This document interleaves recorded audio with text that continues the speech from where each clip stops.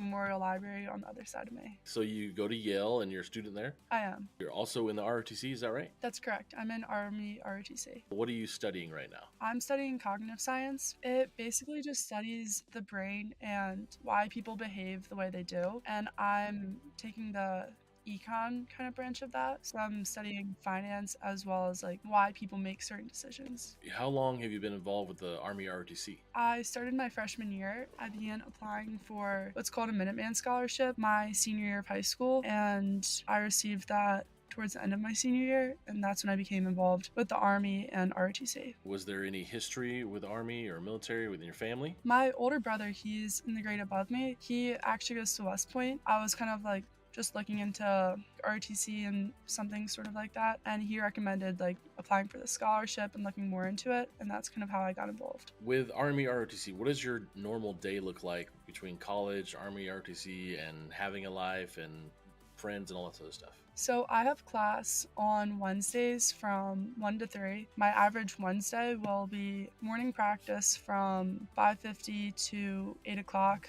I have classes 45 to 11:30, and then I have lunch, go to ROTC, come back afternoon practice, and then I do my work. And then on Fridays we have our ROTC lab. So every other Friday I alternate between going to our ROTC lab and swim practice. You're on the Yale swim team. I am. What events do you swim? I do mainly the 2 fly, 5 free, kind of more mid-distance events. What year are you in school right now? I'm a sophomore. What do you want to do after you're done with Yale? After Yale, I'd like to go into finance. I have to start looking into internships for the summer, and based off of how, if I get an internship and how that goes, I'd like to go into like investment banking or something within that right after college. Now, you mentioned maybe in middle school you played a few video games. Was there a video game that you might have played or anything you played back in your middle school?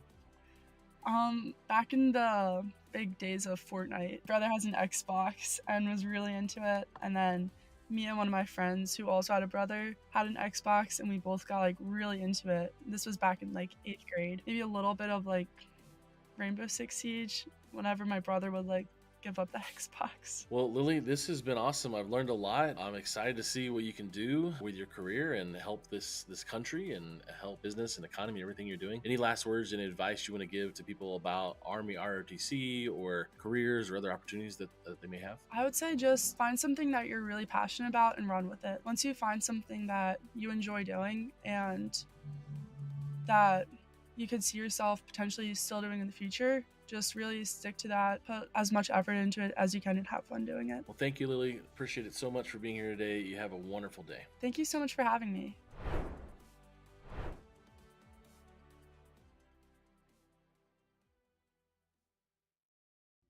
Hello, everybody, and welcome to another CECC East Online Qualifier interview. I'm still Sepulence, this time joined by Jason Schaub, head coach / coordinator from Stockton University.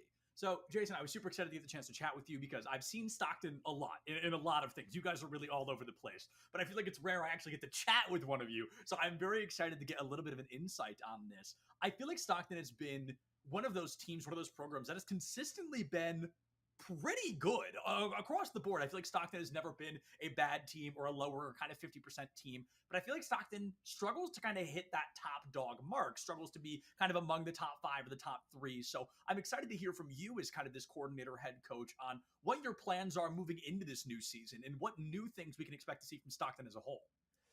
So they recently added me to kind of coordinate the whole FPS side of things, and we're trying to create like this community where new people can come in and like the top level players can help coach the lower newer players and help like not only like strengthen like our program but like just overall make it like a fun environment for others. And we're also we're really like there should be like set practice times, like we're really focusing on making sure like we have like a strict schedule that we follow by for practices. Love it. We make sure that we're really consistent on what we do. Yeah, and as those many trophies strategically placed right behind you suggest, Jason, that practice makes perfect, and it pays off pretty consistently. So I know Stockton, as I mentioned, they've had their fair share of winnings across the board, and going into this year, I expect it to be no different. But I would love to hear what maybe a pregame ritual or a pregame strategy looks like, maybe particularly for these FPS players that you probably spend more time with. But what is the expectation of playing, and is there a difference between playing online versus in person for these teams? So we are also like really trying to, we have a gaming facility Right. on campus that's open 24/7 to students. Oh, And really? yeah, you just swipe in. Wow. Yeah, you just swipe in your ID card and you can come in whenever. That's great. Yeah, so we're trying to get like, the players for each teams, like not only for like all five of them to come in and play together, but also for their matches to be streamed on Stockton Esports as well. Love it. Yeah, so we're just trying to like create like a more like fun, like competitive environment, to not only like, not only is it fun for the players, but like it helps them create Right. synergy and become like more accustomed to each other and stuff like that. And for like the chance that we do go to LAN tournaments, they're used to playing, like right next to each other. And, Definitely. yeah. Yeah, So I like that a lot. mhm. Yeah, and as So- of like pre-game rituals, Yes. we get there at around like 45 minutes to an hour Sure. before the match, and we all just we run death matches together. We go over like anything that we want to do for the game, like say like we want to first pick a map, like how we want to like start it out, and like just stuff like that. Of course. So I know that Stockton, like as I mentioned, has been around for a little while, right? And you guys are constantly making developments and making team changes and bringing new people, such as yourself, onto the program. And I think that's really interesting how Stockton continues to adapt and change with the times.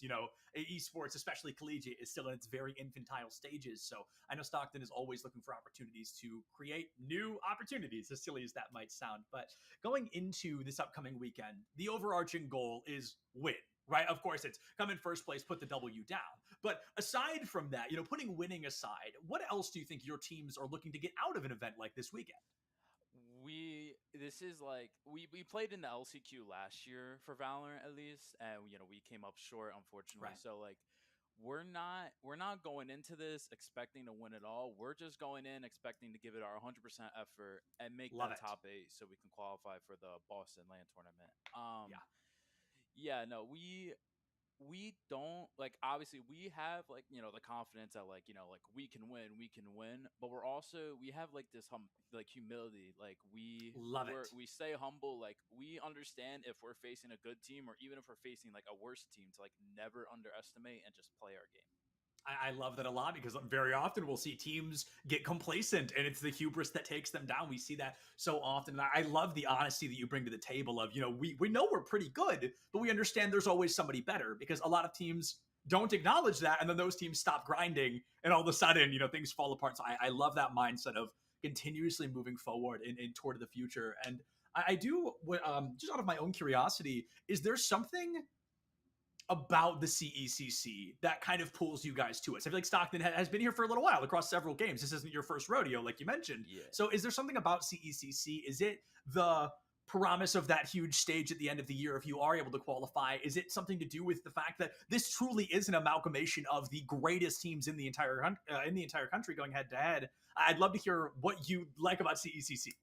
I mean, it's that exact reason. I mean, we strive to like have our players go to like these LAN tournaments and like play against a top competition for them to understand like how like esports is as a whole. Yeah. Like there's the community side and then there's the competitive side, and like we're trying to like help these players like understand the competitive side of things and get like these cool experiences, where they can travel and play in LANs against a top competition. Yeah, I love that. And going into this weekend, is there any team Stockton is looking at? Either they beat us last time, or it's just somebody you say, hey, we take them down, we're going to look mighty good on the other side. Yeah, there is one team we have in mind, and it's obviously the elephant in the room, Fisher Esports. Of I mean, course. they're Of like course. top of the top, and like if we could pull off that upset, I'm sure we'll be put on the map for sure. But Yeah. also like something for fun too. We actually signed up our JV team in this tournament, like as well. How fun! So, yeah, so like it'd be a little fun and cool if like it's Stockton varsity, like both Stockton teams Definitely. against each other. Yeah, Definitely. That's always a good. I can't think of the phrase. It's like the sister elimination or whatever, when you got to take out your own sister team. But that is definitely a cool experience. And I've just got one more question for you, and then we will let you hit the road with the rest of your day. But if there's a student watching this that attends Stockton or is looking at this university moving into the future, what are the proper steps they could take to joining this esports program? you just, I mean, don't be afraid to reach out. That is something that we've seen, or at least I've personally seen, is that people are too afraid to reach out. They think, like, oh, we might not have the time for this, or we might not be good enough, or like, this or that. We're trying to like really reach out to people, say, hey, like, there is no skill requirement to join Stockton Esports, like, and we are very flexible with our times. So Yeah. it's overall like, is for people to have fun and just Yes. grow as players and people as well. I love that. It's not just like, like, okay, we're grinding 8 hours a day playing. No, It like, goes beyond the game. yes, it goes beyond the game. That's beautiful. I mean, incredibly well said. I love the energy you bring to the table. I love the humble nature and the honesty you bring out. I assume that kind of bleeds into Stockton. As I mentioned to you at the beginning of the interview, I've seen Stockton so often, and it's so rare I get to talk to one of you guys. So I'd love to hear this is what's going on behind the scene. But thank you so much, Jason, for taking the time just to chat with me today and telling us a lot more about your university. Yeah, no, of course. I love to. I love it. Thank you. Thank you for having me.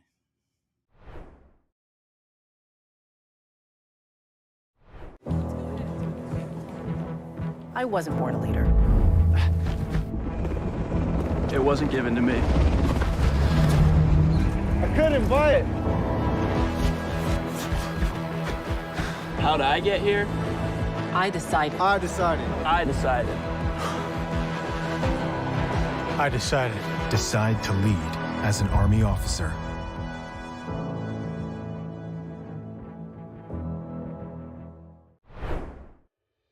All right, I'm here with Zitong Wang from Temple Universities in the ROTC. How are you, sir? I'm pretty good. How are you? I'm great. I'm so glad you had some time to come here and talk to me about gaming and the ROTC. What are you studying there? I'm currently studying to be a teacher for middle school grades and early education. Oh, wow. Okay. So middle school teacher. Now, what drove you to want to be a middle school teacher? Do you have family that's middle school teachers or any other in education? Yes, actually. So my family originates from lines of teachers and basically soldiers as well. So my great uncle is head of education in his respective province in China. And my mom taught kindergarten. My dad was in the military, and my grandparents also taught, when during their time in China. So I do come from a long line of teachers and service members. You have military background, you have education background, a military background, as I guess, from your family in China? Yes, and also before I joined ROTC, I also joined the Army National Guard. I'm in a dual program anyway, so I'm in the Guard and also doing ROTC. Are you in your 20s? Are you older? I'm 23, yes. Okay, so you did the Army National Guard like when you're 18? No, it was during COVID because I didn't really want to pay for school, so I said, yeah, I'll just join the Army. That's a great incentive, right? We'll talk about that definitely for sure. Do you do any like student teaching yet? I have taught summer schools and I have taught English to newly come immigrants at my local church for a few times for community service. Tell me a little bit about what your daily life is, what your daily routine is with being a student with ROTC. What does that look like for you? Well, what it comes down to is time management, right? I think pre-COVID, I was not really good with time management, but as I joined the Army, there's a lot of time, like hit times that you got to reach, a lot of time management that you got to go through. So I think that has taught me throughout time. So I didn't really have any issues after COVID hit and after I joined the National Guard to basically plan out my schedule. So 1 hour I'm doing this, 1 hour I'm doing that. And I think, yeah, that's just time management, I think, that I learned from the military. Now, it's time management wise, when do you have time to play the new Modern Warfare 3? Oh, I always have time. I always have time to find, the games are 10 minutes, 10 minutes. I always have 10 minutes, lunch break, I'm eating lunch and I'm, destroying noobs. How can the Army ROTC support you in your career goals with education? So in the military, there's the team playing asset, right? You have to work with other people. That is the main part I'm focusing on, is the working with other people, right? Because in the education field, you have to work with other teachers, you have to work with kids, you have to work with other people, their parents. So there's a lot of social aspect that the Army provides for me personally that I can learn from, right? Learn from other people, how to interact with certain people. Because, sometimes people can be difficult, especially parents that are not happy with the way that you're grading their kids. So there's sometimes that you have to defuse some situations, how to act in certain situations. And I think the Army has taught me a great deal of that, how to interact with people, basically. When you were joining the ROTC, did they talk about other possible careers out there? I guess when I think about these students that are watching, they're techie, they're gamers like us. What are some other career opportunities out there that potentially ROTC or U.S. Army, what are the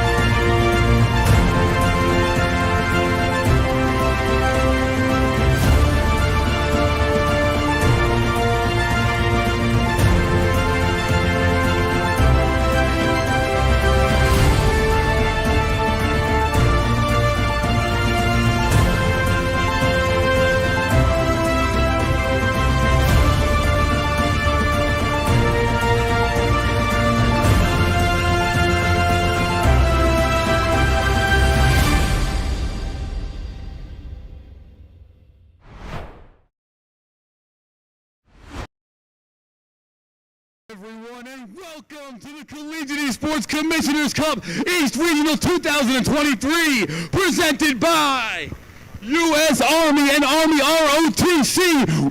Let's make some noise! Let's go! Let's go! We are here!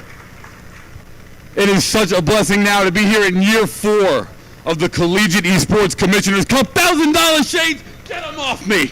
I don't want to see it. It's a blessing to see you all, and we are here. Presented by Esports U Gaming, Collegiate CSMG. It is the 2023-24 season, and we have a blast show for you. We start out the day with Overwatch 2. We have the best teams across the entire eastern region of the college esports scene right here in Foxborough at Patriot Place across from Gillette Stadium. Esports. Woo!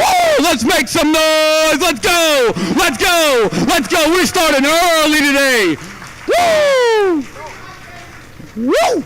This is all, of course, presented by U.S. Army and Army ROTC. We have so much activation for you. Make sure to check that out in the front here at Helix. Appreciate it. It's a great day being here. So, without further ado, we have Overwatch 2 to start the day like I was talking about before. We have the best teams across the East bidding for a spot at our coveted yearly event in May, the Collegiate Esports Commissioners Cup. Woo! Who's gonna make it? I don't know, but I'm looking forward to seeing it. So without further ado, we have Septilence and Twin Salty on standby. But before we go, let's give us 10 seconds of hype to get the day started, baby. Woo! The East Regional, presented by Army ROTC and U.S. Army. Septilence, Twin Salty, get us started for some Overwatch 2 action. Woo! Thank you so much, Paulie. And again, good morning, everybody, and welcome back for some more CECC action. Now, is it 10 a.m. best case scenario in the furthest most time zone of the country? Yes, but we are very excited to be here. We are very excited to be jumping into Overwatch. And Twin Salty, you and I have already discussed that we're jumping into what may be one of the best games of the weekend, or at least we are very, very hopeful it's going to be. It definitely has the opportunity to be Alvernia University versus NYU Violet Legion. It should be a pretty good game here. Two teams who have seen each other before. They met during the East qualifiers. Alvernia actually swept that game 3-0. But I do think this NYU squad has gotten better during that time. So time will tell if they can actually take a map off Alvernia this time, or even more, take the dub. Yeah, New York University was one of the up-and-coming, the rising immediate teams that I had the opportunity to see during the Eastern qualifier, and I'm really eager that they come out, they can play with that same aggression, they can play with that same confidence, and that maybe they can take down a team like Alvernia, but Alvernia, certainly no pushovers. I mean, 100 times over, this team is looking to come out swinging, they're looking for a victory, and I'm hopeful they're going to be able to do so. I'm really excited as well to take a look at the bracket to kind of build out what's going to be happening, not only today, but possibly into tomorrow as well, because while we do have several teams now, as every tournament tends to be, we are going to burn all the way down to just one. Yes, eventually we'll have one champion. You can see the potential champion on your screen, Fisher College. They'll start off against Bentley. Obviously, the favorites going into this, I don't think anyone's going to agree with that. But it was really kind of you to say potential victors, actually. I was going to say that. You got to leave it up to chance. I do think Fisher, though, is going to be the favorite going in. But this group, especially Alvernia and New York, this will be the deciding match, honestly, even if later on, to see who will be the second team coming out of Group A. Yeah, this is going to be a really fascinating circumstance because I agree with you. No offense to Bentley, but Fisher, we're talking not just one of the best in the East, one of the best in the entire country. I mean, this is a top dog, high caliber, high quality team. So we assume Fisher's going to be making it out. That would be the upset of a lifetime. But Alvernia and New York are going to be fighting for that open spot on the other side. And I know there's a couple of other teams here this weekend that I'm particularly eager to see. The University of Delaware being one of them. They're playing against Staten Island first. Mount Aloysius and New Haven are going toe-to-toe as well. So the Group B pool is going to be a little bit more chaotic, I think, Twin Salty, where any of these teams, if they bring their absolute A game, they can peek their way out of this group. Yeah, I could see Group B being one heck of a time over there. Obviously, you and I have watched Delaware for seasons and seasons. Yeah. So we're pretty familiar with the Blue Hens, but that should be quite an intriguing group over there. But going back to this one, like we said, these teams know each other pretty well. Yeah. And we've seen New York, especially a lot recently. You know, they love running the London comp, as a lot of people have said, with the Sim and the Bastion and the Rhine. It's gotten a little worse over time. I think more people are running the Sigma now. So I wonder if that is a change that they're going to start leaning towards. Yeah, I've been casting actually a weird amount of Overwatch this week, more so than I normally get to, so it's been a really nice week for me. But I think you raise an incredible point that Sigma is slowly but surely just returning to the forefront of the meta. We get a little bit interesting. We saw a couple of unique compositions. You know, Winston was here for a little while. Oh, haha, just kidding. Let's try Orisa. Oh, haha, just kidding. And it's like all these tanks can't find that steady ground of becoming that forefront character, becoming that forefront fighter. But Sigma looks like maybe the tank to do that, the first one at least, in a little while, where without some critical changes down the line, I think we will be entering a Sigma meta pretty quickly here. Yeah, unless there's something drastic that happens, maybe not even with the tank role, but to where the support role is different, and maybe he's not as manageable to play. But right now, it's perfect. You can try and counter out the Bastion with him, with the shield, with the grasp, and you can also protect your own Bastion with those same kind of tools, or whether it be double hit scan, whatever you want to run. You could honestly shift the Sigma to do exactly that, unless you're running like a super hard rush. So it's going to be the most popular tank hero this weekend, if I had to put my money on it. But we'll see, you know, obviously if these teams want to run it. Yeah, and if we've got an opportunity to look at the rosters, I think we're just waiting a little bit so these players can all get logged in, they can get signed up and whatnot. I would love to see who these teams are bringing to the table today. We've got Alvernia. They are bringing out, I assume Lord Bubble is not playing 2 roles, but you never know. These players continue to amaze. But otherwise, we've got Toad, Gusty, and Toggling coming out from the Alvernia Overwatch roster. And I'll be honest, those are names I'm a little less familiar with, but on the side of NYU at least, I know that they are bringing their 100% A game. This is the team we had the opportunity to see in the qualifier. We are looking at Herb and P881. We're looking at Eeyore and Casey, I think, as well.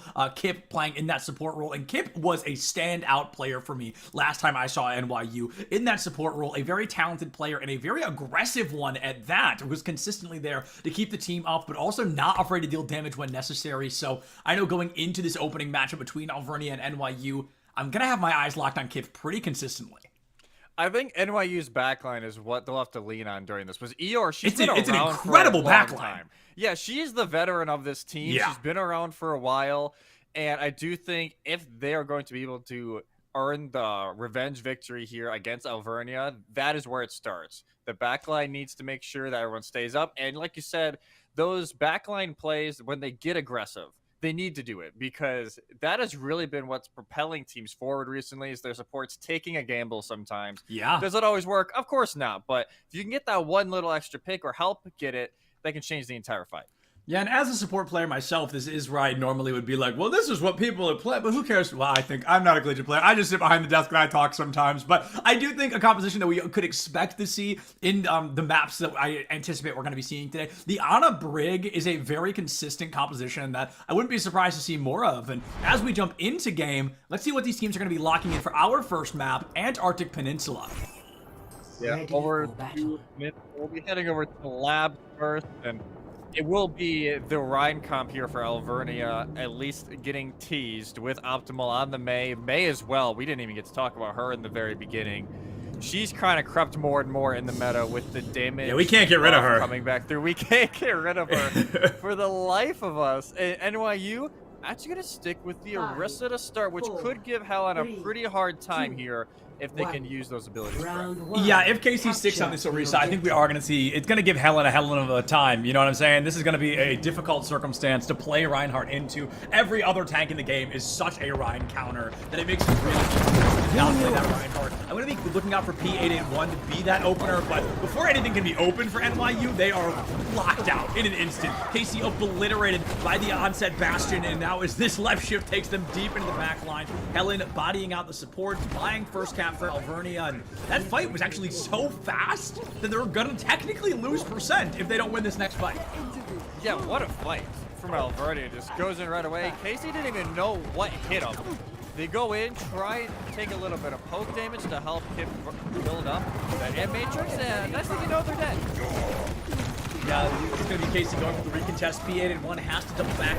32 HP. Power slides away. Helen overextends. They've made it out the immortality field. And we see almost 80% to that amplification matrix is going to be toggling. So can Alvernia use that to continue tipping the scales in their favor? Can NYU find an opportunity to break NY through? Toggling gets walled out of the equation for just a moment. Helen goes critical. Amp matrix out. Damage from the Bastion is going to be in the thousands, but the garage is going to be answered out by kick in return. The entire point is cleared by these teams, but that's actually a bad thing for NYU, because every second they spend in this fight is another second that Alvernia is going to add to this percentile. I think Casey is going to go down again. It is a trade to set, and now Helen as well. This is the first time NYU's had a numbers advantage. We're going to see a beat drop from Gusty, a very bold play, one that I'm not sure is going to pay off at the end of it. A blizzard out from Optimal. Alvernia throwing everything at the wall, praying anything sticks, and P8-1 has the overclock, takes Optimal out of the equation. I think the Baptiste might be joining them in the spawn room, but 881 is getting a little nervous. Herb is going to be the cleanup crew, just holding that left click. Hey, it's the reason I play May. You don't gotta aim.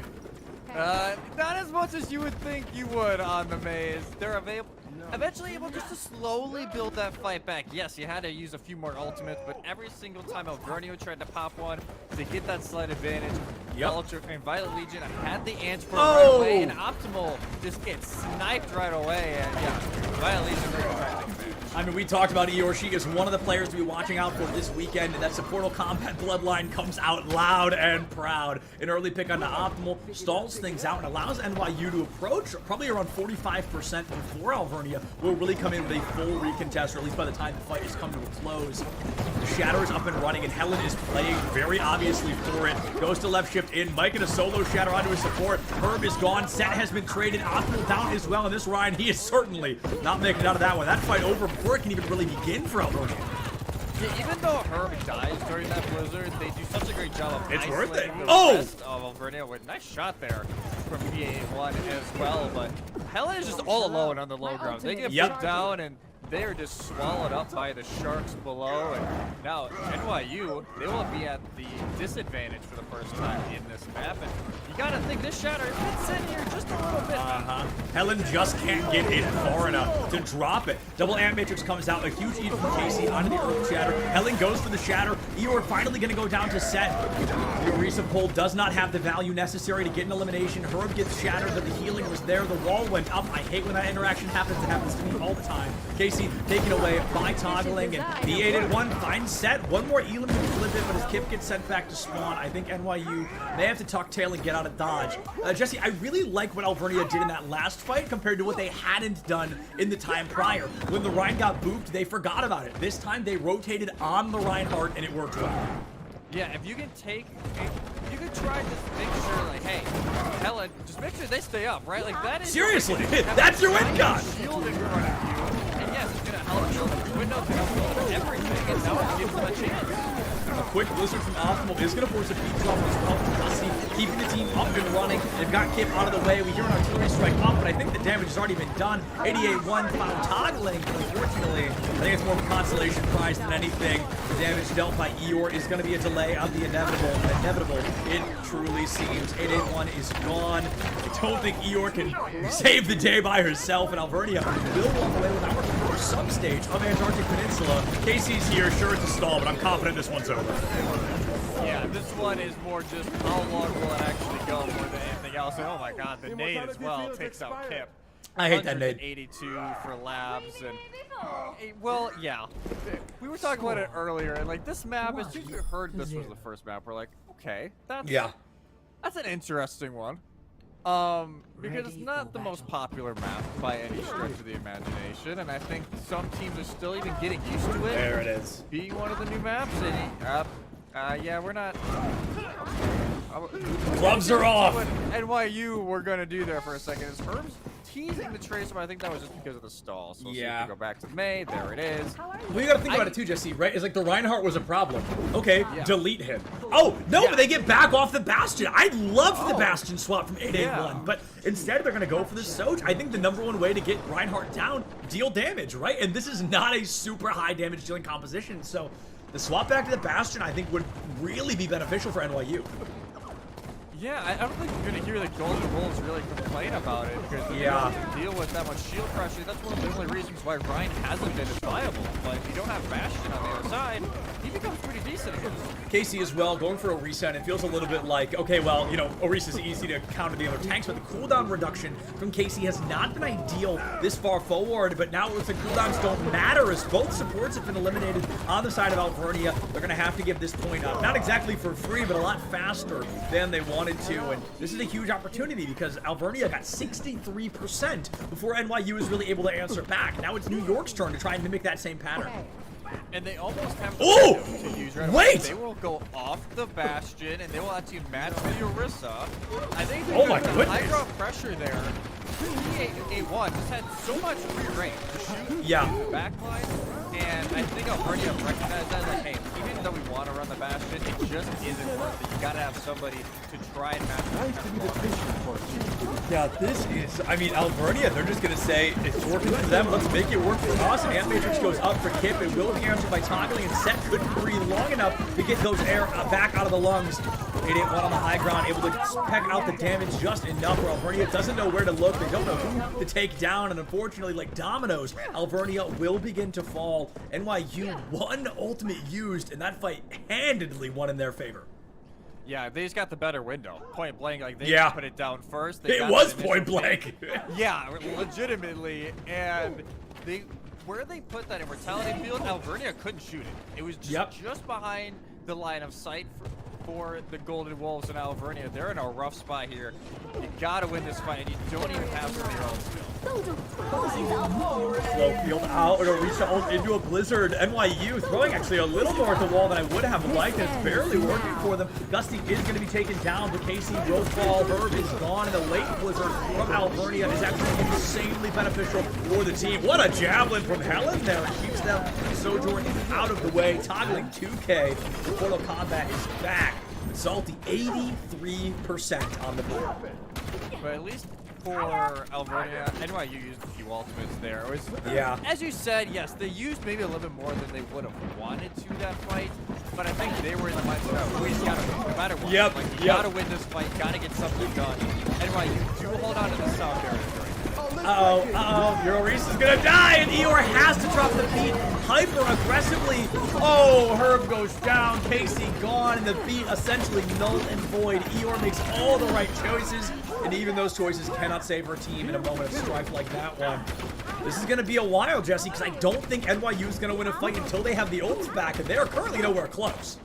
Unless they can get an early pick from the window yet again from Kip, you will probably be looking at PA81 to try and find that opener, unless Herb can, send one of those icicles straight to the forehead of toggling or Gusty, because like you said, a clear advantage. Ooh, a late wall from Optimal is not going to box anybody out of the equation. Some tiny Overwatch, double Ant Matrix out.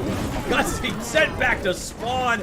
Absolutely just blown away by P8081. His accuracy so far, but Set wants to show us they can bring that same level of performance to the table, even on the big stage. And that headshot on the Eeyore, what a way to do it. Alvernia will now take the lead and possibly the map here, Salty, if NYU cannot answer this next fight back aggressively and confidently.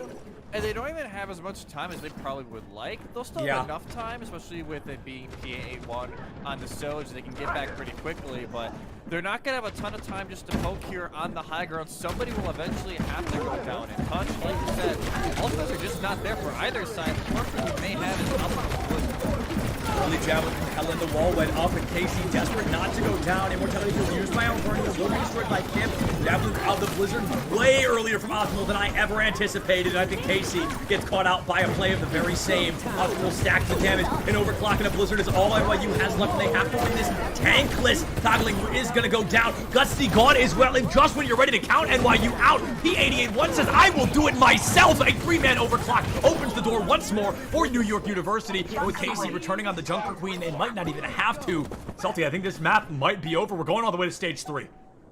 It might be, unless somehow Alvernia is able to get back. It would be Gusty who would be the one to touch, unless Set actually, who's gone under the trace, so they'll be touching through the low ground. Alvernia does have the sound barrier still to work with. There it is. Double sound barrier. Everybody's got full HP for a very short period of time. Eliminations are near impossible. Set, one of the lowest damage dealing characters in the game, and now dealing 0 damage as they have been railgunned out of the equation. Windows up on both sides. The beat has come to a close. Kip is going to be attacked by Optimal in the back line. Cannot run away fast enough, and Optimal will give their life for the elimination. Immortality built down from Toggling, trying to keep this wrecking ball up and alive. Consistently one of the hardest tanks in the game to run with. New York University barely almost sneaking out this substage by the skin of their teeth. The recontest from Albertia continues to dominate, continues to bide time, and as Hellion has finally gone down, the gates have closed, and New York University have all but stalled their way into a third substage of Antarctic Peninsula. What a way to kick off the day. This map is over, and the inevitable has come to a close. We are going all the way to stage 3. They claim sub-level 199 here, and like you said, round 3 for our very first map of the day. You love to see it. Like, this is exactly what we wanted. This is exactly what we wanted from this series. And happy to see, yes, it's a little bit early, even though on the East Coast, it's almost approaching 10:30 over there in Boston right now. It's lunchtime for people that aren't degenerates. It's getting close. But for NYU and Alberta, just coming out swinging, and the bashing going off of the Rhine just didn't really work for Alberta that time around. And you wonder now, going into Icebreaker, is that something they want to continue, or is this a team? I think you guys know, Boat was the person, so I think it might have been. Yeah, we're going into labs this time around. Yeah.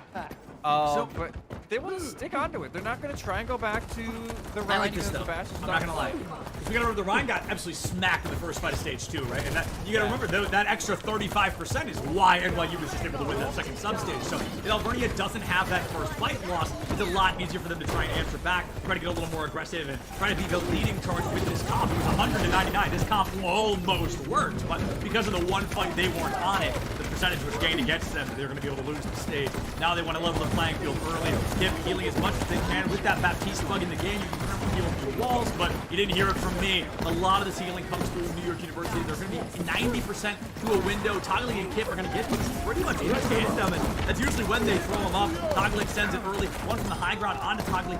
Kip sends it early. So Gusty will be the first one to go down. Herb graded out for Toggling. Both supports gone on the side of Albernia, and somehow they still are able to cap several eliminations and maybe even this fight win as the Orisa goes completely uncontested to the back line. She's gonna solo ult! Helen drops the ult onto Kim. Set goes down to P88-1, but it's a consolation prize, Salty. Helen is the only one left standing on this point. Out of everybody, they're the last 10 down to 1.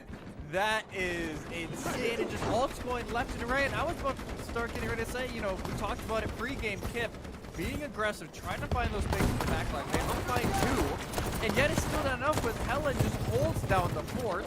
Now the Golden Wolves already have 46%. This ends.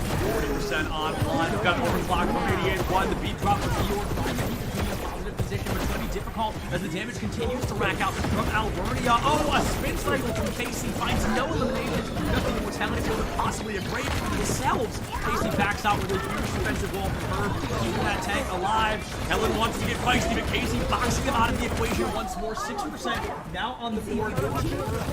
NYU, they win it. It is an expensive fight, something. Yes, both beats are used, both overclocks are used. Honestly, just to bait out the sound barriers. Nothing else is really done from either of them. And even though, yes, Casey's ult maybe wasn't needed, but there was eventually icing on the cake before the fight for the Violet Legion. They can continue to hold the out to the Tiger on his optimal now. And Herm, both looking for these blizzards. This is a close forward. Speak of the devil, and it shall appear. The blizzard from Herm comes out as quickly as possible, but Optimal holds on. There's, wait, did it get out? It did. A late blizzard from Optimal. Now, was that the optimal play? This may have been a pretty large opening either way. Set and Toggling find a couple of eliminations, but just cannot clean up this enemy team by themselves. No way! Toggling goes for an amp matrix. It's a 2v2, you might as well. You only got the supports there, and still being Gusty, who's actually just knocked away. They get down to 20 health, but he healed up right away. This is still a neutral fight with NYU now in the point lead. Get ready for a fight. This stealthy operation from NYU, that Amp Matrix perhaps a bit overzealous, a bit overconfident, if you will, is not going to work well at the end of the day for Alvernia, but they've got him for a spin cycle from Helen. They're going to be sending it pretty darn soon here. Jump in. Can anybody jump out? And it looks like they're all going to survive. Spin cycle from Casey made a very silly Venn diagram for a moment with 0 eliminations off the back of it. Gusty dropped the beat far too early. They're going to be blown out of the fight, and Alvernia begins to collapse at the hands of New York University. Overclock, insult to overclock. P88-1 hits a beautiful headshot onto Optimal with only 8 seconds remaining. Alvernia's going to go for a touch, but I think we're just looking at panic plays from here on out. Yeah, you just got to see if anybody can set the touch, and well, it won't be set. They are now in the grave, but how did they Oh, Gusty's good. Yeah, okay. All right. Put a nice little ball on top. We can spin. We can spin to win as long as we'd like, but you lose 2. One of them's your Lucio. Now your Tracer's gone. P88-1 is literally just not missing a shot right now, and we don't have to check his PC because it belongs to us. We know there's nothing on it. P88-1 is not doing well enough.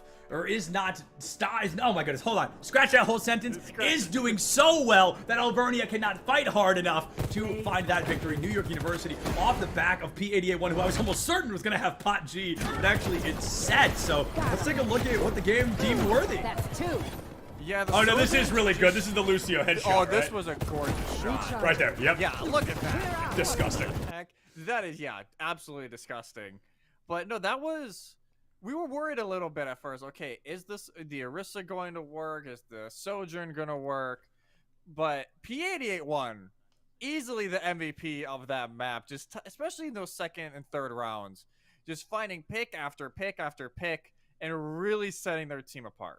Yeah, and the Battle of the Sojourns, I mean, was so fascinating to watch. We didn't get to see it for a lot. We saw a lot of Bastion, a lot of matchups, but in reality, I'm amazed that I saw something like that, Sojourn v. Sojourn. Both players desperate to carry their teams, and P88-1 just barely breaks out victorious at the end of it. And I really do believe, to Insulty, that there is something about playing in the morning, right? This is a very weird instance for a lot of these teams. So while they're all in their proper time zone, you know, it's not that bad of like they're 3 hours ahead, whatever. Usually we're playing earliest like 6 or 7 p.m. So to come out to be playing at 10 o'clock in the morning, I mean, that is a very large change to the mental, to the physical. You're shaking up your circadian rhythm on when you tend to play this game. But I think NYU just needed to wake up. They got a rude awakening. They're beginning to follow through, and they're playing like I anticipated them to be earlier today. Yeah, this is the NYU that we always knew was there. It was just actually getting it to show up. And you know what? Again, we'll see how the rest of this series goes, because we knew this was probably going to be the best matchup of this first round. Even though, yes, it was a 3-0 for Alvernia.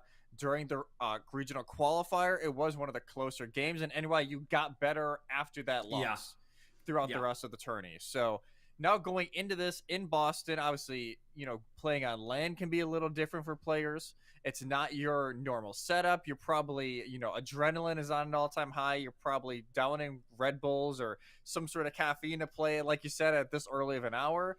And you do wonder if that's obviously going to impact it a tiny bit. And there is no set map pools, which is also a little bit of an intriguing bit with this qualifier. You can pick any map that has not been played and any map type, as long as it's not picked 3 times in a row. So more than 3. So you can go 3 in a row, but you can't go 4. I've seen actually in the Eastern qualifier, I saw a series. It was first to 3, best of 5. They went control 3 times in a row because it's like, why not? Let's just run it down. Let's get crazy. So that leaves the door open for them to be really flexible and like, okay, what is our best map? Because I doubt Antarctica was your best map. So it's like, what is your best map and how can you try and take it away from there? Because it is a weird spot to be in. I can't lie. It is a very weird spot to be in because you're so used to, okay, it's this map type. Then, you know, we're going over to Escort and then we're going over to Hybrid or Push or Flashpoint, whatever. You can pick whatever the hell you want. And nobody's going to tell you no.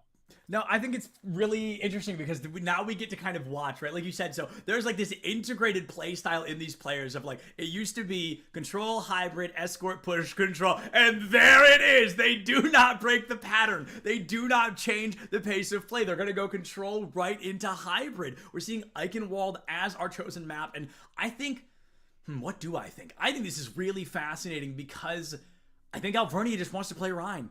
And I think this is how they're going to try to make that happen. This is a doable Reinhardt map.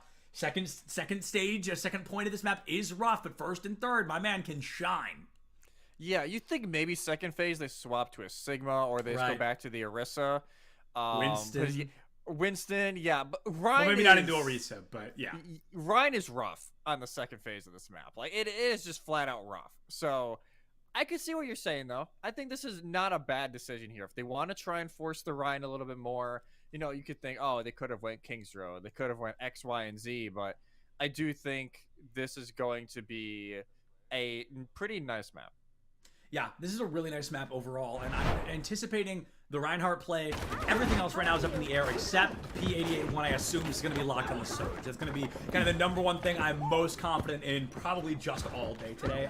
Very talented hitscan player, very good at the Sojourn, and she's pretty much just any other DPS, all things considered.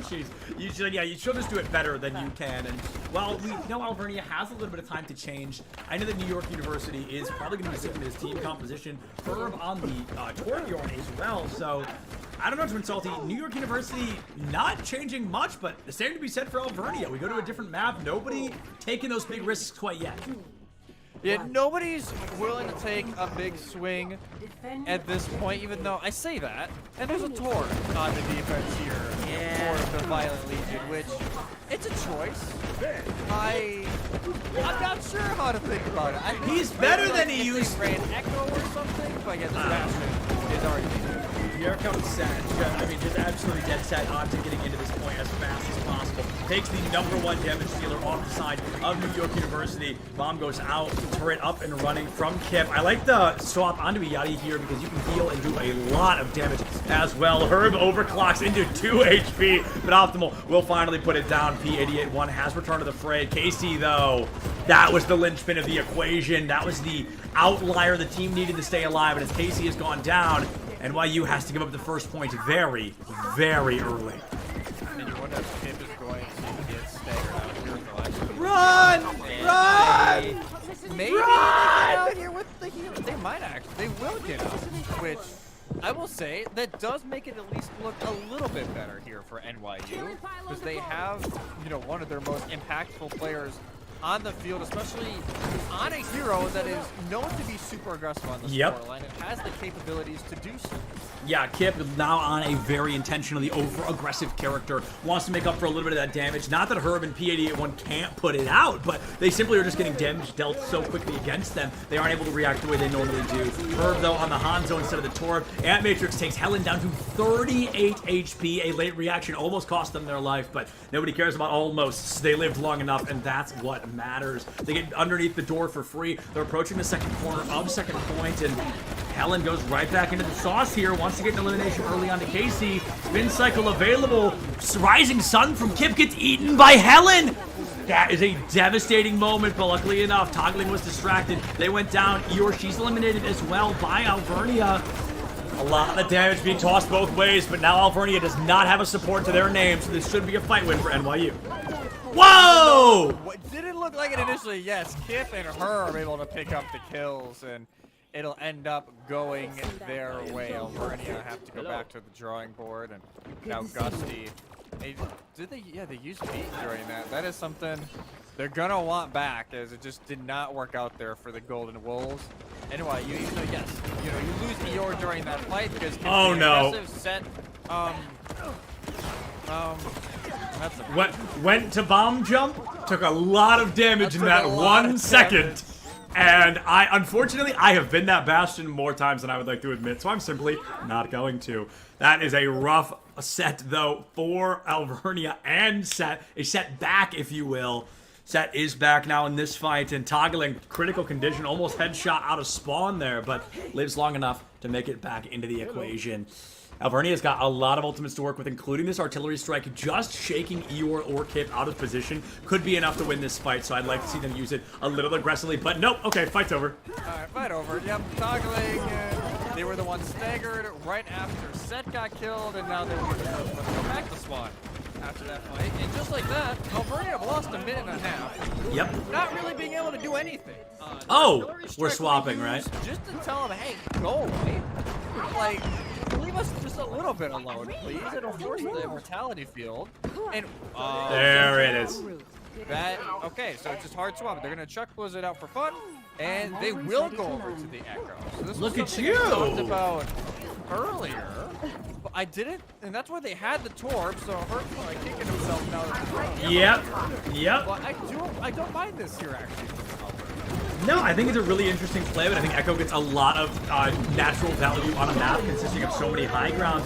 Spin cycle out from Helen. Everybody's going to live to talk about it except for Gusty. Dragons find toggling, and that's the second Dragons that have only found a single support. But, I mean, that's better than the 0 we're normally finding with those Hanzo's Dragons. So Set taken down by Kip, and now New York University definitely got to be feeling good. You know, it's like, okay, things are really awesome. Things are great. That we've stalled them out for 2.5 minutes, but unfortunately, they capped first point so fast that they still have 2 full minutes to answer back.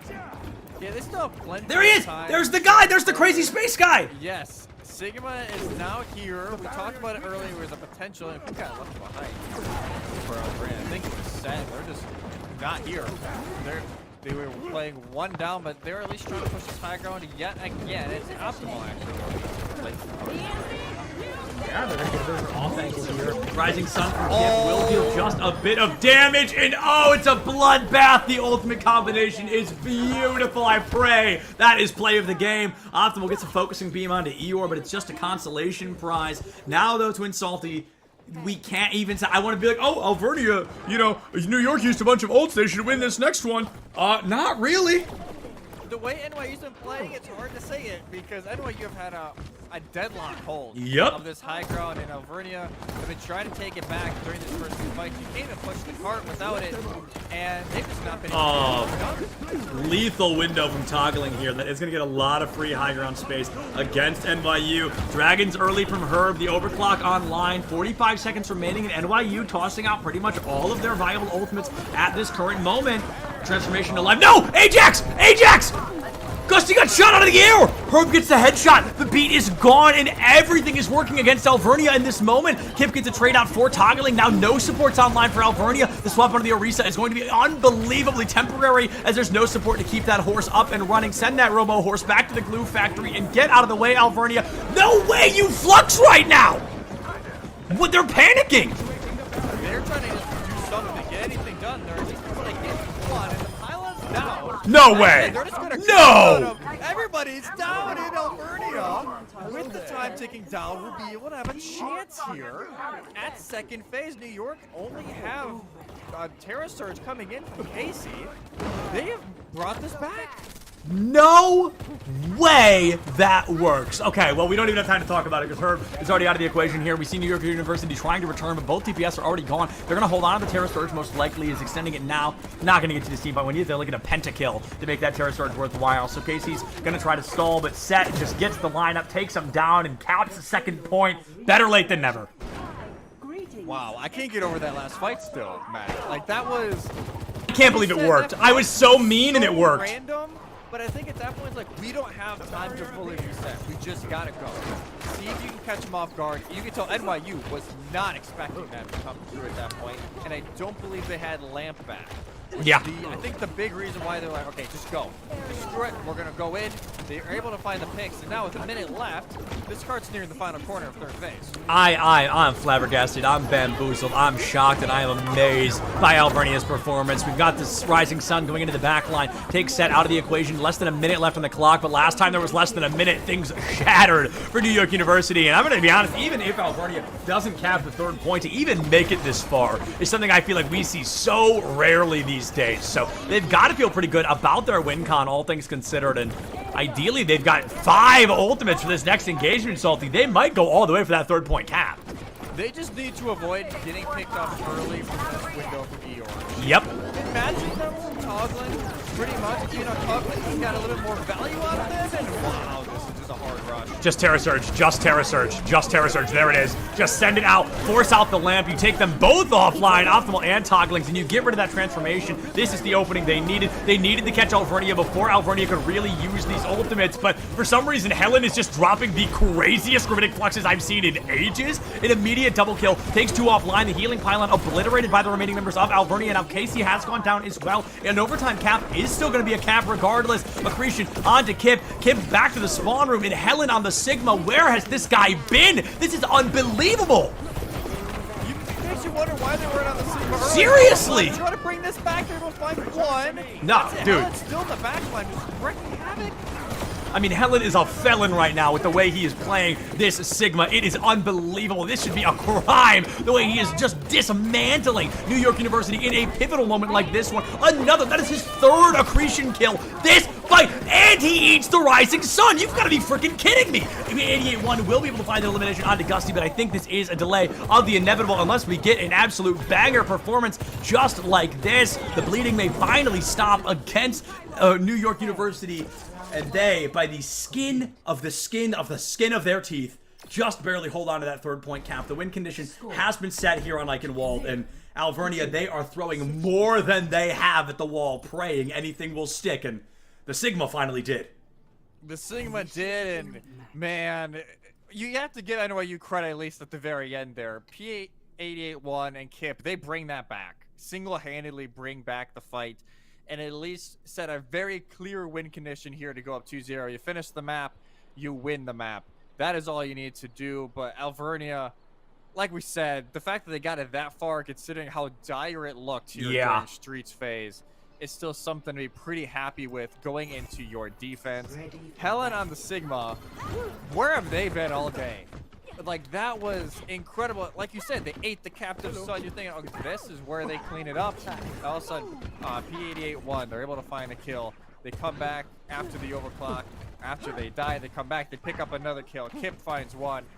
And the Violet Legion just slowly chip away at it with that spawn advantage. But the Golden Wolves definitely feeling themselves a little bit more now than they did, 5 or so minutes ago. And honestly, I don't mind the Hanzo here to start for NYU if that's the way they go. Just because, yes, they didn't get as many headshots as we would normally like to see from the Hanzo. Yeah. The Dragons did honestly help them keep that high ground so well.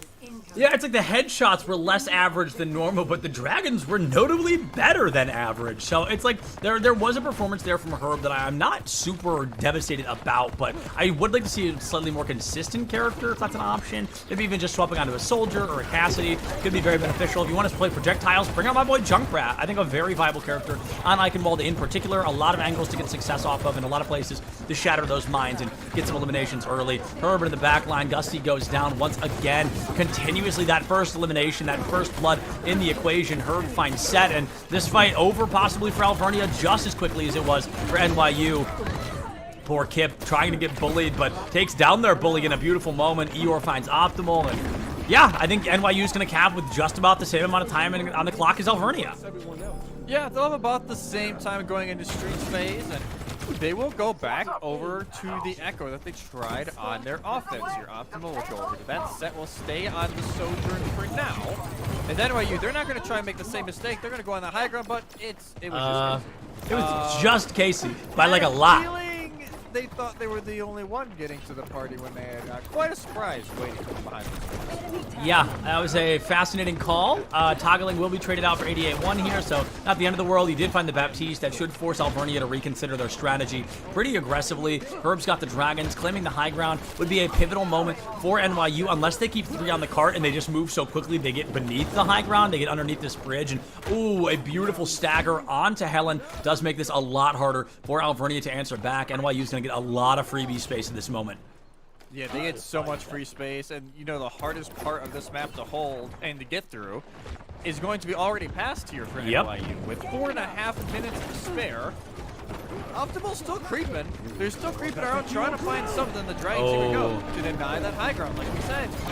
Beautiful use of the Dragons. It's going to force Helen to get focused out just a little bit. A beautiful Terror Surge will be able to find Kip, but it's a trade out onto Toggling. Herb goes down. It's going to be a 3v2 now in favor of Alvernia. 4v2, excuse me. Set finds an elimination onto Casey.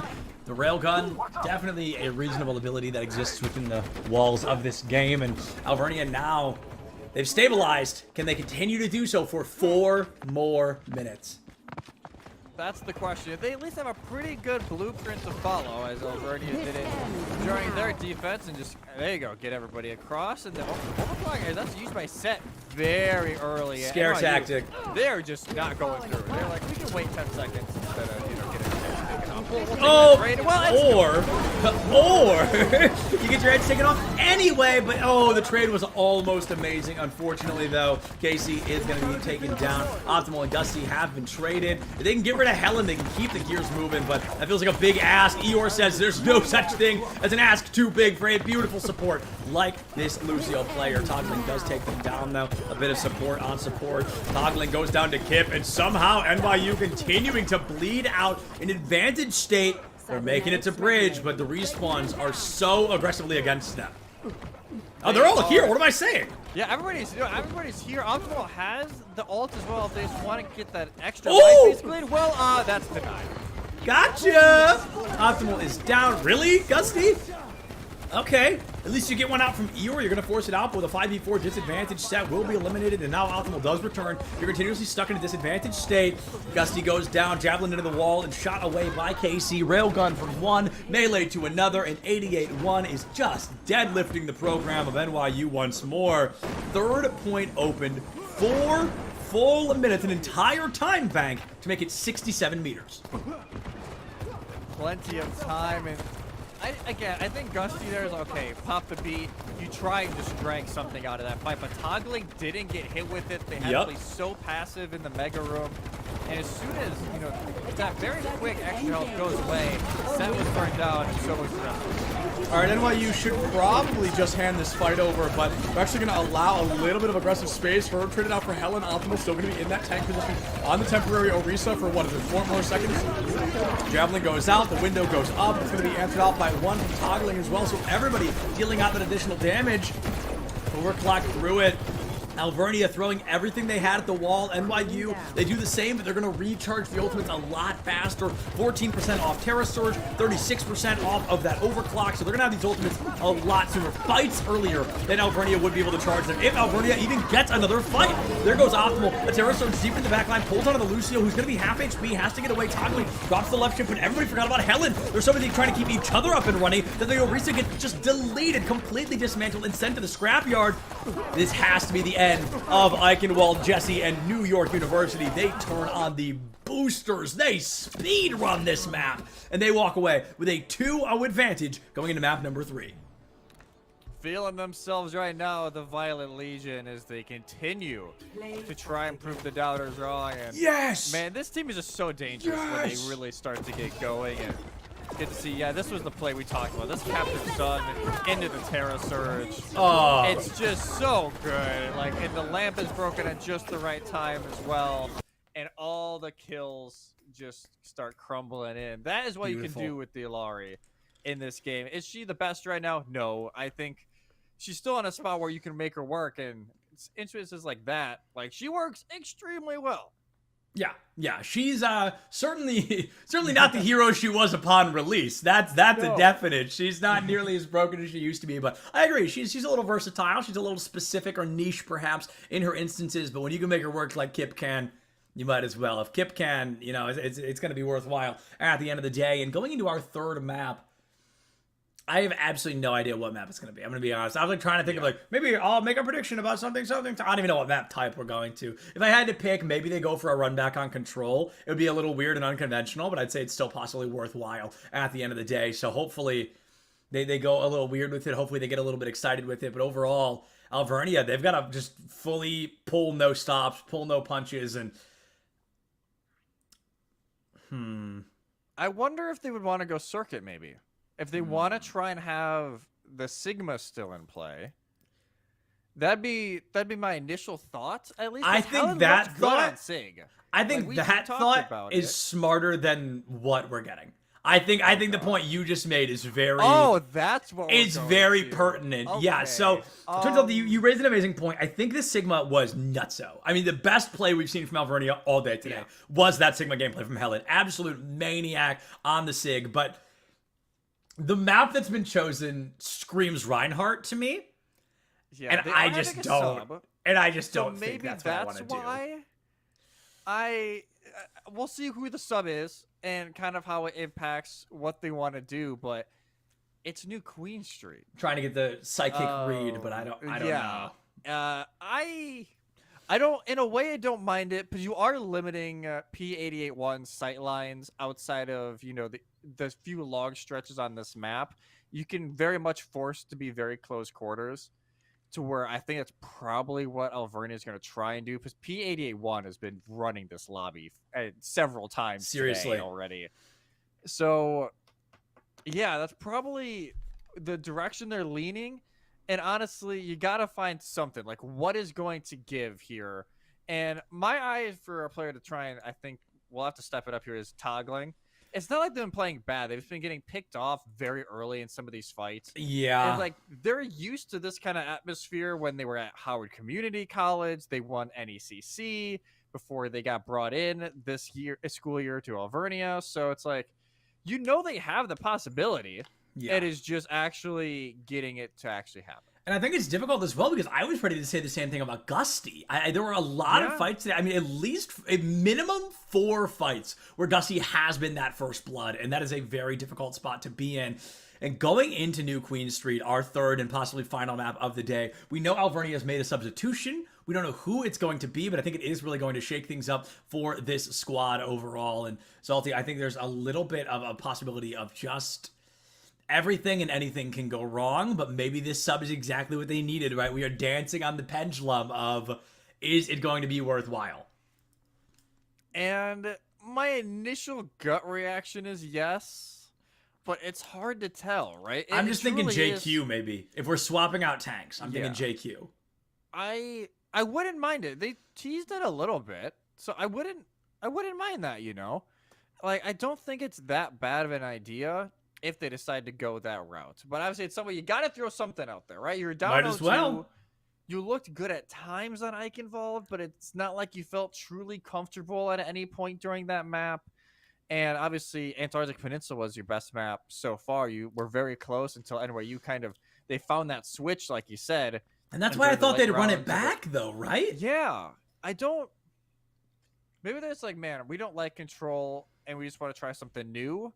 But it's interesting, and it looks like a tank swap here for Alvernia. So maybe it is what you were saying, whether it be maybe they're trying to run the dive, maybe they're trying to run hard Rhine or something, or hard JQ would be my guess. But that's my guess. Obviously not going to see the Orisa. That is my gut reaction. At least to start, the Orisa is not going to be in play. Yeah, I mean, I think we're looking at most likely. I'm looking at New Queen Street. I feel like Junker Queen is the most common tank on this map. Maybe going for Winston as well, but playing Winston into Orisa is just awful. It's very hard to be that Winston. You cannot outdamage any of her abilities. She can javelin you as soon as you jump in. She really cancels out Winston in nearly every way. So I'd like to see Alvernia maybe go for the Junker Queen. I think if you're hitting those Gracies and you're able to pull the opponents in towards you, that can be incredibly beneficial. And while we've got a minute, while we're waiting for this substitution to finish, let's just take a how pretty is this? Look at this venue. It is so full of life and excitement. And that's my boy Kiernan from Delaware, who's just standing in frame. Shout out to Kiernan. But these trophies on the table right now as well. Things look great at CECC East. Those trophies, man. What can we say? Like, when do we get some of those? When do we start getting? When do the casters get trophies? That's what I'm saying. And even though if you're watching this, you may not be able to get one of those trophies, you could win a free keyboard or headset through CECC Squad.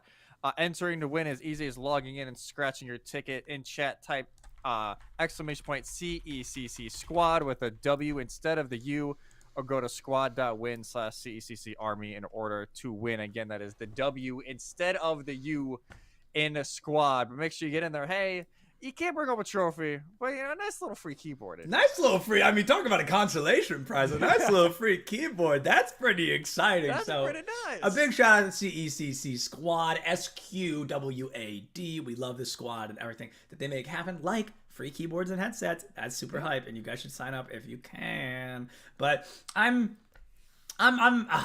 have like 10,000 theories running through my brain, and I'm trying to decide like which ones are worth talking about, because we can sit here and hypothesize all day, but it's like only one thing's gonna happen, right? Either they win, they force a map 4, or they just get 3-0 and we can move on with the rest of our day because it is a very, very busy day. This is all the Overwatch we're going to get until, I believe, 3:45 EST, so when this comes to a close. But there's a bunch of stuff happening between now and then. We just obviously care about Overwatch because that's what we're here for. But that's what we're here for right now. I believe, obviously, throughout the day, we got Valorant, we got Rocket League, we got Super Smash Bros. There's a lot going on today. Make sure you check it all out. We got Vancing going on as well. I know they're going to go kill it later on today. But this has been at least a pretty good match to start us off. Absolutely. Early in the morning. Absolutely. And yes, it says 2-0, but especially that first map. It felt like it could go either way. And I do feel like the Golden Wolves, they have a chance here. Like, they do have a chance. And for my pick'ems as well, my pick'ems are hurting after this scoreline. That's true. Wait, we didn't even get to address our predictions back at the beginning. So spoiler alert, everybody. I chose NYU. Shocking. I know. Oh, we have a graphic. Oh, there we go. We have a graphic. Okay, yeah. I believe. I want to say that.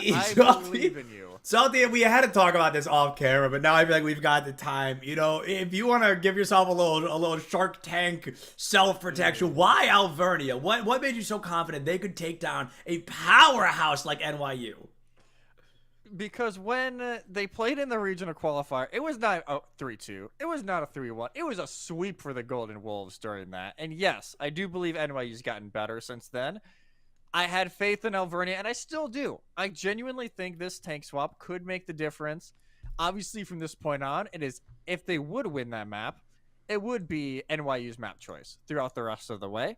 But I'm going to say, why not we go to a map 6 later, right? There's the potential there if we go to a hybrid. I know our good friend Leighton is probably screaming at the top of his lungs trying to hear that, but I have faith here in the Golden Wolves to at least bring us to a map 4 and make my pick'ems not look like absolute tomfoolery here, especially for me on the West Coast here in this. I was gonna say you're the only West Coast representative as well, so you are speaking for an entire region right now. So hopefully your pick'ems work out just a little bit better. But just a little bit better. I go with my heart on the pick'ems. I always do, unless there's like a line, right? I go with my heart unless I'm looking at a game that's like Fisher versus literally almost anybody.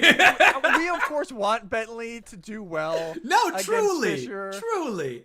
But it is Fisher. It's just about. It's our job to tell a story, but it's like there is a reality. Fisher is a top 5, possibly top 3 team in the entire country. Like that, we cannot understate that point. Like when you think of the top 3 right now, it is Northwood, Maryville, and Fisher. Like that is the top 3 that comes to mind, and it's a pretty open gap there. So it's not like we're saying like, oh, Bentley is, whatever. Like, they would beat us handedly if it was a Casters versus Bentley game. And we would get absolutely obliterated. And it is Toad who will be subbing in here for Alvernia. We see a little bit of stats here from Kip. But that is 31 wow. For a support? That's my goat. That's my goat. That's my goat. That is insane. 8k damage, and I want to look at their healing actually as we got this, and as well we got all the stats. Shout out to the crew behind the scenes, and still at 13k healing. So it's like they were getting the heals done and the damage, and it's just a perfect world. Now, Kip is lethal, and I love highlighting support players because I am one. I was one back in my day when I played collegiate, but back when I did play collegiate, I was a support player. I'm still a support player when I play competitively to this day, so I love to give those supports the spotlight they need because it's so easy for us to slip through the cracks and like not, it's just... Jag actually just said this the other day when I was working with him. He said, if a support is doing their job well, you don't tend to talk about them. We only talk about the supports when they're getting eliminated, when they're playing poorly. Poor Gusty today cannot get away from us because they have just been eliminated over and over and over. Gusty's had a rough day. And it's not even like they're ulting at horrible times. It's just unlucky.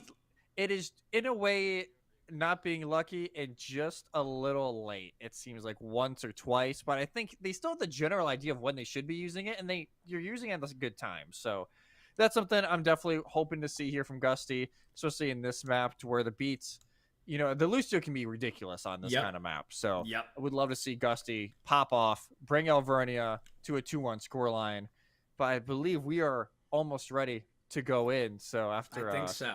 A nice little break here, we'll be going over to Toronto in the streets of Canada, just where we had Overwatch League finals for our map 3.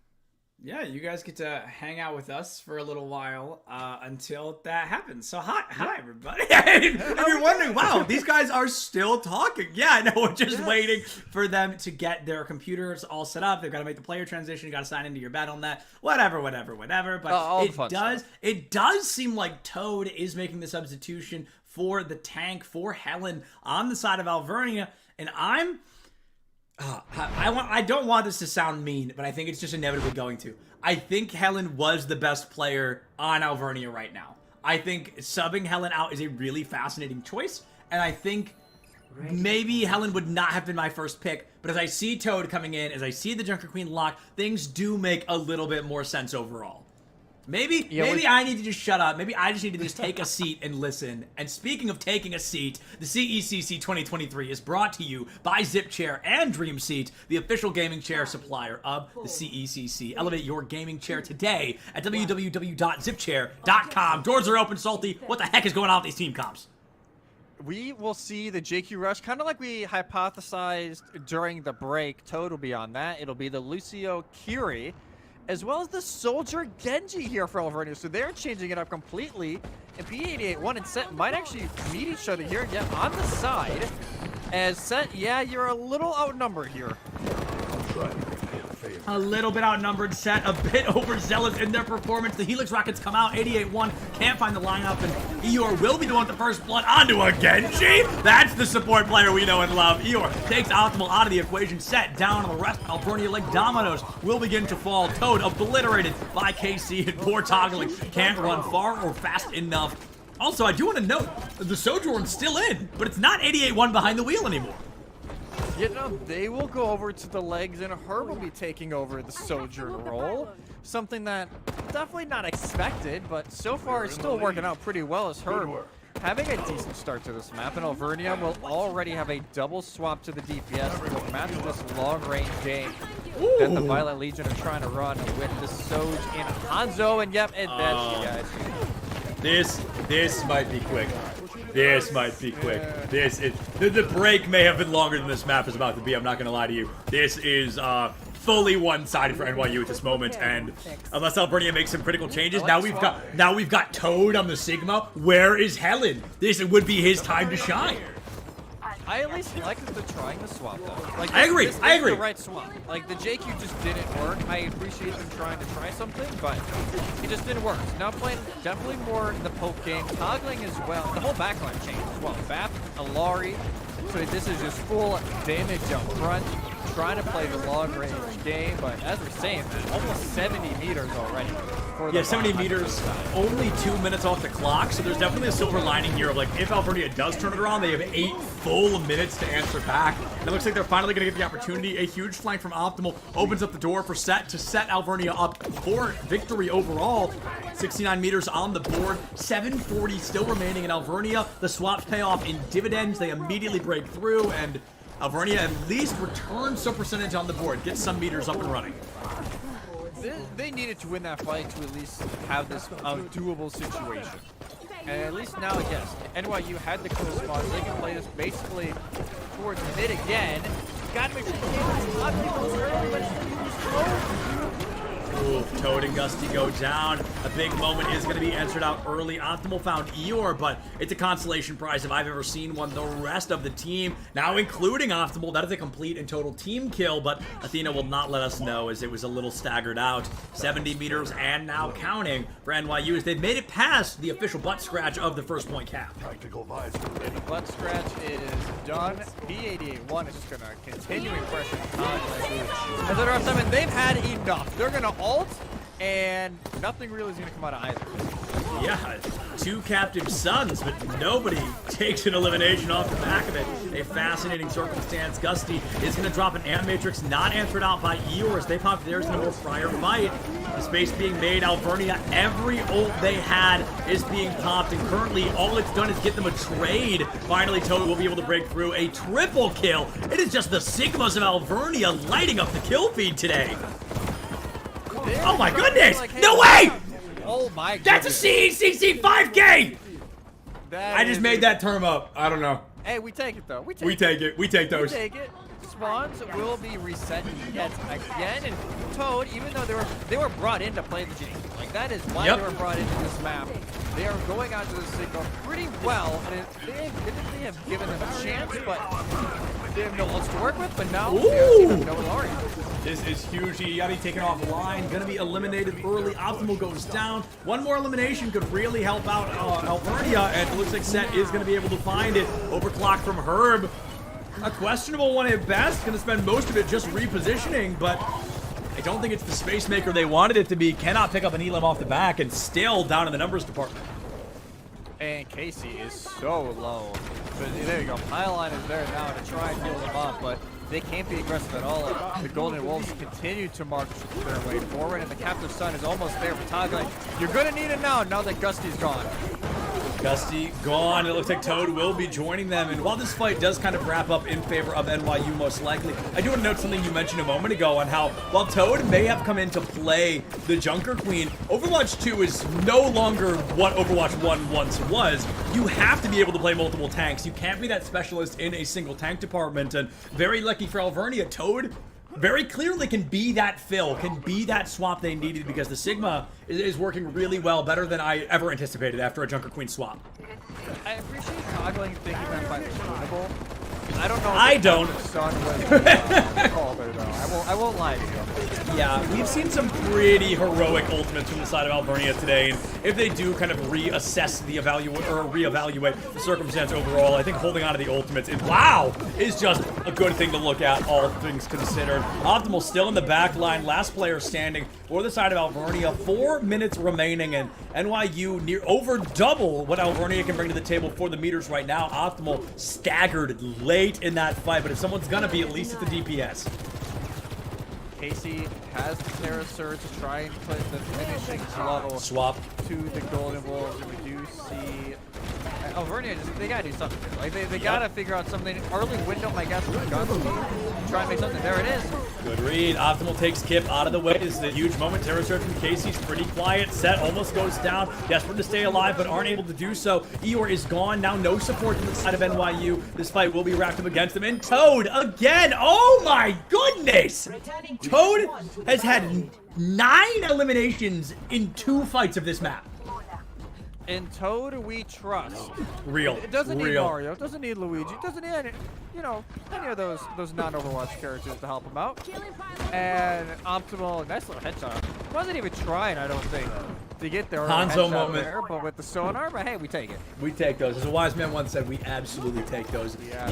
If you play Hanzo, you're probably getting headshots on accident more often than on purpose. Let's be honest. But Optimal doing a very good job, very accurate with this Hanzo so far today. And as P88-1 goes down, top dog from NYU is out. Herb drops an overclock, almost gives their life for it, and it's going to make it really difficult to stay alive for NYU.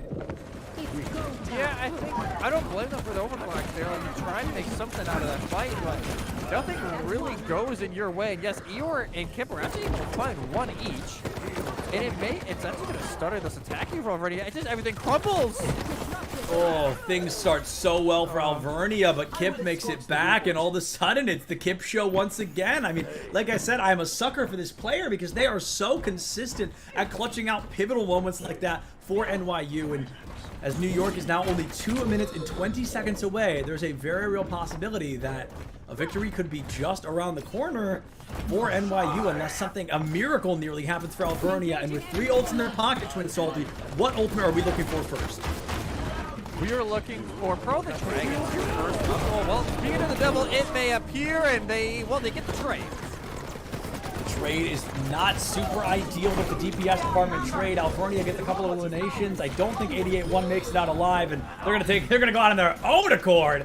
New York University lose that fight, and Alvernia keep the wheels moving, almost 100 meters in a deficit right now. They have the captive son going into this fight. They got to get something big from it. You can't have Casey eat it up.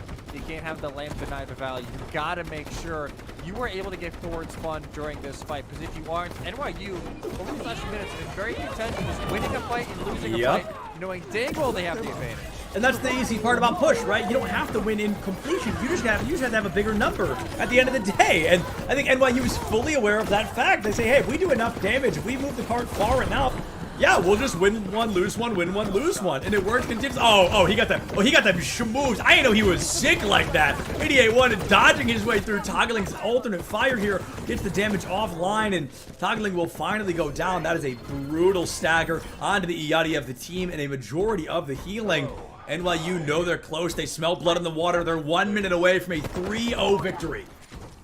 They can smell it. And again, with 40 seconds left, Alvernia need to win this fight, win the fight to get tick, and probably win another 2 fights after that. So, by every second that passes, the chances of Alvernia trying to take away the map win here are getting slimmer and slimmer. Ooh, that almost is a nail in the coffin. I think one more elimination will really kind of send it. Kip brings out the captive son in the backline and gets value. Gusty is gone, Toggling gone, and Kip is just farming a highlight reel today. My goodness, I'm probably biased because it's a support, but I cannot believe the consistency we've seen from this player so far. Ooh, just a nice little kill to end it off. Just so gross. What are you doing here? Alvernia touches. Yep, that's it. There it is. Everybody, round of applause for our friends, New York University. Just kidding, I'm not in the venue. I can't hear if you do it or not. But New York University are going to win this 3-0 victory over Alvernia. And no surprise, Toad with the play of the game. Twin Salting, unfortunately, Toad just could not carry hard enough, no matter how hard he tried to do so. No, they tried. They tried so hard just to try and make sure that, hey, we have a chance in this series, and it just was not enough for them. They had the highest amount of kills, I believe, on their team, but even had to. It can't be enough. P88 though, 26 elims during that map, the highest in the lobby, and all of a sudden, NYU looking pretty good. They will win this game. They will more than likely play Fisher in the next round. I'm not sure if that game is already completed. But yeah, what a game for them. And NYU, and not NYU, Alvernia, no, they will have probably another shot in this group against Alvernia later on. So they know they have time for it. They will probably play Bentley. I'm going to actually just refresh the bracket page now. Might as well. Take a little look-see real quick. Yeah, just give a little look-see. Yes, Fisher did win 3-0. So it'll be NYU going up against Fisher. Alvernia will go down to play Bentley Falcons, which I think Bentley, that is a game you have a really good chance in, just because, yes, you were probably expecting to lose yours. You're going to be able to have a lot of tape to watch as well from this game to know exactly how the Golden Wolves played. So curious to see how that one actually ends up. Yeah, I think that'll be a really fascinating game, and also something that I'm just looking forward to the future to see. I wonder which Fisher we're really getting today. This is a very large roster. The team that we saw for the online qualifier was not actually their main roster in fruition. We were missing a lot of pivotal players. I'm sure Neb is running around somewhere to play for Fisher today. And I'm looking forward to whatever they choose to bring to the table, but we're not going to be seeing Fisher yet. We just have to spend a little bit more time with our friends about, NYU and Alvernia. I think NYU looked really good. I think map 1 was shaky at best. I think there's a lot of room for improvement overall, but after that first map, after that control map, they barreled their way through. They dominated this series, and they're looking really good to, I think, light a flame underneath Fisher, but I think they still have a long way to go if they'd like to beat Fisher. Yeah, beating Fisher and pushing Fisher are very two different things. We've seen it. A lot of teams, kind of push Fisher and make them at least a little uncomfortable, but I am very excited to see what NYU can do against Fisher, as we do have the interview ready with Pollock.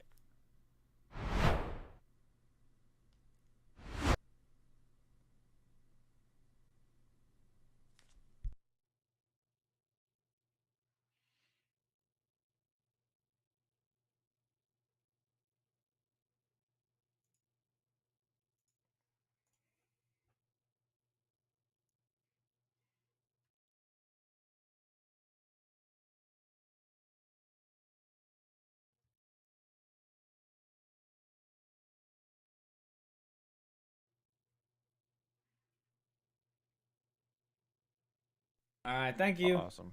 Thank you. Not my best work, but I'll do better at 3:45. Yeah, well, yeah, we still did, I'd say, for our first cast. It was good. I'm just tired as hell, and I did not do well, but I'll do better. Yeah, that's fair. Yeah, we're good. We're good. Or at least our handoffs are. Environment here right now, so Excellent. yeah. Excellent. Is there a certain team here?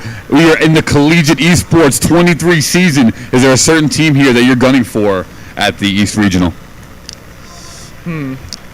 I think we are gonna try our hand at beating Fisher for like the 6th time, and I think we can do it this time. Surely, I don't know.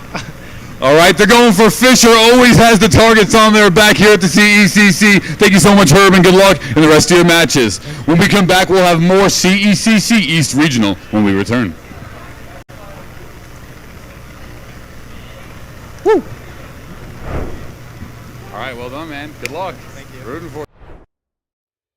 All right, I'm here with Zitong Wang from Temple University's in the ROTC. How are you, sir? I'm pretty good. How are you? I'm great. I'm so glad you had some time to come here and talk to me about gaming and the ROTC. What are you studying there? Currently studying to be a teacher for middle school grades and early education. Oh, wow. Okay. So middle school teacher. Now, what drove you to want to be a middle school teacher? Do you have family that's middle school teachers or any other in education? Yes, actually. So my family originates from lines of teachers and basically soldiers as well. So my great uncle is head of education in his respective province in China. And my mom taught kindergarten. My dad was in the military, and my grandparents also taught, when during their time in China. So I do come from a long line of teachers and service members. You have military background, you have education background, a military background as a guest from your family in China? Yes, and also before I joined ROTC, I also joined the Army National Guard. I'm in a dual program anyway, so I'm in the Guard and also doing ROTC. Are you in your 20s? Are you older? I'm 23, yes. Okay, so you did the Army National Guard like when you're 18? No, it was during COVID because I didn't really want to pay for school, so I said, yeah, I'll just join the Army. That's a great incentive, right? We'll talk about that definitely for sure. Do you do any student teaching yet? I have taught summer schools and I have taught English to newly come immigrants at my local church for a few times for community service. Tell me a little bit about what your daily life is, what your daily routine is with being a student with ROTC. What does that look like for you? Well, what it comes down to is time management, right? I think pre-COVID, I was not really good with time management, but as I joined the Army, there's a lot of time, like hit times that you got to reach, a lot of time management that you got to go through. So I think that has taught me throughout time. So I didn't really have any issues after COVID hit and after I joined the National Guard to basically plan out my schedule. So 1 hour I'm doing this, 1 hour I'm doing that. And I think, that's just time management, I think, that I learned from the military. Now, it's time management wise, when do you have time to play the new Modern Warfare 3? Oh, I always have time. I always have time to find, the games are 10 minutes, 10 minutes. I always have 10 minutes, lunch break, I'm eating lunch and I'm, destroying noobs. How can the Army ROTC support you in your career goals with education? So in the military, there's the team playing asset, right? You have to work with other people. That is the main part I'm focusing on, is the working with other people, right? Because in the education field, you have to work with other teachers, you have to work with kids, you have to work with other people, their parents. So there's a lot of social aspect that the Army provides for me personally that I can learn from, right? Learn from other people, how to interact with certain people. Because, sometimes people can be difficult, especially parents that are not happy with the way that you're grading their kids. So there's sometimes that you have to defuse some situations, how to act in certain situations. And I think the Army has taught me a great deal of that, how to interact with people, basically. When you were joining the ROTC, did they talk about other possible careers out there?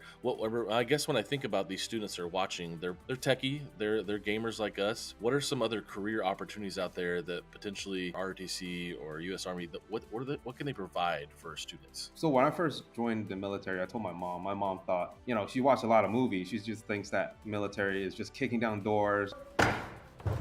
Kick that puppy open. Roping down from helicopters, jumping out of airplanes.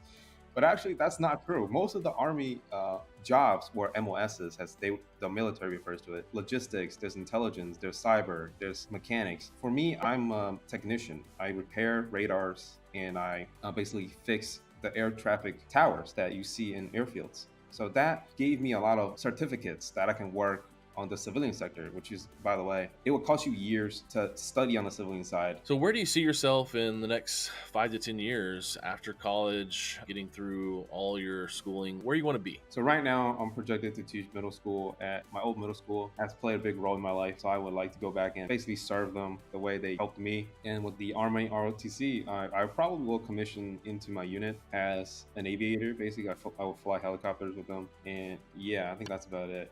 Part-time helicopter flyer and full-time teacher. Man, any last words of advice for those students out there that are thinking about potentially joining Army ROTC or doing stuff in college around the military? I'll definitely say give it a try. I never saw myself joining the military and liking it, but once I joined, it's just the tip of the iceberg what the Army can offer you, right? Just go deep, go research what jobs there are in the military besides just kicking down doors and flying helicopters. There are so many opportunities. There's hundreds of jobs that will give you hundreds of certifications in different fields. So yes, I will definitely go and check out those jobs. Zitong Wang, thank you so much for taking the time here from Temple University to talk to us about careers in the Army ROTC and a little bit of Call of Duty. I appreciate it, man. Thank you. Thank you for your time. Thank you for interviewing me and giving me the opportunity.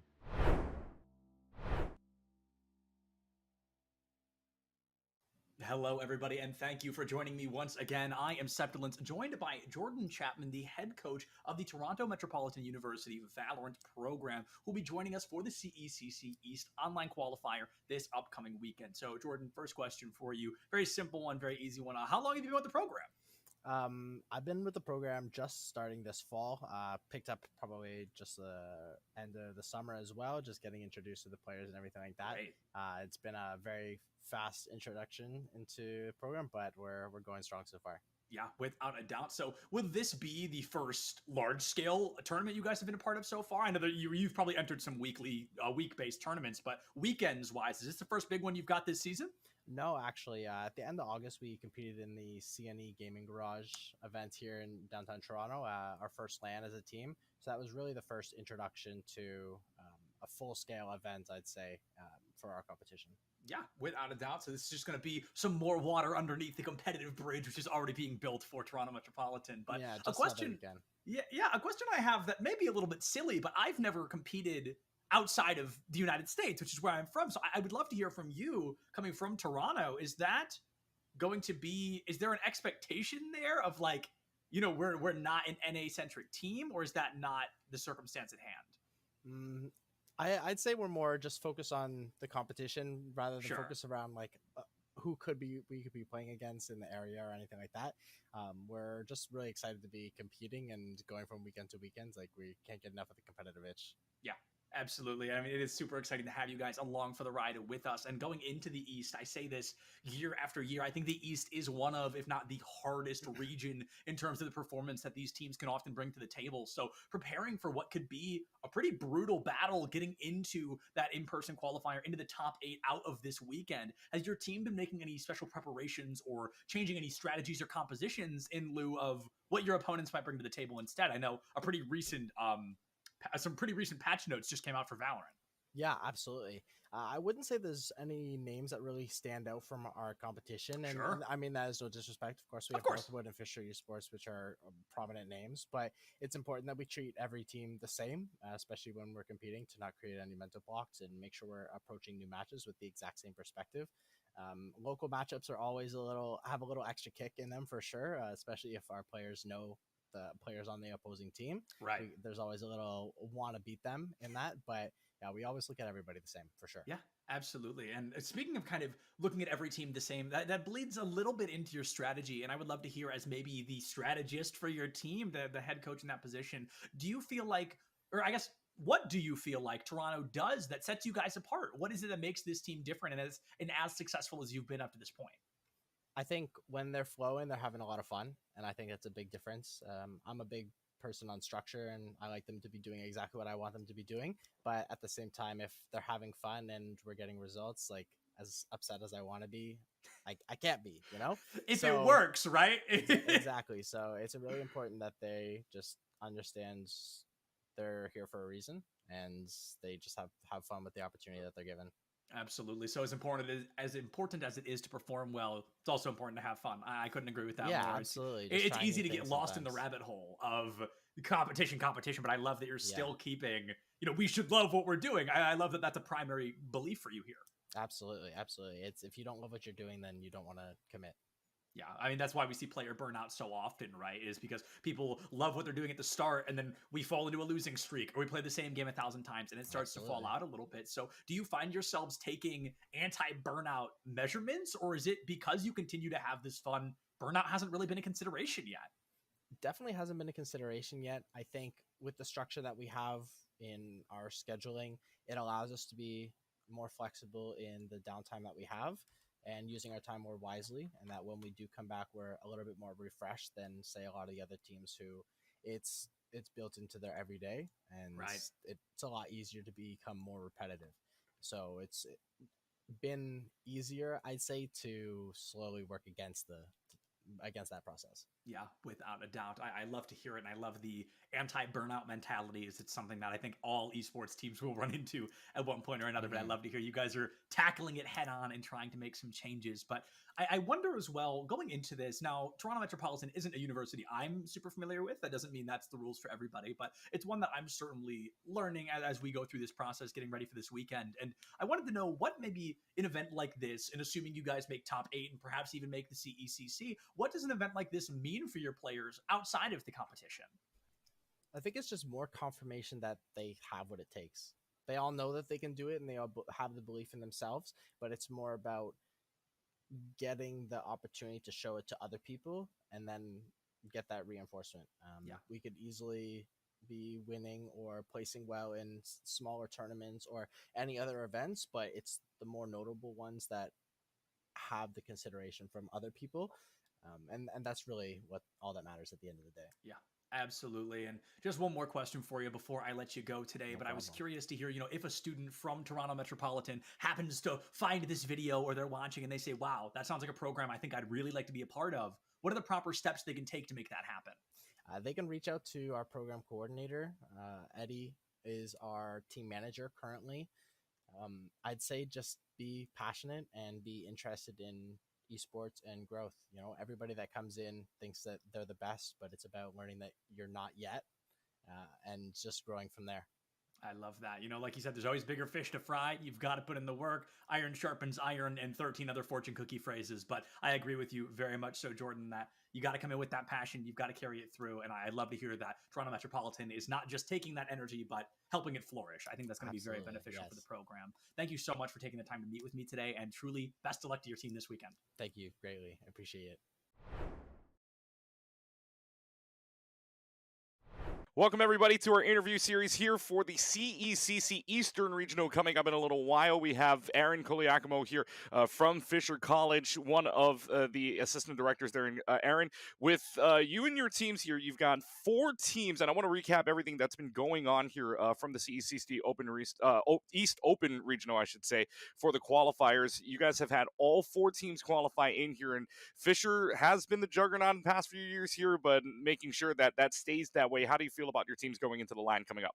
Yeah, I think all of our teams are pretty confident in themselves, just pretty confident in what they're able to do. I know 2 of them, they went through the full qualifier. They ended up being the first seeds. I know a couple of the other ones, they had to bow out early in the qualifier time just because of other tournaments that were going on. So, I mean, most of these guys, they're feeling comfortable. Sounds like they are feeling pretty comfortable. I mean, the other 2 sound like, they just ran off. Otherwise, it would have been an entire sweep. You guys have the number 1 seed both in Overwatch as well as in Super Smash Brothers. And tell me, for both of those teams right now, number 1 seed, all eyes on them. How are they feeling going into this regional as that number 1 seed? Yeah, I know that Overwatch is pretty confident as well. They've played a lot of the teams that have, come through the bracket before. They've played NYU and U Delaware, just to name a couple of them, in other tournaments as well. So it'll be nice to kind of see them in a LAN environment. I know the guys are excited because they're very used to playing down in Foxborough because they host another tournament there twice a year. So they're very familiar with the venue. And then obviously the Smash Brothers, they're always very confident just because of the talent that the kids bring. Yeah, let me bring that up, what you just said about the LANs real quick, because the LANs, I mean, they're going to be in Foxborough coming up at the Helix Esports Arena later on, coming in late October when we have this tournament here. But does this kind of feel like for you guys more of a, rather, I should say a home advantage, because you guys do host a few LANs there. You guys have that LAN experience. Does this kind of feel like a home advantage to you guys in a way? Yeah, I mean, absolutely. You know, Foxborough's 30 minutes away from campus, so we're able to bring all the kids there and drive them right down and make sure that they're all set up. So, yeah, they're very used to walking around that Gillette area, walking around that stadium. So they're going to just feel right at home. We've even had kids that Valorant's already played there, Overwatch has already played there, Smash has played there before because there was a bunch of locals that used to be held there. So the only team that has not played at Foxborough before is Rocket League. And so, okay, so let's point that out real quick, because your Rocket League team, the only one not to have played there so far, but getting that LAN experience in for them, playing at that esports arena. How do you feel like that's going to help them moving forward into what potentially could be another LAN coming up? Yeah, I think they're going to do quite well at the LAN just in general. You know, we have a lot of different Rocket League kids that are going to be able to do that. So this will be a good experience for all of them that we're bringing with us. I think that, you know, some of them, they already have some LAN experience, but it's not going to be anything like it is in Foxborough where, you know, there's so many other schools. This is a good test to when they eventually will qualify for grand finals for CECC. Yeah, and speaking of which, let's move on real quickly to that CECC finals that you're talking about. Again, all 4 teams in the East Regional, so you guys have more shots than a lot of other schools would.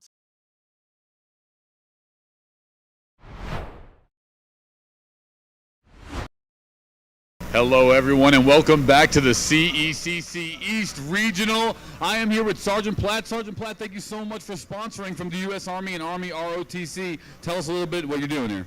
Well, thank you so much for having us guys here today. My name is Sergeant Platt. We are the local Army recruiting station out of Norwood.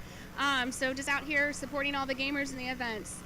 Excellent, excellent. And is this your first esports event? Yes, for our station, first esports events. Great vibes going on out here. A lot of great opportunities to watch the different games that are going on, as well as, you know, interacting with us over here with the Army.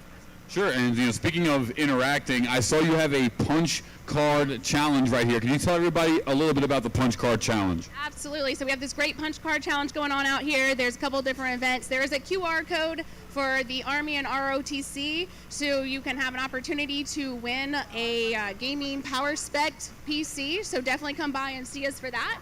And then we also have a 360 photo booth, a dog tag machine, and then come take a selfie with a soldier. All right. All right, so those are the 3 different things that you have to accomplish when you're here at the CECC East. It was the 360 photo. Tell us again.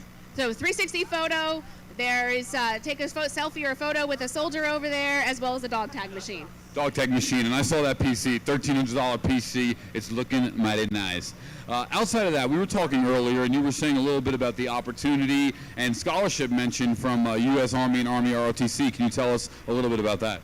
Absolutely. So the Army does offer over about 150 different job opportunities relating from different fields of interest, whether it's technology, cyber awareness, things along those lines as well. But we also do have different types of scholarships that are out there with ROTC or the regular Army and Army Reserve. So definitely come by, take a look, come have some good conversations and see what we can do for you. All right. Well, even when we are here, it's amazing to be at Foxborough Gillette Stadium in the background. Is this your local regionalized territory out here? Absolutely. This is our local area, so we cover all the way from Wellesley's down to Foxborough for our station. So happy to see some of our local environment, local folks, and then also all of our guests from our neighboring states. Well, I'll have to come by and get a hat and a Frisbee later. I won't want to each of those. Well, thank you so much, Sergeant Platt from the U.S. Army and Army ROTC. They're the ones sponsoring the event. Let's make some noise real quick for Sergeant Platt and the U.S. Army ROTC. Woo-hoo! All right, without further ado, we're going to get into a little bit of Rocket League. So without further ado, Pyro, Jay, and Chixa, take it away.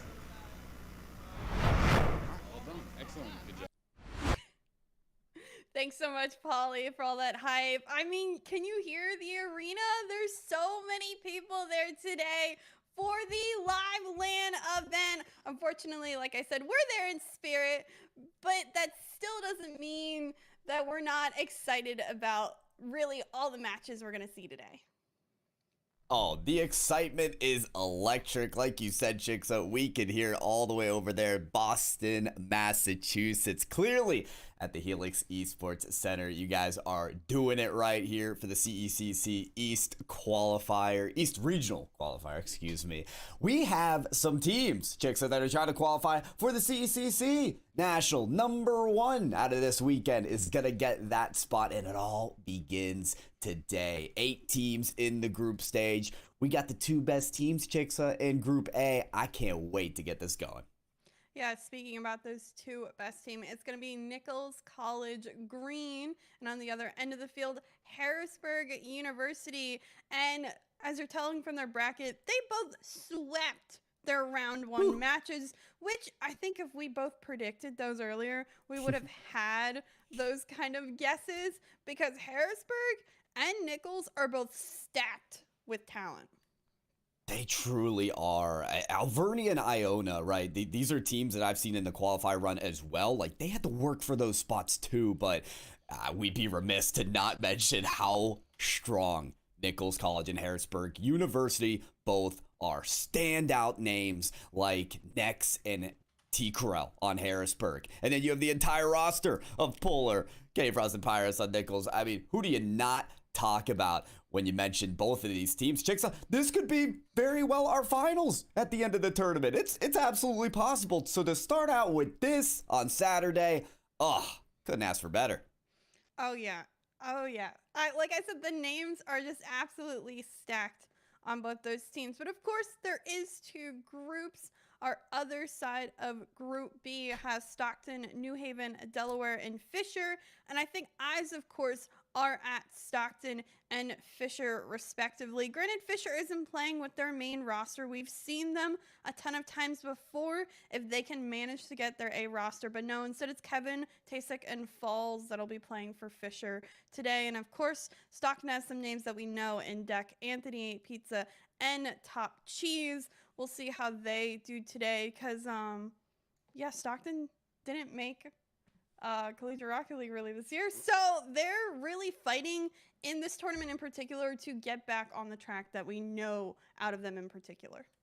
I mean, you've got some top teams in this group that, did not make the CRL standpoint. That's including Harrisburg University. That's including those 3 Fisher players who are in the Fisher A or B team that had qualified. But there's still 3 very strong players. They have LAN experience, so I'm still looking for great moves out of that team. However, Group B, we could see more shakeup. We'll just have to stay tuned, stay watching, and hopefully we get a little bit of look at these particular rosters of these teams, because there's so much to talk about when it comes to the 2 squads of Harrisburg and Nichols, the 2 teams that we are going to watch for this first matchup. That honestly, Chicks, we're going to have our jobs cut out for us, because we only have a best of 5 to break down these 2 teams, which is like almost not enough. Yeah, I feel like with Nichols in particular has been struggling in CRL this season, but when we looked at this roster just on paper before the season even started, before Fall Collegiate Rocket League even began in existence, we were like, man, K-Frost, Pyros, Polar, they are just so good. Can they bring it after the table? And they didn't. They're like 3-5 right now and struggling against some of the top talent of Rocket League. But then on the other swing of things, they have looked good in some games. If they are on this weekend, feeling the LAN environment and really on top of things, I think they're going to manage just fine. You mentioned the LAN environment. I think that is pivotal here. It's not only for these teams to be able to represent their colleges at from a personal standpoint, but also, the coordination, the combination, the chemistry of the players. It has to come through in person as well. Some players are LAN warriors. Chicks, I think you'll agree with me when we talk about Durtho. This is all the way from the west side, but I've been at that Boise State arena, and that man gets fired up when he's on the stage. And there's just some people that are Lanimals. So, Chicks, that's what I'm looking out for. Who's got the beast inside them that is ready to show out for this match here? Well, speaking of a beast of a player, we didn't mention Harrisburg University's roster yet, but they have T. Carell, which is definitely that X factor player on Harrisburg. Next, and at Mincy to follow, but T. Carell has the professional RLCS experience on this roster, but yet he's playing collegiate here. He has been a one-man army at times, and I think it's appropriate for us to see. Granted, as we mentioned, in threes, it is a team effort. T. Carell cannot do it all, especially against the likes of Nichols, but if he is on point today with, of course, someone who probably has a lot of lane experience in himself, I think he'll be the leader to look for through this team. T-Girl to me was the one to, I agree, to take the torch and lead the way once this roster started out. Now this team has had like months of scrims and play and qualifiers and playoffs and all of these matches to go. This is truly a unified squad. We want to talk about EU transfers in Polar from Nichols, but you also have Nex on this team of Harrisburg University, which in my opinion needs just as much of a shout out as T. Carell. Yeah, TC has that pro experience, but Nex coming in as another EU transfer has incredible talents as well. I want to see T. Carell and Nex forming clips in this matchup, popping off, pre-jumping each other on these passes, and then a big shout out to Mincy, who I think is just keeps this team very glued together so that there's no defensive transition for this squad. They really are a cohesive force. So Nichols College, they have their work cut out for them as much as we can hype that roster up. And check them out too, Chicksa. They're getting ready. They're getting excited. I think that's K-Frost, then Pyros, then Polar as you go down Nichols. And then it's tough to break it down. I think I want to say Nex, then Mincy, then T-Carell's hiding somewhere over there. I think I find it funny too, looking at both the teams. Look at the energy of Nichols, and Harrisburg's a little bit more toned, and whoever, if that is T. Carell who's last, he looks so focused, and then Nichols looks so excited. You know, no. TC's got to be in the middle, I think. Okay, I couldn't see who was in the back, but yeah, I agree. There's a sense of like focus, a little bit of laughter on that side, but what you can tell from both of these teams is they're having a good time, right? Sometimes that's what it comes down to when you get to represent your team at a collegiate level and compete on a stage. Like, despite the nerves, like, how are you not having a good time? How are you not having fun? You gotta kind of laugh off some of the situations too to keep the tensions weared away. Make sure you dialed in. Make sure you're focused, because look at all those trophies on the middle of the stage as well. Those teams want a piece of that. Yeah, you were talking about stage, and there it was. Poof, it appeared right in front of our eyes. That just looks like an environment that's so fun to play in. I remember my first time being in an arena for esports, and there's just no other feeling like it when you're there in person. Of course, I've never played on LAN before. I've only casted now on LAN, but I'm sure playing is just a whole nother level that, it's just that experience that you want to have. But I like to see that both teams are certainly feeling up and at 'em. The nice part about what we mentioned kind of in the background before we're on screen was, yes, there's two groups today, Group A and B, but nobody gets eliminated. Everyone moves on to tomorrow. You just get seeded 1 through 8 for the 8 teams that made it here. So that makes you feel a little bit better. You know, if you do not have a good day today, you do have a chance tomorrow to kind of make that up. And on top of that, like the two teams we're talking about here that you can see right above our heads as well, they put in the work in the first round already. You mentioned it, Chick, so they both got sweeps in that first round. So they put in the work to already be a top 4 seed moving into tomorrow's 8-team single elimination bracket. This, however, gives them a great position to have maybe a more favorable semifinals matchup as we move on through the tournament. If they do win that round 1 tomorrow, a win here would give them a fantastic seeding standpoint to likely play the strongest team on the other side of the bracket. So as much as we do want to say all these teams make it tomorrow, so hey, just try your best. seeding can help a lot, and it can put you on that tone setter. It can tell everybody else that, Chicks say, hey, we are the team to beat. So go ahead and look at the feed from earlier. Go ahead and review our tapes, because we're the team you got to focus on. I think both these teams that we're watching, I think we mentioned it a little bit earlier, they're both potential winners for this weekend. They have the talent on the roster. If they're both locked and loaded and ready to play, either of them could have a very good round of brackets. I really think that's just what it's going to come down to. So we could potentially be seeing what could be a grand finals or one of our grand final teams. So I think that makes this match, have a lot behind it. It isn't just seeding for us today. I think who wins this is a potential grand finalist. That's the thing, is you can't hype this matchup even more. And okay, you know what? Start the controversy, because there's our predictions right below us. I mean, I'll fend for myself first, Chicks, so let you follow up. This is a tough one. Chicks had just mentioned both these teams could take the whole tournament, right? And when you see a name like T. Carell and what we've seen out of Nex already, Harrisburg, a strong roster, but Nichols College, I mean, come on. They've got that experience, how they qualified for CRL. They've proved themselves against so many difficult teams, and they just look like a trio that can do it, Chicksa. I've said it since the beginning. I mean, I'm a huge K-Frost fan. What everybody agrees on is he wears his heart on his sleeve and on the field each and every time. He is the captain for a reason. He built this team. He's ready to play with this team. And what I've seen out of them is their general mood this weekend seems very high. I mean, I think, what was it? Pyros was doing axe throwing like earlier, like he was vibing, having fun. And I think that really helps this team's mentality, especially this weekend, which is why I'm giving them the advantage. I think overall, as a roster, as a complete three, they're very well meshed together. And if they're feeling good, they're going to be unstoppable. Of course, yes, T. Carell, next mechanical monsters on Harrisburg.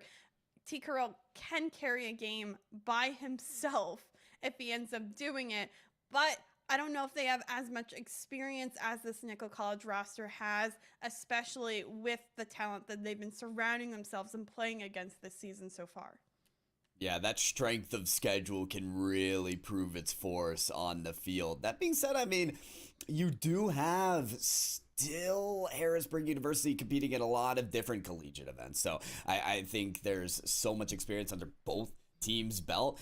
We just have to see how it proves its way on the field. And I'm excited to get into really how these teams actually interact with each other. And, is it the defense that comes up big for Nichols College? Because you mentioned it, Chick, so we've been talking about it. Nex and T-Crow, mechanical monsters. They're going to pull out the flip resets. They're going to go double tap. They have the capabilities that not every player has to take it coast to coast with a double flip reset play off the backboard, put it in the net. So is Nichols College going to be aware of that? Are they able to read the offensive antics that are going to come out from this Harrisburg University team and stop them short before they get to be too much? Because I don't know, Chicks, I feel like the way to win for Harrisburg is if they take Nichols College Green off guard early in the series.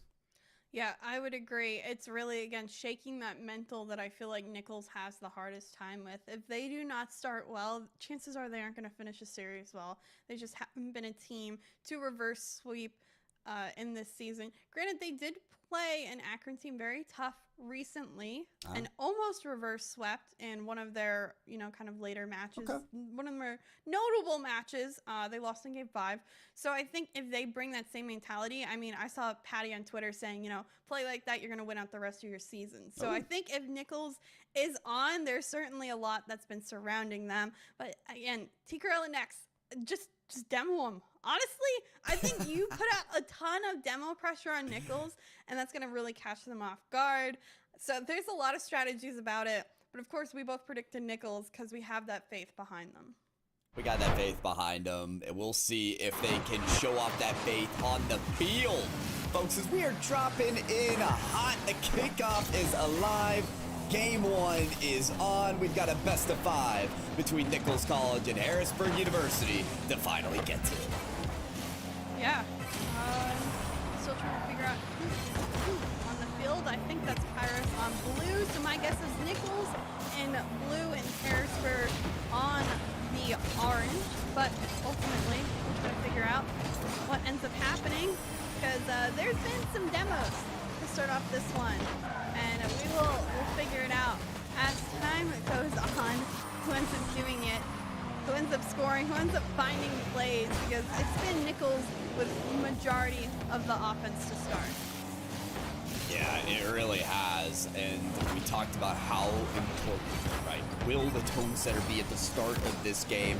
How can you prove yourselves at the beginning to really play disruptively against the other team? And maybe what it comes down to here for game number one.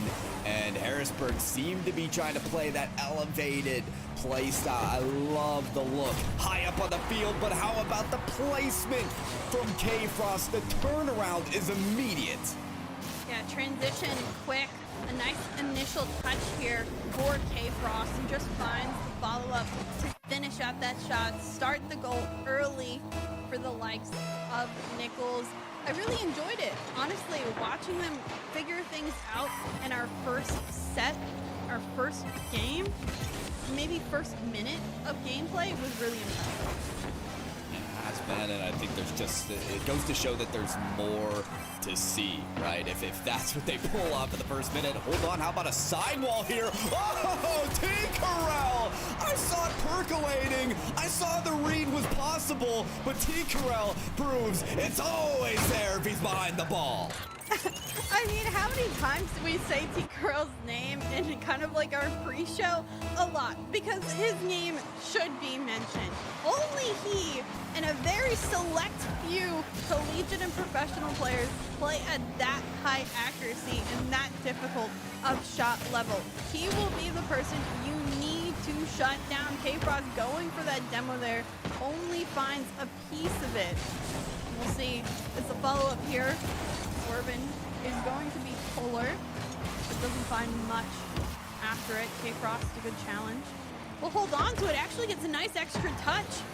To Polar, up to Pyros. Pyros not able to find contact in K-Frost now, just having to stall in midfield.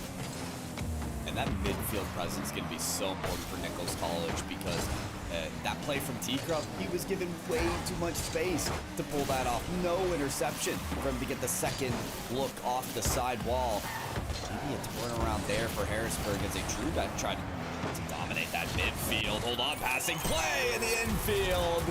Feed the beast at this point. T-Corral just being put in the right place. I mean, I feel like that is the correct thing to do, but it's a gorgeous passing play run next to T. Corral. And don't forget Mincy, who's applying pressure with a demo on the back line as well. I mentioned it earlier, demos would be important to shaking up the Nichols College defense, and doing just that has really making it difficult. The last second save here for Mincy on the goal line, and that denies the likes of Nichols in these opportunities. See Corral here coming down, and this one back out towards midfield. Let's see what they can work off here. I think Next struggling off the ceiling. Didn't realize the ball would fall that quickly. Couldn't keep up with it. K-Frost does find a teammate up high onto the ceiling, and this is trailing right down. That is dangerous territory to put Nichols College in, but it's intercepted well. How about the read from the corner? He's beaten up and broken out of it. And Nichols College doing a better job of reading the plays at Harrisburg University. Trying to prove out, especially in that solo effort. Any of those double taps off the corners have just been stunted. Pinch play, barely saved by Nex. This one high. The follow-up for Pyros just to get it off T. Corral's car, but he retains control. Polar off the back wall. Pyros quickly challenged. And here comes, of course, more Harrisburg offense.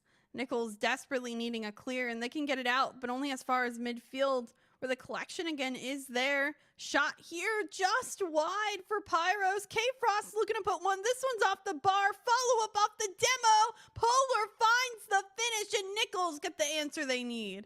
Oh, an explosive finish as well. You got to keep moving if you're around the goal line.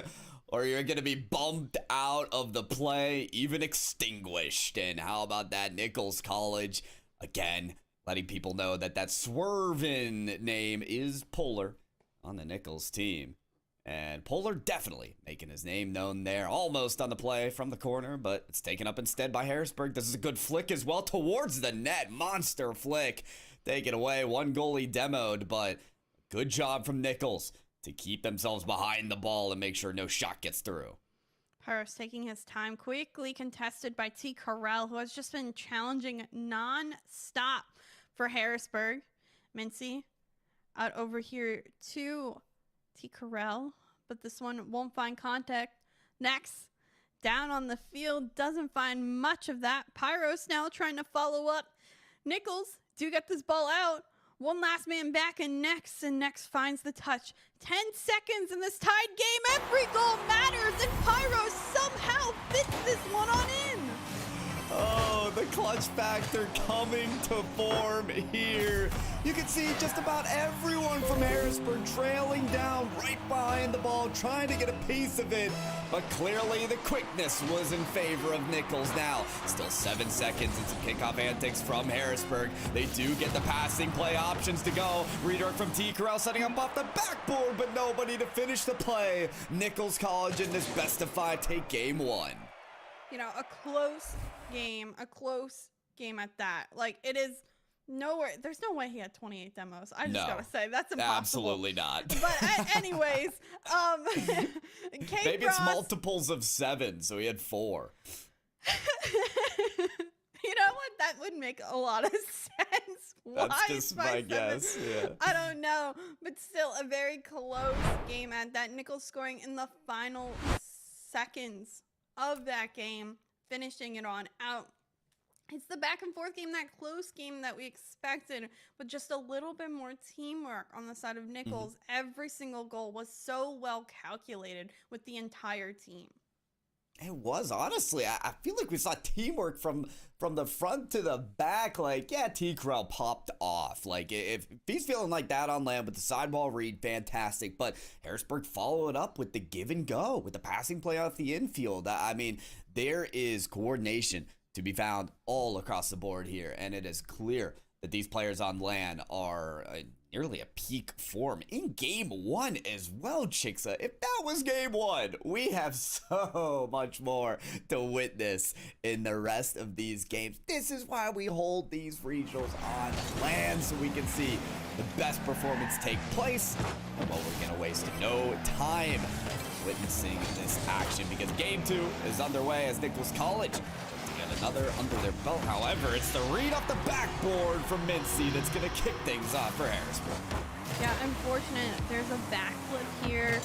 I believe Pyros, instead of going up for that ball, doesn't get the touch, and Pete Carell places it so nicely in midfield for that center for the finish. So Harrisburg starting off strong in game number 2. You know they had a lot of answers in game 1, and we see the potential. That one a miss for the likes of Nichols. We'll see if they can continue some pressure here. Pyros at the backboard demo. Maybe an opening for K-Frost to come on in with that shot off the mark. It was a pretty open net though, as demos do keep on coming in. And you know what? We started with a very well-placed shot from K-Frost at the beginning of the series. So, you know, that one being open, you almost just expect K-Frost to laser it to the net. It just doesn't happen. Nichols College, only the first minute, so they'll get more chances. K-Frost, maybe not on offense, but defense definitely pop it off. Fantastic read on the goal line. Harrisburg wanted to make them sweat a little more, and sweat they will next. Slow playing this in the corner, baiting into defense, making them come at the ball, and come along with it. They do. Put it over to the other side as we are settling into this game, Chicks. We began with a flurry of demos. Now both teams getting their chances. Yeah, I feel like this is even more of a feeler out than game 1 was. It was just so non-stop, the pace of play during game 1. Now game 2, a little bit of building, a little bit more focus and thought behind each and every play and touch. This one out to Pyros will be taken away, but Polar's shot just barely saved at the final seconds. Back towards the other end of the field. will go, only temporarily. Pyros bringing it back up. The 50 not in favor. Polar in midfield occupying that challenge. Now K-Frost behind it is on the wrong side of the ball, but good thing Pyros is there to put it out in the corner. I'm seeing Nichols a little bit on top of each other on occasion, and I know they're trying to be maybe a little bit more tricky or get those demos and blocks ahead of them, but I don't think double committing on some of these plays is really working out for them. I mean, it's the double commits, it's the ball side rotations. A lot of it is a little ununiform here to get this game going, but sometimes you fall out of rotation and never get it back to a cohesive manner. So what can they do to adapt and maybe get it back on tap? Nothing is the answer. T. Corral taking us off the ceiling and then reading the touch. Pop off, man. We can see him kind of in camera. It was a very low-level hype play. We mentioned how Harrisburg just seemed so focused in their warm-up practice. They're definitely kind of playing that focus game, but Pyros on kickoff, the demo, hello? I mean, you can be as focused as you want. If you're gonna have those gaps on the kickoff, you are still gonna get scored on. And we get a little picture there of Nichols. They're not arms waving, standing up, yelling, but you could see they're so talkative. They are dialed in as well, making sure everybody knows what movements are occurring. How about this movement from Polar? Musty flick from the ceiling, gets broken up quick. However, redirect there from Next, so close, but it goes off the crossbar. Oh, I couldn't believe he was cherry picking that goal. I almost thought Next would find the angle, but unfortunately now they already need to be on defense. Up here, the shot for Polar just off the mark. Now Next, the rest of the Harrisburg team looking for some offense back again. This one cleared out for Polar. Down to Pyros. Down, almost finding the shot. Polar back on it. K-Frost down to Pyros again. They're trying to connect on these passes, but they're just a little bit inaccurate at times, or they're just missing the connection. It's there. They have the recipe, but it's not being executed. Yeah, the recipe's in front of the granddaughter, but the grandma's tasting it saying, I don't know, you messed something up, right? It's there, the execution just has to take place. Maybe Polar on this one, but it's a double commit from Harrisburg defense to make sure that they're not cooking as well as they could, but this one could be blazing hot. Shot right off the post. Next right off, and they're gonna have to start from square one because Next has this off the ceiling, 0 boost, but still on the ball. Someone put a hand up, get in front of that player, because now it's a pass to Mincy that just goes amiss. Nichols College down one with under a minute, get to start again. Oh my goodness, that one opportunity for Nichols looks so solid, and now again they're searching for it. And Harrisburg's answers have all been so deadly, each and every one seemingly needed to be saved. Nichols just running out of time, double commit here. I don't think, again, that's a problem, but a bump could open the net, but no, the save does indeed come on through. Fighting is Nichols. This one off the corner. Shot will stay wide. Miss here for T. Corral, but that shot's off. This one trying to come on through on the pre-flip. It's still inaccurate. Nichols cannot put a shot in between the goalposts to save them. And with time running out, they have 0-second heroics if they hope to tie this game up. They have to go across the field. I just don't think they have the boost. They don't manage to find game 2, and Harrisburg now tied up. Chixie, even if they did get across the field, was that ball gonna go in the net? I just don't think so. I mean, I have never seen a game so often where a team, when they shoot on target, it's when the whole defense is ready. And when the defense is not there, they can't put it in the net. Nichols College desperately need a follow-up off the backboard to just go in and be a strong enough take here. Like you said, I think you honestly painted the portrait beautifully, Chixa, like Bob Ross so delicately, just saying they have the recipe, but it's just not the execution. The finishing factor a miss here for Nichols as they only were able to garner a single goal. Off of 9 shots. 6 of which from Pyros. I mean, Pyro, he's giving you a bad name, I gotta say. No, I'm kidding. I'm kidding. I won't take this Pyro hate. I won't take it. It's the Pyro buff, if anything. It's going to come through later on, chicks. But no, listen, I give them the benefit of the doubt here. When we made our predictions, chicks, we said that Harrisburg would take at least a game, right? Oh, yeah. So to see them take game number 2, no surprise. Yeah, and it really was just an accuracy dip when it came down to it. If Nichols are able to place their shots a little bit better, maybe mess up that defense a little bit more, they're all overextended here. Why? Rotations, please. K-Frost, please don't overextend on plays. They're just slightly discombobulated. That one on target, but saved away by Harrisburg. Maybe we'll get a moment of normalcy in this game. I'm not sure, though. How about this, though? Pyros, a connection there downfield, almost gets it through the defense. But again and again, I think Harrisburg and their transition defense has been astounding. Normally, the first shot from Nichols College, no matter how masterfully passed and placed it is, they have a stop. And not a lot of teams can make sure that that transition defense is in position. And as soon as I say that, it's Polar to read this off the backboard and put it in. Wow. What a way to make that shot through the defense.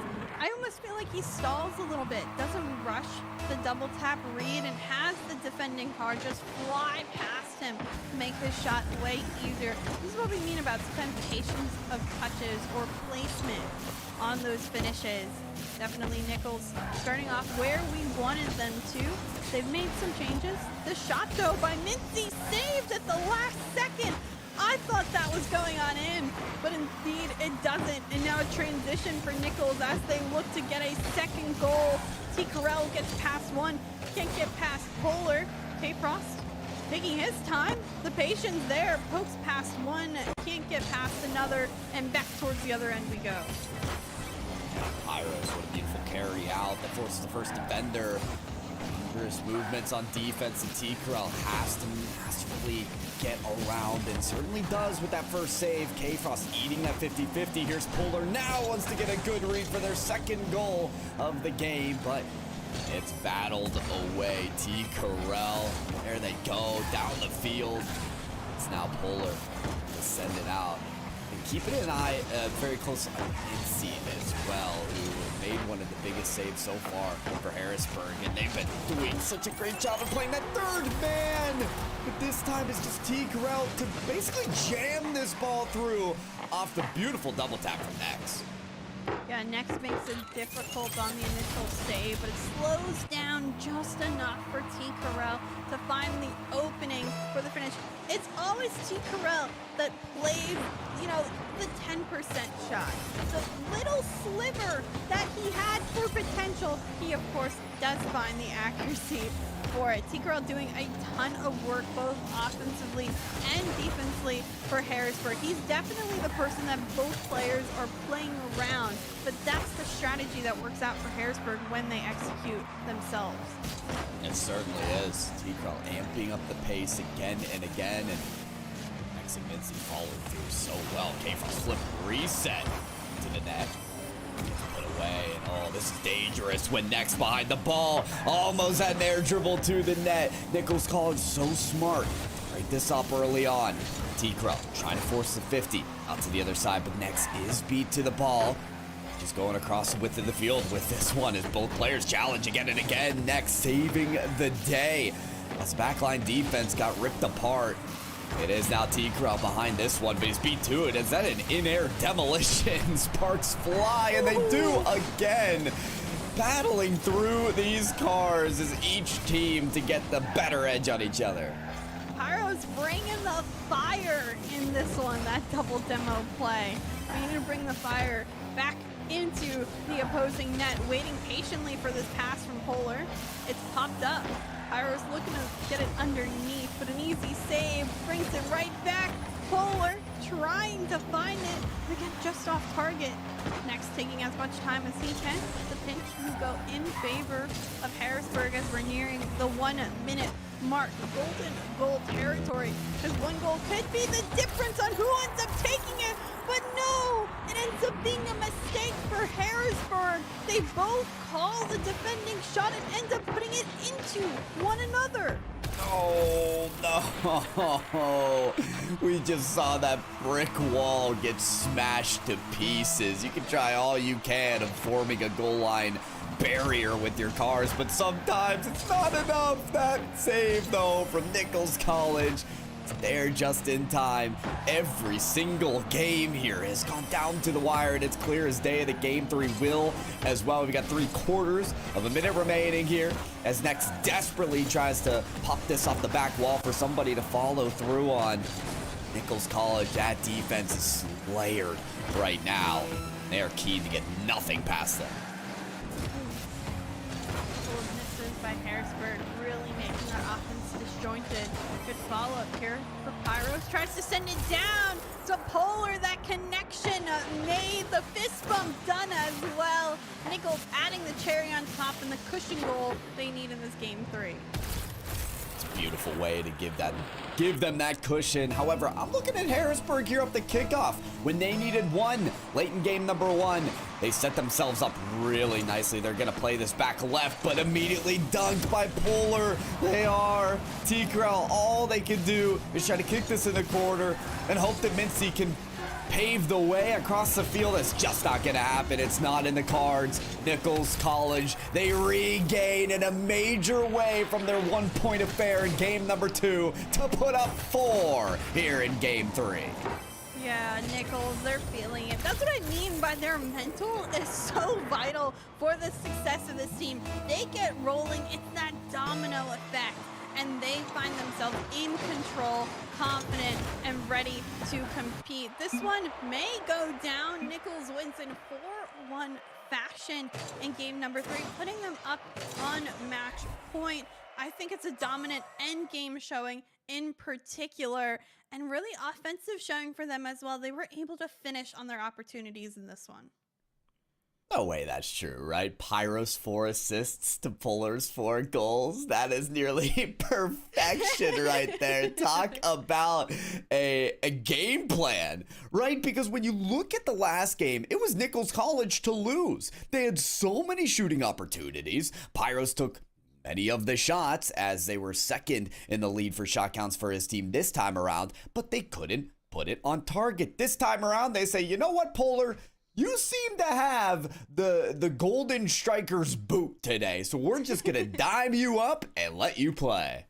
Yeah, Polar had 6 demos in the previous game, and that was kind of his role. But now instead he switches to the finisher sort of feeling. Because if you notice, Pyros may have 4 assists, but 6 shots. So chances are they were more like shots that ended up being cleaned up in that type of assist.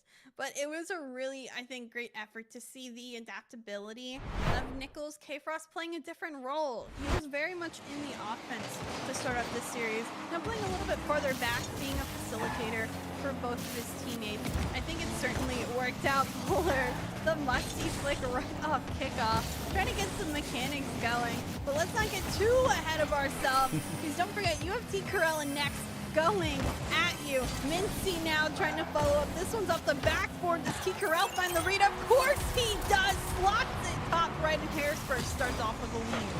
Wow, and is it ever a question, right? This comes off of a bump, so the car control, it's gonna be a little shaky. Not for T. Corell. That is just another training regimen to prove through here on land. When we saw the sidewall at the beginning of the series, we knew this guy was feeling it. First one on the board for Harrisburg, and it's an important one. Frost does find the second read. The bounce in his favor. T. Corell being patient, buying time, doesn't win that 50. Pyros, in fact, puts it off into the other corner. Polar. Shadow defending, but the challenge comes from his teammate. This one back into the corner. Demoed for his efforts. K-Frost a little slow to it. Pyros, the 50. It isn't one out, and T. Corell yet again finds another finish. How about the corner work here from Mitzi? Just patient as ever. Saying, all right, you know, beats 150-50, says, who's next? Enter the ring, I dare you. That is how you stake your claim as a dominant force and just bait in the defense. Harrisburg, just a single goal in the last game already with 2, maybe 3. Plummeting down there was that ball into the defense as Nichols College, they'll turn it around for a quick gimme. Back and forth we continue. Polar ice cold, just knows he has an open net to work with, puts it back in the net, gives Nichols one. They're staying in this one. Just a single mistake by Harrisburg puts them that much closer into tying this game back up. Iris off kickoff, loses control. Now T. Carell bumped with all that boost. Probably a good idea. Mincy challenge. This one poked away towards Pyros, who does get the win. But next, back over to T. Carell. How T. Carell still gets a touch off the initial missed touch, I will never know. But nonetheless, it goes back towards the other end, and defense for Harrisburg will transition onto offense. Well here, but a trade in demolitions almost opens up an avenue for next. Look at the respawning there from Nichols College saying, oh, we're back in the game. All right, let's play. The ball's not in our net yet, but it might just be here off the ceiling. Reed, no, Polar, what a take there just to get back in front. Pyro's not so much. Absolutely misses the ball on that take. This is next, hoping to read it off the ceiling, but Harrisburg trying to take advantage of these moments where Nichols College just doesn't get in front of the ball. Someone put out towards the corner. T. Carell sends it back. Their defense there for Pyros. There is touch up for K-Frost. Missed though by Polar. This one will be followed up into the corner. Polar taking his time, does get the boost stolen from him, and that's the biggest thing I'm seeing right now. Harrisburg very much in control of those boost numbers. Because of it, they're going to get more opportunities upfield. This pass will not be connected, sent towards the other way, and next finds just enough of a reach for the save. T. Carell back on target. Polar coming through towards the side wall. It's popped up. K-Frost, the challenge, tries to go for the touch read instead of the ball itself. Sometimes it doesn't work out in your favor. Good block here. We still have 2 minutes. There's still plenty of time. This game is only 1 goal difference, but it feels like it's been the longest game we've had yet. I mean, I'm trying to make sense of the time, right? And also the game plan right now for Harrisburg. It feels like I'm watching a thriller in the movie theater. The way their play style terrifies me. They extend so far on offense that, you know, one mistake, we've already seen it be an easy gimme for Nichols College. And they just lunge at this ball on offense. It is terrifying to know that one singular mistake will lead to another open net for Nichols College for them to tie up this game. Harrisburg playing as if they need 2 more, maybe 3 more goals in this game. It's worked out for them, fair enough, but for how long will it? Because that's another close call for this team. Polar, just one initial touch, running out of boost though, and I've mentioned how that boost struggle has certainly not helped T. Carell up on this one, beat out by Pyros. K-Frost in the corner, pokes it out. Pyros can't get the read. Polar comes on through instead, gets the bump of the ball, still also finds a piece of it. K-Frost over out. What? I was gonna say the shot, but it wasn't a shot, but it ends up being a shot. Oh, you know what? Okay, so this is a consistent Pyros. Consistent in that I don't know where he's putting the ball today, but somehow, someway, the pinball performance puts it in the net. Oh, Pyros on the redemption arc. Trying to grab a double tap here in regulation. I mean, Jigsaw, we're talking about potentially the end of the series. Nichols College, they tie it up with 1 more goal. They could be #1 coming out of their group here on Saturday. Punch here for T. Carell, clears it towards the other end. Nichols trying not to give up a goal late, but they did score under 10 seconds last time. This one's high. Pyros looking for the double tap, sends it down! Oh my goodness, they find a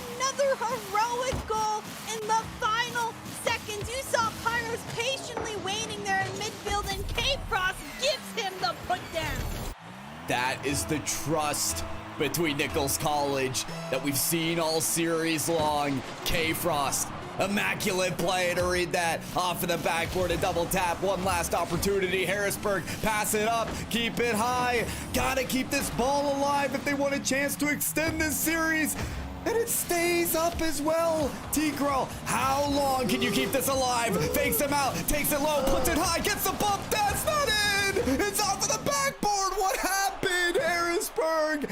Everything there from T. Carell. But the final moment swings in Nichols College's favor. They are your #1 team out of the group. Oh my goodness. I almost thought T. Carell was going to do it at 0 seconds because it looked possible. He had the carry, but at the end of the day, Nichols just ended up being that much stronger. Before this team was even Nichols, I know they were playing together. They have that trust, as you mentioned. They have that team chemistry. It's so nice to see that they executed today just as we thought they would. In fact, you didn't see our 3-1 guesses because, yes, we said 3-1, but it didn't show. We were on the mark. We were on the money when it came to the series that we thought. Still, T. Carell, of course, next. Mincy doing a very good job, but T-Mark really does make the dream mark for the Nichols College roster. Listen, we had predicted Nichols College to win this 3-1, but when we started this series with T. Carell's sidewall read, perfect crispy shot, I'm like, oh yeah, this is T. Carell on land. I'm scared. But the series developed into so many different ways where in game 2, Nichols College couldn't hit the broadside of a barn, and Harrisburg were late in the series just setting up camp in Nichols College's end, stealing boost, as you mentioned, Chicksaw, all those demolitions. Harrisburg, they had the tools, and they'll continue to showcase those tools as this tournament is far from over, right? But this time around, they just could not take down such a strong unit of Nichols. Yeah, it was super impressive to watch how the series really developed. I don't think anyone was a clear kind of leader other than the Game 3 Nichols win where they got 3 goals in like under 30 seconds. But otherwise, it was constantly like 1-goal games, really close, down to the wire, one opportunity. But again, kind of that clutch factor came through in Nichols, scoring those goals in the final 5-7 seconds. That's twice they scored under that 10-second mark to finish out a game. The clutch factor is there. This team went far and beyond. And before we take here to an interview segment, I want to mention the fact that you can go beyond too. We got to talk U.S. Army, Army ROTC. Go beyond your field of study and get a world-class education in leadership. That's what it's all about for them. As an Army officer, you'll learn to be a decision maker and a mentor in any environment, at any scale. It's a challenging path, but the choice is simple. The decision is to lead. Folks, you can get the chance to lead. We're here, the partners here for this event, the U.S. Army and the Army ROTC. To learn more about them, the Army ROTC, and the scholarship opportunities that are available to you, you can visit goarmy.com/ROTC. So with that, Chicksa, I think we got Paulie ready on the other end with Polar of Nichols College. Let's take to those guys. Thank you so much, Pyro, Jay, and Chicks. I'm here at Polar for Nichols College Green. You just 3-0 there, 3-1 Harrisburg. Great team, great win. How are you feeling so far? Yeah, feeling pretty good. We definitely had some things we need to be ironing out, but overall, I think we kind of pulled through kind of when we needed to. So, yeah, pretty happy with the performance. All right, coming in as the #1 seed. Normally, the #1 seed has the targets painted on their back, but are there any teams that, as the #1 seed, you're gunning for here in today's competition? Nah, I mean, pretty much every team here we should be beating every team. Like, I'm not worried about any team here, to be honest. Woo! Not worried about any team here. You heard that? So if you're playing Rocket League, I hope you heard that, and I hope you're bringing the A game against Nichols College Green. So, is this your first CECC? Yeah, it is my first CECC. I mean, I've just moved from the UK here, so I've never competed in any of these like college tournaments before. So, what's the overall vibe like? Vibe check right now. Oh, we're feeling good. It is good. All right, excellent. Well, this is Nichols College Green. We are here at the CECC East Regional, the #1 seed. They're moving on against Harrisburg, and they have more matches coming up today at the CECC East. Let's go! Woo! When we come back, we'll have some more college esports.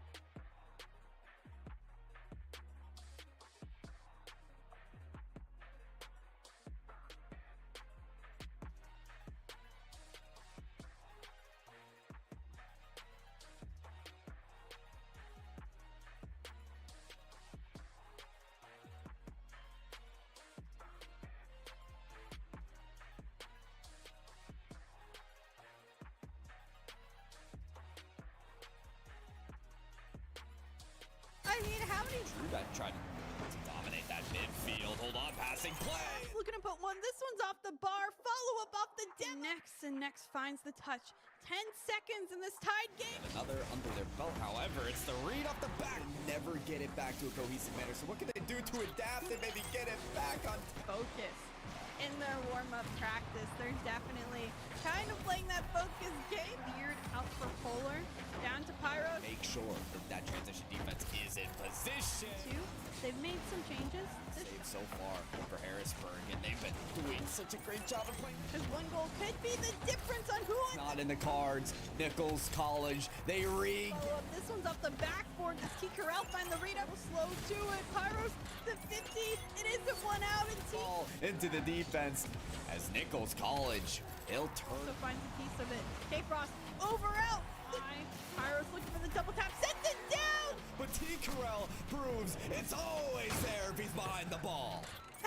I mean, how many... That trying to dominate that midfield. Hold on, passing play. Looking to put one. This one's off the bar. Follow up off the dim. Next finds the touch. 10 seconds in this tied game. Another under their belt, however, it's the read off the back. Never get it back to a cohesive manner. So what can they do to adapt and maybe get it back on focus? In their warm-up practice, they're definitely kind of playing that focus game. Beard out for Polar, down to Pyro. Make sure that transition defense is in position. They've made some changes. Save so far for Harrisburg, and they've been doing such a great job of playing. Because one goal could be the difference on who wins. Not in the cards. Nichols College, they rigged. This one's off the backboard. Does T. Carell find the read? Will slow to it. Pyros, the 50. It isn't one out, and T. Ball into the defense as Nichols College, they'll turn. Also finds a piece of it. K-Frost, over out. Pyros looking for the double tap. Sends it down. But T. Carell proves it's always there if he's behind the ball.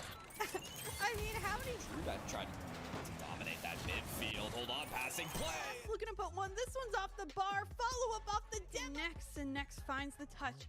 10 seconds in this tied game. Another under their belt, however, it's the read off the back. Never get it back to a cohesive manner. So what can they do to adapt and maybe get it back on focus?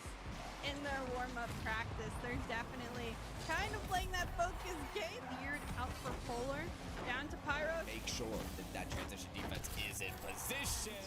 They've made some changes. Save so far for Harrisburg, and they've been doing such a great job of playing. Because one goal could be the difference on who wins. Not in the cards. Nichols College, they rigged.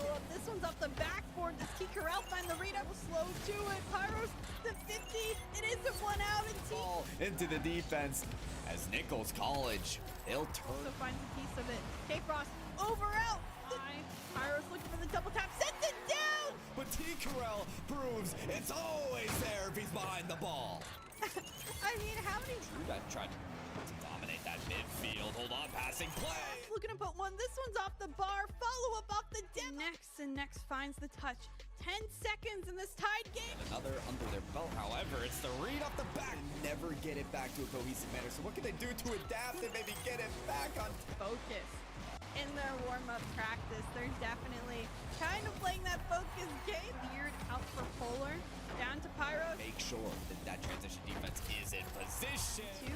They've made some changes. Save so far for Harrisburg, and they've been doing such a great job of playing. Because one goal could be the difference on who wins. Not in the cards. Nichols College, they rigged. This one's off the backboard. Does T. Carell find the read? Will slow to it. Pyros, the 50. It isn't one out, and T. Ball into the defense as Nichols College, they'll turn. Also finds a piece of it. K-Frost, over out. Pyros looking for the double tap. Sends it down. But T. Carell proves it's always there if he's behind the ball. I mean, how many... That trying to dominate that midfield. Hold on, passing play. Looking to put one. This one's off the bar. Follow up off the dim. Next finds the touch. 10 seconds in this tied game. Another under their belt, however, it's the read off the back. Never get it back to a cohesive manner. So what can they do to adapt and maybe get it back on focus?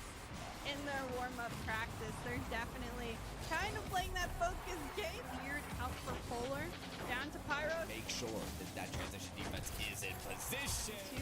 They've made some changes. Save so far for Harrisburg, and they've been doing such a great job of playing. Because one goal could be the difference on who wins. Not in the cards. Nichols College, they rigged. This one's off the backboard. Does T. Carell find the read? Will slow to it. Pyros, the 50. It isn't one out, and T. Ball into the defense.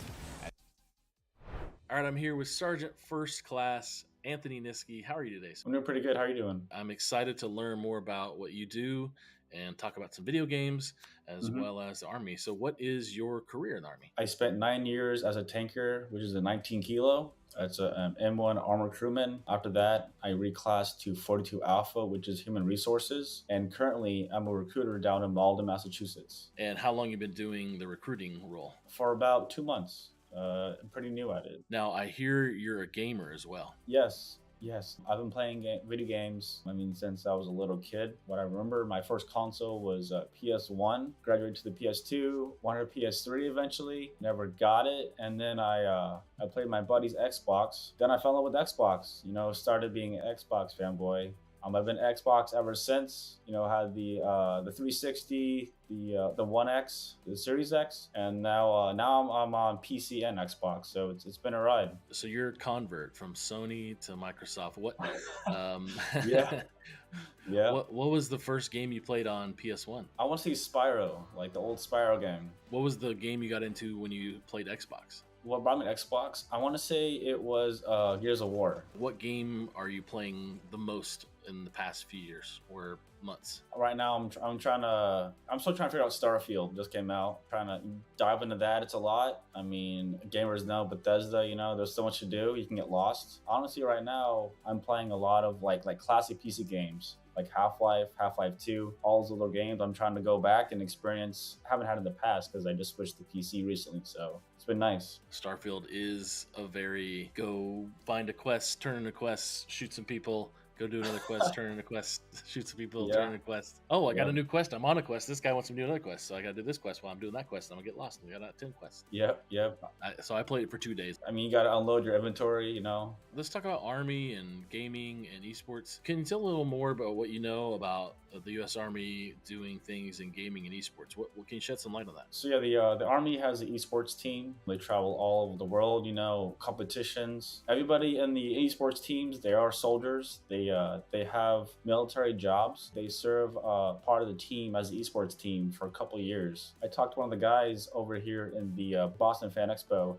They get like 6 hours a day to practice, and then they get paid to be a gamer. They're a professional gamer with the U.S. Army, so it's a good time. What are some ways that they can find out more information about careers in the Army? So, I mean, if you go to goarmy.com, Army has over 200 jobs to choose from, and they're actually they're categorized by interest. So, like arts, technology, music. You can go on the website. You can see what you like. There's also like a job finder. It's kind of like a test. You can click on your interest, and it'll find a job that suits you. Now, I read that you're working towards your bachelor's degree in IT, and you've traveled all over, it looks like. So what are the benefits of the Army? I mean, you've seen and what other people could see. So like I've been over the world. I've traveled to Europe. I've been overseas, Iraq, Afghanistan. I've experienced different cultures, different food.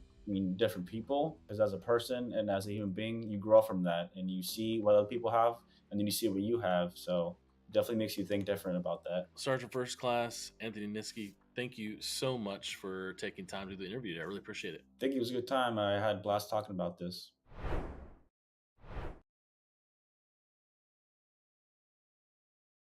Hello, everybody, and welcome back to a CECC East qualifier interview. I am still Septilence, but this time I am joined by Jerry, aka Donut, aka head coach of the Valorant team over at Alvernia University. So, Jerry, first of all, how long have you been with the program, and how are things looking this year compared to possibly years we've seen previous? This is actually my first year here. I've been only working here for a month. Wow. Yeah. So I got the role last month in August when I got interviewed for it, and I didn't trial for the role. I just got the role, and so far practice has been looking really well. Obviously, we need to get better practice because the Valorant scene is not very good, especially collegiate-wise foot practice, because people are not practicing correctly. They don't know what to do. They kind of just run it down. But I'm excited for the team because again, we're not here for short-term results, right? We're only here for long-term results, right? And our objective goal is CVAL, making top 32, which for some schools might be easy because they do have a lot of tier 3, tier 2 pros in the scene, right? And previous pros, like Maryville has like a bunch of pros I know. Right.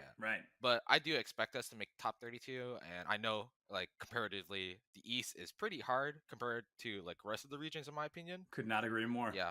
So but I'm not worried at anything at all. I can see our progress right now from the beginning of the season till now, because beginning of the season we're a hot mess. Yeah. But I like that mindset. I think that's a really fascinating way to kind of approach this. And you mentioned only being at this program for a month, so jumping into an event as large as a CECC qualifier, I think will be a pretty traditional trial by fire. I think you guys are going to be going up, as you mentioned, against some of the best teams in the country, let alone just this super focused region of East being an incredibly talented region. But what does the beginning look like for this team right now? What does the beginning look like for Alvernia? How do you guys get started to begin that snowball to maybe end up as one of the top 16 best in the country? What does the kind of starter rungs of this ladder look like for your program right now?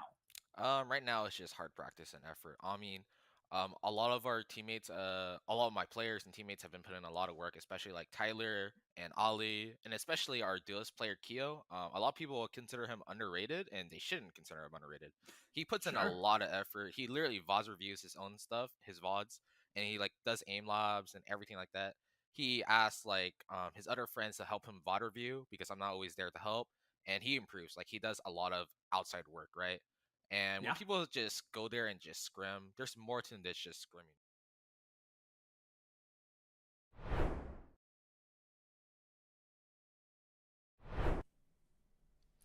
Hi, everybody. Welcome back to the CECC East LAN held at the Helix Esports Stadium. Oh my goodness, it's been me, of course, Chixa with Pyro, and we've been in the Rocket League action. We saw a fantastic first series of Nichols versus Harrisburg, where Nichols won it in 3-1 fashion. And I don't know if you saw the interview, but Polar said they should be beating everybody here at the tournament today. So he was feeling pretty confident, but this one, we won't see Nichols, of course, till potentially tomorrow. For now, we have Delaware and we have Fisher, but a Fisher roster that's a little bit different than what we normally see. Yeah, Fisher College, lots of players on this team when you talk about the A team, the B team for CRL. But yeah, today it is 3 still very exciting players that we've watched plenty of times. Chixa, we got Falls, Kevin, and Tasek taken to the stage today under Fisher College's name. And I'm just as excited for them as I am for Delaware. Fun fact about this round 1 matchup in Group B today, folks. Keep in mind, everybody that competes today does move on to the final single elimination tournament tomorrow. This is all for seeding here at the group stage. They actually matched up in the qualifiers for this regional, Chicks, and Delaware took it in 5. So we already know this one's going to be as close as you can call it. These teams, they're biting for a rematch. Yeah, I totally feel like that Fisher roster has a lot more to bring to the table than a lot of people think. I'm particularly lurking. I'm looking at Falls and Tasek. Falls, who's previously been on other collegiate rosters, has, I think, the experience on this team, and Tasek has been really mechanical at times. He is an unexpected player, kind of a dark horse player that has a ton of potential in the scene. As for Delaware, Stellar Odds and Scooter, I'm not familiar with them. To be fair, I'll be blatantly honest. They normally aren't in a lot of the matches that we see. So the fact that they're able to beat Fisher in 5 shows they have the potential to be a good collegiate roster and show up and show out, at least today. I think they have the capabilities, and Chixa, we talked about it as well, not only from their past performances that we've seen, but also, hey, they're on LAN, okay, and that LANables always got to come out. We got to see who is just so happy to have a nearly 0 ping on the PC, not have to worry about any of that, just play to the top of your abilities. As long as you got your bindings right on your controller or your keyboard, having the chance to represent your college or university on the stage, it's an honor for a lot of players, and I think that excitement, it paves its way into the game. So I'm really excited to get this one underway, Chicks. I wonder if we want to talk about our predictions, though, if they have that graphic prep for us. Yeah, Chicks, we're towing different lines here. I know it says Nichols College for you. I know you're Fisher College instead, if you want to speak more. Hey, if you want to talk about Nichols too, Chicks, go for it. No, this Fisher College team, again, I think has a lot more experience in Falls and Tasek than is expected. Granted, seeing them on LAN last year, Tasek and Kevin, I'm going to put it kind of blatantly, they didn't look good. They were not a LANimal when it came down to it. They were very uncomfortable the entire time on stage. I did interviews with them a little briefly in the background. They were just super shy, super reserved, not really feeling it. I hope the experience now from last time to this time allows them. And again, I'm looking at Falls with the leadership experience, the past collegiate experience, to potentially have kind of that makeup of let's, calm down, let's focus up, and let's execute on the field. Sometimes that's what it's about, getting experience under your belt so the next time you're more prepared and you are ready to go, ready to pop off. So maybe that's what we see out of these teams, out of these players. We got the predictions right that time. Beautiful to see. So we've spoken a lot about this Fisher team. I wonder if we could get the roster of our Delaware squad up. And yes, we can. Odds, Stellar, and Scooter. These, to me, are three players to really rally up about. Odds and Stellar in particular. I want to see that duo take shape, Chicksa, because you can remember the last match where I think it was game 3, I want to say. Pyros had 4 assists to Polar's 4 goals. I'm kind of expecting the same between Stellar and Odds when I've seen these teams in the open qualifiers, even of this regional.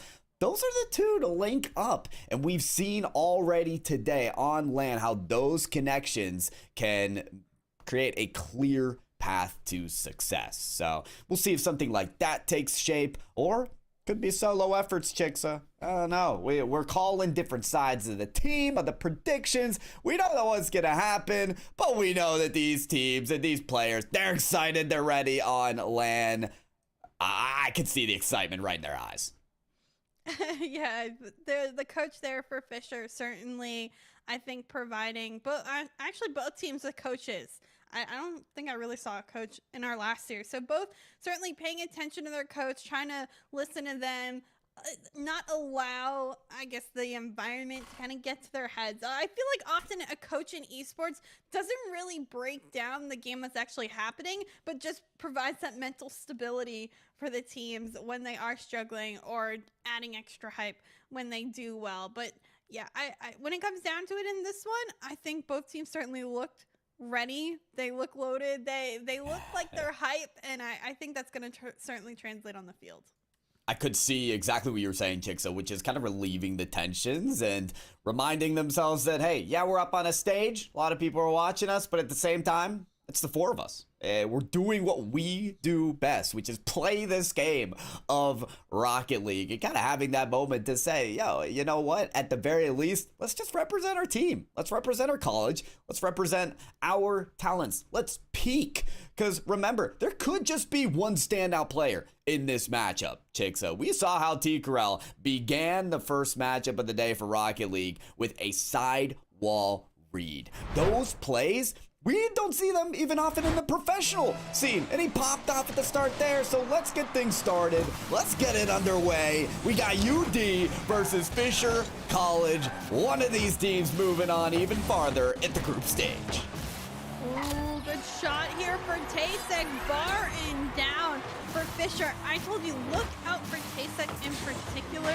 He has more ability than meets the eye, and starting off with a stellar shot.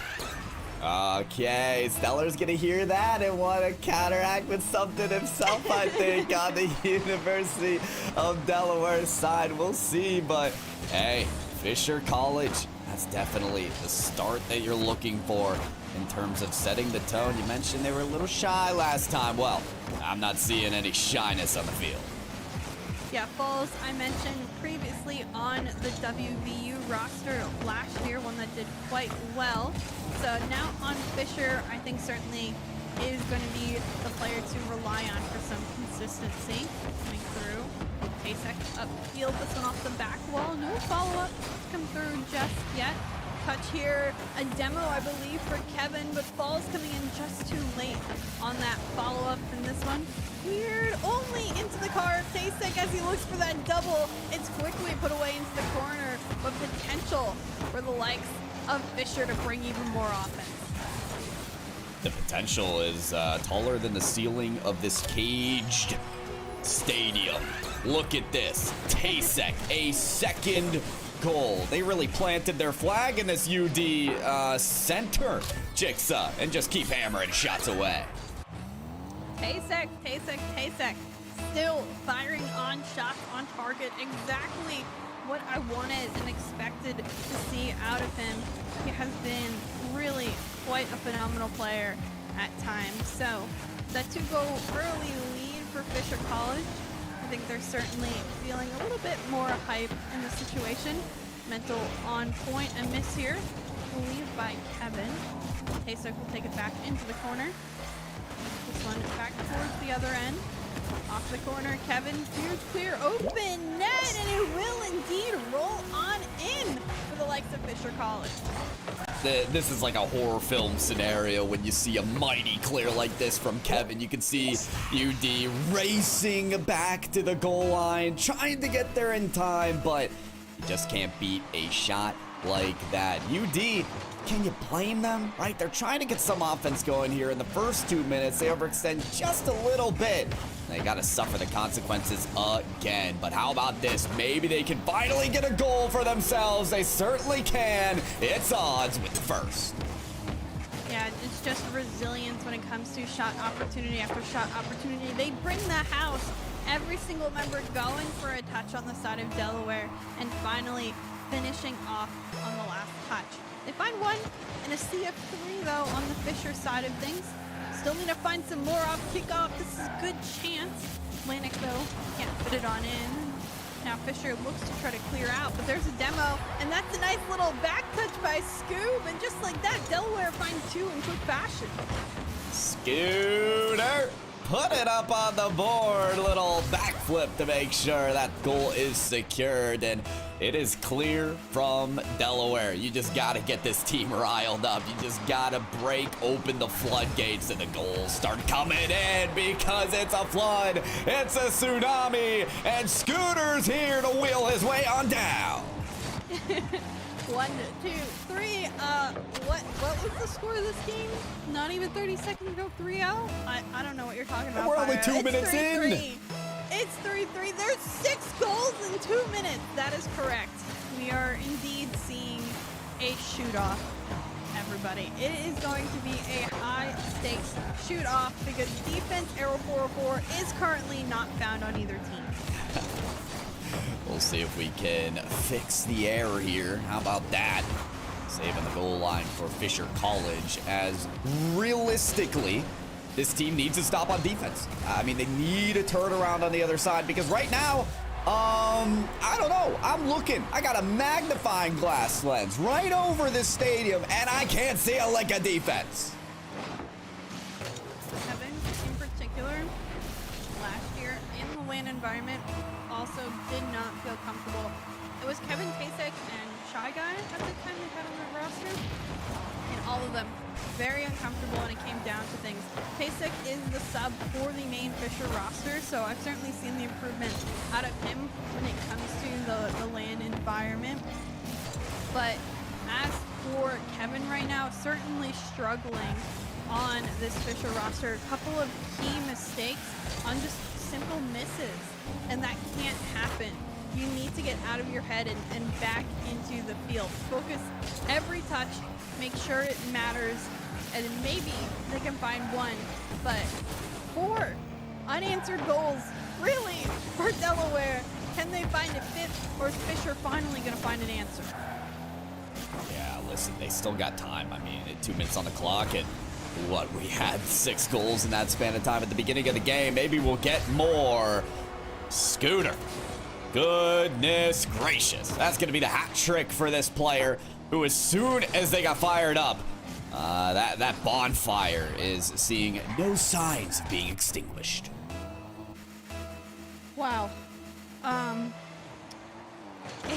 8 goals. I just do not know what is happening in this game. You know how we're like, oh, game 1 in a best of 5, it's a feeler out series, barely any goals. This is just a chaotic energy if I've ever seen one. It is constant scoring offensively. Shot here, denied. Delaware gets a huge clear out. Ball's initial touch, and this one barely poked away towards a save. Back down, Kevin. Holding on. Allowing for, I believe, Tasek to get some control of this one, but Scooter puts it back for Delaware, and they just need to burn 50 more seconds of time for the Game 1 victory. Certainly some time to burn, but Fisher College, I mean, it's 5 contested goals, maybe 6 here. Tasek just barely up for that save. I mean, you can see the desperation right now out of this team. They cannot turn this ball to the other side of the field. They make a diving save there, though. And maybe that could spark some energy, some life force into this team that really needs it. In this final 20, it's a clear. Can it make its way for another touch towards the net? Certainly so, but Stellar, no problem on the save. Takes it away and down to the corner with that touch as well. Tasek up high, ready for a striker to take it away, but instead, UD again on the clear. It took them a minute to focus up, to start getting the goals to count, but once they started, they never stopped. Game 1 solidly for University of Delaware. 5 unanswered goals for Delaware. 5 in a row. Hello. I just cannot believe the sheer amount of offense they brought to the table after the first. I was like, oh man, Fisher, they're looking so solid early on, and then the defense just fell apart. 11 total shots for Delaware and only 4 saves for Fisher. I think both teams, though, respectively, do need to work on defense. It's not just Fisher. Delaware also struggled on very early to deny the likes of Fisher when it came to shooting.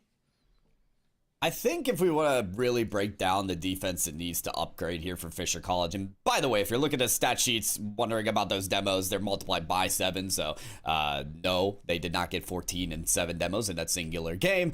If you want to break down this defense, it needs to improve. I think it's a strategy, an exit strategy out of their own side of the field. Right now, I'm seeing small touches to the corner, so that there's not a goal to be found on the next touch, or just long clears out to nobody. They need to start telegraphing and communicating these passes. I want to see a connection between Fisher College transitioning to offense, because otherwise, CECC, they're just going to spend more and more time defending. Can you even call it defending, though? That's what I'm saying. It's been... The saves aren't coming through. I'm not disagreeing. Yeah.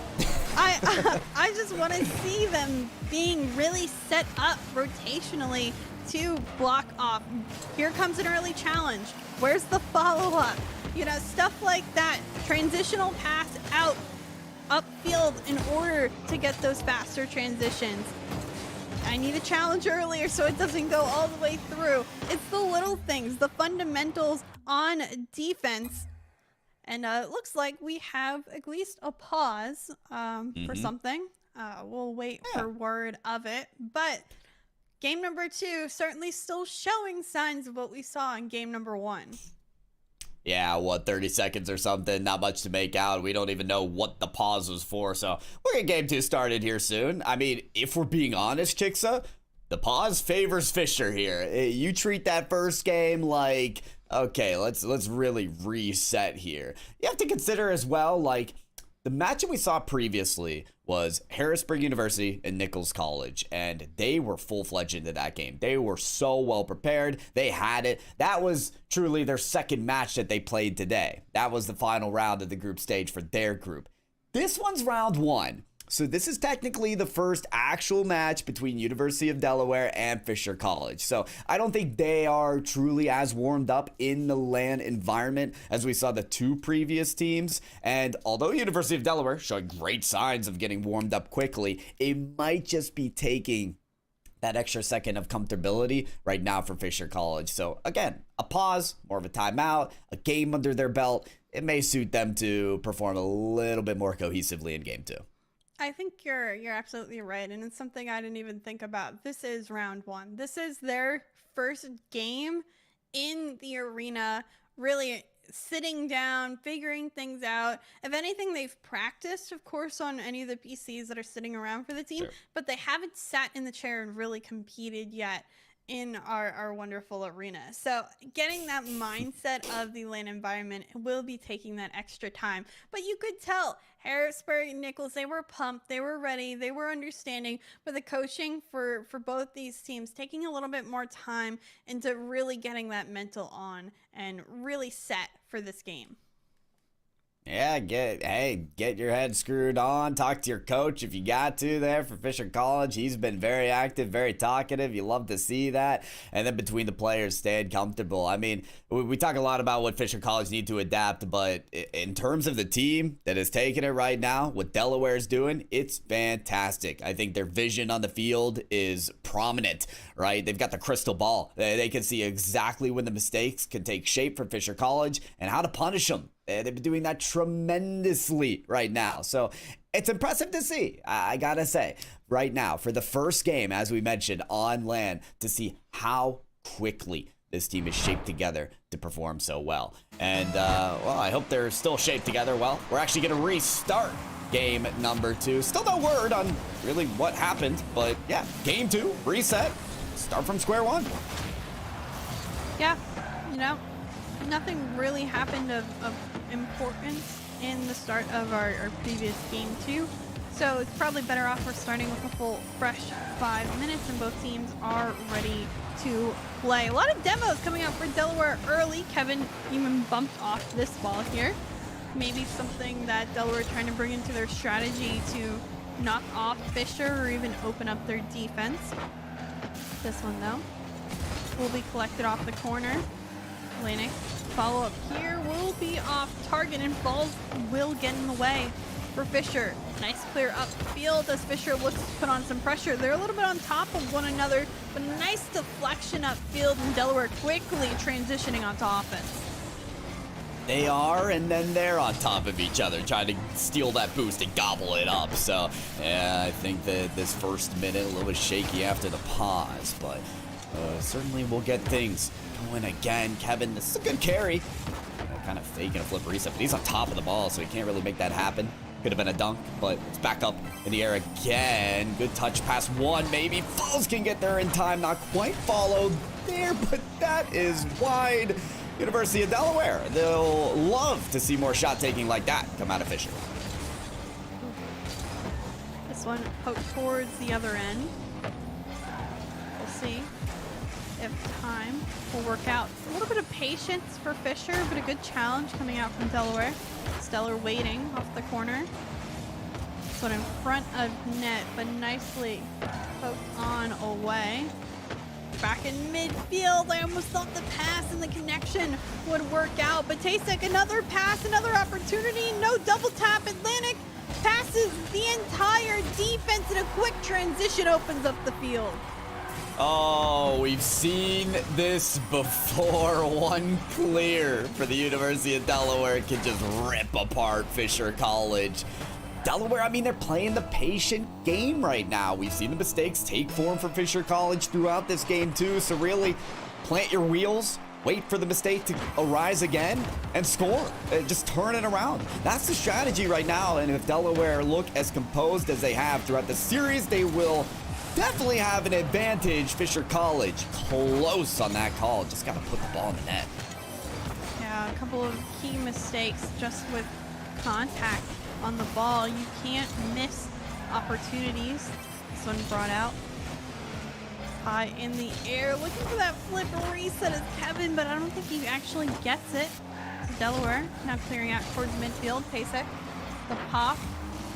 This one quickly taken away by Delaware. Stellar looking towards the back wall and back into Fisher College, only for it to be challenged. Delaware quick on the challenges, isn't giving Fisher College the space they need to come up with a lot of these plays, and they're just basically playing keep away as best as they can and throwing away possession each and every time.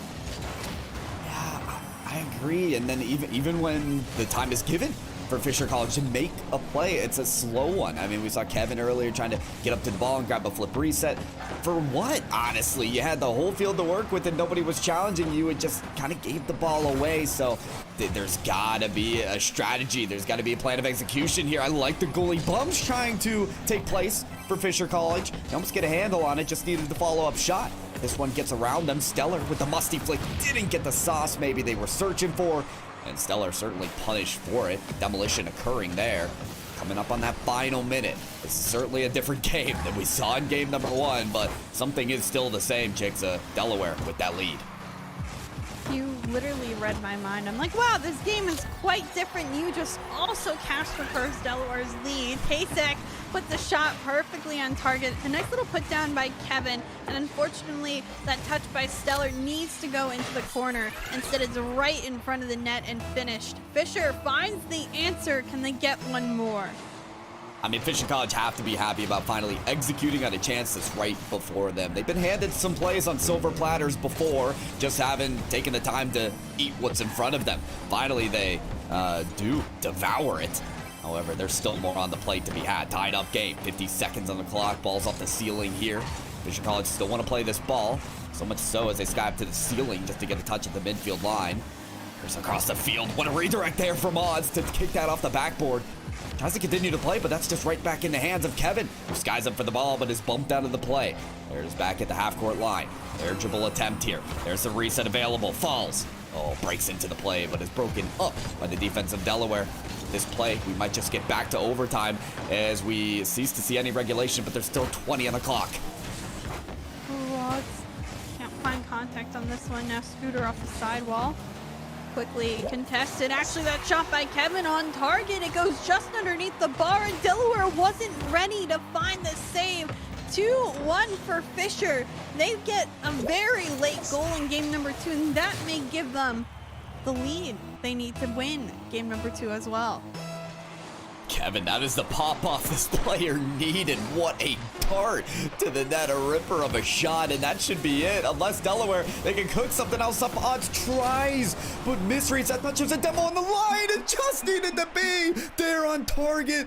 Of course, Falls is coming in and out of the goal for a potential save, but with the misread, there's no shot to be had. Fisher College equalize in the series with the game 2 win.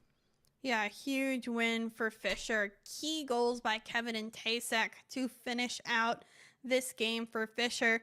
Delaware had most of the pressure early on, but quickly they lost it, and the shots just weren't on target like they needed. Again, a couple of misses, really. Both teams, it makes them scatter. It really makes them uncomfortable. Just as soon as someone misses a key touch, it's like everything falls apart, whether it's defense or on the offensive side of the field. So now Fisher wins a very close game, and I think those close games will certainly benefit them. I don't see Fisher scoring an abundant amount of goals in the games to follow, but if they're able to stop Delaware from scoring, they're definitely at advantage. And it all comes down to them getting that transition defense set, right? I mean, remember the first goal that we saw out of Delaware, the first and the only. Out of game number 2, it was one clear. It was one clear down the field that just went right in the net. And we saw that plenty of times in game number 1 as well. So Fisher College definitely cleaning up on the defensive side, as you said, to limit the goal scoring from Delaware. Make sure they can't score as many here that are needed, because Fisher College only so many amount of goals and able to score. So we'll take it to game number 3 as we're tied up here. We can ensure that this one will not be a sweep, as we will get at least a game 4 in this game. And we might just get a pause as well, judging by the behavior of these players. Chicksa, it doesn't really look like this game's gonna continue. Yeah, I'm just gonna hold off for this pause, Chicksa, because there's no way. Hey, there it is. Someone isn't ready when the clock starts at 5 minutes. Is it a bathroom break, Chicksa? What is going on out there? They just don't have their hands on the controller. Like, come on. You're sitting there, and all of a sudden it's like, poof, not ready. I don't know what could be happening. It could be a keyboard or a controller kind of mishap. That, to me, is my biggest thing. They also are playing both on accounts that they normally, or at least setups they're normally not on. There's something comfortable. Of course, I'm playing on your own setup, unless, you don't have the best setup. But, like, I built my own PC. I picked the monitors I have. I'm set up in an environment that I am very comfortable with. And it could just be both these teams aren't really comfortable in the setup they're in, and they're kind of messing around, maybe unplugging things by accident, and that can cause problems. Could be. I mean, you want to compare remote to in-person. We're remote now, chicks. It helps to be in our own equipment, but at the same time, we can be working off each other. We could be right there in person, and I'm sure that's what the players are enjoying right now, is the fact that even if there are pauses, they can talk amongst themselves. They can look each other in the face and say, it's all right. It's all right. We're on a pause. We're on a break, but we can still keep this effort going. And I think for Fisher College, they want to keep whatever they had going in that last game continuing in game number 3. Their defense so much better. And you know what else was really stood out to me about that last game? Scooter had 48 points. 48. That's 2 digits. If you're not marking up 3 digits on a game, something's going on. So that's my theory right now, is that Scooter's controller keyboard maybe it wasn't working, but it's probably working now. Game number 3 is right on back, and Scooter is on the board. Alrighty. Well, you called him out, and it worked. Oh no. No, it didn't. You thought it worked. You thought it did, but it was a pump fake, chick. So yeah, we're still not sure what's going on. We're not getting any word about the pauses or anything, but hopefully we get this game 3 back, because the gameplay when it's going, Chicksa, has been fantastic. Absolutely. We've had 2 really wonderful games to watch today. Of course, that first Nichols-Harrisburg one was a stellar series. And now this one, it's been very hot and cold, but when it's going, it's quite wonderful to watch. I really want to see what comes out of this Delaware team. Yeah. They've showed they can score 5 goals unanswered in the game number 1. Game number 2 left a little bit more to be desired, but it was the answer that we expected to see from Fisher. So, of course, we want to see more out of both of these teams. We want to know that they're comfortable. We want to see them playing to that full potential. We want to see them turn into Lanimals. But as of right now, they're definitely all kind of out of it. A little bit, yeah. Maybe it's those LAN shenanigans that are happening, but that's fine. We have seen the pop-off from these players occur. And, we discussed earlier that these teams have played each other. In fact, folks, in this CECC East Regional, there were open qualifiers, and these 2 teams actually did meet up. So it's funny to see them round 1 in the group there. They went to game 5, where the University of Delaware did win. So this very much is a rematch, this game here, to get better seeding tomorrow in the 8-team single elimination bracket. They want their rematch. University of Delaware, they want to prove against Fisher College that they can beat them on LAN as well. And Fisher College could say, hey, that game 5 that we played, that we lost, that was a fluke. And we'll show you exactly why on LAN. So there's been the rebuttal here, Chicksa, from both teams, as game 1 and 2 give them both a win apiece in this series. And it takes to game 3. Maybe after the 3rd pause, I want to say, the 3rd time is the charm. As we're here, we're underway, and we're getting started again. Yeah, as I mentioned a little bit earlier, we know Fisher's normal roster. We know Fisher Black's roster as well. But what this Fisher roster is the sub of the regular Fisher roster. Kevin actually listed as their coach and Fall the sub of the Fisher Black roster. So it is a mix mash of the talent pool of Fisher, but we know they can bring it out and show what they've done. I also mentioned earlier today that Fall's previously on WVU, who played a stellar season last season. So, the talent's there. They just need to dip into it. Delaware as well, we've certainly seen highs and lows out of them. Only time will tell at this point who ends up really being in control. That's what it takes, and maybe that first goal puts one team in the driver's seat over the other, which we still have yet to see. Hold on, CECC. Double tap set up there. The backboard that gets ripped away from them. In a flash, it's Falls to turn it right around. Fisher College, off their Game 2 win, are going to find their first here in the third. Great shot by Falls. So much power behind it. In fact, 122 miles per hour is what ends up being really tagged as the speed, and that's why it gets past 2 Delaware defenders. Shots like that just too hard to sometimes get in front of. So now Fisher starting off comfortably with the lead. We'll see if they can extend that lead further. But again, I'm not going to count Delaware out until there's literally 10 seconds if they're down by 3. Because we saw just how efficient they can be upfield if they get things going. That's the scary part about them. You're so right that this team can fire up at any point. We saw, what, a 3-goal lead from Fisher College before we saw 5 in a row from University of Delaware. So I'm right there with you, Jigsaw. Your eyes got to be peeled to the action at every moment, especially when Kevin might be set up in this manner. Had to wait for the defensive touch, though, of Delaware to try and put this ball into a safer territory. That's not going to happen when Falls is taking a shot there. It's off the backboard a second time. Scooter just finds its way around the corner once again and is chasing it all the way down the other end. Trying to get a bump onto Kevin. Is going to land it. But University of Delaware, they need a bit more coordination on that counterattack to get a goal on the board. This one poked down. Quickly, Stellar gets a nice touch to Scooter. Scooter looking in front of it. Picked up here by Oz, and Oz now trying to do his best to get through the defense of Fisher, but they've locked down their side of the field. Quick shot, though, comes on through. Tasek wasn't ready, and Scooter will find the answering goal for Delaware here.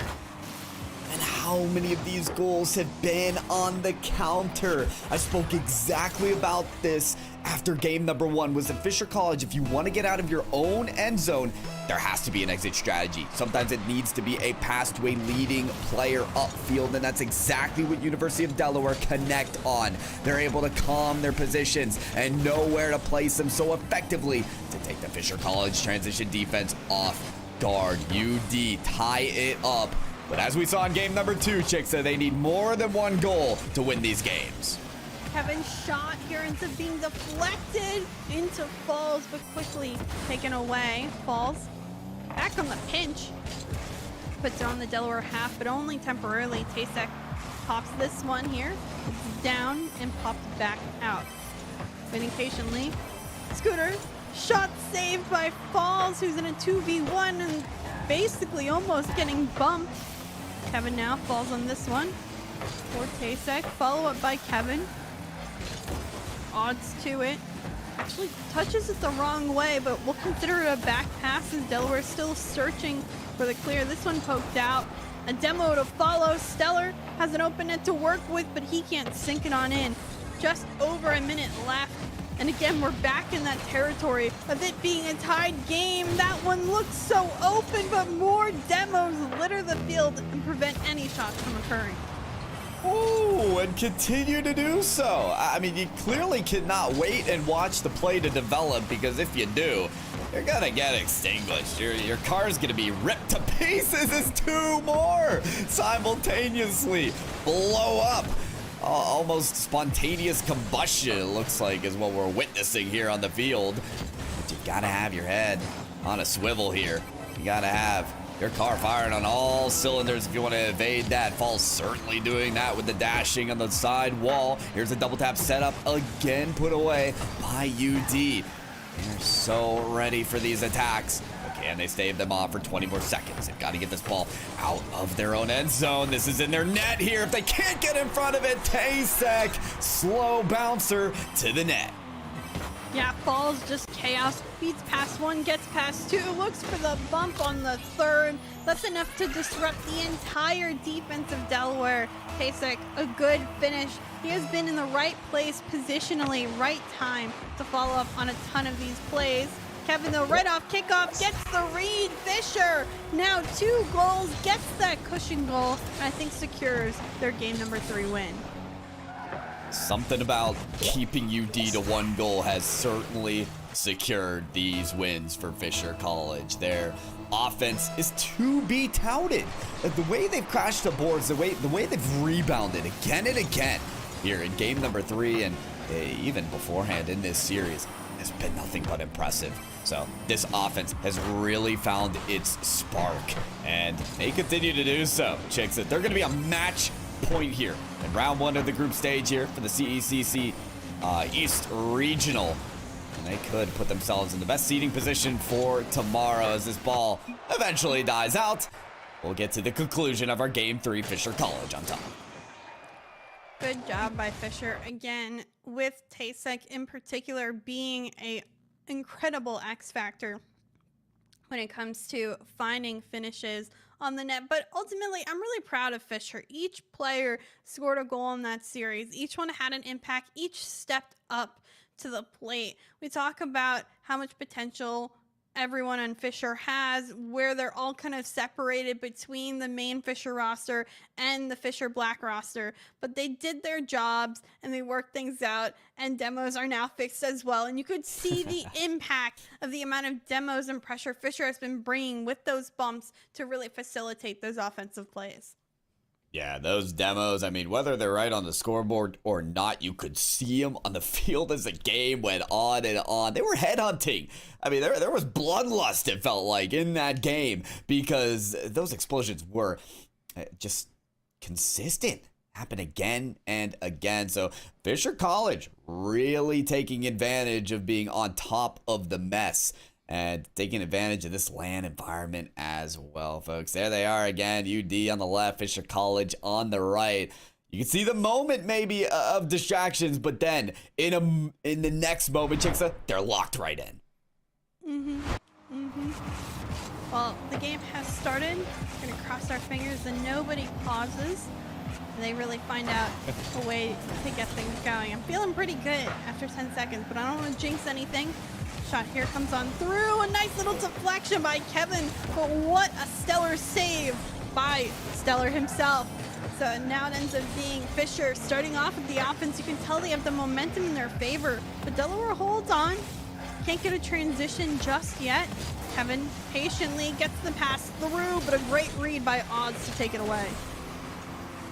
Yeah, they're working on these saves and trying to work off of those defensive performances to turn them into counterattacks, but realistically, the counterattack has been the only thing that's worked for University of Delaware. They have struggled to set up camp on the orange end this game, and I think that's going to need to be the difference maker for this team, unless they can really make Fisher College sweat on the defensive end. It's just going to continue to be this Fisher College dominance. Look at them take flip reset after flip reset across the field. They're feeling good in this game. They're feeling ready to take this match point. Odds trying to work the back wall for Delaware, quickly taken away, and Kevin ends up pinching with a teammate to send it upfield. CECC off the corner, doesn't get past it here. Kevin, though, in midfield, allows this one to stay on the Delaware half for at least a little bit extended time. Falls trying to keep it close. 50 in challenge 1 by Odds. Back on it, the pressure coming from Delaware, but a huge clear upfield will certainly again relieve it. Quick to the ball is Fisher. They have found ways to continue getting upfield, and they haven't allowed Delaware really any offensive possessions. And that's the key. Fisher College, even at 0-0, which it might not be for long with hard shots like that, just are limiting University of Delaware's offense so much. And they're struggling on defense too. A couple whiffs coming out here to even make a clear happen. Strong on the 50-50 though is Odds, and that could set up a great look there for Scooter, which is just saved. Stellar needs to turn into that shot a little sooner. It's giving Fisher College too much time to recoup that defense and send back away. Scooter on 0 boost, trying to get a clear, but the demo comes on through. Last second save, but the CECC finish is there. Again, positionally, CECC has been on target, and such an effort by Delaware, but unfortunately the bounce just doesn't favor them. Fisher College, one way or another, find their strategy, which is getting that leading goal and never letting up that lead, or at least not giving University of Delaware that lead. It comes off the backs of a ton of pressure. They spent so much time with ball possession in their favor, and it's translated into enough opportunities for them to score. So University of Delaware, it's your chance here and now on the stream to get some difference maker to show for. That double tap was almost in, and it's on just back in time to save a cross-court clearing potential goal. Oh, Falls doesn't get a contact here, and a bump comes on through, almost past the entire team of Fisher. But Falls recovers, gets a good touch in midfield, and a follow-up one here to keep offensive pressure. CECC doesn't actually get the read. This one, shot off target for Delaware. That could have been the answer, but accuracy failing. And this one back onto the Delaware half, at least only temporarily. Scooter tries to get the pass going in midfield, but still denied. Fisher doing a great job of cutting down passing plays. Each time Delaware looks to connect in midfield, there's always somebody there for Fisher to challenge. Fisher have been doing a great job of having that presence. Okay, I thought they needed it on the back line there, but the shot goes wide. But realistically, University of Delaware have to communicate these passes. I mean, there is no one even there to pick up the pass. It just looks like they're giving the ball back to Fisher College as if they're in kindergarten and, you know, trading toys. Okay, it's your turn now. That's not how you play Rocket League. Treat the ball like it's yours. Get into that goal. Case scenario, University of Delaware. You need it now in the final minute where Fisher are on their match point. What, sharing isn't caring, Cairo? Not here. You didn't learn that in kindergarten? Oh my goodness. A 1-goal difference. CECC looking to aim this one up on target. It is saved by Delaware. Odds, unfortunately, no contact. Same with Stellar. Scooter last back gets in the way. Stellar looking for the demo. Back is one. And that one indeed saved. CECC tons of boost to work with. Does he get the flip? I think he did get the reset shot on target. Saved away. Kevin beat out here. Nobody's back. Shot on target. Delaware with 3 seconds left. Ties up game number 4. Oh, and if you're Fisher College, you just cannot believe this scenario. There are 2 players on the ceiling trying to get to that play, which means there's no one home. And with no one home, somebody can barge right in. University of Delaware, when they needed a goal most, able to show up for it. But like we've said, you need more than a goal. They've scored 1 in the past 3 games. They need that second if they want to show up. Scooter.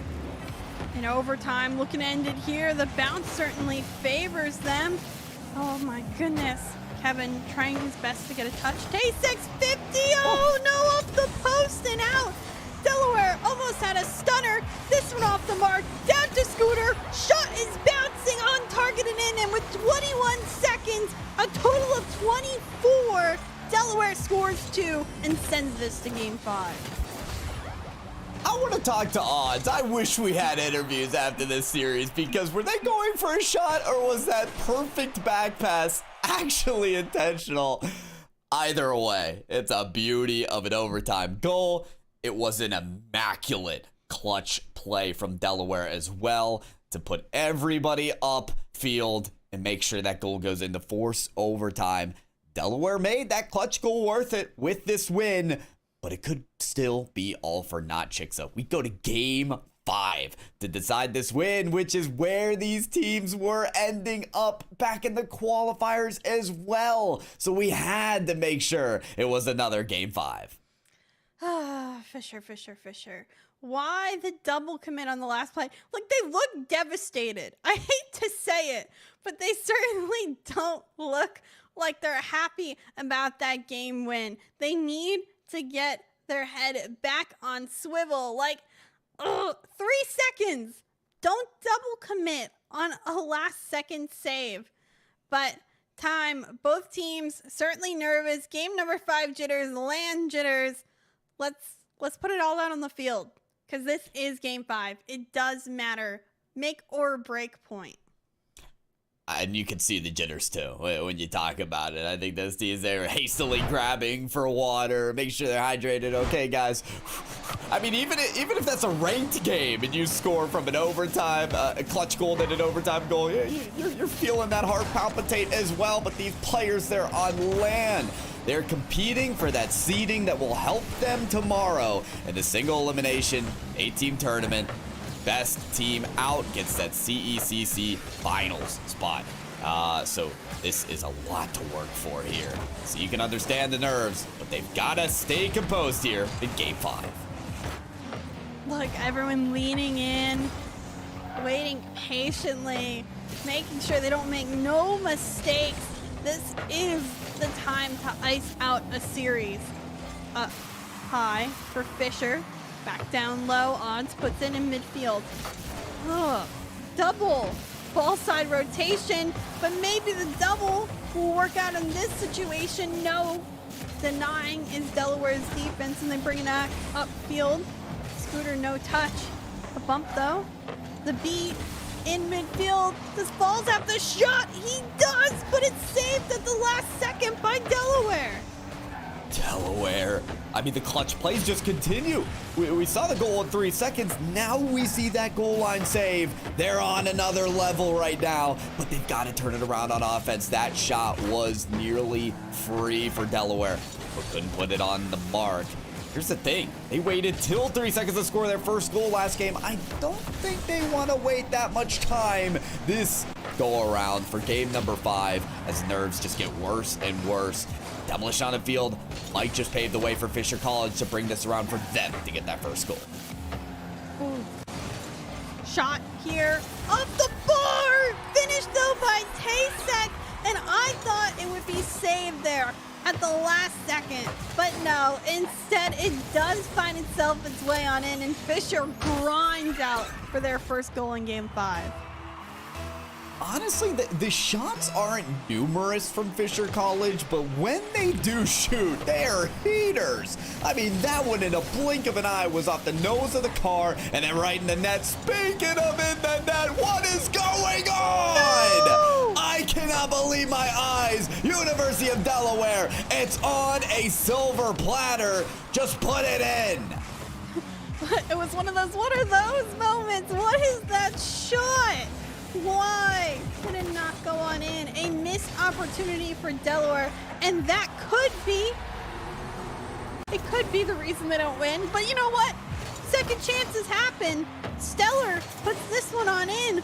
The gorgeous 50, and like that, Delaware answers. It is a good 50. Second chances happen. I want a second chance at this entire game. Okay, we've restarted enough with the pauses. I want to do game 5 over because I never want to see that play transpire again. You can see the nerves are on full display here. It's going to take who's more composed in this game number 5 to take this win. That's what's going to matter most. So who's the iciest of the bunch here in the final half of game number 5? Falls in midfield, can only stall for so long. Stellar picking it up, gets the flip reset, but not on target. Pick up here, only to where Odds in midfield puts it back. Another 50 for Delaware, quickly taken away, and Odds late to this one. Kevin out of boost in the drop down. Ends up being a bump. Back up is Stellar, gets a good touch up field. Will follow up his own touch as well. Steal a boost pad, which will definitely be important. This one by Scooter. The floodgates open, but the shot's just off the mark. Delaware, so many opportunities. If only they were just a little bit more accurate. It had to be. It's difficult to know that that opening is going to happen.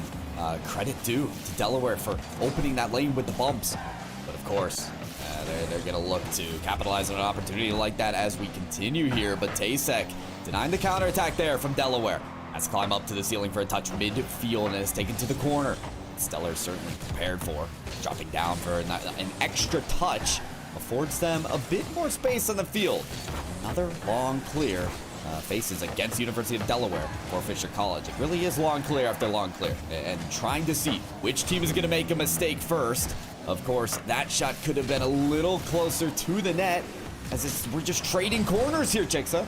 Fisher College, can they get it in front of the net? They finally can! Tasek says, I'm pouncing on that every single time. It's a second for Fisher. How many times has Tasek cleaned up a play in this series? It's been a lot. I haven't kept track, but probably at least 5 or 6 at this point.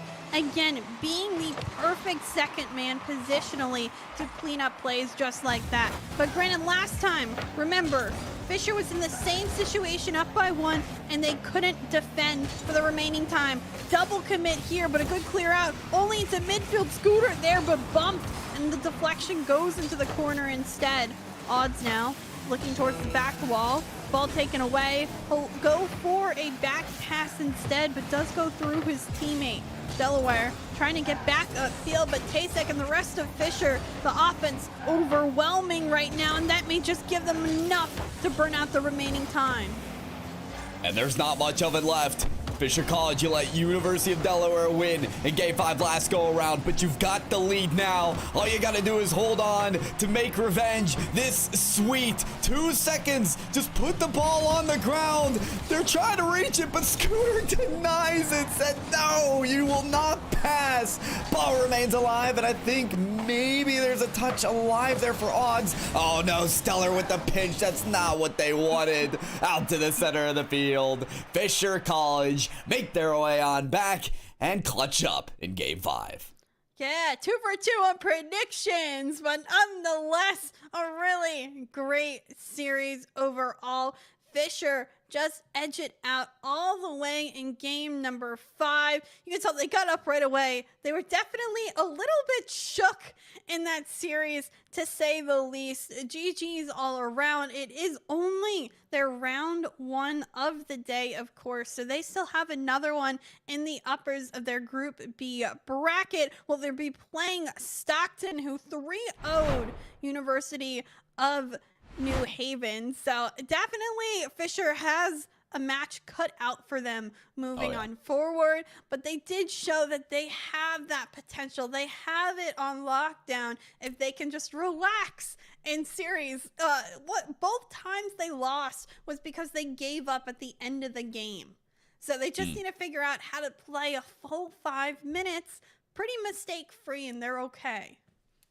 And now that they got that comfortability on land and on the big stage, I think maybe that will prove through here, chicks, as we move on. I mean, none of these teams are out, folks. Please remember that. University of Delaware, that's going to be a loss for them, but they still even have another game later today to perform in the group stage to dictate that seeding that occurs tomorrow. We've got 8 teams here in the CECC East Regional. All these teams playing in their group stage. It's going to be the seeding for the single elimination tournament for everybody tomorrow. So just keep that in mind when you're looking at these matches here for Rocket League. Chicks, we have been graced with the games, though. Such a big win for Nichols College in their 3-1 series against their opponents, Harrisburg University. And now the Game 5 victory for Fisher College. I mean, we have been blessed. Yeah, it was just incredible to really watch how well, of course, Group A did today earlier out, and Nichols having that number 1 seed when it came down to it. It's Nichols, Harrisburg, Alvania, Ionia. I think that ended up being 1, 2, 3, 4 in that bracket. And of course, Stockton and Fisher will fight it out next in their Group B to move on forward, try to get that first place seed. New Haven goes down. They'll be playing Delaware to figure out who gets the 3rd and 4th seed.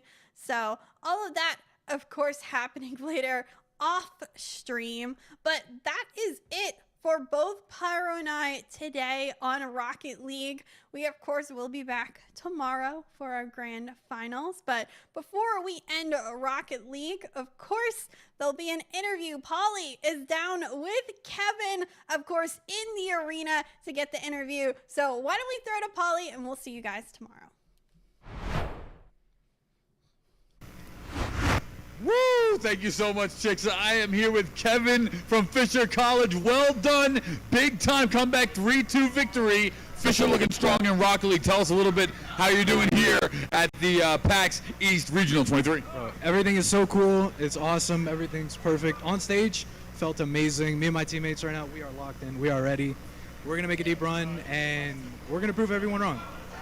That's the goal here. All right, well, the goal here is dominance, as we just saw. Boston, Nichols College, we saw them. They're looking strong. What's going to be the game plan going into, kind of headhunting for that number 1 seed? I love K-Frost and Pyros, bro. Big mans over there. I love them. Can't wait to play them. We just have to lock in, really. They're a really good team. Respect them so much. But on the field, it's just going to be the better team. Well, one of the local favorites here, coming from at least the Massachusetts area. What's the energy like? Fisher represent, of course, there's a whole sea of them in here. But what's the energy like here throughout the college and coming into this East Regional in 3 or 4 different titles? Yeah, no, everything. The best thing about being at Fisher is the arena. I was in the arena for the last week, just straight up grinding Rocket League. Everyone from different games, COD, Valorant, even production, all grinding this week because we've got this big LAN this weekend. We all have to perform, and that's what we're here for. Fisher here to perform. I love to hear it. Well, Kevin, good luck in the upcoming games. We'll be rooting for Fisher here. That's going to do it. And we'll head to a quick commercial break. When we come back, we'll have more CECC East Regional when we return. Farther at the group stage. Farther at the group stage. Ooh, good shot here for CECC Bar. Taller than the ceiling of this caged. Off the corner, Kevin, huge clear, open net. This is again, but how about this? Maybe they can finally get a goal for them. Put it on in. Now Fisher looks to try to clear out, but there's a demo, and that's a nice. Gotta break open the floodgates and the goals start coming in. I mean, they need a turnaround on the other side because right now, we had 6 goals in that span of time at the beginning of the game. Maybe we'll get more. That's another opportunity. No double tap. Atlantic passes the entire defense. Delaware with that lead. You literally read my mind. I'm like, wow, this game is quite off the sidewall. Quickly contested. Actually, that's double tap set up there. The backboard then gets ripped away from them. In a flash, put in a defensive Fisher, but they've locked down their side of the field. Quick shot though comes on through. Gotta get this ball out of their own end zone. This is in their net here. If they can't get in front of it, additionally, right time to follow up on a ton of these plays. Kevin though, right off kickoff, Zeus trying to get a clear, but the demo comes on through. Last second save, saved away. Kevin beat out here. Nobody's back. Shot on target. Almost had a stunner. This one off the mark. Down to Scooter. Shot field. Does Balls have the shot? Shot here. Off the bar. Finished the missed opportunity for Delaware, and that could be. Reading corners here, Chicksa. At Fisher College, can they get it in front of the net? They're at the group stage. Ooh, good shot here for CECC Bar. Taller than the ceiling of this caged. Off the corner, Kevin, huge clear, open net. This is again, but how about this? Maybe they can finally get a goal for them. Put it on in. Now Fisher looks to try to clear out, but there's a demo, and that's a nice. Gotta break open the floodgates and the goals start coming in. I mean, they need a turnaround on the other side because right now, we had 6 goals in that span of time at the beginning of the game. Maybe we'll get more. That's another opportunity. No double tap. Atlantic passes the entire defense. Delaware with that lead. You literally read my mind. I'm like, wow, this game is quite off the sidewall. Quickly contested. Actually, that's double tap set up there. The backboard then gets ripped away from them. In a flash, put in a defensive Fisher, but they've locked down their side of the field. Quick shot though comes on through. Gotta get this ball out of their own end zone. This is in their net here. If they can't get in front of it, additionally, right time to follow up on a ton of these plays. Kevin though, right off kickoff, Zeus trying to get a clear, but the demo comes on through. Last second save, saved away. Kevin beat out here. Nobody's back. Shot on target. Almost had a stunner. This one off the mark. Down to Scooter. Shot field. Does Balls have the shot? Shot here. Off the bar. Finished the missed opportunity for Delaware, and that could be. Reading corners here, Chicksa. At Fisher College, can they get it in front of the net? They're at the group stage. Ooh, good shot here for CECC Bar. Taller than the ceiling of this caged. Off the corner, Kevin, huge clear, open net. This is again, but how about this? Maybe they can finally get a goal for them. Put it on in. Now Fisher looks to try to clear out, but there's a demo, and that's a nice. Gotta break open the floodgates and the goals start coming in. I mean, they need a turnaround on the other side because right now, we had 6 goals in that span of time at the beginning of the game. Maybe we'll get more. That's another opportunity. No double tap. Atlantic passes the entire defense. Delaware with that lead. You literally read my mind. I'm like, wow, this game is quite off the sidewall. Quickly contested. Actually, that Double tap set up there. The backboard then gets ripped away from them. In a flash, but in a defensive Fisher, but they've locked down their side of the field. Quick shot though comes on through. Gotta get this ball out of their own end zone. This is in their net here. If they can't get in front of it, Additionally, right time to follow up on a ton of these plays. Kevin though, right off kickoff, Goose trying to get a clear, but the demo comes on through. Last second save, saved away. Kevin beat out here. Nobody's back. Shot on target. Almost had a stunner. This one off the mark. Down to Scooter. Shot field. Does Falls have the shot? Shot here off the bar. Finish the missed opportunity for Delaware, and that could be. Reading corners here, Jigsaw. At Fisher College, can they get it in front of the net? They're at the group stage. Ooh, good shot here for Tasek Bar. Taller than the ceiling of this caged. Other end. Off the corner, Kevin. Hello, everybody, and welcome back to a CECC East qualifier interview. I am still Septilence, but this time I am joined by Jerry, aka Donut, aka head coach of the Valorant team over at Alvernia University. So, Jerry, first of all, how long have you been with the program, and how are things looking this year compared to possibly years we've seen previous? This is actually my first year here. I've been only working here for a month.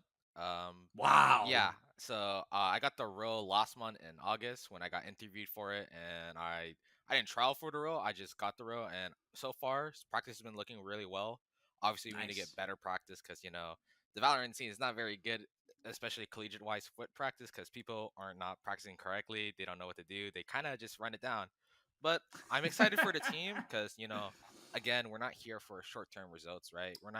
We're only here for long-term results, right? And our objective goal is CVAL, making top 32, which for some schools might be easy because they do have a lot of tier 3, tier 2 pros in the scene, right? And previous pros, like Maryville has like a bunch of pros I know. Right. But I do expect us to make top 32, and I know like comparatively the East is pretty hard compared to like the rest of the regions in my opinion. Could not agree more. Yeah. So but I'm not worried at anything at all. I can see our progress right now from the beginning of the season till now, because beginning of the season we're a hot mess. Yeah.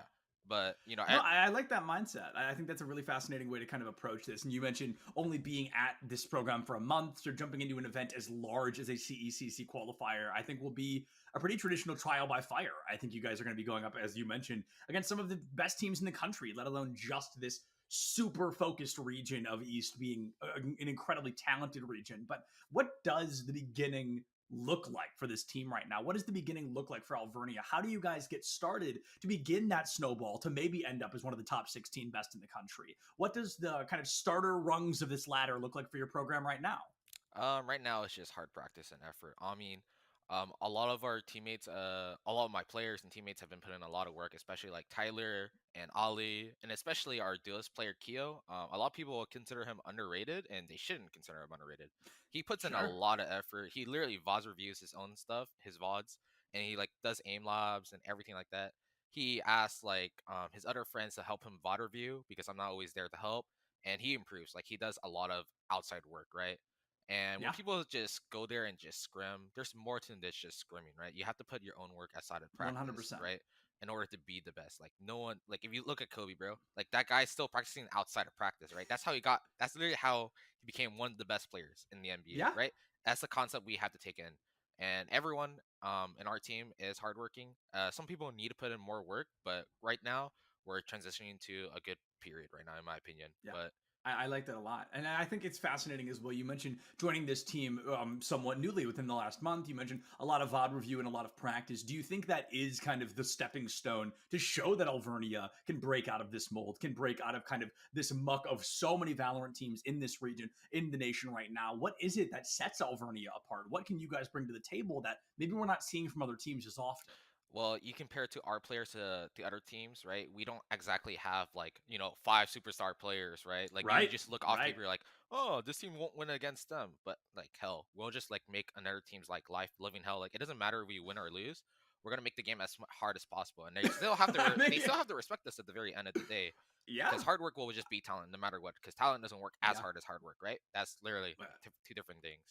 Yeah, absolutely. I like that mindset a lot. Hard work pays off at the end of the day. And when it comes into this upcoming tournament, this upcoming weekend, is that what you guys are really looking for? Other than winning, obviously, because everybody wants to win. What is the primary takeaway from this team? Is it just to get this play time, just to get your names out there a little bit more? I guess you could say it's getting our name out, but it's more so trying to qualify or like get as far as possible in the qualifier Of course, and try to qualify. To be honest, like people haven't respected us, obviously, so I would like to get our names out. I was just like a little bit more respect, just especially with our program and all, because I think some schools are not as hardworking as us. I mean, in my opinion, but I think that's really what we expect. Just getting our name out, nothing else. Absolutely. So going into this, are there any teams in this Eastern region that you're thinking, hey, if we want to make a name for ourselves, we want to add a little bit of weight to our belt, we want to take this team out of the way? Is there anybody you're looking to go up against? I don't know which teams are in the region, by the way. Well, they haven't all been confirmed yet, but I can say the teams that we're going to be seeing most likely, I assume we're going to be seeing Fisher Valorant or Fisher everything. I don't know why I specified Valorant, but they're definitely, I think, the top dog, so to speak, of this region. Yeah, so I guess you could say maybe like I think Converse is also in there. Maybe Converse they 2-0'd us last weekend, but I expect like if we practice hard enough this weekend, like we literally played a map we never scrimmed before, and we had a good run on it, but just a lot of practice coming in this week. Probably Converse, Harrisburg, and Fisher, one of the Fisher teams, maybe that would work to put our name out there, but. Again, we still have to try and see. I'm not going to say anything yet. Of course. Lips sealed on the strategies so far as we are getting closer and closer to the weekend. But just one more question for you, Jerry, and then I will let you go ahead and hit the road because I know that we are hanging out here just in the early morning and we've got busy days ahead of us. But what is it about kind of the growth of your team that you feel has drawn you to this position of head coach? Or were you looking to create more of a social aspect where the team is a very strong group of friends and that can kind of improve the playing on the field? Are you looking to come in from an analytical standpoint and play the game just hard and true through training, through practice? What was it that pulled you to want to be the head coach of a program like this? Or a team, rather? Probably the second ladder. I was just kind of tired with the scene so far. Like, I never played in collegiate or competed in collegiate. So I was just tired and exhausted, like, having to deal with all these teams that, like, disbanded in, like, a month if they didn't like their results, obviously. Because, results come from long-term more than short-term, right? And I just wanted, like, a long-term thing I could just work on and improve. Because, like, I feel like, where I can see myself as a coach, like, my abilities, like, I can see, these players are improving under my control, or these players are working better under my control. And when you said the social aspect, 3 of these guys literally live together, and everyone's everyone's good friends. By the way, everyone's good friends. They all hang out with each other. They all like love each other's stuff. They don't hate each other. Like everyone, like if someone makes a bad mistake, they all say it like after the game. We're gonna do this better. Blah blah blah. That's great. I'm not worried about the social aspect. I'm more worried about like just everyone just improving together as a team. That's all I really care about, realistically. Yeah, 100%. I love it. And hey, thank you so much for taking the time to chat with me, and best of luck to you and your team this weekend. Right, thank you. Thank you.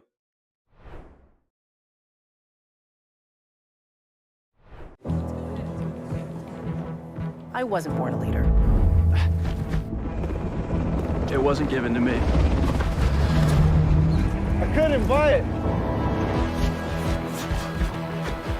How'd I get here? I decided. I decided. I decided. I decided. Decide to lead as an Army officer.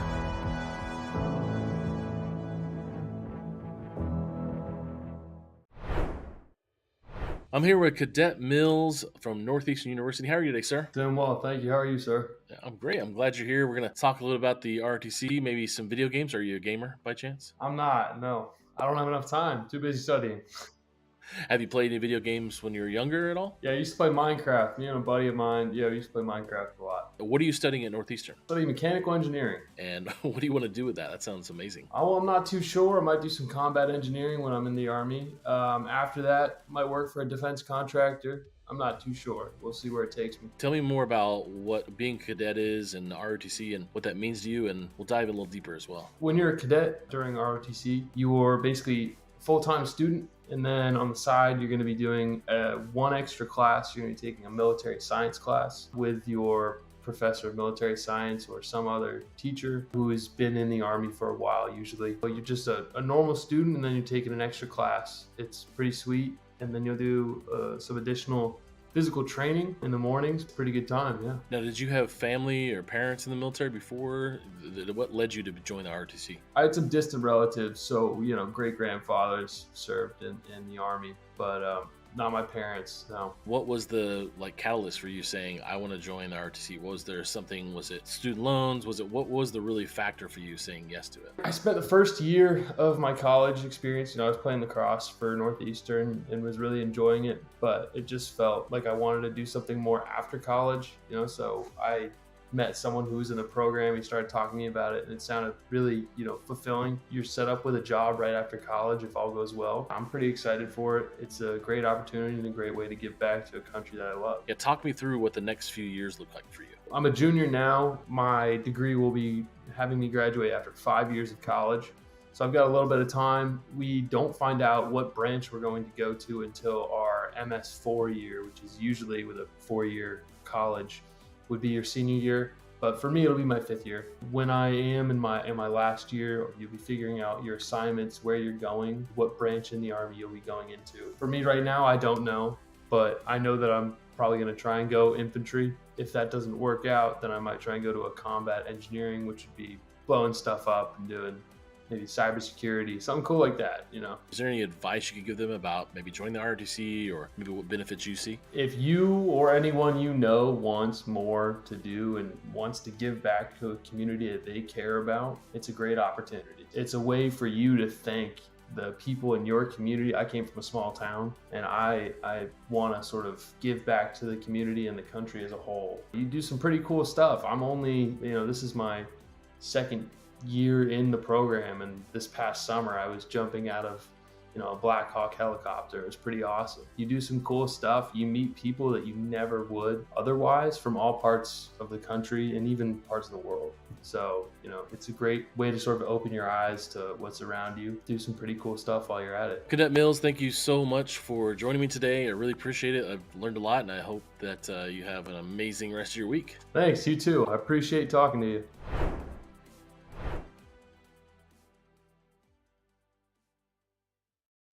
Hello, everybody, and welcome to yet another interview. I am still Septilence, and I am joined this time by Alberto Sanchez, the esports coordinator for the College of Staten Island. And Alberto, I do want to ask the first question. I know that I recognize the name, but I'm not sure how long that name's been around. So how old is the esports program coming out of the College of Staten Island? So the esports program at the College of Staten Island started in 2020, right in the middle of the COVID-19 pandemic. So we've been around. This is going to be our 4th year going into esports competition, and we're really excited for this season to get started.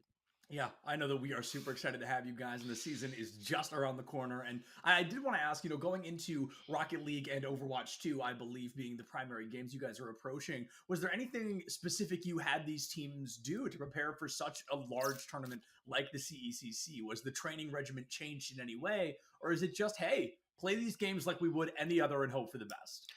So with Rocket League, this is going to be our 3rd year trying for the CECC. We've been in the CECC the last 2 years. Very great competition that we see in the CECC. It brings out the best in our team. So our team always looks forward to this. They always try to qualify for CRL. So, it's something that this is along the lines of that in terms of competition. Our Overwatch 2 team, this is the first time they're competing in or trying to compete for CECC. And we're really excited about the talent that we have this semester. And I just advise them to, this is going to be the best competition that you're going to be able to play right now. So let's get in the open qualifier and see what we can do. Yeah, I love to hear that. I love that mentality as well. And I think that leads really nicely into my next question of looking at open qualifiers like this, looking at virtual events like this. Of course, the overall goal is to win, right? But what other positive benefits do you think your program has found by participating in things like the CECC online qualifiers? Well, one of the things that I really look at with our program is just exposure. One of the things that our Rocket League team, you go to events, you go to LANs, and people know who we are. simply because for competing in CECC and competing in other leagues that we're in. So just getting our name out there in the esports world is very important. And then obviously the talent, kind of speaks for itself, where we're qualifying for top 8, in online qualifiers, and we're making a little bit of noise in the CECC as we continue to try to get better each and every year. And I like that a lot, because you talk about having that impact, having that kind of I guess rapport with these other teams and these other programs, and being one of those up and coming teams, one of those growing teams heading into this online qualifier for either Rocket League or Overwatch. Is there a team that you're thinking, hey, if we take them down, that's how you make headlines, that's how you make some space? Is there any team, maybe is there a rivalry that the CECC is not super familiar with, or just a team you guys are excited to play against this weekend? So right now, honestly, all of the participants haven't been announced yet. Right. Just looking at some of the schools. We used to have a good relationship with NJCU and Smash.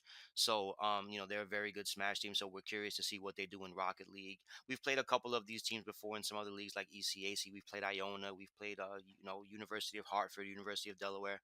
So we're familiar with some of these programs. We don't know if the rosters have changed yet, but we do know that some of these teams are very formidable. Sure. And we're just looking forward to kind of competing against, hopefully we get a good bracket, for group stage, and then hopefully we get a good chance to qualify for top 8. Yeah, a good chance to qualify will be found out this weekend one way or another. But I did want to ask, and I kind of alluded to it earlier, but we ended up discussing a couple of other things that I forgot to ask it. So I'll ask it now. But what does the traditional kind of training regiment for your teams look like? Is it to group up together and just kind of play the game? Is it to study the game, post play? But what does a traditional train look like for any team at the College of Staten Island? So it's a mixture of a couple things. Obviously, playing together is the most important things. One of the things I preach to our teams the most is communication, and I think some of our teams have taken that to heart, and they communicate as much on the field of play, I guess you could say, as they do off the field. Some of these teams have become best friends. Some of these teams have, gone out and they do things, and it's like, hey, what are you guys doing? Oh, we're at Shake Shack right now and we're discussing, League of Legends gameplay or whatever. Or we're meeting in the library and we're going over Overwatch, um, gameplay. So our teams are really taking, I put a lot of faith in my captains, and they really take it to heart, where they're getting everybody prepared, trying to understand what role everybody fits best, and then just putting it all out on the field every time they go and play a game. Absolutely. And have you found that synergy to be impactful in a positive way for these teams? Have you found it to be beneficial? Are they performing better as friends than they are as teammates? Do you think it's helping build kind of a strong rapport and just a strong foundation for this somewhat newer program? It does. To give you an example, our Rocket League team have been together as 3 freshmen. Wow. And they're seniors now. So Wow. unfortunately, this is our last year with them, and they've won, 5 conference championships in the East Coast Conference, and they just continue to get better each and every semester. And I think the longevity of being together and becoming best friends, and traveling to CRL, qualifiers, and Yeah. just doing those things outside of esports together has allowed them to form a bond that is just like you see in traditional sports, where you see teammates forming bonds and they just last forever. Yeah. And I think that has definitely helped them. They know each other, in terms of their gameplay style, and they know what each other's going to do before they do. And, a lot of that, I think, happens when you have those connections that are, outside of esports. Absolutely. And Alberto, if someone was watching this and they were attending the College of Staten Island and they wanted to make connections like that, they wanted to join the program, what steps would they take to be able to do that? Well, obviously, one of the first things we encourage all of our students to do is fill out an interest form. We have an interest form on our website. We do broadcasts to the student body every couple of months, and we just encourage our students to get involved. We have over 35 kids in the program right now, and we're looking to grow that number. We're looking to form, second teams and third teams, and get, as many kids involved as we can. We're hoping to get a space really soon, hopefully by this summer, if not sooner. So that we can kind of have a place where people can gather and enjoy esports together. So we're hoping that more and more students, that come to the College of Staten Island know that there's a place for them here. We're all about inclusivity, and anyone can join. That's beautiful. That is fantastic. Well, Alberto, those are all the questions I have for you this morning. Thank you so much for taking the time to join me and talk about your program. And I wish you truly the best of luck this weekend. Thank you so much. Thank you for having me. Of course.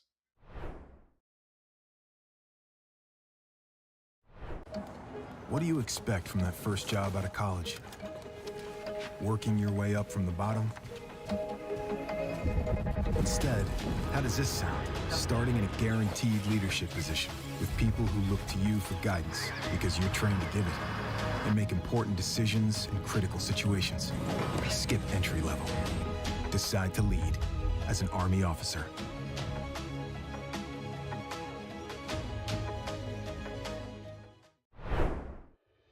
All right, I'm here with Jalen Goss. She is a college student, second year in the ROTC. How are you doing today? I'm doing well. How are you? I'm excited to sit down with you. And, this conversation actually will be shown to students all around the United States in different gaming events. And I think you have a really cool story, and I'd love for people to hear it. What do you think? I'd ask you some questions. Of course, that's great. So where do you go to school first? I go to school in Boston at the Massachusetts College of Pharmacy and Health Sciences, and I'm currently a second year in the PharmD program. What does that explain what that means? I'm getting my pharmacy doctorate, and I'm in an accelerated program. So instead of getting my bachelor's and then going to pharmacy school, I have my 2 years of pre-pharm and then my 4 years of pharmacy professional classes.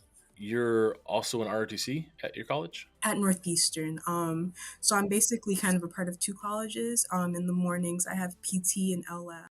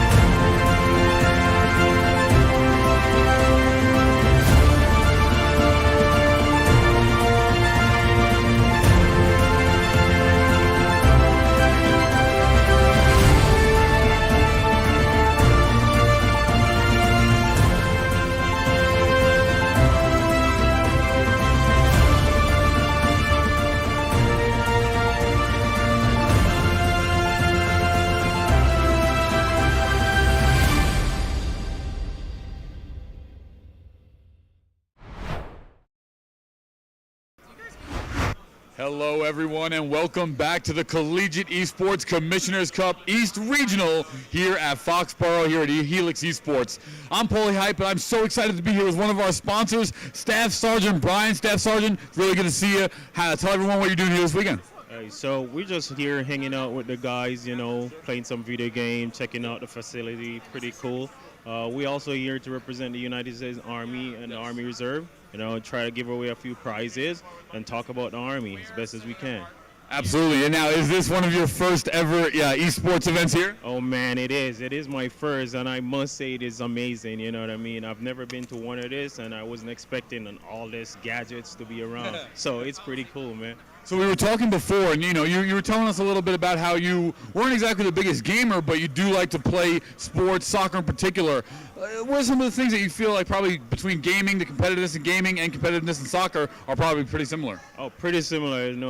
Supporting sports like I do. I don't like losing, and I'm pretty sure these gamers don't like losing as well. I can hear all the motivation, all the passion while they play. So that's a pretty similar asset right there. Absolutely. And we were talking before, we were saying how there's a lot of opportunities for Army ROTC, again, the sponsors here of today's event. What are some of the opportunities from the Army or Army ROTC that present themselves here? Hey, so the Army, we offer over 150 jobs, career choices. ROTC, you're available to go to college, you know what I mean? The Army will pay for it, give you some scholarship if you must, you know what I mean? Also a career skill, man. Myself, I hold a bachelor's degree in computer science, but I use the Army to also acquire the skill in construction engineer, you know what I mean? Sure, absolutely. And they're also giving away quite the quality $1,300 nice PC up front. You have a couple different activations up there. Should everyone come see you then if it's up there at the booth? Definitely. Come over and see us, man. We're giving away this gaming PC. We have our scavenger hunt challenge going on, you know what I mean? A few dog tags giveaway. We have some Army t-shirt. Just come over and see us at our booth. All right, come check out the U.S. Army booth, which is right up front. Staff Sergeant Brian, thank you so much for your service and being here today. When we come back, we're going to have some more Super Smash Bros. Ultimate, and we'll be joined by Cy and Killer Miles, an amazing commentary pair, right here at the CECC East Regional. Super Smash Bros. Up next. Well done, man. Excellent. Perfect.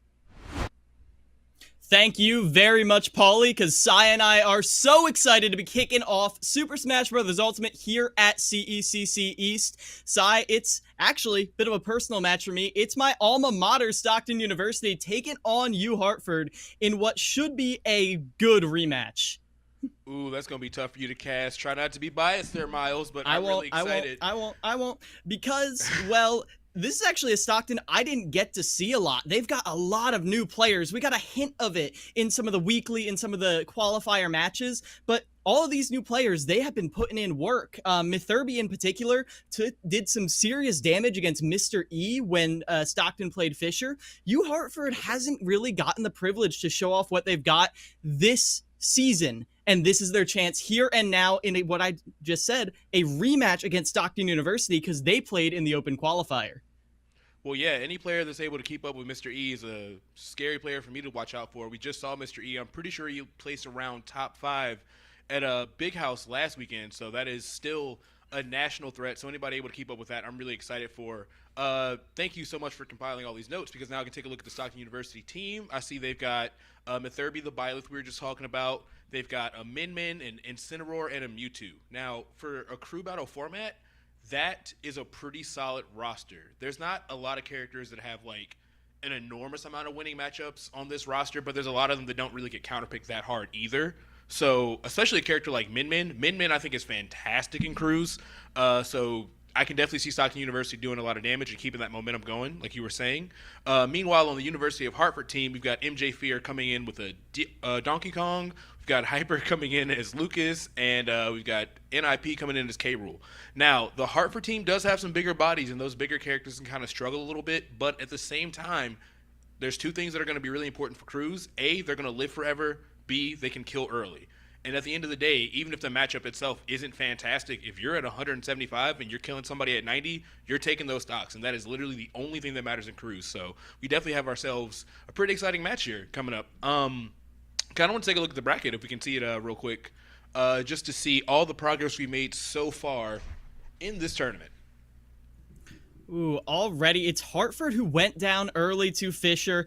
Bit of an unfortunate opener right there, but Stony Brook getting the run back right here. So Stony Brook had a little bit of trouble in the open qualifier. They got seated kind of low because they just didn't have the chance to give it everything during that open qualifier. But now they're here in person. It's Fisher versus Stony Brook up there. Meanwhile, Farmingdale and Quinnipiac got their wins pretty handedly, but now here in the losers bracket, Stockton versus Hartford. And a bit of a correction, Stockton played Hartford in a previous open qualifier, so this is their first time playing this season. And I know Stockton, they haven't gotten to go to a lot of these in-person events. They want to give it their all right here. And that I think is one of the coolest thing about Collegiate Smash, is that there's so many just hidden talented players that just haven't gotten that opportunity in the traditional sense to like pop off in the scene. But when you get events like this and your school is able to put all that effort behind you, you get to do what I think is my favorite part of Smash. You get to travel, you get to explore, you get to like see other parts of the community, make new friends, but also you get to compete and you get to grow and you get to improve. So honestly, just huge shout outs to CECC just for putting all of this together and allowing all these different people to be able to meet over on the East Coast right now. But yeah, I'm pretty pumped for this. I definitely am very curious to know who they're going to start with on the Hartford team. If I were them, I think I would start with Hyper, their Lucas player. That would probably be, I think, the safest bet. I feel like Lucas, again, pretty solid matchups, doesn't get like super counterpicked by that many characters in the meta, racks up a lot of damage. I would assume that would be their go-to, regardless of results, but I can't really call it. Anything you're thinking of coming into this match if you are on the Hartford side playing a little bit of an uphill battle? I think NIP has been very strong on the K-Rool, but having that Game & Watch as a pocket pick, I feel like it's something we should watch out for. Game & Watch, well-renowned as, I'll say, I think the best counterpick character to have in your pocket of definitely. Man, my character is just not doing too well. I always got the Game & Watch. So I feel like holding Nip in reserve can always be a good play. So I 100% agree with opening up with Hyper here for the side of U-Heart. Meanwhile, on the side of Stockton, I would say probably that one guy. That one guy's been the captain of Stockton for a while, even since when I was there, and he is consistent. He is tested in these online and in-person environments. He travels to locals all around Jersey. I feel like he's the one who would probably have some of the most experience, and it looks like we've got some cameras coming up soon. It's going to be starting up, and that is not that one guy, so I don't actually know who that is. But this is going to be Pokemon Master Nick from Stockton taking on Hyper. So yeah, open it up with that Lucas. All right, definitely got the heart read on that. Of the 3 characters I see listed, definitely think Lucas would be the safest. So Lucas versus Min. This could be a lot of trouble. Pokemon Master Nick not living up to his name and playing Min, which I think is really funny. That is...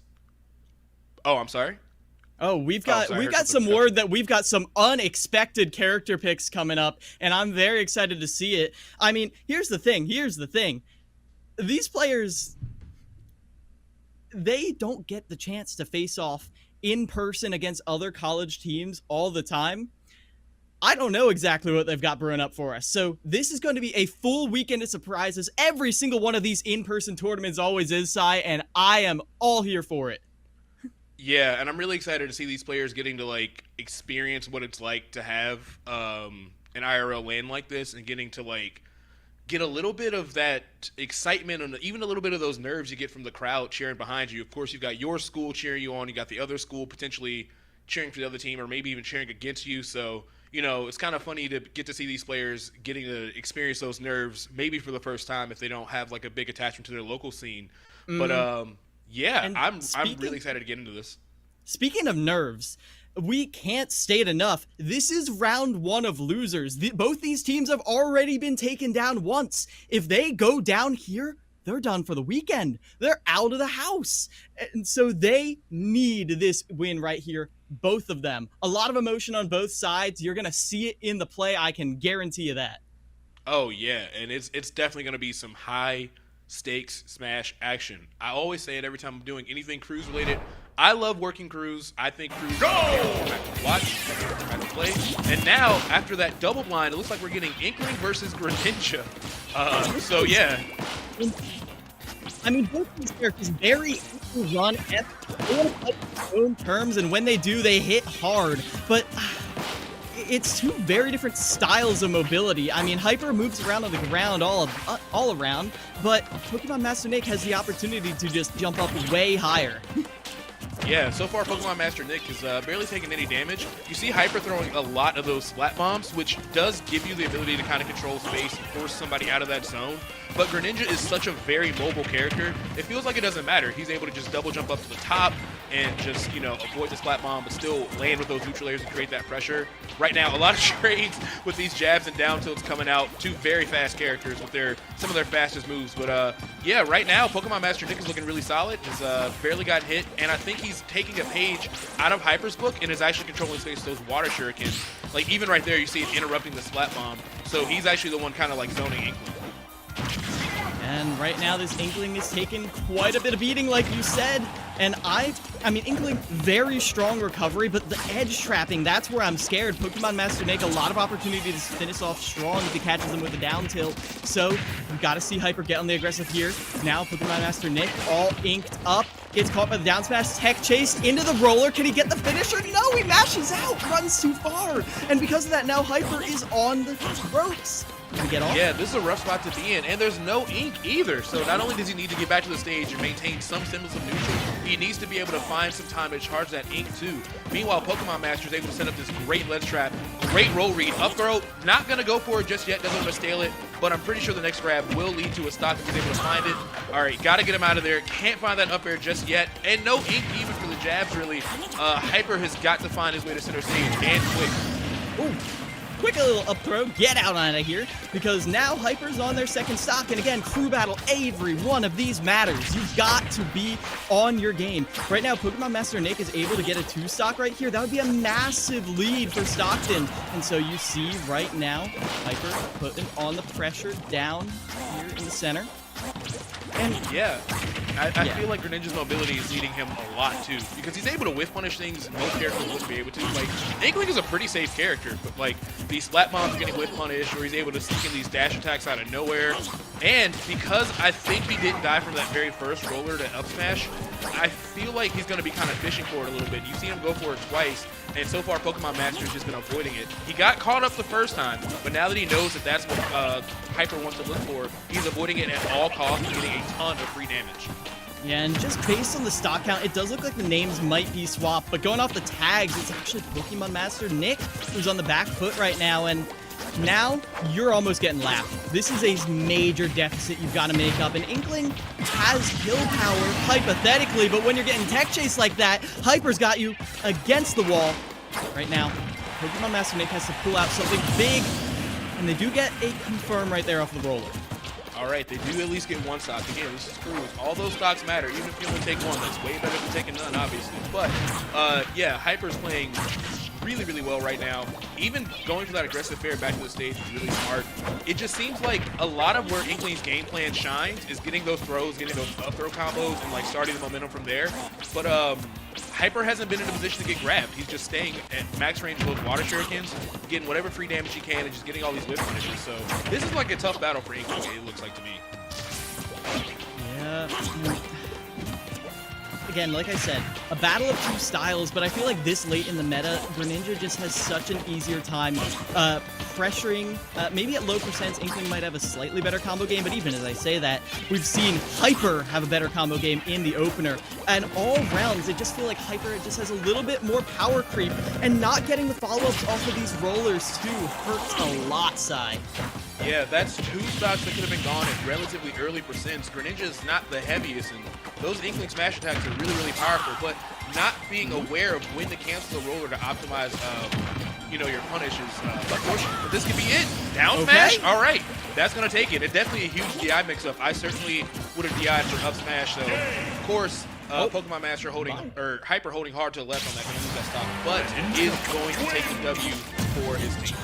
You know, being caught in a dashback is embarrassing for a lot of characters, but I feel like Inkling in particular has the biggest excuse, because the dashback on Inkling, the way she just darts into the ground, it avoids so much stuff. That hitbox shifting, listen, if you just dash dance, you might just avoid a lot of hits from most characters in the game, so Pokemon Master Nick being called out on that, not the worst thing. Two stocks taken, so this is about as well, this is the most even you can be after the first round of crew battles. So now Stockton University, they've got someone to counterpick, they've got the chance to take on Hyper on their own terms. We're gonna see how they end up doing this. So let's take a look at some of the other players we can see here from the Stockton team. So there's that one guy with Mewtwo, there's Mitherby with the Byleth, and there's Acorn with Ensign. I'm not 100% sure, or excuse me, I'm looking at the wrong team. There's Donkey Kong, there's still also a K. Rool. Neither of those seem that effective against Inkling, I would say. Maybe you can take a really early kill, but you're definitely going to get bullied really hard in the process. Obviously, the best course of action is to take the first stock and then just not have to worry about the rest of that matchup. But if Hyper is able to get some momentum going, that could get rough there. Yeah, and I'm trying to think who else would be a major threat. I mean, I feel like anyone who's not even character-wise just confident in their edge guarding and ledge trapping, but edge guarding in particular, because Greninja, no hitbox on that edge guard. And even though you've got a little bit of mobility, like you've got the much nerfed Pikachu up B, it's still, if you catch someone out right there, it's going to hurt. So I would not be shocked to see whoever is coming in get super aggressive off stage to try and finish off this stock before it can even start. Yeah, that would definitely be the best course of action. Inkling is very, very susceptible to being edge guarded. I have a lot of issues with that matchup myself. You're talking about them low profiling. I've even had instances where I've thrown Diddy Kong's banana out of shield, and they have charged for ink and just fully just gone under it, or they have dashed under it. There's so many moves they get to avoid. They're so tricky and so slippery, no pun intended. But yeah, it's definitely going to be tough. It definitely looks like Pokemon Master was starting to wake up there a little bit too at the end of all that. But who knows? Who knows what we're going to get into right now? Yeah, and with this Greninja coming out again, I'll say it up front. We don't have a dedicated Greninja player there at Stockton University, but I see that one guy queued up right there on the Mewtwo. Bit of a Pokemon battle coming out here, and this I like. That one guy is great with the Shadow Ball ledge trapping, putting on pressure at the ledge. Exactly what I wanted to be seeing. And more than that, brings us to Final Destination, basically forcing Hyper to either go to ledge or go to right on stage. Great counter pick here. We'll see if it pans out for that one guy. All right, let's see if that one guy can get something cooking. I think throwing those Shadow Balls, like you already pointed out, is going to be a great idea at controlling that ground space. It's going to make it really tough for Hyper to actually get a lot of that Greninja pressure going, because he needs down tilts and he needs dash attacks more than anything to get a lot of those combos started. And without the platform extensions, this is a fantastic counter pick for Stockton University. Forcing Hyper to think a lot about their movement, but not really racking up the percent you might want to. It's fairly even despite that one guy controlling the ground game for so long. Gets off ledge with that, but again, not really a ton of damage from either combo so far. Edgeguard situation now, though, this is where that one guy shines, forces a jump, but isn't able to follow up, and because of that, Hyper's right back into the fray.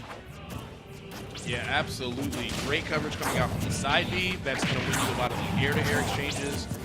Even Mewtwo's slightly better range seems to be coming into play a lot here. Let's see if Hyper can maybe take this off, because 99% to 64 isn't looking too great. Mewtwo has a ton of firepower. This is one of the most iconic glass cannons in the game, and as I say that, that forward air is going to immediately clean things back up, and now we have ourselves a 100% even game. Yeah, 100%. 9 stocks to 9 stocks between Stockton and U-Heart, and that one guy played it perfectly towards the end right there, looking for their kill confirm, looking for that soft hit Shadow Ball. Because that was where they started getting mileage. In the early game, by controlling Hyper's movement with those small Shadow Balls, and then setting up the Edgeguard situation with the larger one towards the end, and finally confirming into the forward air. Perfect use of your projectile right there, and Hyper just couldn't get the same utility out of theirs.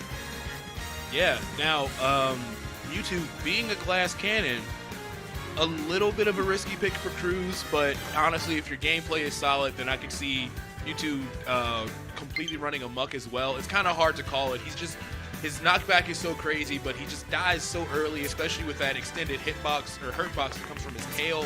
So it's not a bad character for Cruz. It's just a little bit of a gamble, you know, kind of committing to a character like this. But so far, that one guy is playing fantastic. He made great, I mean, I know we only had one stock to go off of, but he made great use of the ground game. He definitely knows where to pick his counter picks.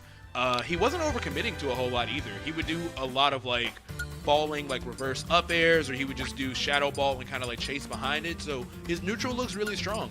So we'll have to see who University of Hartford is going to throw at him. But if it's going to be either MJ Fear or NIP, that again could be that could be K. Rool or Donkey Kong. Both characters that can really, really get bullied by a combo specialist like Mewtwo, especially with that neutral air. That neutral air does so much for that character. It racks up so much damage. It gives him a lot of free landings. Definitely going to be tough to deal with. Yeah, and the narrative you will see in every single matchup, it's the kill confirms. We saw the Shadow Ball set up for the forward air, and we saw Hyper getting some mileage off of the down tilt, but I mean, if you get to the point where you're killing with up throw, you're not always getting the most out of your character, though. In the latter half of that second game, Hyper was looking a lot cleaner with that, and maybe a little bit of first stock jitters right there. But what I'm looking for is how are you going to set up these kill confirms on Mewtwo? On paper, super easy to get kill confirms on. Huge body, very light, you can kill him at 30. But will you? Because if you're not ready to combo a very floaty, very strange momentum character like Mewtwo, then you could see Mewtwo living way past his shelf life. Okay, and it looks like we've got a Kirby coming in after all of that. So, you and I both know how I feel about Town and City. I went on a famously long rant about why you should not take certain characters to Town and City.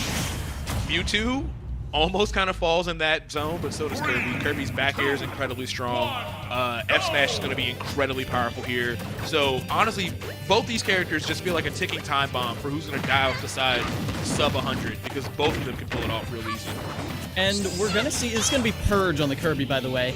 I feel like Kirby is a character who plays a lot around Crouch, and Crouch can sometimes get under Shadow Ball. So if you're able to get in there right as that one guy is throwing out the Shadow Ball, condition that one guy to be comfortable with the Shadow Ball, then Purge can get some massive openings off of that down tilt. But right now, it's being kept fairly even. Yeah. And I don't know if anybody else is starting to get on the Kirby train a little bit, but I saw a lot of JJ last weekend at Big House, so I've just seen a lot of really high-level Kirby lately. There's another one named Yulhu, I think, that is at Let's Make Moves Miami. So Kirby stocks are pretty high right now, I'm not going to lie to you. Seems like Purge is definitely following that trend. I love the weight, baiting out that shield to make sure he gets that throw. It doesn't overcommit. But again, both these characters are so light. This is just going to be a wacky match. Who knows who's going to go out of this first? Yeah, I'm trying to think of what that one guy... I was going to say what they have to look out for. They had to look out for that, but Purge punished hard for going for that side B at ledge. Back throw will finish off at a shocking low percent. Right now, the down air is putting pressure on the ledge, but Purge wasn't able to finish that stock, and because they weren't able to execute, now we see a little bit more. I'm shocked that down air didn't combo into an up smash or down smash either. I guess Mewtwo is just too light. Yeah, there's been a couple of times where Purge could have maybe taken this stock. Purge maybe either getting a little bit overzealous with the side B, or now starting to get a little bit nervous with the inhale and the rocks here. You gotta retain your composure, because as soon as you start scrambling like that with a character like Mewtwo, especially on the stage with the side blast like this, you're gonna be out of there. There's that Shadow Ball cleaning it up the ledge. That one guy already taken 3 stocks and honestly positioned to take another with this enormous 54% combo right out the gate from the platform. Getting a little bit scary. Forward throw right here is going to do nothing. I mean, that's a gets them off stage throw, but that's not really a ton. And right now, you see that one guy kind of starting to run away with this match. This is looking really, really good. The efficiency of that one guy's play, like you said, it's like they're playing it's like their last stock, every single stock. And that's what you need. Purge is just struggling so hard, trying to find a way to take at least one of these Mewtwo stocks. Because as soon as you go down, you get 3 stocks in a format like this, that's where your team starts to falter. That's where you have to dig deep and pray that someone can make a comeback. But he does find that forward tilt after the dash attack. He's able to take 1 stock from the Stockton University team. Maybe he can take another if he plays really carefully, but I don't think that one guy's going for it. How disciplined. Oh, you can't be caught on the ledge like that with a fully charged Shadow Ball. You know that's going to hit you. Barely any character can get around that one, and that's really that one guy holding on to Stockton University's lead. It's 2 stocks up against Uhart.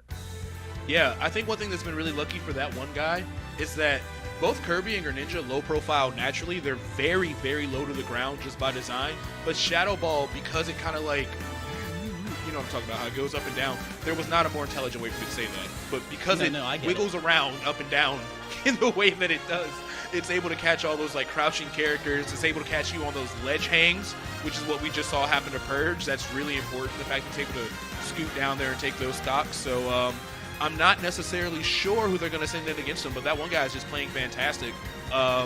Taking 4 stocks so far. Looking like he might be Stockton's early MVP in this group battle. Like I said, one of the longest standing members of the Stockton University team, the captain as far as I remember, and showing why. That experience coming in clutch right here, giving his team a lead. And one thing I'll say, I was looking out for that whole match. If Purge had gotten an absorb, Kirby has an instant shield break on Mewtwo, which is really scary. But if there is one thing I can guarantee about that one guy, he knows every single bit of obscure Mewtwo trivia. I'd be pulling out, I'd be playing random, and every single time he'd be like, hey, do you know against this character I can do this? And he'd just body me. And I'd be like, well, yeah, if you had a frame 1 combo break, you could have gotten out of that. And I'm like, you know all this? You have the knowledge? And he has the knowledge. And we've got a Ridley coming in now, so kind of a similar thing where you see a lot of people who are not familiar with all the obscure trivia. So let's see if Joe E. Measles, that's an amazing tag, and not someone who I've seen on Uhart before. All So right. he does. a little bit of a... We've seen some pretty obscure characters all day so far. Ridley versus Mewtwo. It's very rare I get to say this 5 years into my Ultimate casting career, but I have not gotten to cast this matchup. But I would imagine... Oh, I imagine that's a scary start right there, getting double dared at the bottom of the platform like that. Ridley, another character where I think the stock is going up a little bit. We did see Rydra take an upset over Louis Money and Ridley Palutena, a historically terrible matchup. So who knows? Maybe things are looking good for Ridley as well. A bit of an opening right here, but no tech forced on the platform, and because that one guy has got to win neutral again. But here on Smashville, I'm shocked actually that one guy gave up control of that platform. That's very unlike him based on what we've seen, the discipline play. I feel like holding this platform with Shadow Ball is the play to force Joey Measles to make a mistake. Yeah, and right now, he's tagging him with a lot of these Shadow Balls, but they're not confirming in the full strings, and it looks like Joey Measles is able to get a lot more out of his combo game right now. He definitely is respecting him a lot, which he should, because I started off so close with that double neutral air. Tries to find the up smash, trying to look for a jump read possibly. Not going to find it just yet, but he does have a lot of damage, and Mewtwo's a very light boy, just barely going to survive that side beat all the way in the corner. I'm honestly shocked he did. A piece into the fireballs to survive. Let's go. And now that one guy's on stage looking to confirm another kill. Juggle situation, but Joey Measles' discipline just floats down to the other side of the stage. And what could have been a kill, now Joey Measles has... Well, they found themselves at kill percent, but misreads the direction of the tech. Yeah, you were talking about obscure knowledge. Man, oh man, going straight to those fireballs is really smart. But gonna eat that F tilt. Joey Measles evening things up. Only 7 stocks to 6 at this point. So definitely still in the realm for Hartford. Let's see if maybe we can make some magic happen. Charging up that Shadow Ball. It's all ticking, but no. That one guy whiffs, and because of that, Joey Measles has that one guy off stage. And remember, that one guy's on 1 stock right now. He really wants to preserve Stockton's lead and just get 1 stock. And thankfully, Joey Measles very generous. Yeah, I'm not sure if that was a misinput or maybe he was going for like an intentional SD right there. But either way, I know that one guy is not complaining. And 67% right off the bat as soon as that misinput happened. So who knows if Joey Measles is going to be able to retain even this stop, because Ridley not that heavy and Mewtwo is extremely strong and got him trapped in the corner. Thank goodness he was looking away, otherwise that disabled certainly could have been a stop. Right now, Joey Measles stacking on the percent, proven to be one of the heavier hitters on the U-Heart team. Goes very low, but gets caught by the ledge hang again. 2 for 1 on that little trick. You got to make sure you brief your next player for that one, as U-Heart is now down significantly thanks to that one guy. And goes in for the landing there, doesn't get it. All right, and oh yes, he does catch that jump off the ledge with the sweet spot Ridley F smash. But at what cost? Joey Measles also lost 2 stocks in that process, making that one guy for sure Stockton University in this first round here with 6 stocks taken with Mewtwo. Crazy plays we're seeing from Stockton right now. Very intense. That one guy, 5 stocks taken, and so that does mean 4 stocks remaining on the side of University of Hartford. That's not exactly ideal if you're on that side of things. But we've seen Joey Measles demonstrate incredible resilience, especially in those early stocks against that one guy. It just felt a little bit of jitters as they were having trouble closing it. Now, I do feel like that is in part to that one guy's defensive play. We talked about how that one guy did not overcommit, played like last stock, every stock, and that was helping a lot. But Joey Measles eventually was finding those finishers, finding those edge traps with the fireballs, with the forward smash, and now we're going to see if they can leverage that with 1 stock remaining on the board. Yeah, and this could have been a completely different story if he had been able to get that kill with the up B, where he went under the stage. Maybe if he had caught him off guard, that would have like taken a lot of momentum from the Stockton University team. I think he's still a very smart player. I think he's definitely still going to have some solid tricks in his bag for their next player, but yeah, he's got to really make something shake, because this is 4 stocks to 6 now, and that is that's not an easy battle for anybody, I don't think. And the important thing to remember about this format is it is best of 3, not of matches, but of crew battles. So if Stockton does end up closing it out here, or U-Heart, then we will see another crew battle take place. If the winner of the first wins that second one, they will have won 2 crew battles, and that will be it. We'll move on to our next match. However, if the other team wins, then we will go to a third and final crew battle. So, first team to win 2 crew battles will be our winner, and that means a lot of opportunity for adaptation, not just on a player-to-player matchup, but on a team matchup. If there is one person who did not have fun against a certain player, give him a chance on someone else, you know? Yeah, that's the really important thing, is that you're able to counterpick so efficiently in crews. It's just a matter of, do you have the knowledge to do so? So the first game, you have some intel, you have some research. Even we got caught off guard, thinking we knew who Pokemon Master Nick was going to start with. But now that the first match has happened, now you have that intel. You're like, okay, cool. This person's going Inkling. Who on our team does the best there? Or this person has a Ridley that's actually pretty threatening. Who do you want to send up against it? Which is a question we're still waiting to have answered, actually. If I had to guess, if Mathurby is in the building, I would probably go ahead and send them in. As we discussed earlier, a very powerful Byleth player, able to take games off of a notable player like Mr. E, one of the best Lucinas in the world. So if even though they have the lead right now, honestly, you only got 4 stocks left to take. That one guy already did you guys a huge service, was able to defeat nearly half the other team. Maybe send him in, but it looks like they might be sending in Acorn instead, the Incineroar player. Now, Incin, listen, call me crazy. I think this character is criminally slept on. I think he's a lot better than we all thought he was, and now thanks to SkyJ, we've seen him get incredible results. I no longer sleep on Incin. I used to make fun of that character. No more. I am fully afraid. Keep your eyes wide open on this one, because Incin is not a character who needs to build up momentum. We could be 10 seconds in and see Joey Measles off the side, and Ridley is to an extent, but Incin can turn the tide of a match in an instant. It's how players like SkyJ leverage him. However, when the brakes are put on him, he does have a hard time getting that little bit of momentum he needs to take a stock. Now, the number one thing you cannot do against Incineroar is overcommit. And you're seeing Joey Measles play very carefully. You're seeing him cut those combo shorts. Ooh, but unfortunately, the reason you don't want to overcommit is you don't want to give Incineroar revenge, which gives him so much more knockback on all of his moves. And unfortunately, he caught a sweet spot F smash. Thankfully, only eating that F tilt, but I've seen revenge destroy stocks anywhere sub like 20% before. So, gotta be extra careful with that mechanic. Got hit out of the starting frames of their counter right there, and because of that, Joey Measles is able to convert into a stock. That conversion is exactly what we need to be seeing. As Joey Measles at kill percent, Acorn wants a finisher. We can all smell the blood in the water, and yet Joey Measles holds on. This poise, this determination to not lose this stock, it's gonna be put to the test at the ledge here. Yeah, he's got to be so careful. You see him dancing around being like, please don't touch me. Please don't hit me. You can't take any risk as Ridley against this character, especially as high as 128%. So far, not able to make it back to the stage. I like the attempt from Acorn, trying to read that air dodge. Not going to find the up smash he wanted, but the side B will definitely do it. And Stockton is going to take that stock from Hartford. And now we have ourselves a 5 stock to 3 situation. Wow. Very, very good play from Joey Measles. He did not take any risk if he could help it.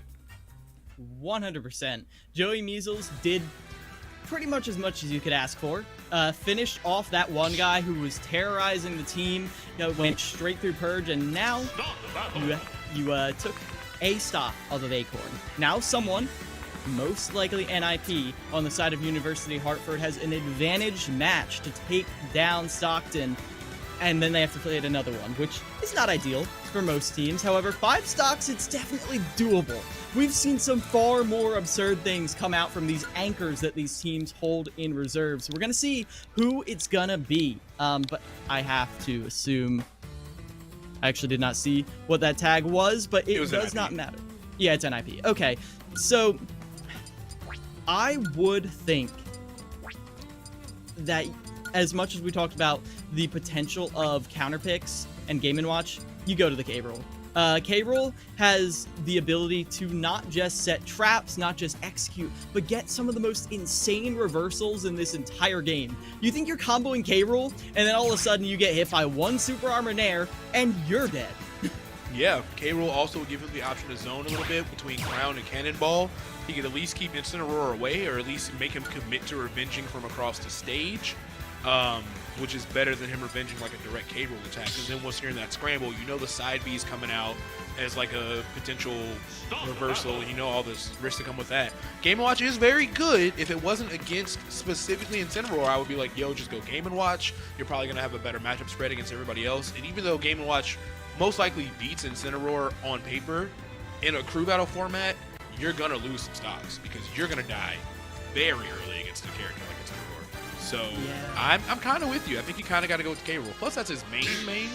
So, you know, even if his secondary is solid or is warmed up, might as well be as comfy as you can with your main and go in with that knowledge for these matchups. So all we can really do is try to predict what NIP is going to do. NIP is the one that has to tell us what's going to be happening here. Looks like maybe a little bit of controller malfunctions possibly happening. But either way, it's either going to be K-roll or Game & Watch against a very, very scary-looking Incineroar. Yeah, and I feel like the way you're going to take this home is, like you said, Okay. This is a character I love to see in crew battles. Because while he can struggle a little bit off ledge, one, you're not really going to see that against Incineroar. And two, you need the ability to just wipe stocks off the face of the earth off of one mistake. Anyone with a massive combo game is the best in crews, in my opinion. Even those with like a built-in comeback mechanic. Yeah, the big deciding factor here is going to be, does he have those touch of death Luigi combos that you're so afraid of? But right now, getting pieced up a little bit by this Incineroar, taking an F smash to the face, and nearly getting edge guard with that down air as well. All right, down throw into a nice double up air string, a forward throw. Potentially was a misinput. I think down throw tornado could have been an option there. All right, gotta avoid that revenge up B at all costs. Right now, NIP is way in the lead as far as percent goes, but you have to be sure you take this stock, and he does with that down B, and possibly not the best DI from the Hartford side. I mean, but it was a hard jump call out. NIP was ready because Incineroar, he doesn't really do well moving horizontally or even diagonally, but he loves to jump up and down. It's kind of his whole thing. He comes down like a guillotine. And right now, we're seeing NIP get a lot of jump call outs. Watch out for that on Acorn's last stock here. All right, down throw opportunity here. Not going to get a huge combo out of it. NIP still looking really solid. Of course, if he can take this stock first, we'll have ourselves a completely even game. But unfortunately, the F-tilt, a.k.a. the dirty Cheeto fingers coming from Incineroar, going to clean that stock up from Acorn, for Acorn. Right now gets the spike, floating a little too precariously with that Luigi missile, and now Acorn has put this on the precipice. Heart only has one stock remaining, and I feel like NIP has the potential to finish it off, but right now with in revenge and the grab right here, NIP is at kill percent right now, Sai? God, I thought that was going to do it, but yeah, Acorn is going absolutely crazy with this last stock. Can we see another edge guard? Tries to finish it all with the side B right there. What on earth is NIP going to do to even take this stock, let alone potentially the next three if they're lucky enough to get the opportunity? Trading and missing with that forward air, that's not a good sign. It looks like Acorn is ready for anything, not finding the side B once again, putting so much pressure on NIP. And this is all just house money to play with if you're Acorn. But he does eat that sweet spot back air, and we do take ourselves to the final players, but wow, that was scary. I really want to highlight something.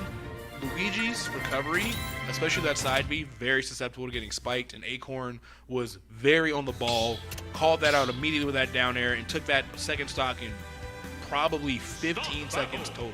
So fantastic, fantastic stuff from University of Hartford. But now you have yourselves a 1 stock versus 3 stock battle for the first round of this match. Yeah, 100% egg on my face right there. I was thinking, okay, NIP, Acorn down some stocks, doesn't want to take huge risks, but I forgot I was talking about Acorn, who is going to do all that, and they came out, they got that spike, and I feel like that was the real momentum swing.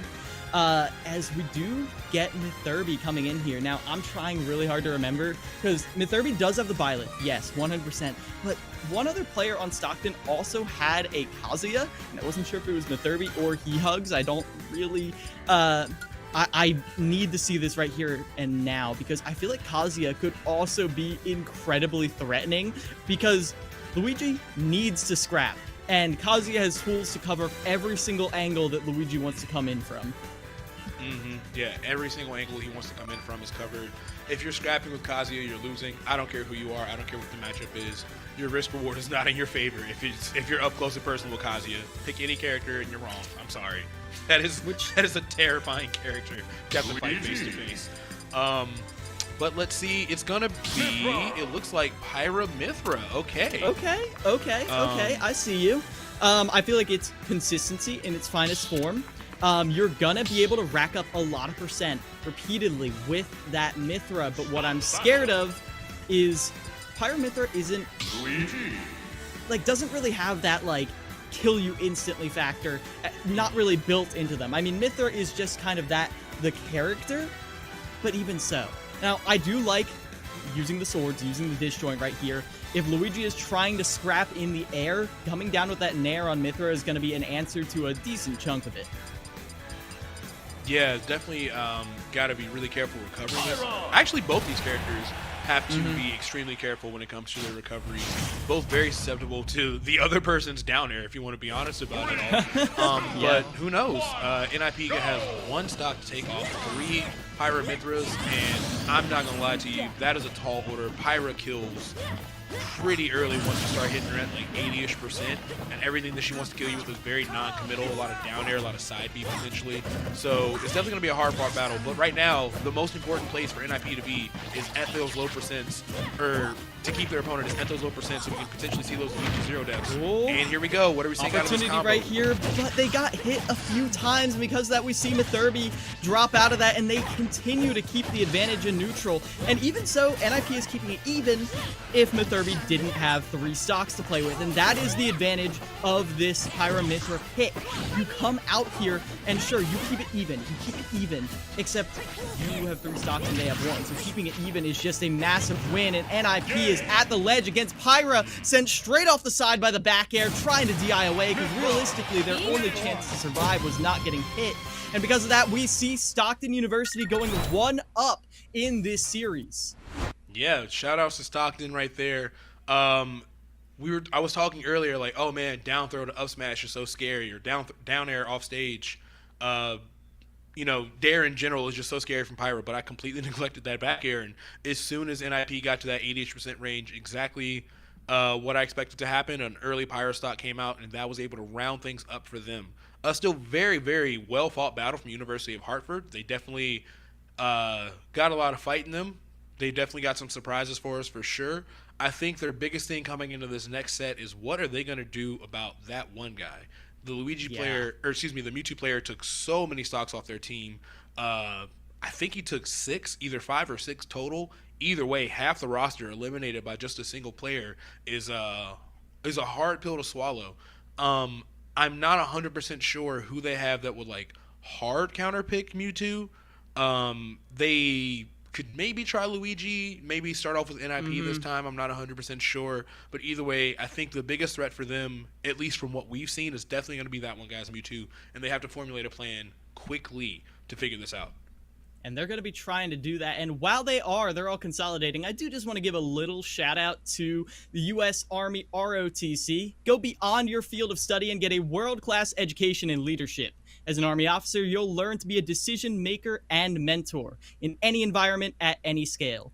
It's a challenging path, but the choice is simple. Decide to lead. To learn more about Army ROTC and the scholarship opportunities available, visit goarmy.com/ROTC. So thank you again. And now the match must continue because UHeart is, like we mentioned, against the wall. They have all this information about what Stockton is going to throw at them. They pushed them to the last player, but they were not able to finish it. So we'll see now, with all the cards on the table, if these teams can figure each other out.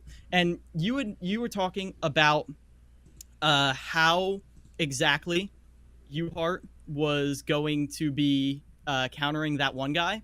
I agree 100% with that Luigi pick. While Luigi, is going to get pushed out again and again and again by those shadow balls, by that disciplined play, you can cut off a lot of combos really early on Mewtwo. You only need to do one down air, nair, down air, up B. If you're on a platform, Mewtwo's dead. even on some stages, he might just be dead as well. So punishing that, exploiting the fact that all you need is realistically one neutral win is exactly what I want to be seeing. Also from an IP, I would love to see more openings that aren't just that grab, because they're getting their opponent above that grab percent every single time. So we need to see conversions beyond that. Yeah, I would fully agree. We need to see like really, really solid combos because these players aren't giving up neutral easily. So you have to make sure that everything you're getting is going to get you the maximum amount of mileage that you can. I mean, there were 3 different instances where I saw a Luigi down throw and I'm like, I'm used to seeing this kill. I'm used to seeing this be a stock, and that will be what makes Luigi most threatening in Cruise, is that you have that potential explosive kill power all the way at 0. You know, you can be down 2 stocks, but you're like, hey, if I find these 2 grabs, I can even this back up. So yeah, we're gonna need to see a little bit more of that explosive play. But by the way, if you're just watching in chat and you're curious to know what you can get out of this outside of just our amazing voice and this fantastic gameplay, if you want a free keyboard or a headset, entering to win is as easy as logging in and scratching your ticket. In the chat, type in !CECC squad SQWAD, or go to SQWAD squad.win/CECC Army in order to enter that lottery to win a free keyboard or a free headset. It's free. No point not to do it. So hop on in there, enter that giveaway, as we're going to hope to see these teams not give away unnecessary stocks, because we talked a lot about that one guy's style of play, that defensive option. So we'll see if they're able to do that here. And this is Oliver Krasov. I didn't know he was there. This is one of Stockton's premier Game & Watch players, and right now he's going to be going up against Purge, who I imagine can't be too happy that every single one of his options is now not safe on shield. Yeah, that's a huge thing to worry about. That up B out of shield just does, not even just up B out of shield, that up B out of disadvantage just does so much for Game & Watch. He's such a very hard character to combo. So ironically, even though he's light and he technically dies early, he gets hit so much less that it just kind of evens out. Meanwhile, the trades with him are terrible. Down smash kills anywhere around right now at 82% because it can vary. All of his damage on his smash attacks and all of his knockback is just absolutely insane.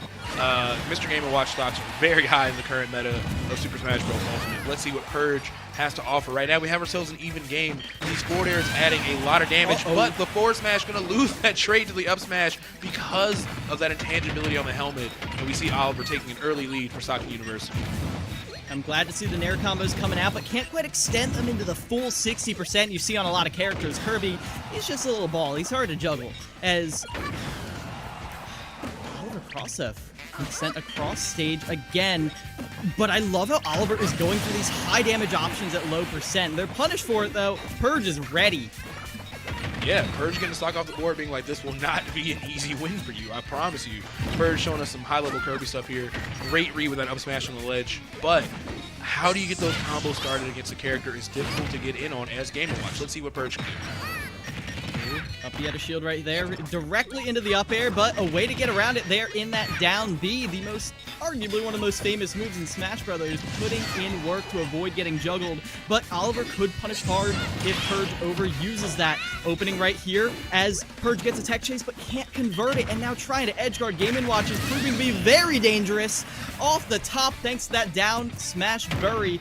One of the only characters in the game who can combo a smash attack into a smash attack. That's Game & Watch for you. Yeah, that's Game & Watch. And of course, the risk reward on that down smash is so very low. It's so good on shield. It's such a big disjoint from his body. It's just a thing when you see it, you just kind of have to let it rock and just wait till he's done doing it. You have to just kind of let it go. But let's see if Purge can maybe get some throws, maybe some early side Bs or something here, because it's looking like Oliver is very comfortable taking just that free chip damage from these falling back airs or maybe even these falling forward airs and just kind of waiting till Purge gets some kill percent for more of those down smashes. I do love to see Oliver getting a little more aggressive off stage, especially but a little too aggressive on stage, I will say. I know not most people won't challenge the threat of a down air. However, Purge has proven their bravery. Kept finishing off with the up smash right there, and now we see Purge off stage again. But that down air, that's a big opener. Sets off an off stage play, but you can't go for the hammer. Oliver's never going to let you get away with that. Yeah, that was crazy stuff, seeing him find that fully charged up smash there.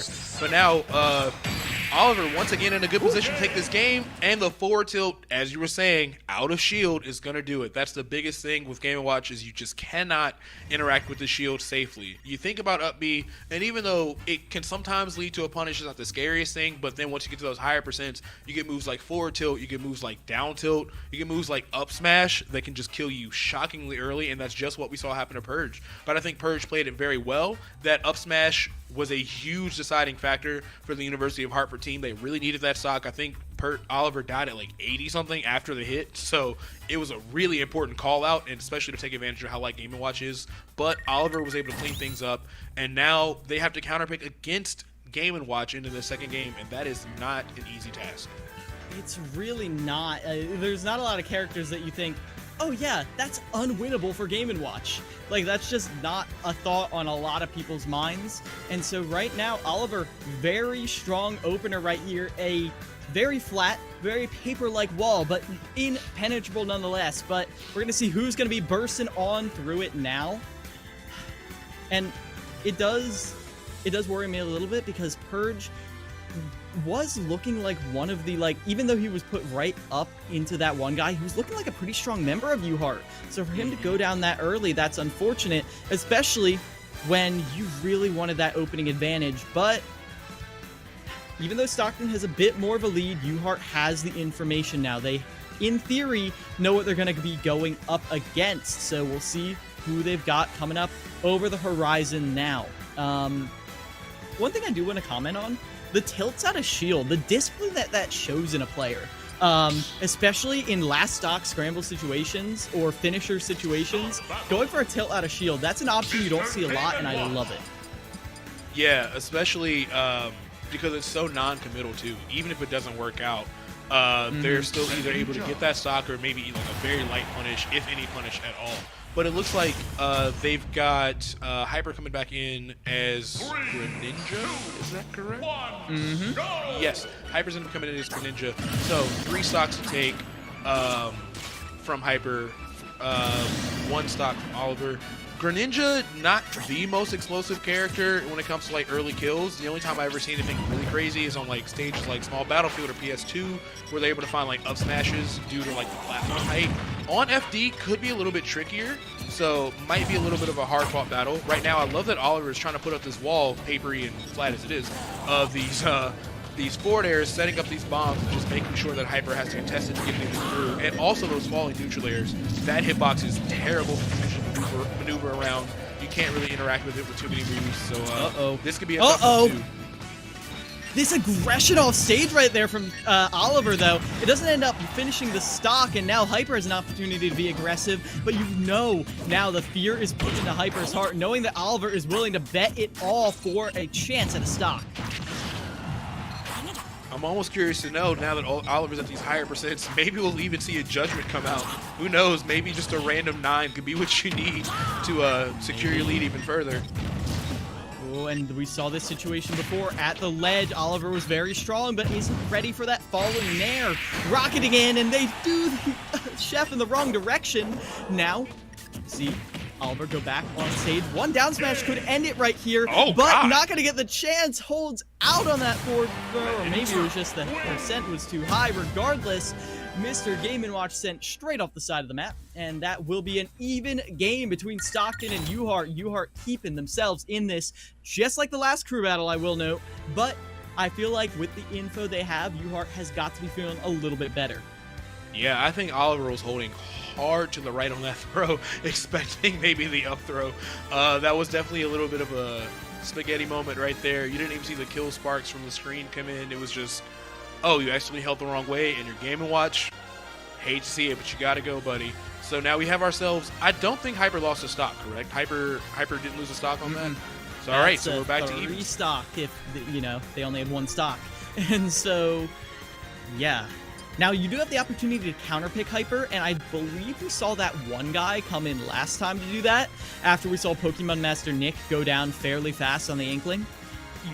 I would not be opposed to seeing that again. I mean, just the way that one guy was controlling the space made it so hard for Hyper to operate in that hit-and-run playstyle that Greninja is known for. The one thing I am scared of, though, is just because it worked last time doesn't mean it's guaranteed to work this time, especially as Hyper put in a lot of work trying to take down that one guy.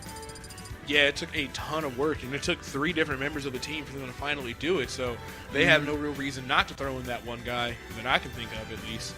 But let's see if they're actually going to commit to the same strategy and keep their players in the same order as they had last time.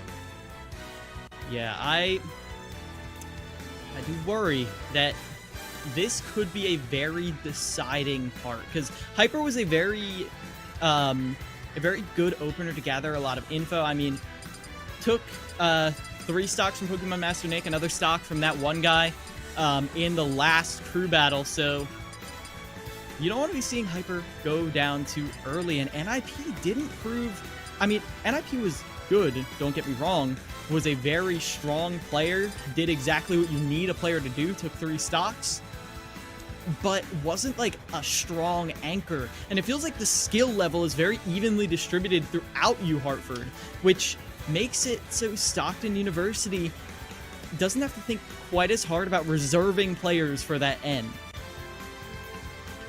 Yeah, exactly. Stockton University, I mean, they took a pretty commanding win the first time around. I'm sure they've got an even better assessment on what to go for in the second round now that they're up a win. But it looks like they're having just a little bit of trouble figuring out who they want to send in. Sometimes you really can get caught up just struggling trying to find a character to counterpick. Greninja, not the easiest character to like just... There's no like immediate counterpicks to just like run to the top of your head for Greninja. I still think that one guy might be the choice, but I don't know. Maybe they want to send Acorn in. Maybe they want to see what Incineroar has to do, or maybe they want to send Mathurby back in and get some of that Pyra-Mythra action going in early. It's really totally just dealer's choice, and we are just waiting to see what they're going to decide on. I think Acorn could be an interesting one, because I always think about characters as they can move. It's going to be He-Hugs coming in, who I'm racking my memory right here because it has been a hot second.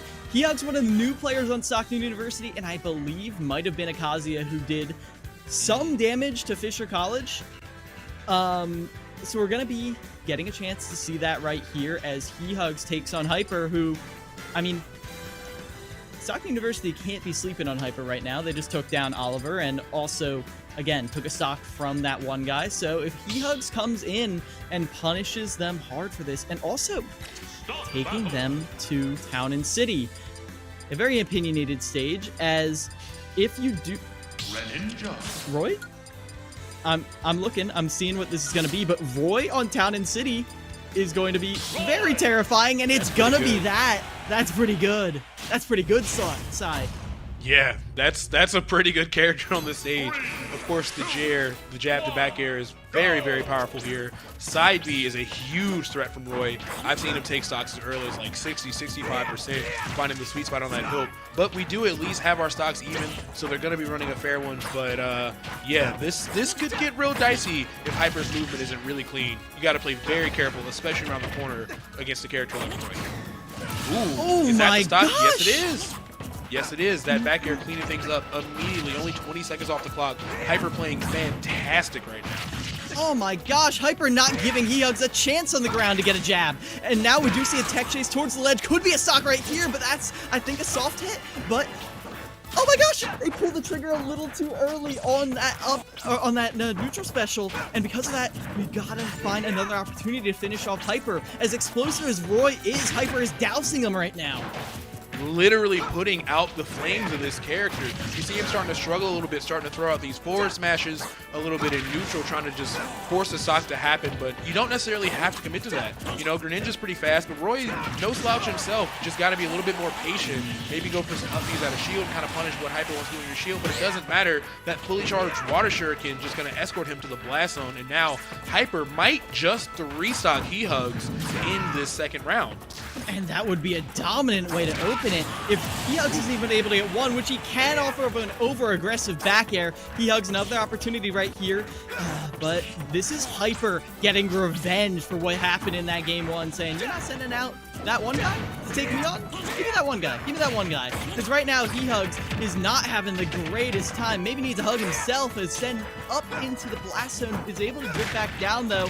Opportunity right here for Hyper to finish it off. So close to the edge.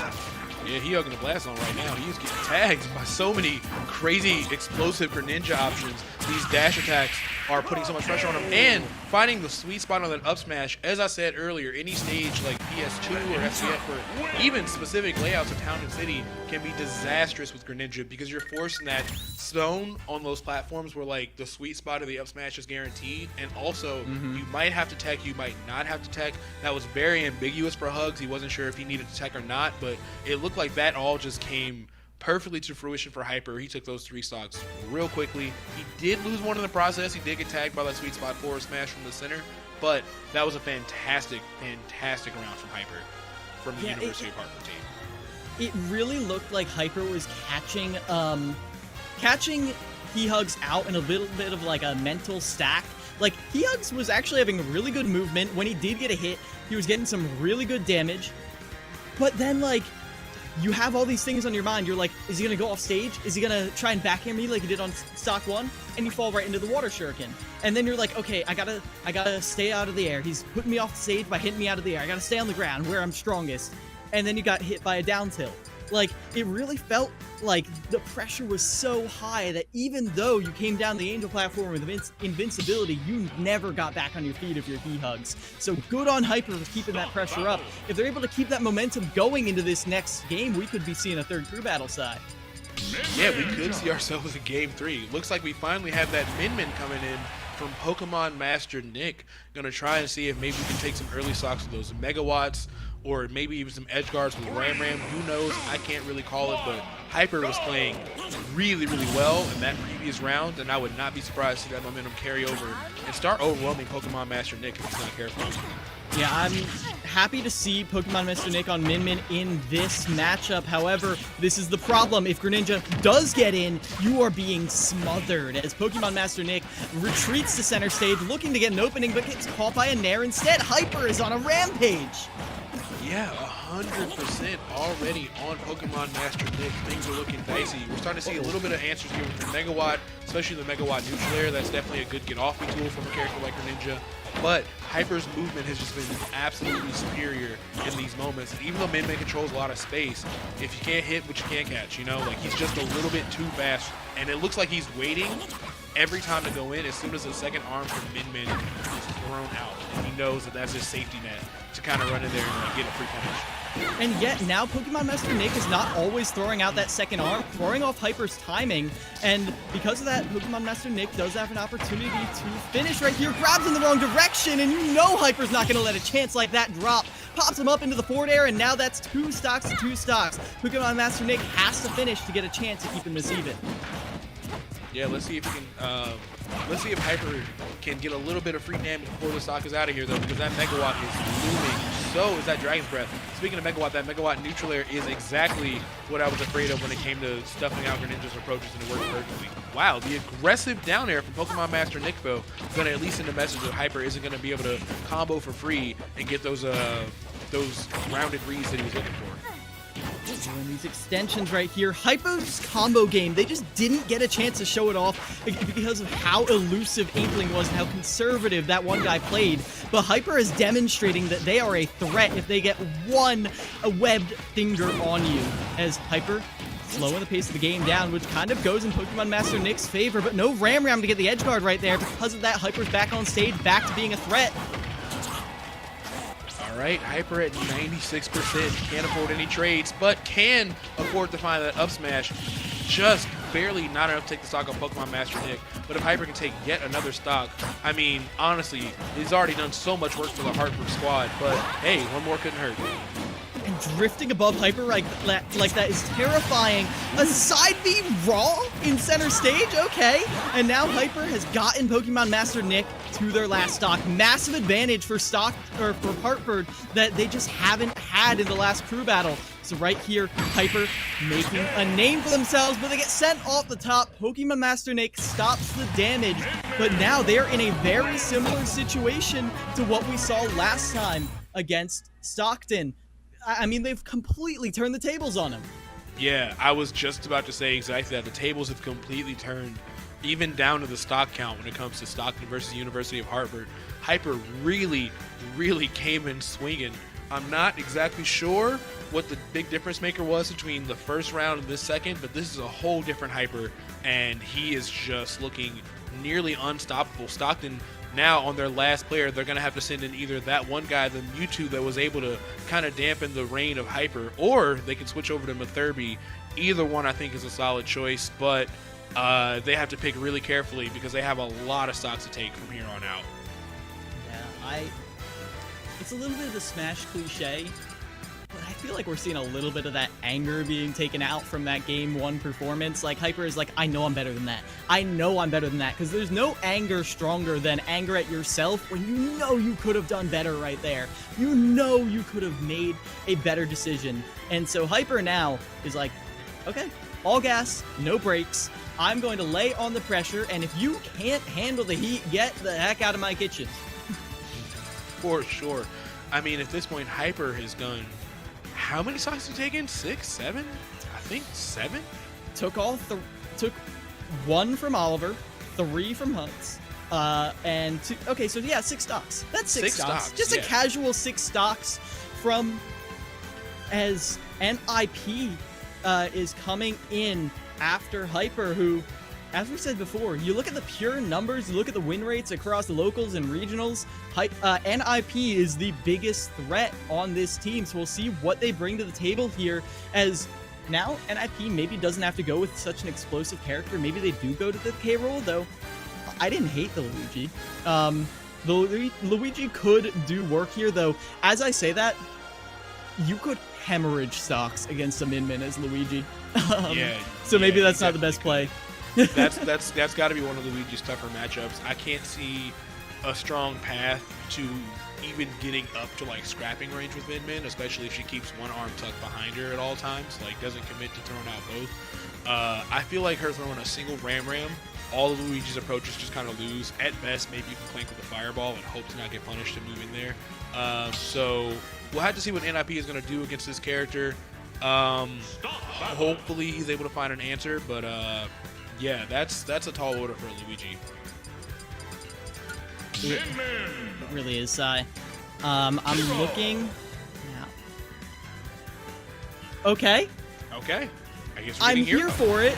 Listen, I've always been a hero believer. I have. Oh, I'm more. I have. I've seen Hero in Japan. I know what he can do. And listen, you don't even touch that down menu. If you just use side B, Hero is better than some low tier characters. However, is he buffing himself while his opponent is SDing? Now that is beat. Yeah, that we might have to ask some questions about that one. Yeah, I don't think that's allowed. They're gonna go ahead and reset that. Muscle memory is a powerful thing, Sai. Yeah, he's like, let me go ahead and get that fully charged. F smash. Let me pick from the whole shopping list. Oh, let me just increase my knockback. Oh, let me go ahead and get some more speed. It's like, hey yo, you cannot do that. One thing you have to remember in Cruise, even though your opponent does have to run off the stage in SD, that does not mean that you're allowed to just level up your character into their final form as just punishment for the format. So they're going to go ahead and run that back. Understandably so. And NIP is going to have to be a little bit more disciplined to not touch that controller. Hands off. Do not touch it. Don't even. Did it again? He charged. He charged. He can't. Wait. He just can't stop. Wait. Did he give up a stock because of that last one? Okay, we're going to have to get some more info on that ruling, but regardless, they're playing right now, Sai. Yeah, does NIP know he's coming in with 3 stocks? Does he know? I'm not sure. Well, either way, regardless, forced to the edge right here is NIP. Listen. If they're going to be generous and make a donation, I'm sure everyone on Stockton will be very happy for that. as NIP forced to the side of the stage. We're going to get some more information on that very soon, but as it stands right now, we see NIP forced to the brink, forced into using that fully charged up B, and now that's NIP off the side. Even game right now, Sai. What is happening?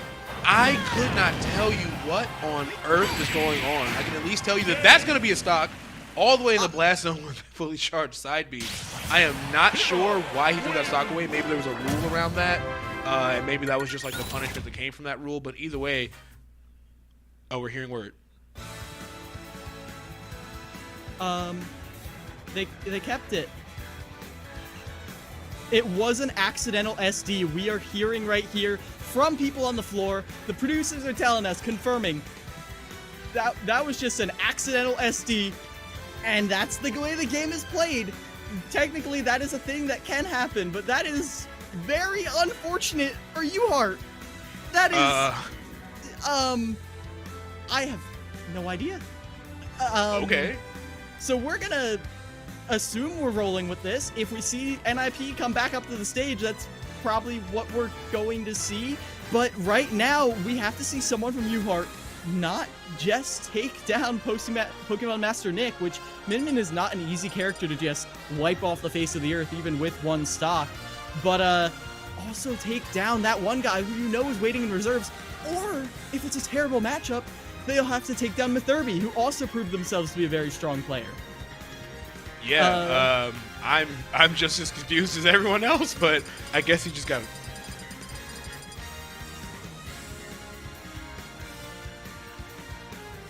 Okay. Oh, okay.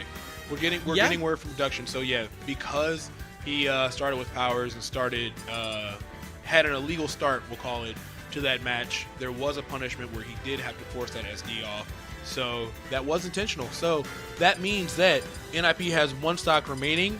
Stockton University most likely going to send in either that one guy or Mithurby. I'm not sure which one they're going to do, but we have ourselves. It is going to be Mithurby. All right, so we have ourselves 4 stocks to 3. University of Hartford still got a slight lead here. NIP did win that last round with that side B off the side of the stage, which eliminated Pokemon Master Nick. So now we've just got Hero versus Mithurby. He did? I fully saw in my head that Pokemon Master Nick took that home. Hold on, we're gonna see who's on the stage real quick. But I assume if Mithurby's coming in, then that is what happened. So 3. Oh, okay, with that side B, I just saw someone die, and I saw Pokemon Master Nick going for the edge guard. So yeah, NIP, 1 stock remaining on that hero. And it's gotta be Mithurby. Yeah. Going. I feel like the Aegis is a much less counter-pickable character, so I like the consistency right here. Mithurby is a new, untested, unproven member of the Stockton University lineup, and yet he's already proven himself to be a mainstay. Coming in for the anchor position needs to be the guillotine right now, because if we see Stockton University fall right here, these 3 stocks, we're going to go to a 3rd crew battle side. We sure are. All right, I guess those players are ready to go. So, let's see. Mithra versus Hero. This is definitely a character that can overwhelm Hero when it comes to the speed and frame data battle. Right now, it's looking really solid for Mithurby. 37% uncontested, avoiding that side B, which is very crucial. That move is an integral part of Hero's kit. So if you're able to maneuver around it, then, hats off to you, because it's a tough one. But right now, NIP not netting any damage, nearly dying a double back air on Captain City, and now we've got the Pyra coming out. Maybe we can see an edge guard or even just another back air. We know Mithurby's no stranger to that. What on earth is NIP going to do here? And the way they're just putting pressure on the ledge, and that will be a 0 to death JD4 right there. That was an untouched stock right there, proving why Aegis just dominates neutral. You can't get your hands on them, and then they come out with an even more disjointed kill option right at the end. Yeah, that was just absolutely phenomenal play. I know University of Hartford might be a little bit disappointed about that, but sometimes people are just really, really good. And Mithurby, as we said earlier, probably one of the strongest players in both rosters at this point, putting on a dominant performance, just that clean 0 to death. The edge guarding was on point. The ledge trapping was on point. the use of the stage, going for those extensions with the platform, so that double back air was really smart, especially on a place like Town and City. Yeah, I mean, Mithurby honestly just plays that flawlessly, and Harper's just going to have to like hope and pray they can respond for something, because they are down a game, and this is potentially their last 3 stocks of the entire tournament if they cannot turn something around and defeat Mithurby. Yeah, and it's gonna be. Ooh. Now, it's like Joey Measles. We talked about Joey Measles last time and how they were able to turn things around a lot, but this is a just normal set. Like, this is 3 stocks versus 3 stocks, Mythra versus Ridley. It's going to be tough for Joey Measles, but the kill power is there. We see potential for reversals already as Joey Measles is fighting their way back on stage, but Mithurby wants to keep things disciplined and clean. Yeah, so far we got ourselves a pretty even game here. Where this is going to get dicey is as soon as we see that switch to Pyra. But a jab block of all things coming out from Joey Measles, starting to set off hot and trying to show Stockton that Hartford is still in this with a fighting chance. Ooh, that was so scary. Narrowly avoiding that 2-frame F smash. I held my breath on that one.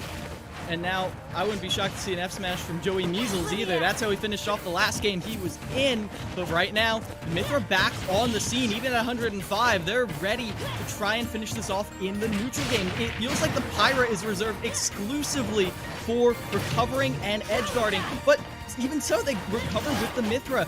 They are only using that Pyra in very sparing situations, but up B straight through the forward smash, no fear whatsoever, but right off the Angel platform, Mithurby swinging. Yeah, and Joey Measles definitely took a heck of a risk right there with the up B, but it paid off for him. Only at 119, not too bad. Mithurby opting to continue to stay as Pyra, or excuse me, stay as Mythra, but now finally switching over to Pyra, see if maybe this character can be a little bit better at taking those stocks, and that back air nearly did it as soon as I opened my mouth to say that. Right here, Mithurby catches that jump, and now we're back to an even game right here. Joey Measles not able to get some extra percent, and we're in neutral where Mythra reigns supreme. You see Joey Measles giving a lot of respect, knowing that their one opening needs to matter a lot more than all of Mithurby's smaller ones. Exactly. And then another thing that's going to be a huge factor here is going to be edge guarding. How are these characters going to be able to recover back to the stage? We see Mithurby attempting to find those 2 frames with those forward smashes, which if they do connect, great. That's tough. Oh, speaking of tough, really, really difficult recovery coming out from Mithurby. The side B happened to connect on Joey Measles. Otherwise, he could have been punished really hard with the forward smash. I don't know the kill percents right here, but I can't imagine this is looking good for them. Down air not's going to set up into a ton, and now you're stuck on Pyra trying to land, which is not the hardest thing in the world, but you still see Mythra come out again. Seems to be the more comfortable half of things, but you can't be side being straight into a shield. You know Joey Measles is ready for that, ready to try and finish this stock at the ledge. Can they do it?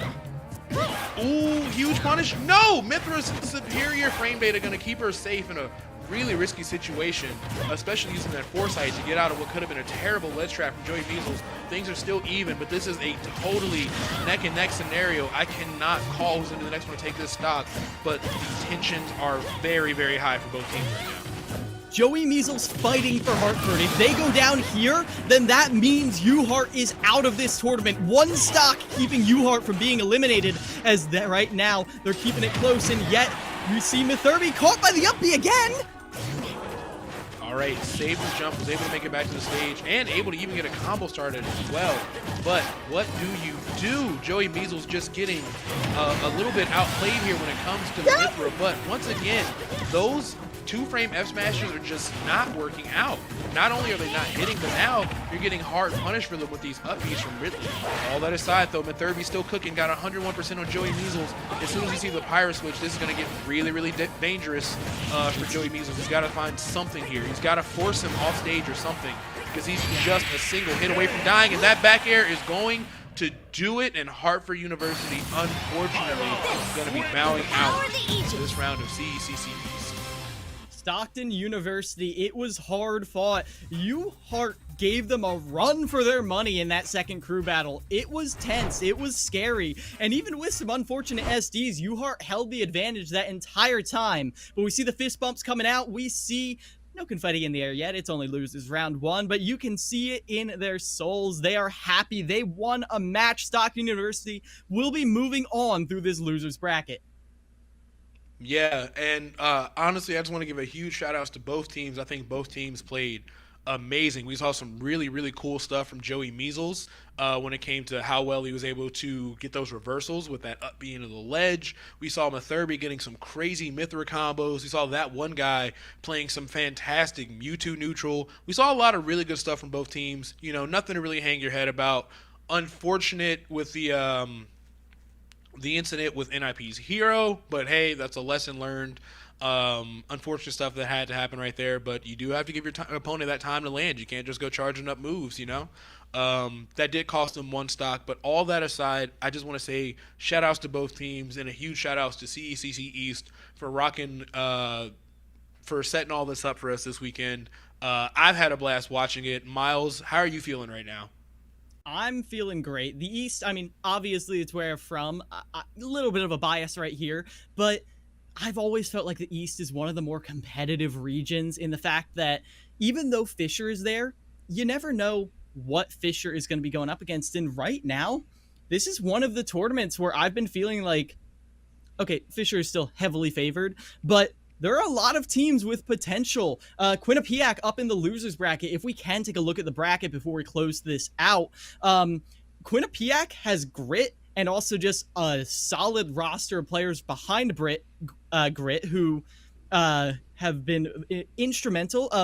Quinnipiac actually took down Stony Brook when Quid was even on the field. So, and that was a 2-0. Wow. 1-2 crew battles against a team with Quid on it, who I don't believe is in attendance for this event. Stony Brook, even without Quid and some others down in another event, well, Stony Brook is still looking like one of the stronger teams. Beat Stockton in the winners, and now Fisher right here. And this right now, it's one of the most competitive tournaments we've ever had in the CECC. Can't wait to see how it plays out tomorrow. There is more content all throughout the day, but first, we're going to head over to Pauly for an interview with that one guy from Stockton University after their win.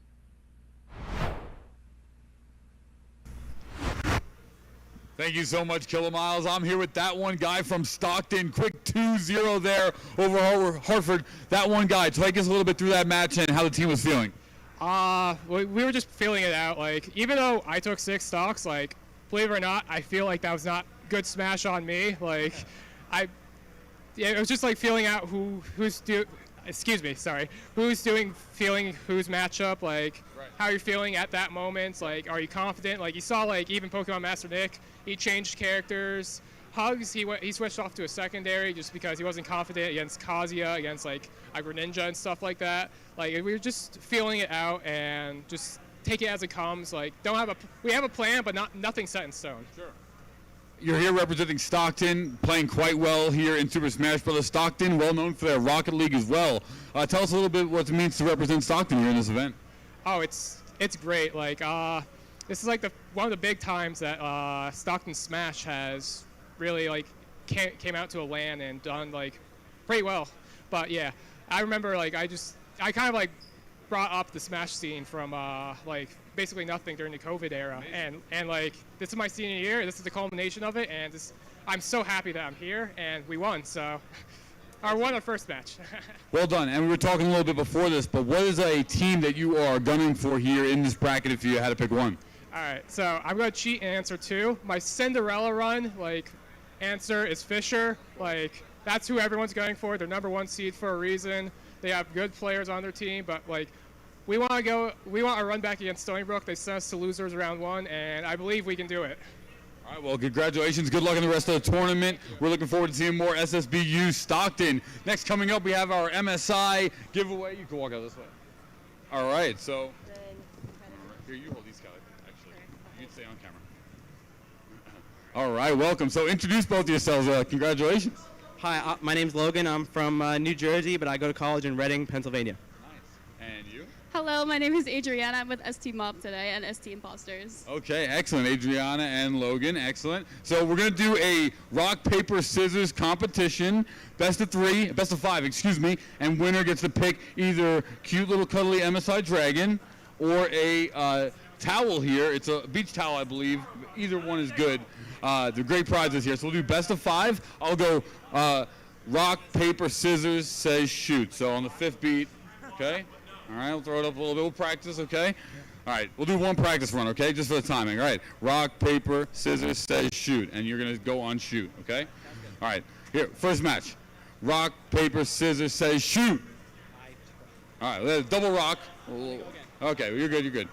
Rock, paper, scissors, says shoot. 1. All right, 1-0, okay? All right, you want to start now? Callie, your call. Start now? We'll start now. 0-0. Here we go. All right. 0-0. Ready? All right. Settle down. Okay. Here we go. Rock, paper, scissors, say shoot. Even. Rock, paper, scissors. Ready? Done. Even. All right. Rock, paper, scissors, say shoot. 1-0. All right, Adriana. Here we go. Rock, paper, scissors, say shoot. Even. All right. Rock, paper, scissors, say shoot. Even. Okay. All right. Dicey. All right. Rock, paper, scissors, say shoot. All right, a little craziness. All right, 1-0 though, Adriana still. Rock, paper, scissors, say shoot. All right, 1-1 here. Logan picked up that one. All right, very good. All right, here we go. Third match, ready? 1-1. Rock, paper, scissors, say shoot. All right, 2-1 Logan. Adriana, here we go. Not out of it though. All right, here we go. Reset, nice. Calm, settle down. All right, rock, paper, scissors, say shoot. Ooh, Logan with the 3-1. Logan, you get to choose here which prize you want. All right, but we got to give the towel to Adriana right there. Congratulations. Thank you so much for competing. To the camera, well done. And that was presented by MSI, one of the old sponsors for today. Let's go. Welcome to the CECC. Time to wake up. Woo. All right, when we come back, we'll have some more college esports right after this.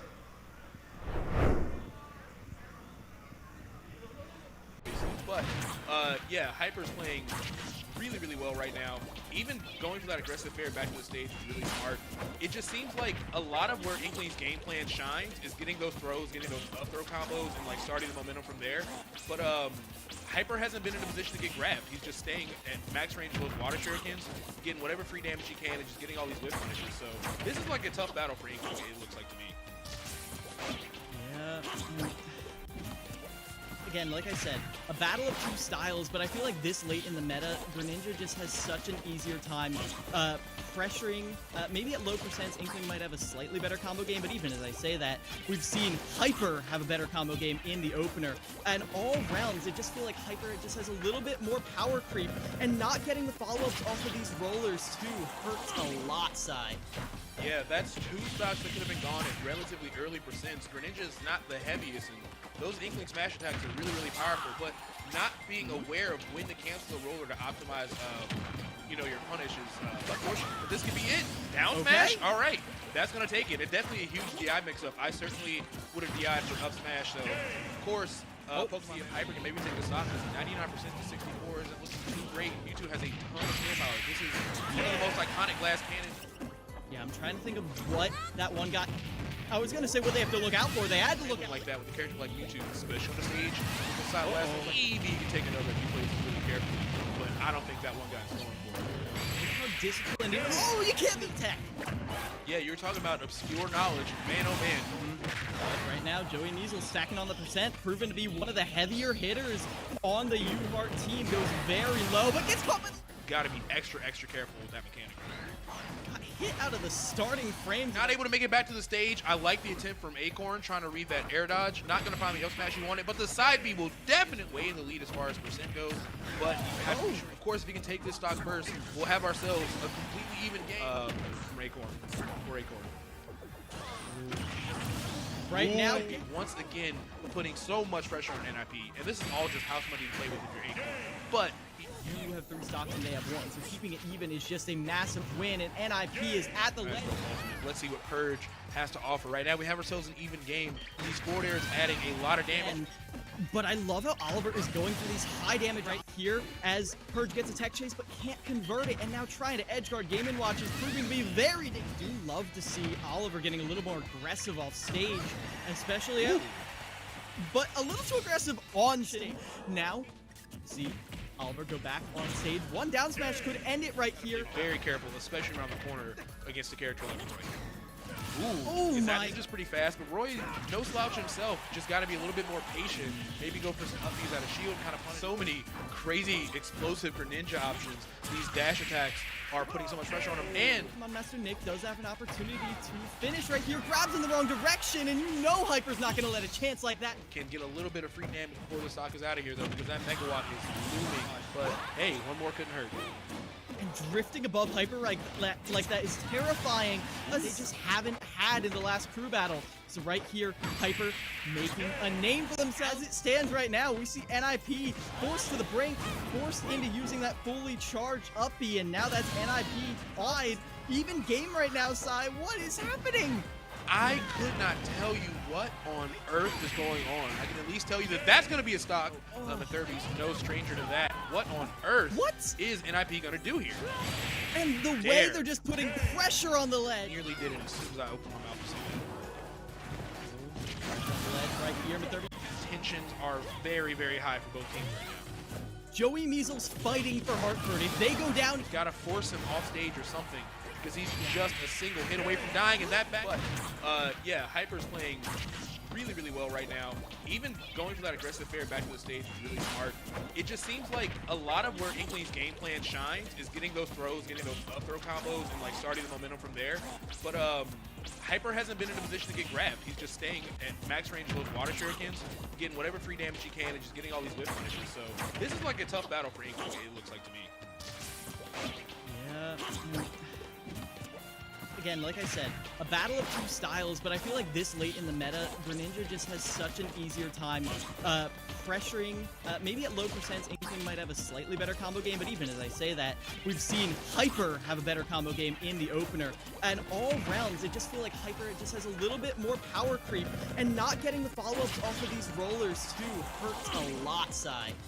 Yeah, that's two stocks that could have been gone at relatively early percents. Greninja is not the heaviest, and those Inkling smash attacks are really, really powerful, but not being aware of when to cancel the roller to optimize, your punish is unfortunate. But this could be it. Down smash? All right. That's going to take it. It's definitely a huge DI mix-up. I certainly would have DI'd for up smash, so of course, Pokemon Hyper can maybe take the stock. 99% to 64 isn't looking too great. Mewtwo has a ton of skill power. This is one of the most iconic glass cannons. Yeah, I'm trying to think of what that one got. I was going to say what they have to look out for. They had to look out like that with a character like Mewtwo, special to stage. The side last one, maybe you can take another if he plays really carefully. But I don't think that one guy is going for it. Look how disciplined he is. Oh, you can't beat tech. Yeah, you're talking about obscure knowledge. Man, oh man. Right now, Joey Measles stacking on the percent, proven to be one of the heavier hitters on the U-Heart team. Goes very low, but gets caught. Got to be extra, extra careful with that mechanic. Got hit out of the starting frame. Not able to make it back to the stage. I like the attempt from Acorn trying to read that air dodge. Not going to find the up smash he wanted, but the side B will definitely weigh in the lead as far as percent goes. But of course, if he can take this stock first, we'll have ourselves a completely even game from Acorn. For Acorn. Right now, once again, putting so much pressure on NIP, and this is all just house money to play with if you're Acorn. But you have 3 stocks and they have 1, so keeping it even is just a massive win, and NIP is at the ledge. Let's see what Purge has to offer. Right now, we have ourselves an even game. These forward airs adding a lot of damage. But I love how Oliver is going for these high damage right here as Purge gets a tech chase but can't convert it, and now trying to edge guard. Game & Watch is proving to be very dangerous. Do love to see Oliver getting a little more aggressive off stage, especially but a little too aggressive on stage. Now, see Oliver go back on stage. One down smash could end it right here. Very careful, especially around the corner against a character like Roy. That is just pretty fast, but Roy, no slouch himself, just got to be a little bit more patient. Maybe go for some upbeats out of shield, kind of punish. So many crazy explosive Greninja options.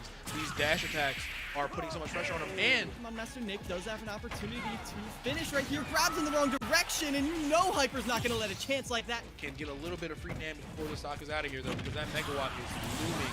But hey, one more couldn't hurt. And drifting above Hyper like that is terrifying, as they just haven't had in the last crew battle. So right here, Hyper making a name for themselves. As it stands right now, we see NIP forced to the brink, forced into using that fully charged up B, and now that's NIP wide. Even game right now, Sai. What is happening? I could not tell you what on earth is going on. I can at least tell you that that's going to be a stock. Mathurbe's no stranger to that.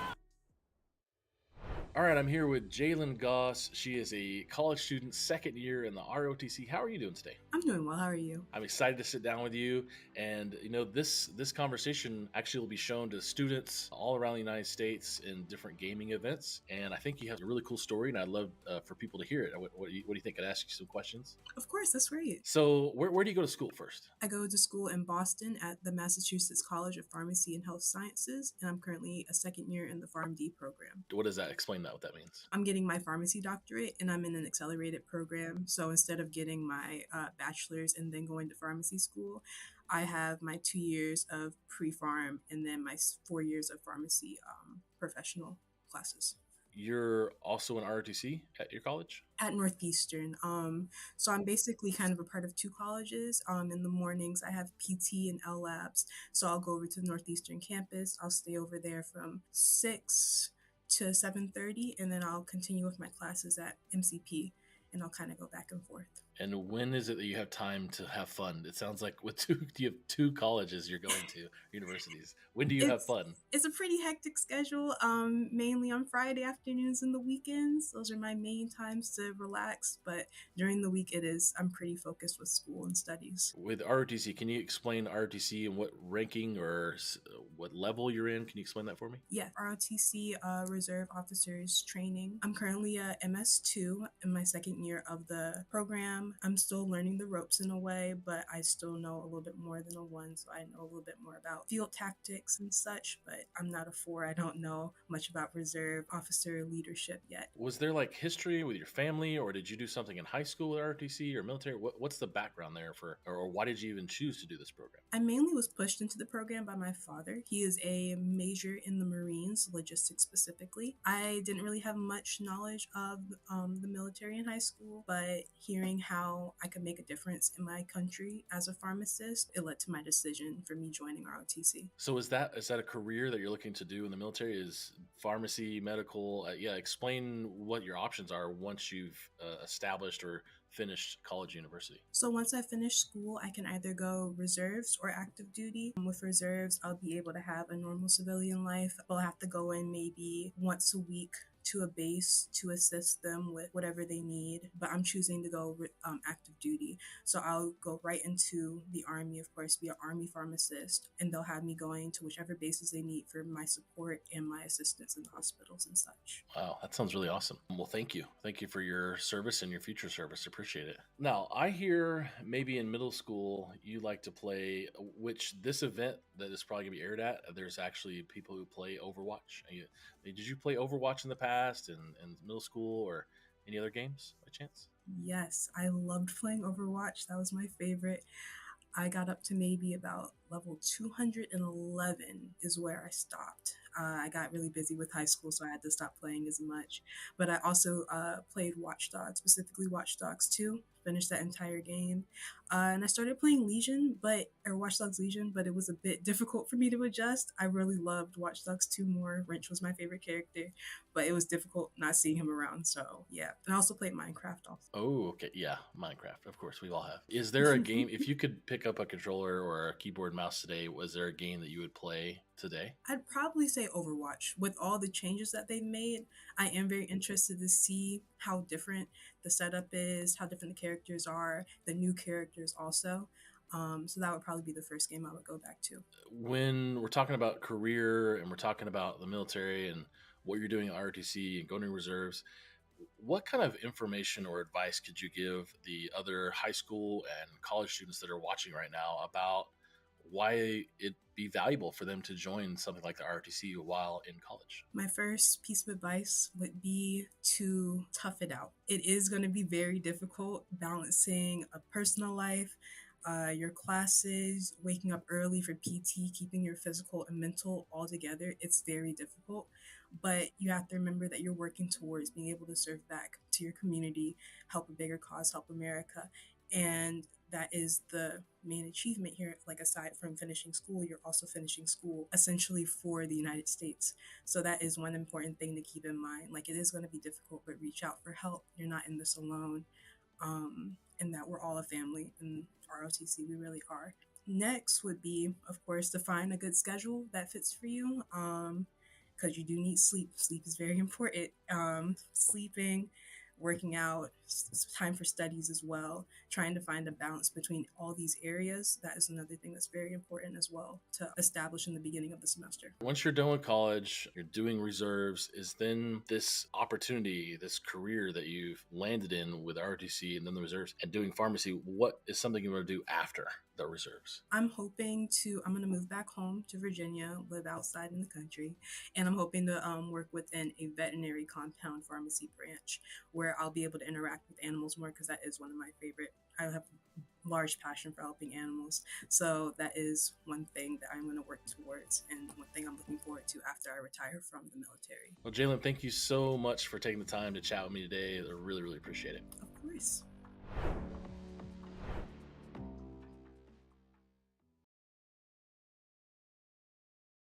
Hello, everybody, and welcome back to another CECC East qualifier interview. Now, this one is maybe going to be a little more fun than the others, simply because the person I'm interviewing I have known for many years at this point. Just talking a few moments ago, we've decided we've known each other for about 3 years. And Kieran, I'm super excited to talk to you about this, man, because in those years I've known you, I feel like you've fulfilled so many roles across those years. And now we've ended up as the head coach for the University of Delaware Rocket League.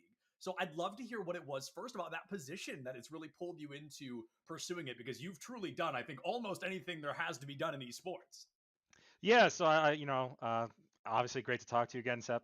I got pulled into the University of Delaware first and foremost because I was actually adjuncting there. I teach in their esports and game design program, and it just came about that they had a position open for esports coordinator, and I wanted to get back on campus, wanted to work with the students more hands-on, do some more day-to-day operations, because beforehand I was doing a lot more tournament operations and league operations. And I love the students at the University of Delaware. They're fantastic. They're energetic. They're engaging. They want to be here. They want to achieve great things. So it was an opportunity.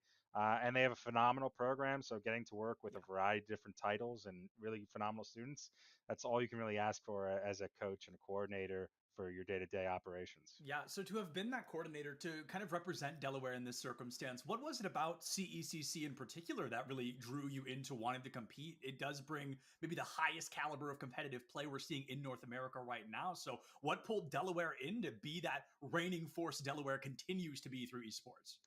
Yeah, I mean, so we're looking at it, the CECC obviously has come a long way in a very short period of time. I remember going down there for their first national championships in Atlanta, was not able to make it last year for Dallas. But, it's a phenomenal tournament run by a great group, and we want to be able to get to that highest level and compete at that highest tier. So, this year we're much more dedicated, much more focused in putting our time, effort, and energy, especially to these early qualifiers. I don't know if those teams that haven't started signing up for qualifiers yet, let me tell you, you definitely do not want to be going through the last chance qualifier.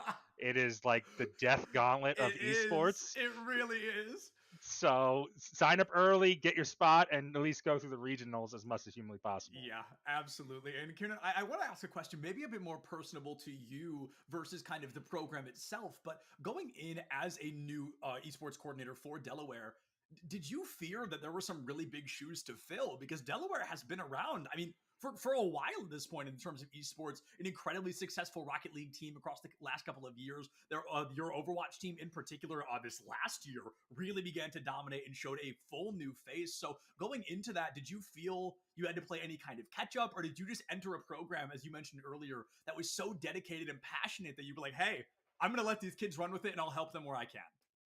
Honestly, I've been very lucky. I don't have to necessarily work as much on the skill mechanics and getting these students to get to practices and show up to matches. I've got to really work on the fun stuff of esports.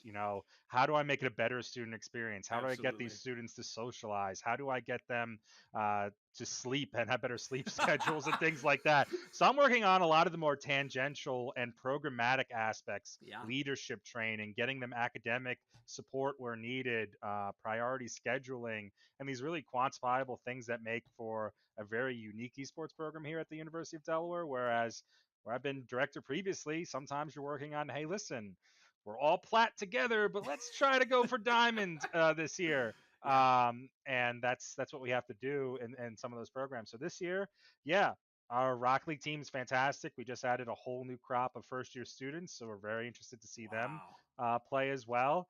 Overwatch right now as we speak, playing in Activision Blizzard. Our only loss is to Maryville, and I don't think anyone's gonna shame us for that. Trees is good. So we're looking at this and going, you know what? We're calling people out. Let's see how far we can go. I think we can, depending on how the schedule plays out, and as long as you don't unfortunately luck into Fisher in the first round, you probably have a pretty good chance. And I think especially in Overwatch, I don't see us getting stopped by anyone outside of maybe the top 10, 15 in the country. And Rocket League, we'll see. It depends. My team has a bad habit of not playing well in the morning. So if they can shake off the slump and really come together and run through this gauntlet, I think getting them to a LAN, they did well last year at the East qualifiers. I think they're going to come back and fight with vengeance and really see if they can make their mark. Yeah, and I love to hear you say that, because I feel like, I've referenced this a few times, that Delaware, the esports program has really been around for a while and has been pretty consistent in that. And I feel like maybe some of the teams that hover around the top but never really at the top can kind of fall into the shadow, right? So other than winning, because obviously that's what everyone's going to try to do this weekend, do you feel like maybe that's a little bit of Delaware's goal going into this, to remind people the force you guys can really be? Well, we have a couple different goals. So for our Overwatch program, they're definitely trying to make their mark. They're watching the top rankings and the power rankings and go, we're not in anyone's top 25. Like no one's even like talking to us. So we're playing Ball State and Activision Blizzard this weekend, but right before the CEC qualifiers, and then we'll probably end up playing a Rutgers or someone else really top level in the CECC. So I think we'll take wins off of almost anyone outside of that Fisher, Maryville, Northwood tier. So we're hoping to make some noise in Overwatch and let people know that, we are a great team. We have really great fundamentals. We have a fantastic coach.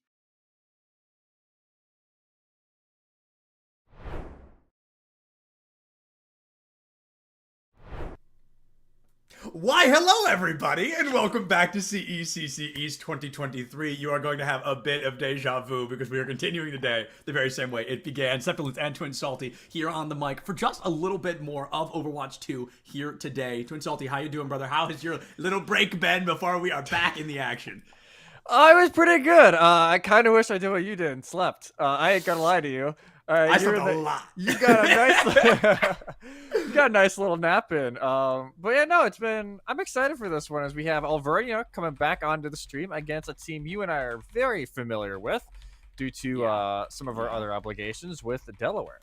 Yeah, University of Delaware bringing out a very powerful team composition during the Eastern qualifier. I was very vocal about my expectation of this team, and I have not seen them play yet today, but I will stand by that belief that I feel like Delaware is a very talented team, a very successful program up to this point, and they are, I think, chomping at the bit to really move forward and prove their weight, maybe a top 25 team in the country, if they're able to break through. I think this is a particularly difficult qualifier to do that in because of who else is in this qualifier, because of who else is in this bracket, who else is in this lineup. So Delaware, they're very good, but they've got several beasts to take down. So if we jump over to the bracket, we can see who exactly we're going to be throwing Delaware up against this weekend.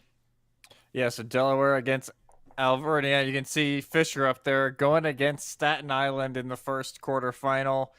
That will be an interesting match for Delaware when they get to it. And then the other half of the bracket, New Haven, who surprisingly won Group B, is going to be playing against Bentley, NYU, against Mount. So That honestly, that bottom half of the bracket is a little juicy because I don't think many people had New Haven beating Delaware in Group A. B, I should say. It was definitely a surprise. Now, New Haven, I don't know a lot about them, but I know they are not a pushover team. They are not going to be an easy roll through. It's not. It's a little surprising they're able to clutch out there, but I think they're bringing an A game this weekend. They're feeling good, and like you mentioned, New York University versus Mount Aloysius. I think that could be a banger matchup as well. Yeah. Shout out to Mount Aloysius. I very much enjoy their program and the excitement they tend to bring to events like this. So I'm wishing them best of luck against NYU. But again, a brutal matchup to be in because it's NYU. So there's all these different teams. There's these different variables of, oh, dang it, I have to play blank because there's several teams here in the East that create that exact energy. Now, Delaware is, to me, at the very least, one of them. And while Alvernia did get 3-0'd on stream earlier today, I think anybody watching could say that there were parts of that were incredibly close, albeit parts that were not close at all either. So hopefully Alvernia has been able to take this time and shape up a little bit. Yeah, push, the less said, the better. I think if that's about where we're at with New Queen Street. But, like, Control almost went their way. Eichenwald, they had, honestly, a pretty decent comeback on their attack after looking very out of it for the first 3.5 minutes of Streets phase. So we know that the Golden Wolves can bring it. They just got to bring it now against the Blue Hens, who are a very good team. We've talked about that before. And I know we did send Proud our predictions beforehand, so I know this is not going to be a graphic, but I'm picking Delaware. I don't know about you. That's a twofer. Yeah, That's a twofer. I feel bad. I am sorry, Alvernia. I can't do it again. I just can't. You said break my heart once, and that is the only chance you get. But I think this is going to be a unique opening for Alvernia. We're going back to Antarctic Peninsula, a map they were 1% away from winning earlier today. They lost this 199 on stage 3 of this map. So Alvernia was unbelievably close, but close only counts in horseshoes and hand grenades, and none of that going to be in a game like Overwatch 2. But Twin Salty, I'm keeping an eye on Helen in particular. Now, assuming that they're in. If it's Toad, I'll make the same point, but I believe Helen is the starter. Just start on Sigma. Please, just start on Sigma. Like, that is my number one request out of the side of Alvernia right now. Yeah, either start on the... Honestly, they may swap to it fairly quickly, seeing that Ideal Warrior is starting on the Sigma here for the Blue Hens, and they'll have to be running a comp that we've seen a lot in the Tier 2 and Pro Circuit as of late, or I should say the Pro Circuit until it finished. Sure. With the Sig, May more Tier 2, but then obviously you got the Soj, you got the Bap, you got the Lucio. This is going to be a very hard comp for the Ryan to really do a lot into. Delaware going to be coming out the gate here swinging, and with Ideal Warrior on this tank position, this is a player that is notoriously very talented in the tank department, in particular on the Sigma, at least in my mind. Septilin certified Sigma player right here, but I think Alvernia is going to be able to get a lot of damage out the gate due to the tiny Overwatch wall from Optimal going up, Immortality Field from Syrup taken offline, and Delaware doesn't have that same infinity of survival now. They lost the Immortality Field. Toggling, I believe, is holding out of theirs pretty aggressively, and already the May wall goes up. Ideal Warrior uses the accretion to back up, and Optimal has created the space. Alvernia should get a first point cap. Yeah, they will be able to cap, and they have the window, though. And both teams actually will. Syrup will try and follow it up. That Bastion nade, though, almost claims one. All right, let's see. Ideal Warrior moving back into the space once more. 90% on this Gravitic Flux. Helen finally goes down, and unfortunately, that first blood should be the beginning of the end. We're keeping a close eye on Set, who gets one exit frag, insult to injury, but the bloodshed has begun shed, and now it is going to be Delaware, elimination after elimination. Stagger onto the supports, and Gusty can't even buy additional time. Delaware, they lose a fourth of the point, but they cap earlier than Alvernia got away with last time. I'll give credit to Alvernia. They played that initial fight very well. They closed the gap early, put the wall down. Optimal did a great job, like you said, helping close that space. But then once they settled in on point, it's so much easier for Delaware to try and traverse around. Artillery Strike comes out early and gets nothing. Very courageous play, one that I'm not super fond of, but this Flux is going to be huge. 3 go up, they all come back down with the help of the beat from Gusty, giving this team a new tune to dance to, excuse me. Earth Shadow from Helen drops 3, doesn't catch Hyper, drops the beat of their own. Both Lucio's now getting a full team save. One Blizzard comes out from Carter. Optimal has one in their back pocket, but are going to choose to hold on to it. No way! Carter can't box him in because the boots from Toggling get them up and out of the way. Ideal Warrior down, and now Delaware have the overclock up and running. Ju now can't find any eliminations. Gusty finds Carter, and I think Alvernia, they get to keep and continue this lead. Yeah, they will hold on for now, and as you said, it was just a nice set of ultimates. Yes, it didn't get a lot of kills early on, but it drew out a lot of health early from Ideal Warrior. The sound barrier from Hyper, admittedly, was very good to keep the minute from the Shatter, but time and time again, Alverni's just forcing ults away from Delaware that they can't use it effectively. Oh, big Ant Matrix out the gate here, just using it to attempt to heal Optimal, but the Bastion Bomb. I'm so sick of this thing, but Set is doing a great job with it. Able to find a double kill through that Ant Matrix. Just a few days ago, I saw a quadruple kill with it, and it was not. It's certainly an ability. It is one of the abilities of all time, some might say. It is one of the abilities in this game.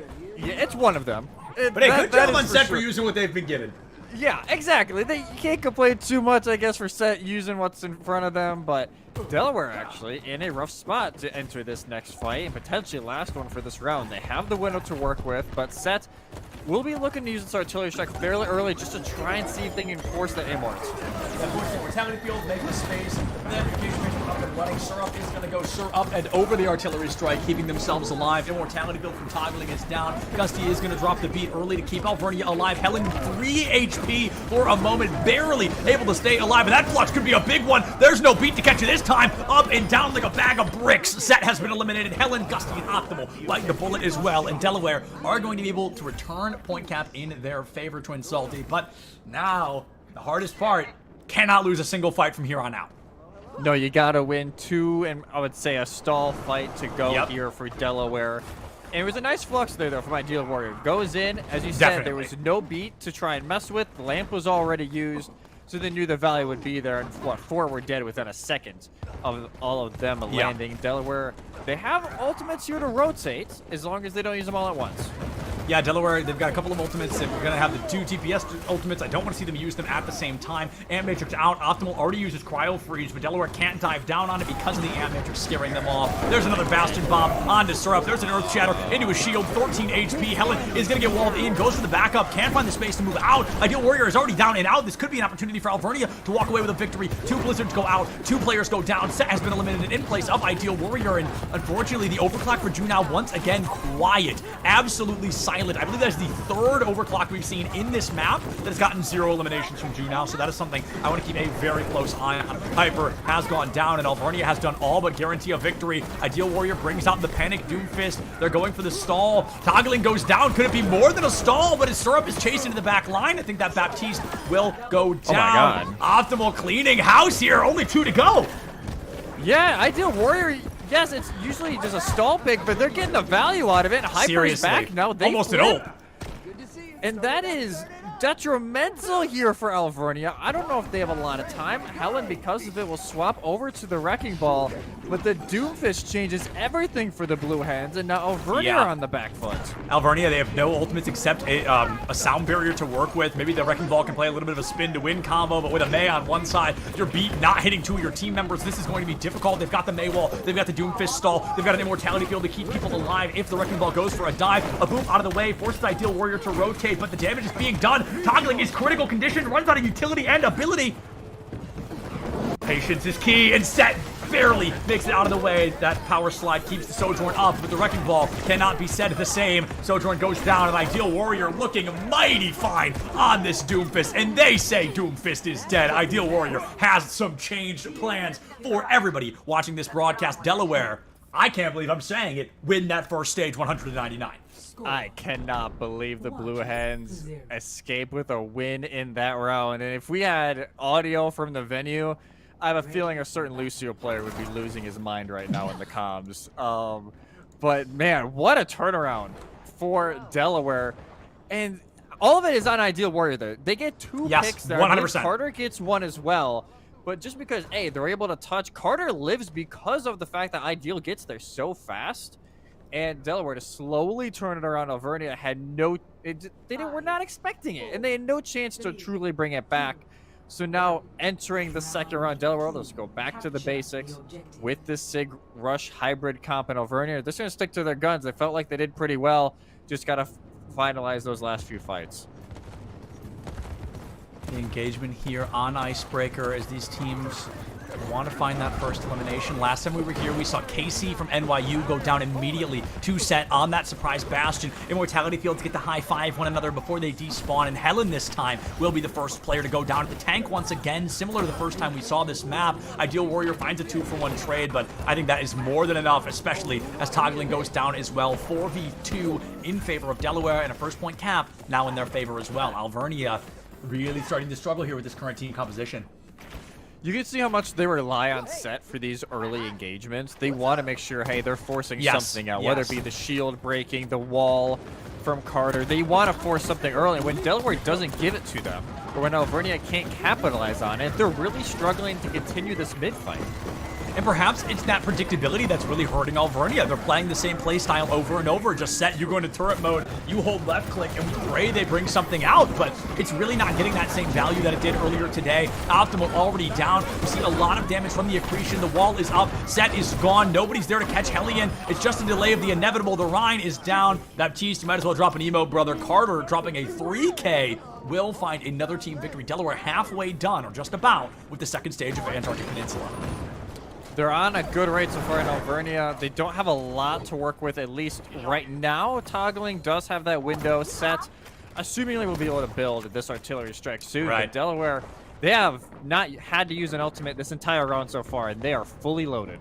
They are going to have darn near close to an ult apocalypse in a moment like this. Amich from Toggling is going to box out this choke point in favor of Alvernia, but a Blizzard from Carter makes it that much harder for the team to run away. They are going to get obliterated. Optimal gone. Toggling down set, being fully dismissed by their gravitic hand, eating every single bullet. Ideal Warrior on this Sigma is just a beautiful thing to watch, and I'm glad that we get to be a part of it. But Twin Salty, it just rings a familiar tune in the back of my mind that I've been singing in Alvernia for 2 series now. Yeah, it's just Alvernia not being able to really punch through, and it's something that it's got to change at some point. Optima will go onto the Hanzo, something that I don't mind them trying something different here. Sure. That's the pick I would have done personally, but not bad. The Shatter only hits Juno, I believe. Yeah, the Shatter catches Juno. Hyper does drop the beat for it, though. Gravitic Flux comes out. It's relatively silent. And now Juno, I've been so critical of these overclocks. We've yet to see an elimination with one. And finally, the curse will be broken. Gusty goes down. Juno gets their life core, but that is a hell of a trade. Delaware is more than happy to walk away with.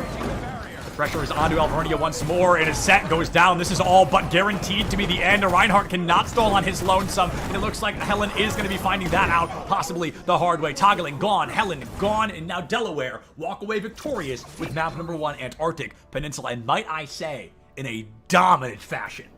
Well, at least round 2 was dominance. Round 1 was a little willy-nilly from both sides, but I played the game. Who else? And that map, Ideal Warrior on this Sigma. Yeah. Arguably, Oh, it's the Flux. Duh. Yeah, it's the Flux. It makes sense because arguably one of the best heroes right now with carry potential. Yes. In the current meta, and that's exactly why. And we even saw it early with Helen, right? When they went on the Sigma for that short. Toad as well. Yeah, and Toad. So I wonder if we're gonna see more of the Sigma throughout the rest of the weekend. But now you wonder, hey, Alvernia, are you going back to Eichenwald like you did when you lost map 1 in the previous series? I would hope not. You can. You can. Well, I would assume they're not going to, but, well, just for the sake of argument, they might. That, or you could try New Queen Street, but I have a feeling you're not doing New Queen Street. Seeing how that one went. I'm rather confident we are seeing neither of those maps. I may be wrong, but I mean, without pulling a puncher, they got smacked on Eichenwald. That was brutal. So I am very confident Alvernia will not be going back to Eichenwald. Now, that doesn't mean they're not going back to Hybrid at all. I believe the only map technically not in the map pool is New Junk City, right? Everything else is viable. Everything else, that and Samoa, I think, are the only two maps and that Samoa. are not in. I forgot Samoa exists. But just going into something like Hollywood, Kings Row, even you want to play Reinhardt, log in the Kings, dude. You want to play Reinhardt, you want to play Bastion, you want to play May. Why are we not at Kings Row already? You know what I mean? Like that's the sense and the urgency I'm getting of play a map that is going to enable the composition you so badly want to run.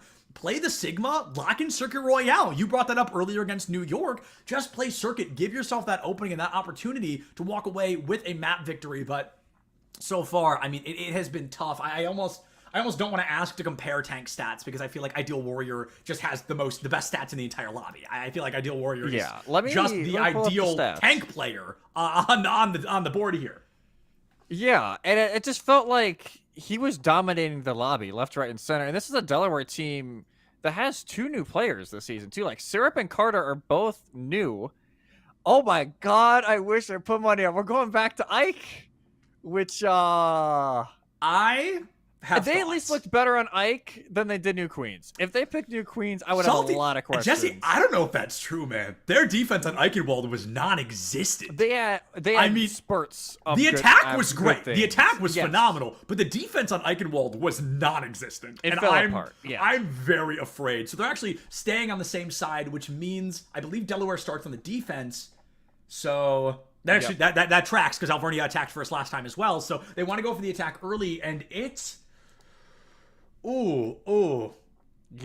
And I'm nervous. Just because I'm you were nervous. asking, Helen had just over 6,700 damage done. Compared to Ideal Warrior, who had about, I think this is a rough estimate, but about almost 20,000. I don't know if that's right. I believe. What, 13,500. I would believe it. Yeah. I would believe it. Yeah. It was very much Sigma having Sigma in particular. He's got the AoE damage. He's got the Gorvidic Flick. Like, if anyone's going to dump 20,000 in 2 rounds, I think Sigma's a pretty high caliber character to do so.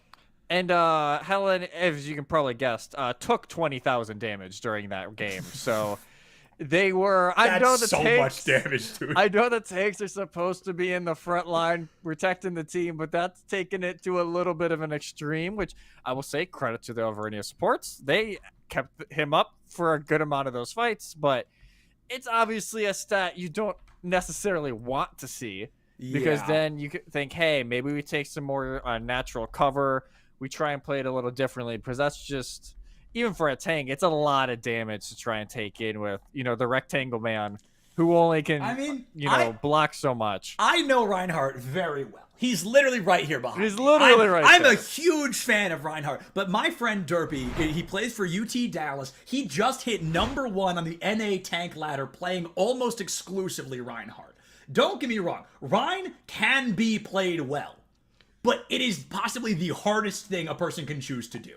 We're talking about my friend Derpy with probably 10,000 plus hours on Reinhardt. Playing him in this game is nearly impossible, and you have to have some kind of mental instability to willingly want to do that. I think playing other tanks is just going to be more viable overall, and I think the Orisa swap is a step in the right direction, but I mean, I will drill it into Alvernia's head against their will at this point. Lock in the Sigma. Please lock in the Sigma. It is the best we have seen anybody from that entire team today, and for some reason they are afraid to do it. My only guess is that they don't have the reps on it in scrims, which to a degree I can understand the hesitance then. It's like, hey, we want to play what we've practiced. And we know Delaware, they've been playing this comp for weeks. Like, this is exactly what we thought they were going to be playing. And that is an incredible emote. I don't know if I've actually seen it. I love this emote. That is so sick. But my guess is that Alvernia just don't feel completely comfortable on it, but they're at least not sticking to the Rhine. They're going over to the Orisa, which Helen did look pretty decent on at times on this hero during this map. So I think it's a step in the right direction here for Alvernia, and I do think it's a lot of pressure, though, on set on this Sojourn to try and silence Juno, who, outside of the overclocks, has been getting a lot done. Accretion goes out, and I think Orisa actually could be a pretty viable counter to this Sigma, Accretion in particular, but Set, unfortunately, does not get that counter available. Sojourn goes down, the May wall is up, and Alvernia doubling down back to spawn, trying to move quickly, get back into a full 5 and recontest, but 30 seconds already down and out. This is a difficult circumstance to be in, but it's one that they're currently trapped in, so Alvernia going for a very fast reset. A very fast reset. The only benefit, though, look at the difference in window. Toggling has it. Syrup is only at 60%, so that is going to be able to use right there, but Optimal still dies. You know, that is anything but optimal. Let me tell you, that is a devastating blow. You lose your May player. You get nearly 2 ticks. Delaware kind of afraid to stay on the point right now, and we're learning why in an instant. Hyper is critical, goes down, and Helen being able to get healed back up by that Baptiste, who can currently heal through walls. Haha, tiny bug in the game, is going to be a difficult circumstance to get through. You can't isolate the Orisa like you want to, and while Alvernia technically lost the beginning of that fight, the pick onto Hyper was so pivotal. Wait, this is a huge Gravitic Flux! Oh, 3 up, they all survive, but not longer than a second after they hit the ground. It still does the necessary damage, and Ideal Warrior continuing to show why they're one of the greatest tanks on the East Coast right now. And I don't even think that's an overstatement. Obviously, the Fisher teams may have something to say about that. Of course. They kind of tip the scales. There's so many Fisher teams. There's so many Fisher teams, but Ideal Warrior has been stepping it up, especially even spring of last year. Whether it be in the ACAC, whether it be in EGF, they've been stepping it up for this team, and it's continued to be shown. I'm a sucker for an underdog team, and Delaware has continued to be that. They've grown every season, they've improved over time, and they continue to meet and defy my expectations of their program, and I'm always very excited to see it. But Alvernia, they are looking to do just the very same. A great ultimate combination here, but all three ultimates, maybe too many IMO. Gusty will drop the beat, and unfortunately, Delaware did not like the music, so they sent him packing back to the spawn room. Carter going to be taken out by an overclock, and Set looking for just one more. Optimal finds Syrup. The supports are missing for Delaware. This could be the opening they need. Okay, that's right. Now the supports are missing for Delaware, and that is the opening Alvernia was looking for. It takes nearly 3 minutes off the clock, but that's 3 longer than they wanted. They still get it to happen. 4 minutes on the clock, and they get the wheels moving. Last time they capped first point, they made it almost all the way to that third and final point. So ideally, they're going to be able to go for a full cap this time. It did take them a long time, though, in second phase during their last matchup to get through, especially this beginning phase of the map with that high ground. And they elect not to push it too hard, and I don't, in a way, blame them. Delaware's already established a pretty strong position, so you got to try and find an opening, and that might be through Optimal's ult. Optimal has that transformation online. Uses the focusing beam to focus off the Sigma, no pun intended. Ideal Warrior, though, the swap onto the Sigma could be pivotal, especially if you could land a Flux on a high ground like this where the entire team of Delaware is grouped together. But Optimal playing from a very far distance. Echo doesn't have a lot of damage fall off. Those stickies actually have none, so you might as well utilize that distance while you can. The patience on this ultimate as well is amazing. I thought we were going to see it ages ago, but Optimal doesn't want to use it unless they're confident they can get high caliber value out of it. Wonder, yeah, we're waiting to push the high ground. Now you may see it here from Optimal. Windows used. Trying to air out the high ground. Everybody opening up a window. Toggling goes down first, though. A devastating blow against the team. Oh! Wait, what just happened? Okay, well, sorry, I'm distracted. Helen able to drop a 2K Syrup onto Juna. I think that was a Javelin out of Gravitic Flux, but Ideal Warrior takes Optimal out of the equation as well. The transformation gets absolutely no value, but it looks like Gusty and Helen trying to get all the value in the world. 3 eliminations. Hyper takes down Optimal, and Helen just does not have the healing to stay up and running. Accretion catches. Immortality Field goes out, and Helen doubles down. They've got the healing to stay in the equation to move the card further and closer to underneath this bridge. They make it through the arch, and they've only got one more choke point to get through to get to that third point. Delaware is not letting them get through this archway without a fight, though. Ideal Warrior playing very aggressive here. Juno already got a jab to the face. They're going to have to back up a little bit. But Carter, they're on the cart. Change your name to Carter, you know what I'm saying? Just constantly staying out there, locked onto the cart. A blizzard goes out early, and with 3 people caught into it, that Fortify is going to keep Orisa alive. Not long enough. You back up into that wall, and it will not break through any time before you go down at a moment like that. It's a firing squad against you. Accretion goes out. It will be a whiff, but Ideal Warrior still dropping a 2K, maybe even 3. Nah, Sets power slides away, stays up and running. 90 seconds left.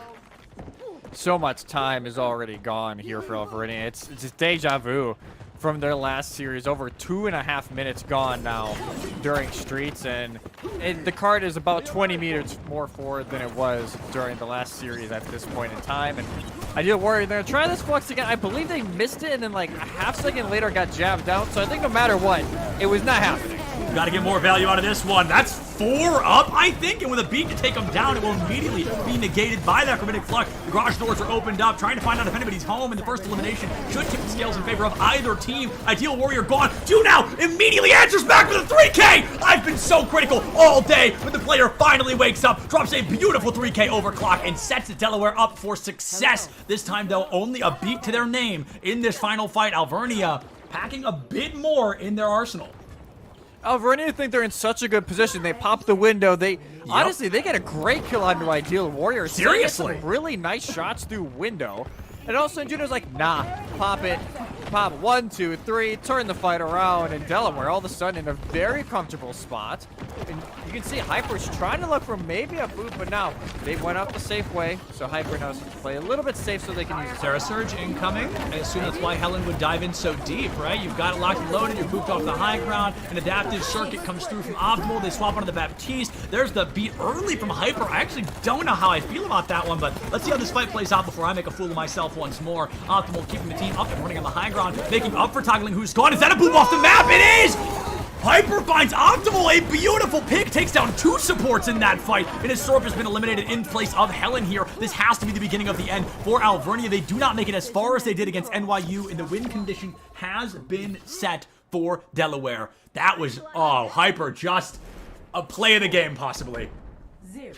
To me, at least. I doubt the game counts that, but... It probably won't, but what a play there. And Delaware, they just hold that high ground so well. And even after the one fight, Alvernia, everybody shifted to low ground. Delaware just play their time. They know respawns are coming in slightly in their favor because the sight line from where the card is right now is directly towards the hallway that leads from the defender's spawn. So they knew they didn't have to stress too much. And the pressure was on Alvernia. They couldn't get it done. Now Delaware in an excellent spot. Delaware's win condition is unbelievably clear to go up 2-0 in the next series. Helen back on the Reinhardt. I think I'm done beating that dead horse, but I think the Reinhardt is going to be locked in here. The defense from Alvernia was, as I mentioned earlier, unfortunately non-existent, all things considered. So hopefully this one works out a little bit better. The Maywalls can be isolated early. They can kind of force Helen to move forward, get an early elimination, and capitalize off of that. But I feel like it's going to be difficult with the mobility that a lot of Delaware provides. Everybody but Sigma has an out in a circumstance like that. So if they wall off the BAP or the Lucio or the Soj or the Med, they've got plenty of opportunities to get out of the way, and Alvernia can't find those freebie elims that this comp tends to rely on. Yeah, and even Hyper, they've been sticking to Ideal the entire game. Yes. Like, they are usually right next to them, hey, speed in, speed out, because they know they don't have the escape. So Alvernia got to play this very smart if they want to have a chance, and the surprise factor is taken away fairly quickly as Delaware just gotta chill.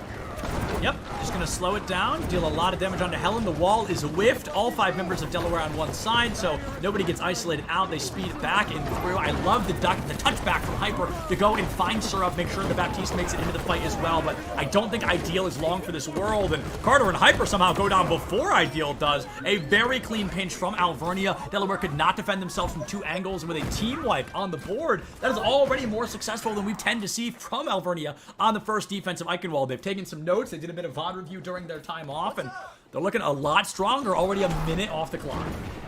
Yeah, already looking better, and like you said, just a nice little pinch, and the crossfire coming in through the little doorways in the castle tower, so Alvernia just trying to take advantage. Their shadow goes down, and oh no. Oops. Helen gets a little confident with the shatter. It is a whip, and now there's no ultimates inside of Alvernia except for that amplification matrix. Oh! Wow. Timing. My goodness. Fire strike barely. No, wait, he pinned Hyper. That's so dirty. That's so dirty. What a cool elim. Ideal, but I think he also hit Hyper on the Hyper must have been 5 HP. I mean, Hyper must have been Hyper was grit. Dead to rights. But honestly, if you're Delaware, you take this. They have no tank. And now Helen will be sped back in, but they cannot hold the close choke. They will have to play. Gotta let him in. Oh, and Set's already gone. Could this be the beginning of the end? Gravitic Flux up and running, but I wonder if Ideal's going to hold on to it because they know they've already got the numbers advantage. Both DPS are going to be down in just a moment. Have to keep an eye on that crowd. Oh, the Blizzard is there, though. Nope. Wow. They forget to look at Optimal for a second, and this is how they're paid for it. A light Blizzard from Carter is going to force an awkward positioning. Helen falls. Both tanks currently down. The next elim should be a deciding factor, and as Gusty has been eliminated once more. Delaware sneak out the first one cap of Eichenwald out from under the noses of Alvernia. 4:10 on the clock. Set is gone. Optimal is gone. Carter is locked and loaded right now. I'm telling you, change that name to Carter, the way they are constantly keeping these wheels moving. Hello. Yeah, it's insane right now. Delaware, and look at this.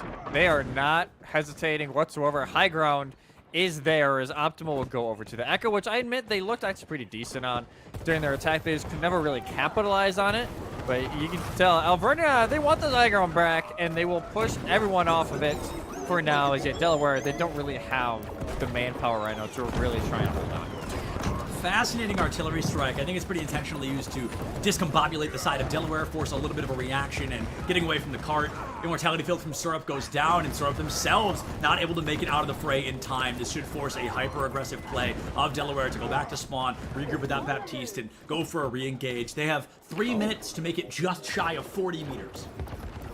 And instead of holding high ground, Alvernia are actually going to decide, well, I think they're just going to try and hold Archer. With the Reinhardt, it makes sense, I guess, that you'd want to hold the high ground, and you want to hold the low ground, but it's an interesting spot to be in. Junao, third fight we've seen Junao just trying to pick out the gate. It was optimal, set, and once again, ready, set, go, back to spawn.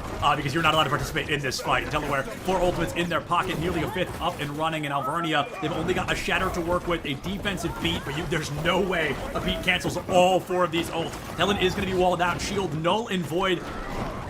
In Delaware, I mean, it's fascinating they're trying to take the high ground right now because I don't think they have to. Delaware is very afraid, Alvernia is very afraid to stay on this cart. Mid-air accretion forces Gusty way out of the equation. Carter goes down. It's a 4-4 on the board. The Flux takes him up. The Reinhardt is up and down like a bag of bricks, but he stays alive long enough to go for the recontest. Gusty drops the beat, keeps the team alive. Transformation from Optimal, but the overclock from Junao, and it's a bloodbath once more. Gusty out of the fight. Even one more pick almost guarantees a victory for Delaware here on Eichenwald. You just got to be able to find it, though. Optimal, they're looking for Junao up in the high ground. Well, they found them first. Optimal taken out. Blizz will be on cart, and I got a feeling your prophecy is going to come true here, Matt.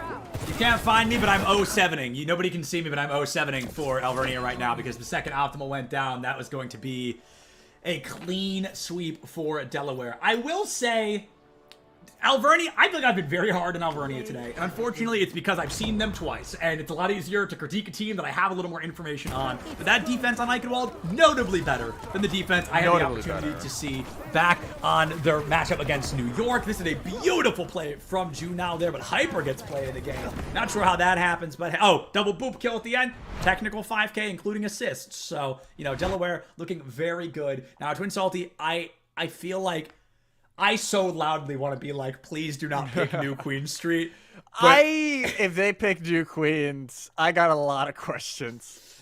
I got a lot of questions from Alvernia. But like you said, that defense was better. A lot better. The defense against NYU.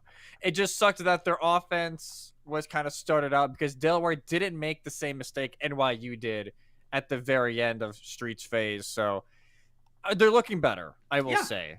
I don't know if pushing low ground was the right call on the defense. I can understand it to a degree, but the gamble just didn't pay off. That's the reality of it. Gamble didn't pay off that time around, and now the Golden Wolves, 1 map away from elimination in this tournament. A reminder, it is single elimination in the quarterfinals throughout the rest of the way, so 1 more map left here for Alvernia to try and salvage something. This is my least favorite part. Why can't everybody win? Is that too much to ask? Yeah, right? I mean, come on. But no, this is this is going to be a tough one. I completely forgot that we're already looking at eliminations here in the CECC East. And as we get confirmation of our next map, Junkertown, I'm actually really excited that it's not push. I think some of the strongest moments we've seen from the side of Alvernia is when they're moving a cart, when they're pushing a payload. And I think this is a map that can lend itself really well to their playstyle. My issue, though, Twin Salty, First Point Junkertown is notoriously one of the worst Reinhardt maps in the entire game. One of the worst Reinhardt points in the entire game, excuse me. And it's one of the best Sigmas. Like, it's one of the... Oh, well, you're right. Escort, you're right. To be fair, Escort as a game mode in general... It's just Sigma. It's Sigma. Yeah. Unless Watchpoint. Watchpoint's the only one to where you can say, okay, maybe you can see some dive, but even recently, Sigma's been pretty popular on the defense for that map. But maybe they just decided to go full bore with the Sigma, and this is the way they want to do it. I at least appreciate them trying something new. They're not trying to do something they've already done. They're going to try something new. So, hey, Delaware does not have film on us during this map. So I can see what they're trying to do here, and I have faith that they can try and make something work. But obviously an uphill battle. You got to win 3 maps in a row against a very tough team. So definitely, it's going to be a tall task here for Alvernia, but we'll see what the Golden Wolves can do. And I don't remember if I said this in the green room or if I said this on stream already, so I'm just going to say it again. But I said Alvernia going into the matchup against Delaware is particularly tough due to the fact that Delaware beat NYU, who earlier today beat Alvernia. So we're kind of looking at this hierarchy of you couldn't beat the team that was beaten by this team. This is going to be a difficult battle. And I think that's part of the reason that I've been so blunt about my expectations with Alvernia, because I truly believe peak Delaware is a top 20 team in the country. The problem with Delaware to this point has been consistency. Sometimes they're just not that top dog that they want to be, and other times they're one of the top dogs of the entire country. But right now, Delaware looking good enough to beat Alvernia. But I'll be honest, Jesse, I'm seeing things I'm not super fond of. I'm seeing things and changes I'd like to see from Delaware in the future. There are things that they are going to have to clean up, especially, Fisher's calling. If they win this game, they will go over to the Sigma. This is what we've been wanting to see from Alvernia, so I like a lot of what we're seeing from Alvernia. Yeah, I also like the support line for Delaware a little bit more for this map, but I can at least see where Alvernia is trying to go. Right? Yes. Like, I appreciate what both teams are trying to do. It's more how do each team actually want to go at it, because it's going to be very... Whoa. Let me see Juno real quick. Let me see Juno real quick. Did you see the ball? Yep. Wait, hold on. Yeah. Let's keep a close eye on Juno because I want to watch this Widow 1v1. Juno is notorious for flick shots in moments like this, but it's actually going to be one out by set, so Juno will not be the first one to fall. Helen on the wrecking ball with a Sombra makes it near impossible, but what a beautiful flick! That's why I wanted to see Juno takes Optimal out of the equation, and Hyper almost has to swap here. They've got a ball, they've got a Sombra, playing Zenyatta is brutal, and the Brig is out. Let's go, Delaware. They are locking in one of my favorite comps in this entire game. Juno should go down to Helen unless Carter is able to get a Storm Arrow out the gate. Thank you so much, Obs. Feel free to swap whenever you'd like. I appreciate your willingness to go with my chaos here. Juno and Ideal Warrior have both gone down, and Alvernia, a chaos composition is not what I was anticipating, but it's already working quite well. Yeah, as soon as they swap the ball, I'm like, it matches what their support line is wanting to do, I guess. But it is an interesting call, and Optimal with 3 work. Sombra, you can't just put the translocator down anymore and kind of teleport to it, so you gotta be a little bit more smart. Yes, you are in the sauce. You can't get lost in it. And Optimal, yep, there you go. You just gotta get out, just like that. I think Juno probably does need to swap, I'm going to be honest. You can't headshot the Wrecking Ball. Rarely you're going to headshot the Sombra. Never mind. I'll shut up forever. Delaware, they lock in Hyper on this Brigida, and as it's currently a 4-4 circumstance, we're actually seeing a little bit less healing from the side of Alvernia. Kiriko has a lot of healing, but Lucio notoriously has little AoE healing. Hyper, though, not on Brig for the healing. It's for the peel. It's for keeping the DPS and that Baptiste alive. But what I'd really like to see, and I referenced this comp, again, I don't know if it was on stream or in the green room when we were just hanging out, Ana Brig, I think is currently one of the best support compositions in this game. And if we could lock, this would be a little weird. Hyper on the Ana, put Syrup on Brig, and go for that double support peel of keeping each other alive. Delaware guarantee full hold this first point. But they're getting a little shaky. They want to keep the IMO. They want the Amp Matrix, and they get Optimal off Sombra. So now the peel is a little less important as Syrup's not going to be dove as often. Yeah, especially the Tor pick, I think, kind of forces Optimal even more. Like, hey, no, it ain't working. Like, you just need to get off of it. Juno, they hit their head on the grapple. Yeah, and Set's just going to make sure that is gone. So only the Inversight now here for the Golden Wolves if they try and force another. And Hyper's down. Lamp is gone as well. Oh, my goodness. Wow. Toggling, I see you. I see you. Toggling with a 2K there. It's a Portal Combat at its finest. Gets an elimination onto 2 pivotal players in a circumstance like that one. Carter on the Torbjorn, I'm just now catching this. Is it definitely a fascinating swap, but I think it'll do things like make it a little harder for a Widow to peek or keep a track of the Wrecking Ball when he's hiding in your back line. No way. I was about to say, your boy was about to get picked, but Carter will end up going over to the Tracer instead. And Helen, they know where this Widow is. Well, they don't need to worry about him much anymore. Yeah, this Chaos comp, Delaware don't have a clear answer for it quite yet. No, Delaware is actually struggling quite aggressively. Toggling, I'm not sure what the concept there was, but it did not work well. Hyper gets the elimination on the Toggling, and that'll actually stop Alvernia in their tracks. First time in a long time. Hyper on this Brigida has looked incredibly clean. These whip shots have been crucial at keeping team members alive, and as this Inversight comes out from Set, there's no more secrets from the side of Delaware. Already a couple of whack shots from Set. Doesn't get a headshot, though, and has to recontest onto the point. Carter on Tracer. I feel like everybody's kind of slipping through the cracks of their own mindsets, and everybody wants to counterpick just one person or just go to an opposition play, and Hagelin goes down again before anyone else from Alvernia even has, I think. Yeah, and this, I wonder how Alvernia and Aho want to try and go at this, because Carter on this tracer adds a variable. Here we go. There we go. Yeah, they will go over to the Sigma. Set's going over to Soj. This is, yeah. This is the lot correct better. decision A lot here. better. And they're not even going to keep the Kitsune Rush. Toggling will go over to the Iari. I don't mind it here. I think keeping the Kitsune Rush and using it wasn't the worst thing in the world, but well, okay. Wow. That happened. Very good dragons from Optimal. Now that was Optimal, but okay, joke's out of the way. Beautiful performance from Alvernia, though, either way. And toggling, I think the pylon was a little wacky, but 2 eliminations in that fight opens up the opportunity for Alvernia. This hyper team swap of shifting Helen and Set and toggling, all of a sudden, Delaware wasn't prepared for those characters, those heroes to come out, so they fumbled a little bit. Ideal Warrior most likely going to drop in earlier in Flux here if they don't get Accretion out of the way. Rally keeps them up. Now let's see, they go Pulse Bomb as well. Now they have to hold on to the Flux because they've already used 2 ultimates. They don't want to commit a third unless they absolutely have to, and Ideal is going to force back Helen all the way back to that spawn room with the help of Hyper. There are a few feelings as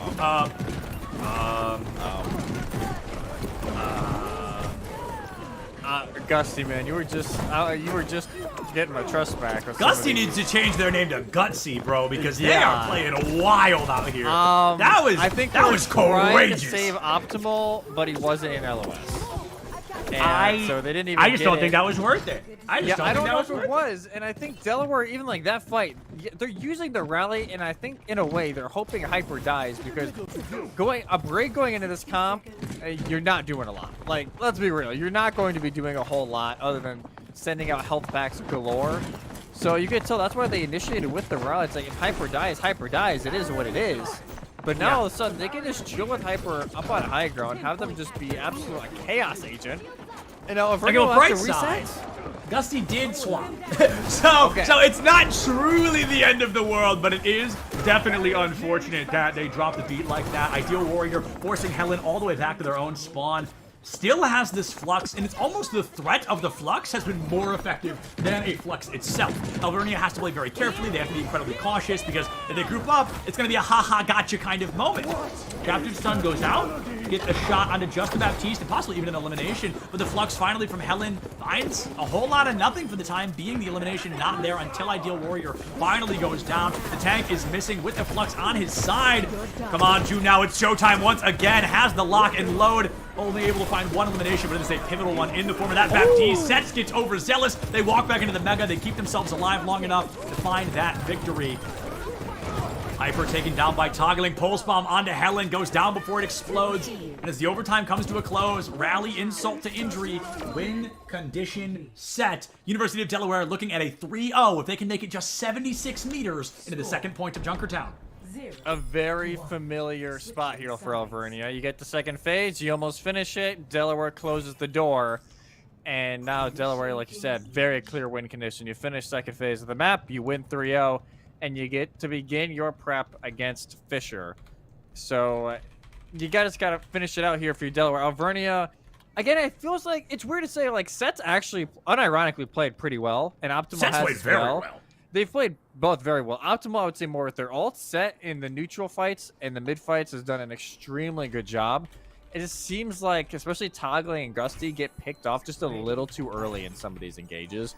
And it's not even like some of the time they're in bad spots. Obviously, a few times they were. Like Toggling swift stepping next to Helen when they were in the back line, and then Helen dipped as soon as the TP came through. Like, that admittedly was just a little unlucky. I can't lie if you're Toggling.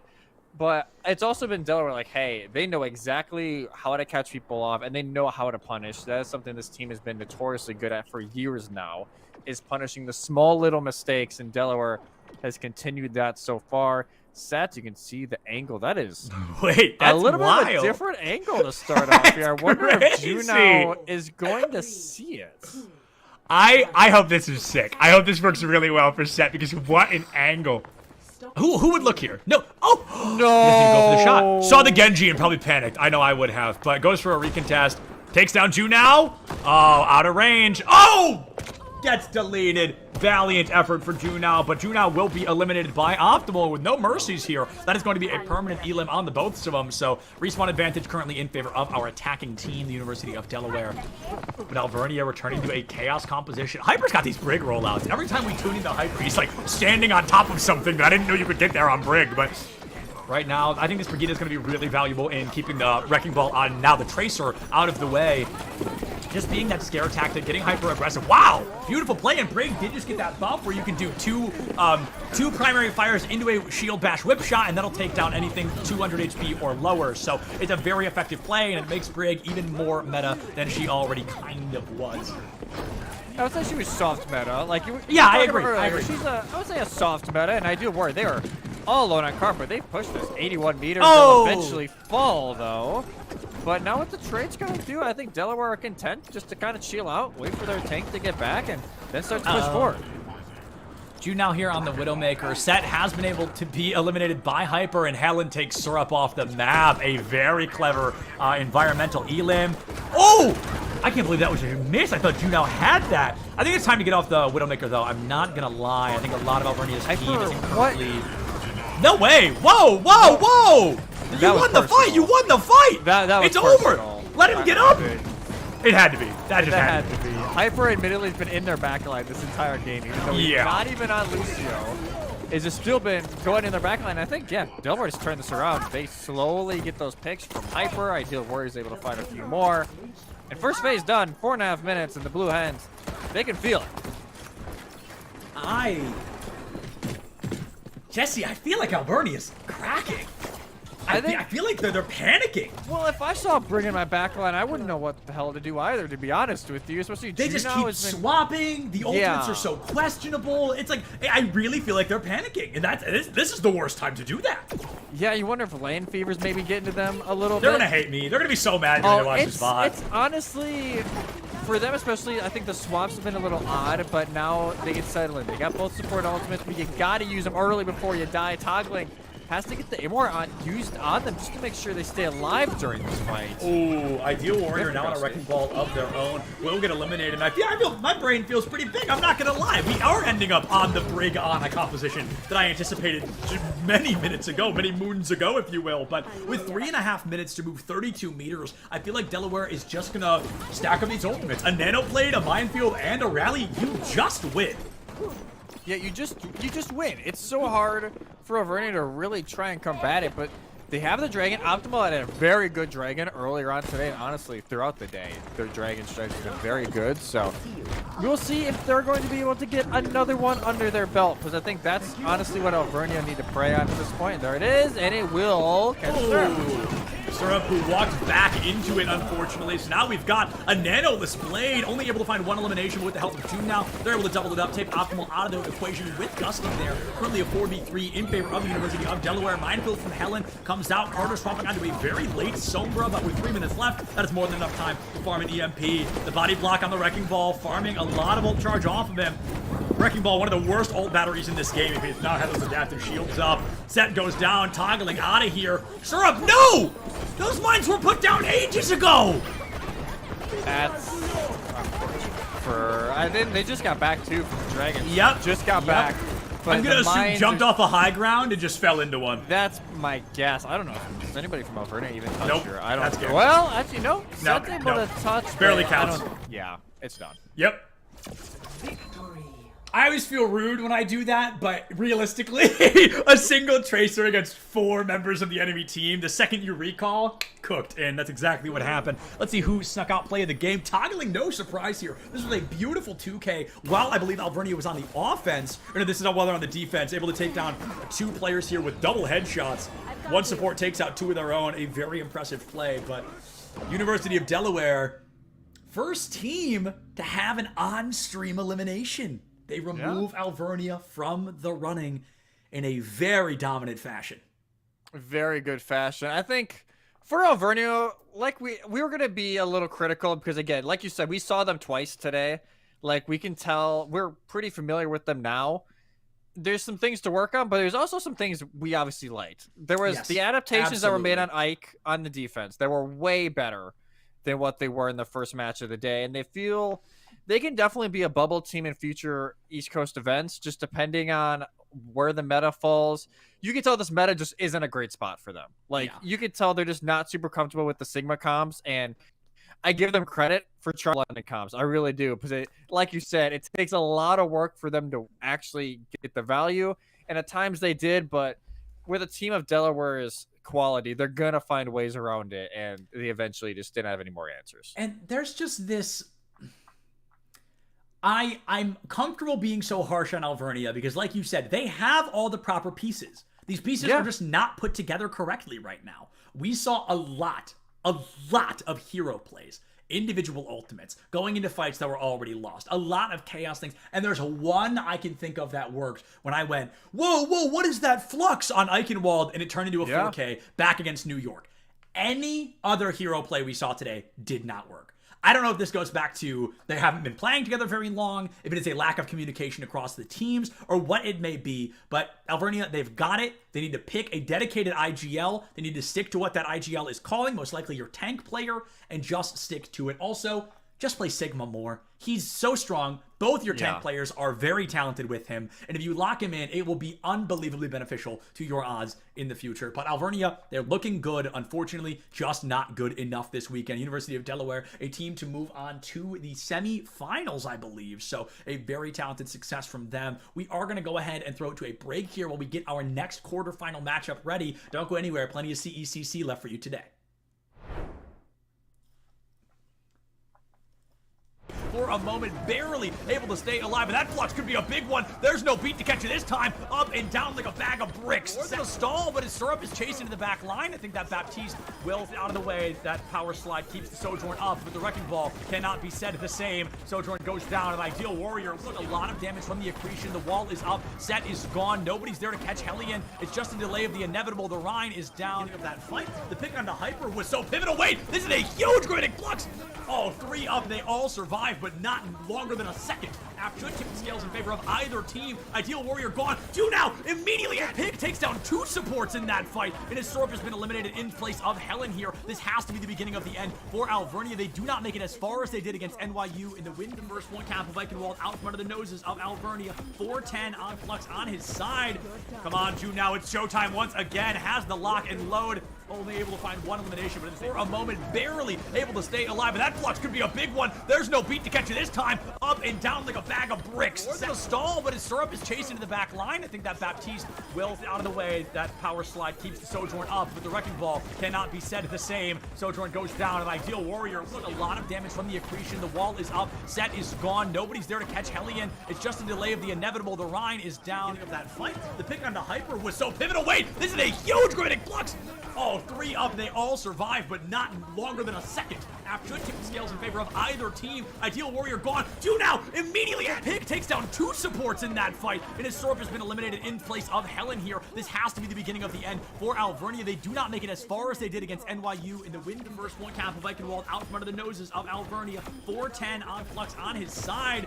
Come on, 2 now. It's showtime once again. Has the lock and load. Only able to find 1 elimination, but for a moment, barely able to stay alive. And that flux could be a big one. There's no beat to catch you this time. Up and down like a bag of bricks. Set a stall, but his syrup is chasing to the back line. I think that Baptiste will out of the way. That power slide keeps the Sojourn up, but the Wrecking Ball cannot be said the same. Sojourn goes down. An Ideal Warrior. Look, a lot of damage from the accretion. The wall is up. Set is gone. Nobody's there to catch Hellion. It's just a delay of the inevitable. The Rhine is down. Of that fight, the pick on the Hyper was so pivotal. Wait, this is a huge grading flux. Oh, 3 up. They all survive, but not longer than a second. After should tip the scales in favor of either team. Ideal Warrior gone. 2 now. Immediately, Pig takes down 2 supports in that fight, and his Sorp has been eliminated in place of Helen here. This has to be the beginning of the end for Alvernia. They do not make it as far as they did against NYU in the win. The first one, Cap of Eichenwald out from under the noses of Alvernia. 410 on Flux on his side. Come on, 2 now. It's showtime once again. Has the lock and load. Only able to find 1 elimination, but for a moment, barely able to stay alive. And that flux could be a big one. There's no beat to catch you this time. Up and down like a bag of bricks. Set a stall, but his syrup is chasing to the back line. I think that Baptiste will out of the way. That power slide keeps the Sojourn up, but the Wrecking Ball cannot be said the same. Sojourn goes down. An Ideal Warrior. Look, a lot of damage from the accretion. The wall is up. Set is gone. Nobody's there to catch Hellion. It's just a delay of the inevitable. The Rhine is down. Of that fight, the pick on the Hyper was so pivotal. Wait, this is a huge grading flux. Oh, 3 up. They all survive, but not longer than a second. After tip the scales in favor of either team. Ideal Warrior gone. 2 now. Immediately, Pig takes down 2 supports in that fight. And his Sorp has been eliminated in place of Helen here. This has to be the beginning of the end for Alvernia. They do not make it as far as they did against NYU in the win. The first point, Campbell Vikenwald out from under the noses of Alvernia. 4-10 on Flux on his side. Come on, June, now it's showtime once again. Has the lock and load. Only able to find one elimination, but for a moment, barely able to stay alive. And that Flux could be a big one. There's no beat to catch you this time. Up and down like a bag of bricks. Set a stall, but his Syrup is chasing to the back line. I think that Baptiste will out of the way. That power slide keeps the Sojourn up, but the Wrecking Ball cannot be said the same. Sojourn goes down. An Ideal Warrior. Look, a lot of damage from the accretion. The wall is up. Set is gone. Nobody's there to catch Hellion. It's just a delay of the inevitable. The Rhine is down of that fight. The pick on the Hyper was so pivotal. Wait, this is a huge grading Flux. Oh, 3 up. They all survive, but not longer than a second. After tip the scales in favor of either team. Ideal Warrior gone. 2 now. Immediately, Pig takes down 2 supports in that fight. And his Sorp has been eliminated in place of Helen here. This has to be the beginning of the end for Alvernia. They do not make it as far as they did against NYU in the win. The first point, Campbell Vikenwald out from under the noses of Alvernia. 4-10 on Flux on his side. Come on, June, now it's showtime once again. Has the lock and load. Only able to find one elimination, but for a moment, barely able to stay alive. And that Flux could be a big one. There's no beat to catch you this time. Up and down like a bag of bricks. Set a stall, but his Syrup is chasing to the back line. I think that Baptiste will out of the way. That power slide keeps the Sojourn up, but the Wrecking Ball cannot be said the same. Sojourn goes down. An Ideal Warrior. Look, a lot of damage from the accretion. The wall is up. Set is gone. Nobody's there to catch Hellion. It's just a delay of the inevitable. The Rhine is down of that fight. The pick on the Hyper was so pivotal. Wait, this is a huge grading Flux. Oh, 3 up. They all survive, but not longer than a second. After tip the scales in favor of either team. Ideal Warrior gone. 2 now. Immediately, Pig takes down 2 supports in that fight. And his Sorp has been eliminated in place of Helen here. This has to be the beginning of the end for Alvernia. They do not make it as far as they did against NYU in the win. The first point, Campbell Vikenwald out from under the noses of Alvernia. 4-10 on Flux on his side. Come on, June, now it's showtime once again. Has the lock and load. Only able to find one elimination, but for a moment, barely able to stay alive. And that Flux could be a big one. There's no beat to catch you this time. Up and down like a bag of bricks. Set a stall, but his Syrup is chasing to the back line. I think that Baptiste will out of the way. That power slide keeps the Sojourn up, but the Wrecking Ball cannot be said the same. Sojourn goes down. An Ideal Warrior. Look, a lot of damage from the accretion. The wall is up. Set is gone. Nobody's there to catch Hellion. It's just a delay of the inevitable. The Rhine is down of that fight. The pick on the Hyper was so pivotal. Wait, this is a huge grading Flux. Oh, 3 up. They all survive, but not.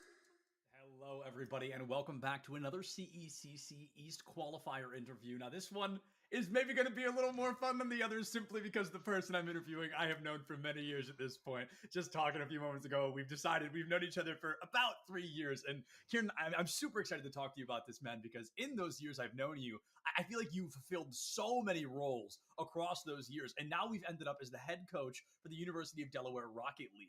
So I'd love to hear what it was first about that position that it's really pulled you into pursuing it, because you've truly done, I think, almost anything there has to be done in esports. Yeah, so obviously great to talk to you again, Sep. I got pulled into the University of Delaware first and foremost because I was actually adjuncting there. I teach in their esports and game design program, and it just came about that they had a position open for esports coordinator, and I wanted to get back on campus, wanted to work with the students more hands-on, do some more day-to-day operations, because beforehand I was doing a lot more tournament operations and league operations. And I love the students at the University of Delaware. They're fantastic. They're energetic. They're engaging. They want to be here. They want to achieve great things. So it was an opportunity. And they have a phenomenal program. So getting to work with a variety of different titles and really phenomenal students, that's all you can really ask for as a coach and a coordinator for your day-to-day operations. Yeah, so to have been that coordinator, to kind of represent Delaware in this circumstance, what was it about CECC in particular that really drew you into wanting to compete? It does bring maybe the highest caliber of competitive play we're seeing in North America right now. So what pulled Delaware in to be that reigning force Delaware continues to be through esports? Yeah, I mean, so we're looking at it, the CECC obviously has come a long way in a very short period of time. I remember going down there for their first national championships in Atlanta, was not able to make it last year for Dallas, but it's a phenomenal tournament run by a great group, and we want to be able to get to that highest level and compete at that highest tier. So, this year we're much more dedicated, much more focused in putting our time, effort, and energy, especially to these early qualifiers. I don't know if those teams that haven't started signing up for qualifiers yet, let me tell you, you definitely do not want to be going through the last chance qualifier. It is like the death gauntlet of esports. It really is. So sign up early, get your spot, and at least go through the regionals as much as humanly possible. Yeah, absolutely. And Kieran, I want to ask a question, maybe a bit more personable to you versus kind of the program itself. But going in as a new esports coordinator for Delaware, did you fear that there were some really big shoes to fill? Because Delaware has been around, I mean, for a while at this point in terms of esports, an incredibly successful Rocket League team across the last couple of years. Your Overwatch team in particular, this last year really began to dominate and showed a full new face. So going into that, did you feel you had to play any kind of catch up, or did you just enter a program, as you mentioned earlier, that was so dedicated and passionate that you were like, hey, I'm going to let these kids run with it and I'll help them where I can? Honestly, I've been very lucky. I don't have to necessarily work as much on the skill mechanics and getting these students to get to practices and show up to matches. I've got to really work on the fun stuff of esports.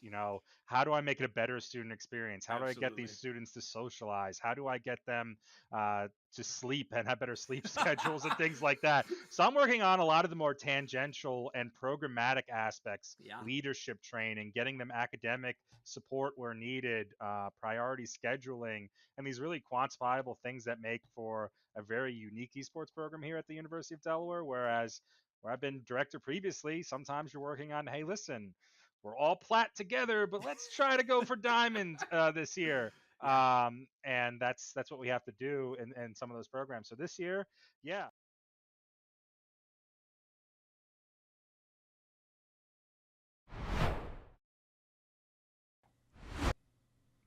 Hello, everybody, and welcome back to CECC East 2023. If you're just now joining us, we saw a banger of a matchup. University of Delaware 3-0 victory over Alvernia, who have been, to our knowledge, the first team eliminated. But we also know the school who lost to Fisher, whose name is escaping me, also lost. But Jesse definitely knows the name of that Staten school. Island. Yeah. Staten Island, that's the one. Staten Island also gone. So Staten Island, a very talented team, but unfortunately not able to join us much longer. We are now jumping into a matchup between New York, so another familiar face, versus Mount Aloysius, a team that I referenced earlier today, but one that we have not seen on broadcast yet. So I am certainly looking forward to them making this debut here in the CECC East. Yes, I'm so excited to see them, and also thank you to them for confirming how to say their name. We were workshopping it a little bit in the call. I admit you were right, Matt, on how to say it. I'll give you credit when credit's due. I cheated though. I interviewed the program director, and him and I ran through it like 25 times. So it is ingrained in my skull that it is Mount Aloysius, and I will ideally never forget it. Ideally, especially if Ideal Warrior has anything to say about it. I can have some of the wordplay. You were killing it with some of the wordplay with Carter during earlier today, so I got to bring it back a little bit. But NYU, we saw them a little bit earlier today during their game versus Alvernia. Obviously, we saw them have a pretty decent performance in that series. This is the first time we've seen Mount Aloysius today, so keeping it up to chance here. But you and I were talking beforehand about our predictions, and I think we're in a pretty solid agreement. Yeah, I think we're in a pretty solid agreement here. NYU, I think, is one of the upper echelon teams of the East right now. And I think it is a little difficult to say this with pure confidence, right? Because we actually don't know much about Aloysius. We know they've made it this far, so clearly something is working. Clearly they're doing something well. But going in with just the recency bias that we have with the information provided about these teams, I am a little more confident in New York's performance. But we did see that there was a bit of discourse between Alvernia and NYU. Alvernia, while it was a 3-0, kept it competitive. Maybe not in map 3, but maps 1 and 2 were pretty competitive, and Alvernia kept it close. Unfortunately, close only counts in hand horse and shoe grenades, and we're not dealing with any of that today. So as we go into map number 1, we saw NYU win this 2-1 against Alvernia. If Mount Aloysius can even just mimic that to give the same level of competitive integrity, I'll be more willing to say the possibility of them winning is higher. Yeah, depending on how this first map goes, my thoughts on Mount Aloysius is going to drastically change, potentially. Exactly. Yeah. Because we know what we're expecting from NYU. Like, it's kind of the standard now that they've set for themselves and what we're going to see. for Mount Aloysius, we haven't really got to see any of them other than, the results on a scoreboard, which, that can help share the initial bit of the story, but it's obviously not going to share the entirety. There's a lot of that bulk in there that we don't get to see. So I'm very curious to see what they have up their sleeves here in this first map and how the rest of the series will go. As, of course, we go back to Antarctic Peninsula. And the first time, or the last time, I mean, we will see Antarctic Peninsula today, to my knowledge, at the very least. I don't think we have any more series after this one for Overwatch. Yeah, at least for us, that's true. Maybe not for everybody, but this is the last time we will see Antarctic Peninsula today, and I assume as we move into perhaps semis and grands that the opening map may change. Ideally, it will, but that's not. I just talk about video games. I don't have any say to what actually goes on beyond that. But I think there is a bit of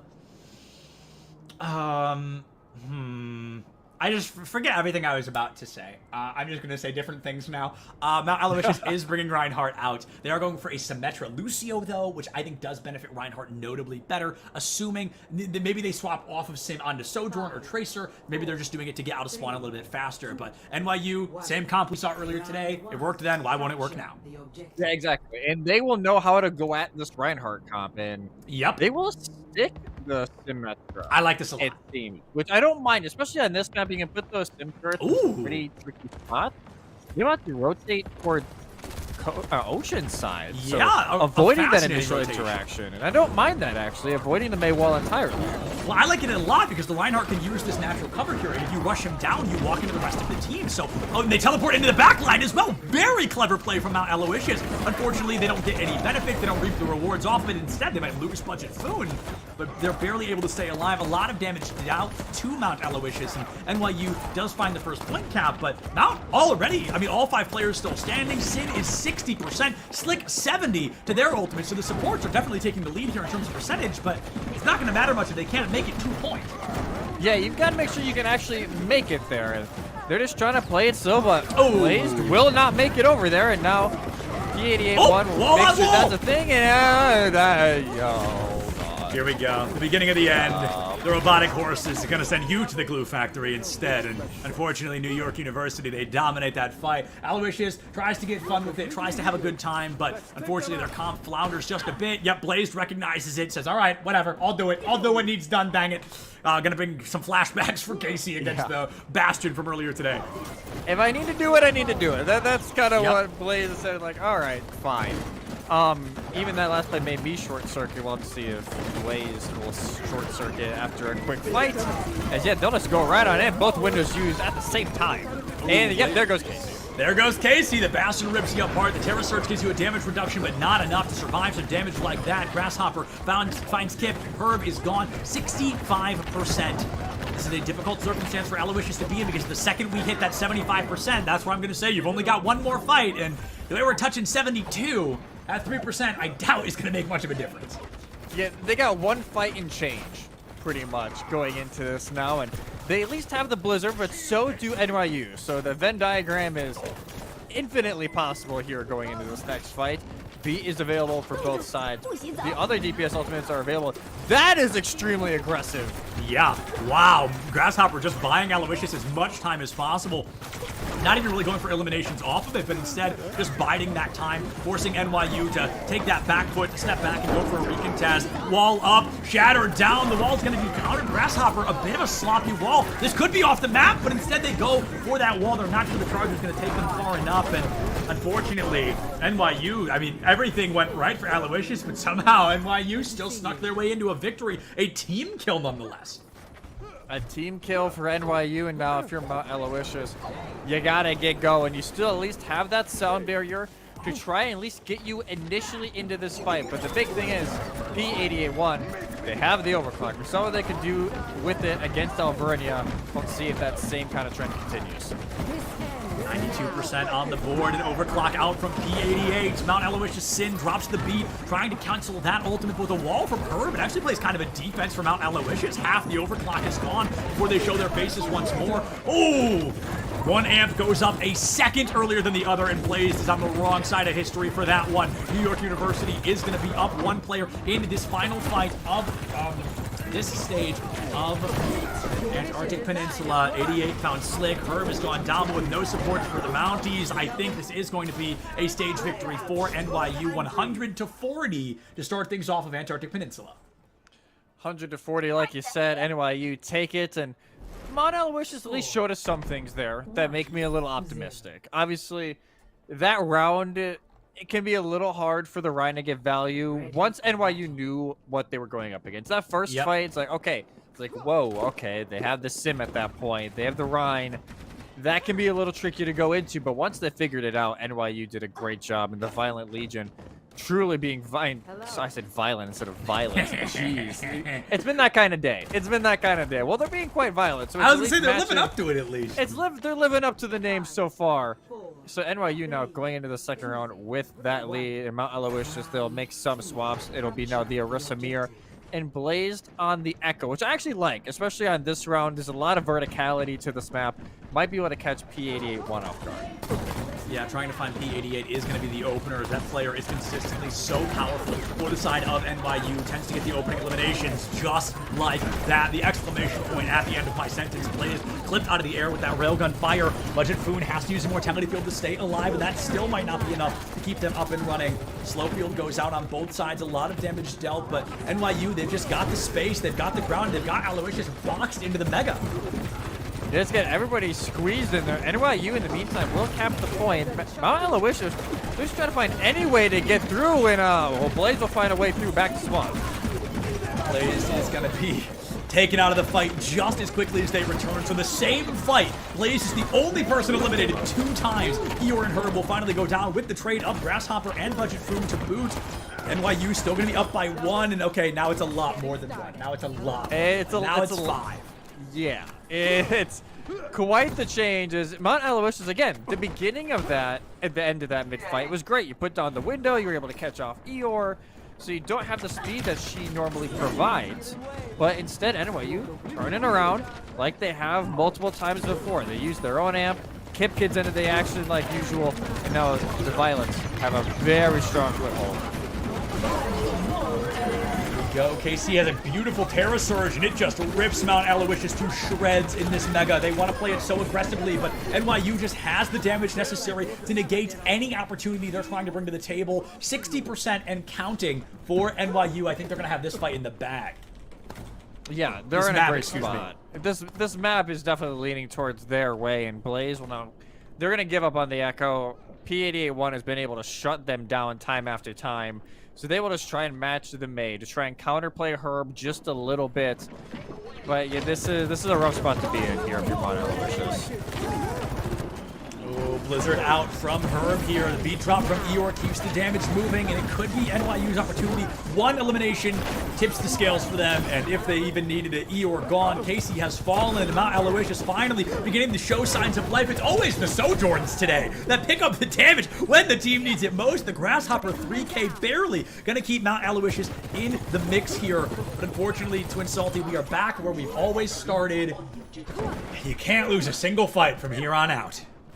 Yeah, and the bright spot is NYU used just about as many ultimates as you have over the last minute or so. Yep. So you're not in a horrible spot. Slick is going to use the amp very early into this fight. Kip, once they build it up, might try and use it to counter. If they can survive that onslaught, they at least have a chance to build up their own, and it has got to be the aggressors here. They cannot be passive.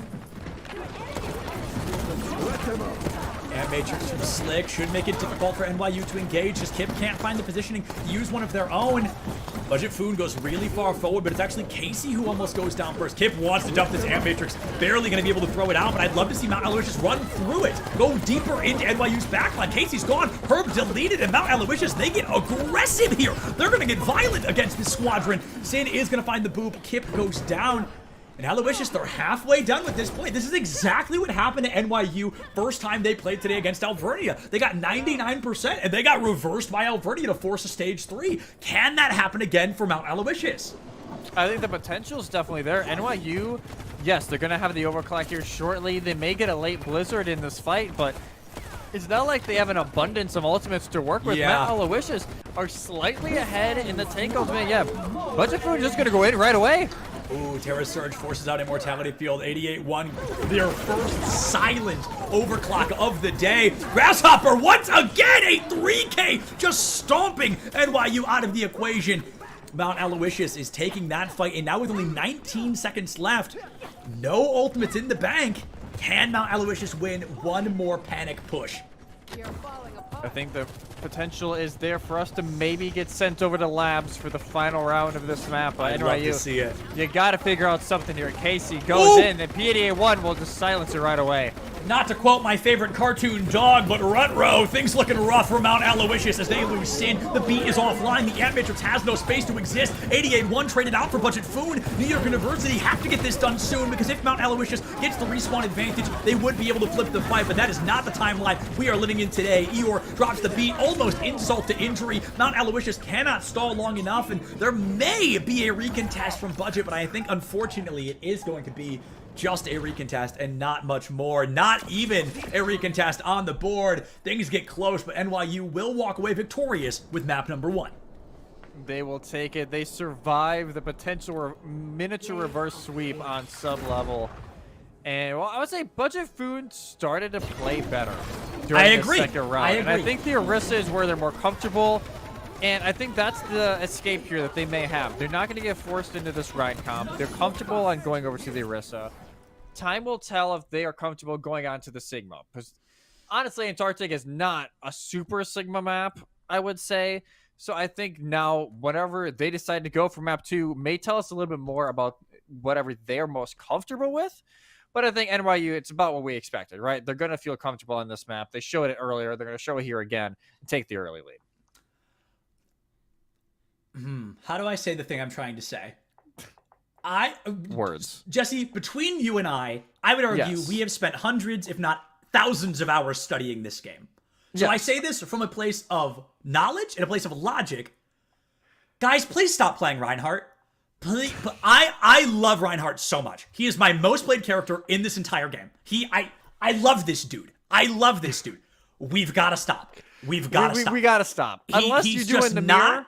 He's just not viable right now in a place where he can be playable. He is countered by arguably every other tank in this entire game. He cannot, except maybe Roadhog. Maybe Roadhog is the exception to that rule. We just need to not be locking in Ryan. That's my only request. We've seen it from so many teams today, and it's something that I often see. I'm only a Masters player at this game. I've never peaked higher than Masters on PC. So it's like, we see Reinhardt a lot in the metal ranks. From bronze to diamond, people lock in Ryan. When you're getting to this caliber of play, you just can't do it, gang. You just cannot lock it in. There's other tanks. Anything Ryan can do, someone else can do it better. And I really just, I want to see them succeed. I wanted to see Alvernia succeed. I want to see Aloysius succeed. We've got to stop with the Rhine. We've got to stop. Unless you're going to have like the Sim TP be full force, right? And be teleporting him around. You've got to go full Sim, you gotta go full May, send. Rhine. Yes. Like, you've got to go complete. You've got to full send it if you're going to lock this in. Which I think they at least started leaning away from it and just straight onto the Orisa, which I think is the play, right? That is the play against NYU. You try and match the Orisa and see what you can do. If you're comfortable on Sigma, go for it. Our second map, though, kind of tells me that we're leaning more towards the latter because it's Lijiang Tower, which obviously I love hearing because, you know, it's probably the map that you and I have casted the most. I love during our time. And I think it's map. The map that any collegiate team you talk to, their top 2 scrimmed maps are Kings Row and Lijiang Tower. Like that is a fact for, I would say, 95% of colleges in the collegiate scene right now. Yes. So I don't mind them like, hey, we're super comfortable with this. Antarctic is maybe not our best map yet. So let's go to a map that we know for sure how exactly we want to run it going in, and let's see if we can push them around. Jesse, things have been rough for Mount Aloysius, I'm not going to lie, but it's only one map. Going into another control map, they don't need to meet our expectations. They need to go beyond them. And the game has already begun. Grasshopper eliminated. Mount Aloysius, they're sticking with the Rhine, but this time it's a mirror, so things are allowed to get saucy. This is one of few maps in the game where I say play Rhine if you're going to make it work. That's probably why they chose this. But unfortunately, Casey is dunking on Mount Aloysius, and they're not able to go beyond quite yet. Speaking of going beyond, go beyond your field of study and get a world-class education in leadership. As an Army officer, you'll learn to be a decision maker and a mentor in any environment at any scale. It's a challenging path, but the choice is simple. Decide to lead. And Budget Foon needs to currently lead this team to a victory, because if NYU walks away with 2 control wins back-to-back, the comeback will feel nearly impossible. The comeback is going to feel very daunting. There, the window early. Fire Strike finds Kip. Ooh. Could this be the beginning of a turnaround? Last time we saw this happen, Aloysius got 1 pick and then got picked just like that, unfortunately. Grasshopper goes down, Photon Barrier out from Herb. I mean, it's gotta hurt to be Aloysius right now because NYU's playing the same comp and doing it a little better. Luckily, though, Mount Aloysius will be able to flip this fight. Only 40% gain, not the 70 or 90 we've been stuck with. And Mount Aloysius, they stabilize a lot earlier than last time. And they also draw out the Photon Barrier there from Herb. During that, they tried to use it to bring the fight back, not able to get it done. So now Herb will have to restart from 0 with their ult. But now ult's galore. You can see 4 for NYU. Monolith is about to have their 3rd. And Grasshopper? Grasshopper is almost dead. Photon Barrier goes up just to keep Grasshopper alive. It also cancels out the Amplification Matrix. A very powerful cancel there. But I think it got, oh my goodness, it got obliterated. 5,000 HP to 0. In an instant, the Shatter from Casey is answered by just as effective a one from Budget Foon. Herb goes down. The beat drop from Sin keeps the team alive, and Budget Foon unfortunately does not catch the backdrop of it. Eeyore drops a beat to keep their team alive, and P88 on Bastion, I think for the first time today. We have not seen a lot of 88 on Bastion, but it is working wonders. Able to find a technical 3K with the help of the team. Grasshopper removes Eeyore from this mortal coil, and as Grasshopper falls, Mount Aloysius, they've taken the lead for the first time, but they cannot let NYU hold on to this fight long. They've got to recontest quickly. I want to see a full window drop, I'm not going to lie. Yeah, I would love to see them just TP up to window, drop down, pop the amp right away. Like, yep, very quick. Try and make sure you try and catch them off guard, but instead they're going to take this a little bit slow. Now it's going to rotate all the way around here to maybe teleport closer to mid or into the back line near coast. Artillery strike goes into point, and I'm not sure who's going to be easy pickings here. It may be the Baptiste, but Kip tosses out the lamp, puts it in a pretty good spot to keep the team alive and get value out of it still. Amplification Matrix beats Photon Barrier, and Grasshopper beats P88-1. A TP into the backline splits the focus of NYU, and Mount Aloysius does take advantage of it for just a moment. Photon Barrier up, Kip goes down to Grasshopper, and with a positioning change, Budget Foon gets pinned out by KC. Sin falls, Herb traded, NYU getting danger close to that 99, and Casey taken away by Budget Food. They're gonna flip it, but is it too late? Statistically, they got 52% first time they capped. If they do it again, they win the point. So let's see if Aloysius can make this magic happen with, I'll say, just barely an ultimate advantage. Just a very slim margin to have the advantage. And I think the big thing is, though, they're going to have the sound barrier in a brief moment here. They can use it whenever they feel like, hey, emergency button, like break the glass for emergencies. That is what Sin's ultimate is going to be. They just gotta play it safe. Wow, another one of these? Wait, that's really impressive at 88. No way. Read like a book in a fundamental moment. Hero Shadow from Budget Food gets desperate. They do find Herb. It's a 1-1 DPS trigger, but I don't think Budget's making it out of this one alive. And Eeyore, she's going to guarantee that does not happen. Things get close, but close only counts in hand, horse, and shoe grenades. And Mount Aloysius will unfortunately have to kiss .1 of Lijiang Tower goodbye. Yeah, it will go away. NYU win it 100-86. Mount Aloysius and man, oh my God, man, I'm losing it today. I'm losing it. But NYU will take the first round, but it does look like it's gonna be a closer map. So you can at least tell from Mount, like, because you can play Rhine. This is their map pick. So you can play Rhine. Maybe not as much though on Gardens. This is where I could see maybe NYU trying to change it up, as we can already see some of those changes being teased, because the Rhine can get exposed by the multiple angles on this round.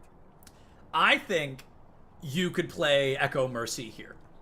I think that's a little courageous of me to say, especially when you assume there's going to be a Bastion on the other side. But if you play the proper angles and you use the natural architecture of the map, I think Echo would be really good at splitting the focus of the opposing side.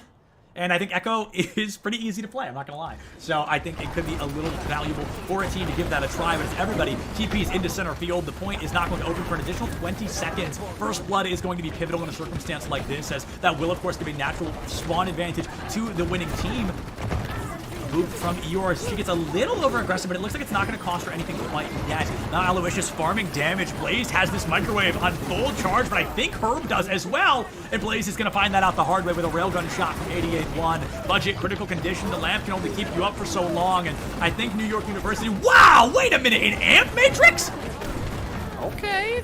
They're at least able to build that up. Kip That's has a lot of it as healing. well if they decide they need to use it, but clear advantage still in NYU's favor. And yeah, they're just gonna, with that window, they clean it all up. And a nice try there from Mount Aloysius to turn it around, but still NYU capping it first. And like you said, Blaze was trying to cook up that microwave. They got it up to full power, but you know, Herb's was as well, and they just had a little bit more of supporting fire to come through to make sure that their sim was the one on top. And because of that, a double ultimate bank advantage now nearly for Herb, and they should have this barrier up by the time this fight truly begins. And I think you raise a really interesting point, Jesse, of, excuse me, the target focus of Mount Aloysius maybe isn't to par right now. I think that's what's happening for NYU, is they're calling a target, and they're not stopping until that person has been eliminated. And I feel like we're not getting that same thing from the Mounties right now, but as Kip has been removed from the fight, Eeyore's forced to drop the beat, which will keep him alive a little longer, but not long enough. Grasshopper off the map, Blazed is down, and the beat drop actually works wonders for the side of NYU. The KC triple kill, 2 of those, I believe, were environmentals. At least, I know Sin for sure was an environmental, and Mount Aloysius has no answers for it. And now this is do or die time. You used 3 ultimates during that fight, wasn't able to really get anything done with it. Yes, NYU had to use 3 in response, but you gotta find something during this fight. You got the window, open it up, and there it is, and they died. KC finds Slick. The M Matrix is going to be silent and not quite deadly. Grasshopper goes down as well, and NYU, they are just beginning to NY do whatever they NY choose on this map. It is just a domination against Mount Aloysius, and the ultimates from Mounties always come out just too early or just too late to get value. And I think they just put it a little too far forward that time. NYU could just walk through it. Like, there was nothing that they could really do with the window within a second, but also because Slick was able and was killed. Oh my god! Well, thanks for having me. I'm gonna head out, everybody. I think I'm good to go. I think I'm gonna head home. Let's watch this play of the game. There's no way it's anything else. It's gotta be play of the game, right? That's gotta be play of the game. She got it. There's no way she I wish we had player cams ready. She popped off in that moment. Oh, She popped off. I wish we had player. Yeah, she was waiting for the sound to go. Yeah, you can tell it. She's like, okay. Most of the PUBG is nothing. It's just her wall riding. Yeah, listen, boop. Oh man,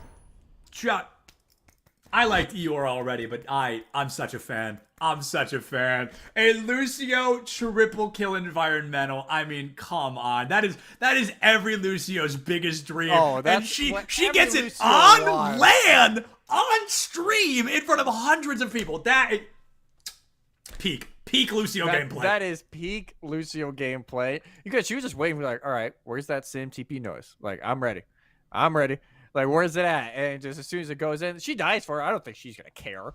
Like, you got a 3K with a boop. You basically put the nail in their coffin for that map, which was their map choice, and it went roughly about the same as Antarctic Peninsula did in reality. So you wonder if a different map type will now be the choice for Mount Aloysius, because obviously Control NYU seem to have a pretty good grip.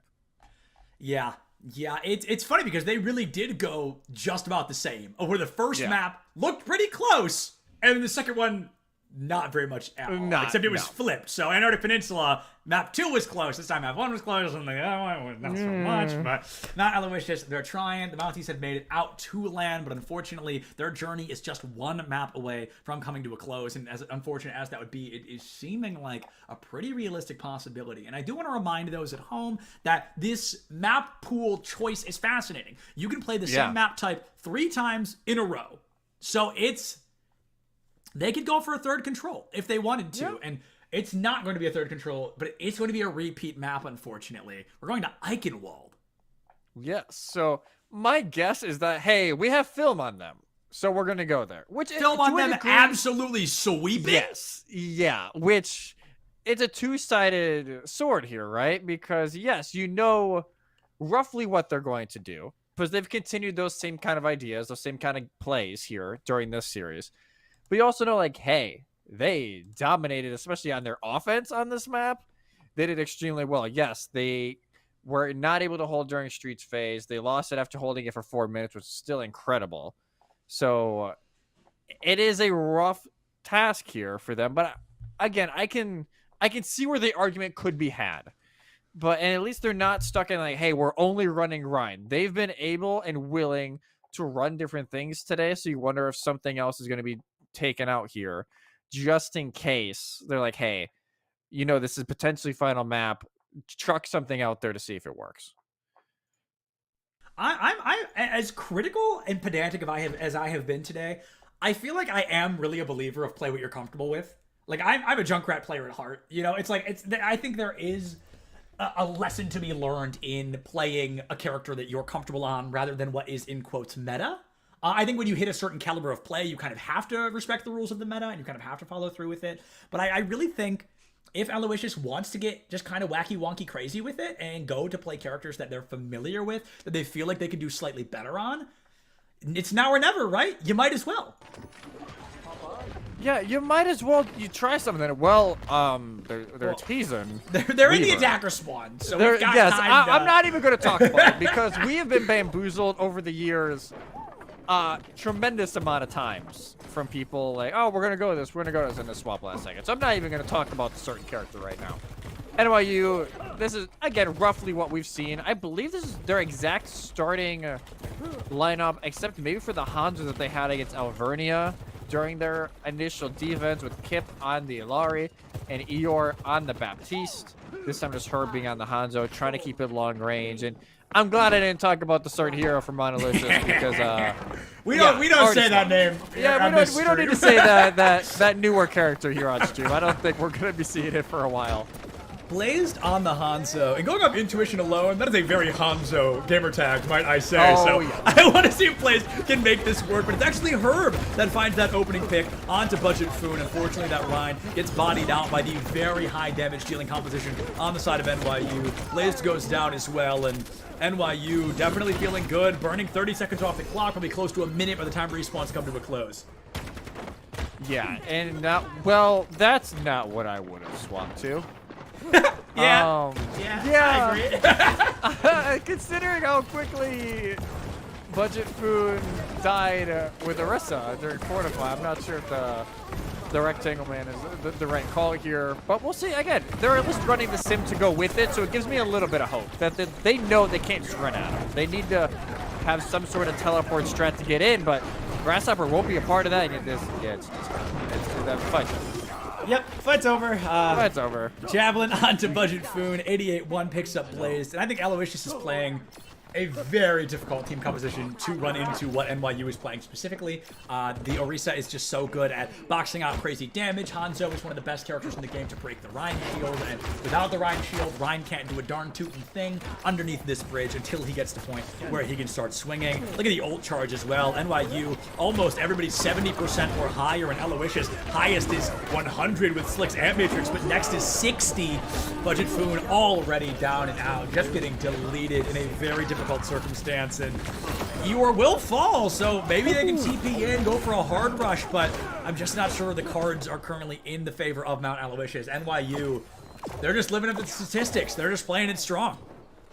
Yeah, they got a death grip on this so far, and Mount Aloysius, they have a tall order because, especially, like, Grasshopper, I feel bad because they just haven't been able to really be in spots to do anything, right? Like, they're trying to move in, and by the time they actually get there, they're dying. And you see, TP goes through. I think it's only Food. I'm losing words, Matt. I'm not sure there's much more to say, brother. There's not much more to say. I just feel like we're beating the dead horse here. It's really just Mount Aloysius. It's the definition of insanity, unfortunately.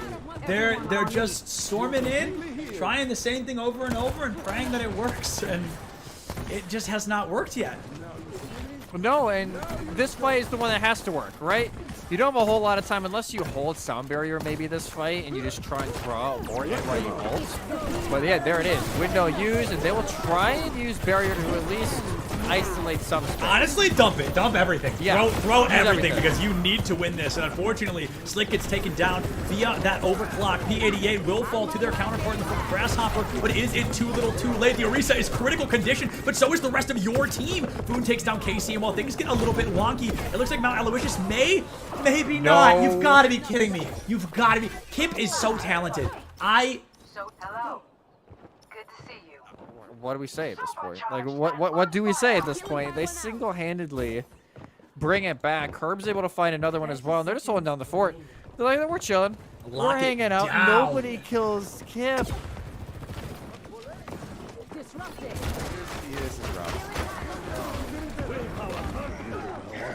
Oh, those dragons from Herb gonna clear out the high ground. A shatter from Budget drops 3, but nobody gets the target pick onto Eeyore. I think we really are seeing a slight lack of target focus from Mount Aloysius because even in critical moments like that, they're not finding what should be considered free eliminations. Now, better late than never. They're gonna break the curse. They're gonna cap first point. And we're gonna get to see a little bit more of Eichenwald, but with the minimum time bank available of 2.5 minutes here, Salty, I feel for Mount Aloysius, but they're not out yet. They're not out yet, and they've at least, like a lot of the successful teams we've seen today on this map, they've taken this high ground very early on. They are challenging NYU to try and take it back, and well, you knock off Slick though, and that can make things complicated. Oh, Budget is critical condition, has to jump off the high ground, fighting hard to keep it, but unfortunately not able to do so. I assume a rotation up through Castle, as we have seen in infinity time today. Grasshopper, disgusting javelin, gets him taken down. Blazed falls as well, and now New York University have the numbers. Only 100 seconds for Mount Aloysius, and NYU, they love to stall out right here underneath this bridge, right around this first corner. Hello. This is NYU's second home. Like, this is where they're going on spring break, is just like chilling up on this high ground. They're like, yeah, try us. Like, we're very comfortable up here. We know exactly how to play it, and it is up to you to try and figure out a way through it. And so far, teams today have really struggled with it. We saw Alvernio struggle with it for over 3.5 minutes. Now, Mount Aloysius, they don't have that luxury of that much time. They only have a minute to get through the rest of this phase. 1 minute left. I mean, essentially best case scenario, we're capping with overtime on the clock from Mount Aloysius. Budget gets Javelin out of the way. Kip has already found Blaze, just being dismissed by that Yachty over and over and over. Makes it unbelievably difficult to survive in a circumstance like this. Blaze swapping over to the Genji. I think that could be very beneficial, especially as Casey has gone down, but the rest of Mount Aloysius, like dominoes, are going to be taken out of the equation. I really thought 88 just fell off the map for a second, but they are going to be able to slide off the railing onto the stairwell. 35 seconds, Jesse. This is... It's tough. I feel like I'm being really harsh on Aloysius, and I feel like it's just been a cynical day for me overall, but I feel like this is a difficult circumstance to be in, especially against a team as polished as NYU continues to be. Yeah, NYU are just playing extremely well, and they're making sure every single play they make is calculated. Oh my god. Okay. All right. Okay. And what do you say to that? Like it's rare. It's rare to keep me speechless. I think we all know that. But this is, I mean, and it's not even that Aloysius is doing anything wrong. It's just, unfortunately, I hate to say this, and I hope Aloysius does not take this as an insult. I really like this school. I really like this program. I think it's just a skill diff, dude. I think this is just NYU being one of the best teams in the country. I mean, in the region. I'm not going to say country. That was a big jump. One of the best teams in the region. A little bit of a jump. It was a misinput. It was a misinput. But I feel like NYU is just one of the best in the region. They're a very talented team, and unfortunately, I think Aloysius is they're a very new program. They're a very new development in the esports space. This is their opening year in the CECC. This is their debut LAN performance in the CECC. And I think they've got a lot of the right pieces, but unfortunately, they don't have the same consistent value that NYU has. NYU is an experienced team of mostly top 500 players, and I'm sure people that are rooting for Aloysius are going to be saying, oh, Septimus is being incredibly biased, but it's just going off statistics and statistics alone. I would love to root for Mount Aloysius, but we're sitting in a circumstance of NYU, they've got longer experience, they've got longer longevity, and they've just been in the frying pan a lot longer. Yeah, they're just ready for this. And it's not like Mount Aloysius, like we've said, has not had good moments. We've seen a few here and there. Absolutely. Especially Absolutely. for Blaze has been an unsung hero of this team trying to keep him in. But And we have to highlight, they made top 8. They made it to land. Like, made clearly, top 8. this is a talented team. Yeah, I just think the draw that they got in this quarterfinal was rough. Like, they were the 6th seed seeded into this knockout stage. NYU is the number 3. You knew it had the potential to be a pretty rough game, but yeah, it's a little rough so far for Mount Aloysius, but they still have the opportunity here to prove everybody wrong and to try and break the curse. There is more than enough time. I have seen full holds on this point infinity of times through and through, and Mount Aloysius right now have a pretty good composition to do so if they play back the way they are, using that natural architecture of the map, trying to stay out of the Hanzo headshot range. Herb goes in deep for a headshot with 88-1. That catches a few stray bullets from Slick in return. Immortality field from Kip is going to be a bit aggressive. Can they get a pick on the Sin? They will! Sin goes down. Herb, 58 HP. No! I don't even think he was aiming for Slick. Okay, wow, that is unbelievably unfortunate. Herb will be able to find a lot of value, a 4K to boot, and okay, that's a team kill. That is a CECC 5K. I don't know, I'm just gonna keep saying that like it's a thing. I didn't make that up earlier today, but it's 3 minutes on the clock, first point cap, and NYU, very dominant performance. I almost want to see Budget go Zarya, but that feels stupid. It wouldn't be the worst decision. At this point, why not? Like, you might as well try it as, yeah, it would be at least a trade. Can't forget. A valuable one. Look what they're doing. They're popping window up on high ground, just taking some pop shots. They will be able to take out the Arista. Yes, they lose theirs in the process, but Kip doesn't care. Kip's there for the blood. Kip don't care. Kip don't care. Oh, it is a strong performance, though. And I have to say, a Slick from Aloysius, I feel like I've not had the opportunity to highlight this player enough. Very talented, incredible at finding picks in moments that they just didn't seem like they were a thing. The headshot accuracy has been very high from Slick, and the value of the Baptiste has been very beneficial to Aloysius in those positive moments. With an Amp Matrix on the high ground here, they should be able to negate minimum just one fight, find themselves an additional 30-40 seconds, but as NYU is now 5 meters away from winning this in a 3-0 series, I feel like we've got to just dump these ultimates ASAP. Terra Surge comes out, the Dragon's ripping Budget apart. Terrible timing for Budget Foon. They did nothing wrong, but the timing was just against him, and now this overclock has to work miracles. Grasshopper, a star-studded player from the side of Mount Aloysius, finds an elimination onto Herb, forces the beat drop from Eorn. Even one more pick could win this, but unfortunately the pick is against Aloysius. Sin gets taken down, Blaze falls as well, and New York University have all but won this map and the series in a 3-0 fashion. New York University continuing to dominate the board through and through. And we will CECC them tomorrow, potentially. I took it from you. I had to do it. I love it. I love it. I love it. But Mount Aloysius, they will bow out top 8. And it was, again, I think it was more just a rough matchup, not shot. It's just, he knew exactly when they hit that shot. I can make this play. Yep. Like, let's make this a little bit of flash. Because why not? You might as well try and get a little bit of flash in there. So NYU, they do advance to the semifinal. I believe, I want to check right now, actually, if we know who they will play. We obviously know Delaware and Fisher are in the other semifinal, no matter what, but who will be NYU's opponents in that knockout bracket? We do not know. My guess is University of New Haven, unless Bentley have done quite the upset, which, hey, if they did, fair play. But New Haven was a team we've also not seen a lot. We haven't seen on stream so far, but they've had a pretty decent tournament so far. Yeah. So that could be a very interesting game for tomorrow. But yeah, I think it was just a rough draw from Mount Aloysius. Like you said, Slick. I think Slick had a really good game, honestly. Like, I agree. If there is one thing to really point out for them, Slick, the windows were on point, and it kept them in a lot of fights. It just didn't seem like the following steps were there all the time. Well, I just kept saying, I never felt like Aloysius was doing anything wrong. And that's why I was so willing to just call it a skill diff, because it's not like Aloysius was playing poorly. They weren't dumping out ultimates where we were like, oh, what the heck is that? It wasn't that same, what we saw earlier today of like beats when a fight was over and like stuff like that. The ultimates were very well timed. The accuracy was there. The eliminations were there. I think it was just inexperience from Aloysius. Things just didn't fall into place. Exactly. I don't know if it's a new team overall, but I know the program is in the newer, earlier developmental stages. NYU has been around for quite a while. They are entering CECC, I believe, for the first time this year, but the program itself is quite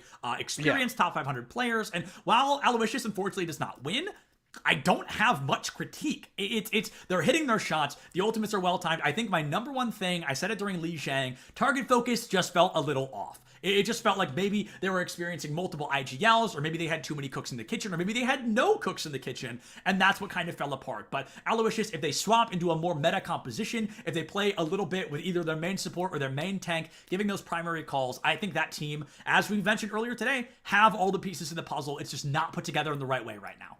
Yeah, I think we may come back a year from now when they're back in this regional potentially and see a very improved Monolicious team. But like you said, the pieces are there. I think just the more they play, the more we're going to see this team improve. So I can't wait to see and follow them throughout the rest of the school year. Obviously not in CCC any longer, but well, last chance qualifier later in the year, qualifiers, and they can also qualify through any of the. I actually don't even know the number. Lots of leagues and organizations where they can qualify. ECAC. Yeah, I don't know if Peach Belt has a qualifier. Peach Belt, this year. ECAC, ECC, and like they at have least the 10 more. To. There's so they many. Have the I opportunity can't name to. them all. Yeah, but I think there's something interesting about being a newer program, especially living in the East, which I feel like a lot of us can agree is one of, if not the harshest region to be a part of. There's a very high caliber here, and each year the skill floor gets higher. You have to come in as a better and better and better team to hold up against these programs. But as we stretch out, a little further outside of the East, as we stretch out a little further across the country, and they have more opportunities, when Fisher has already qualified, when Delaware and NYU have already qualified, that could be an opportunity for Aloysius. For a new team,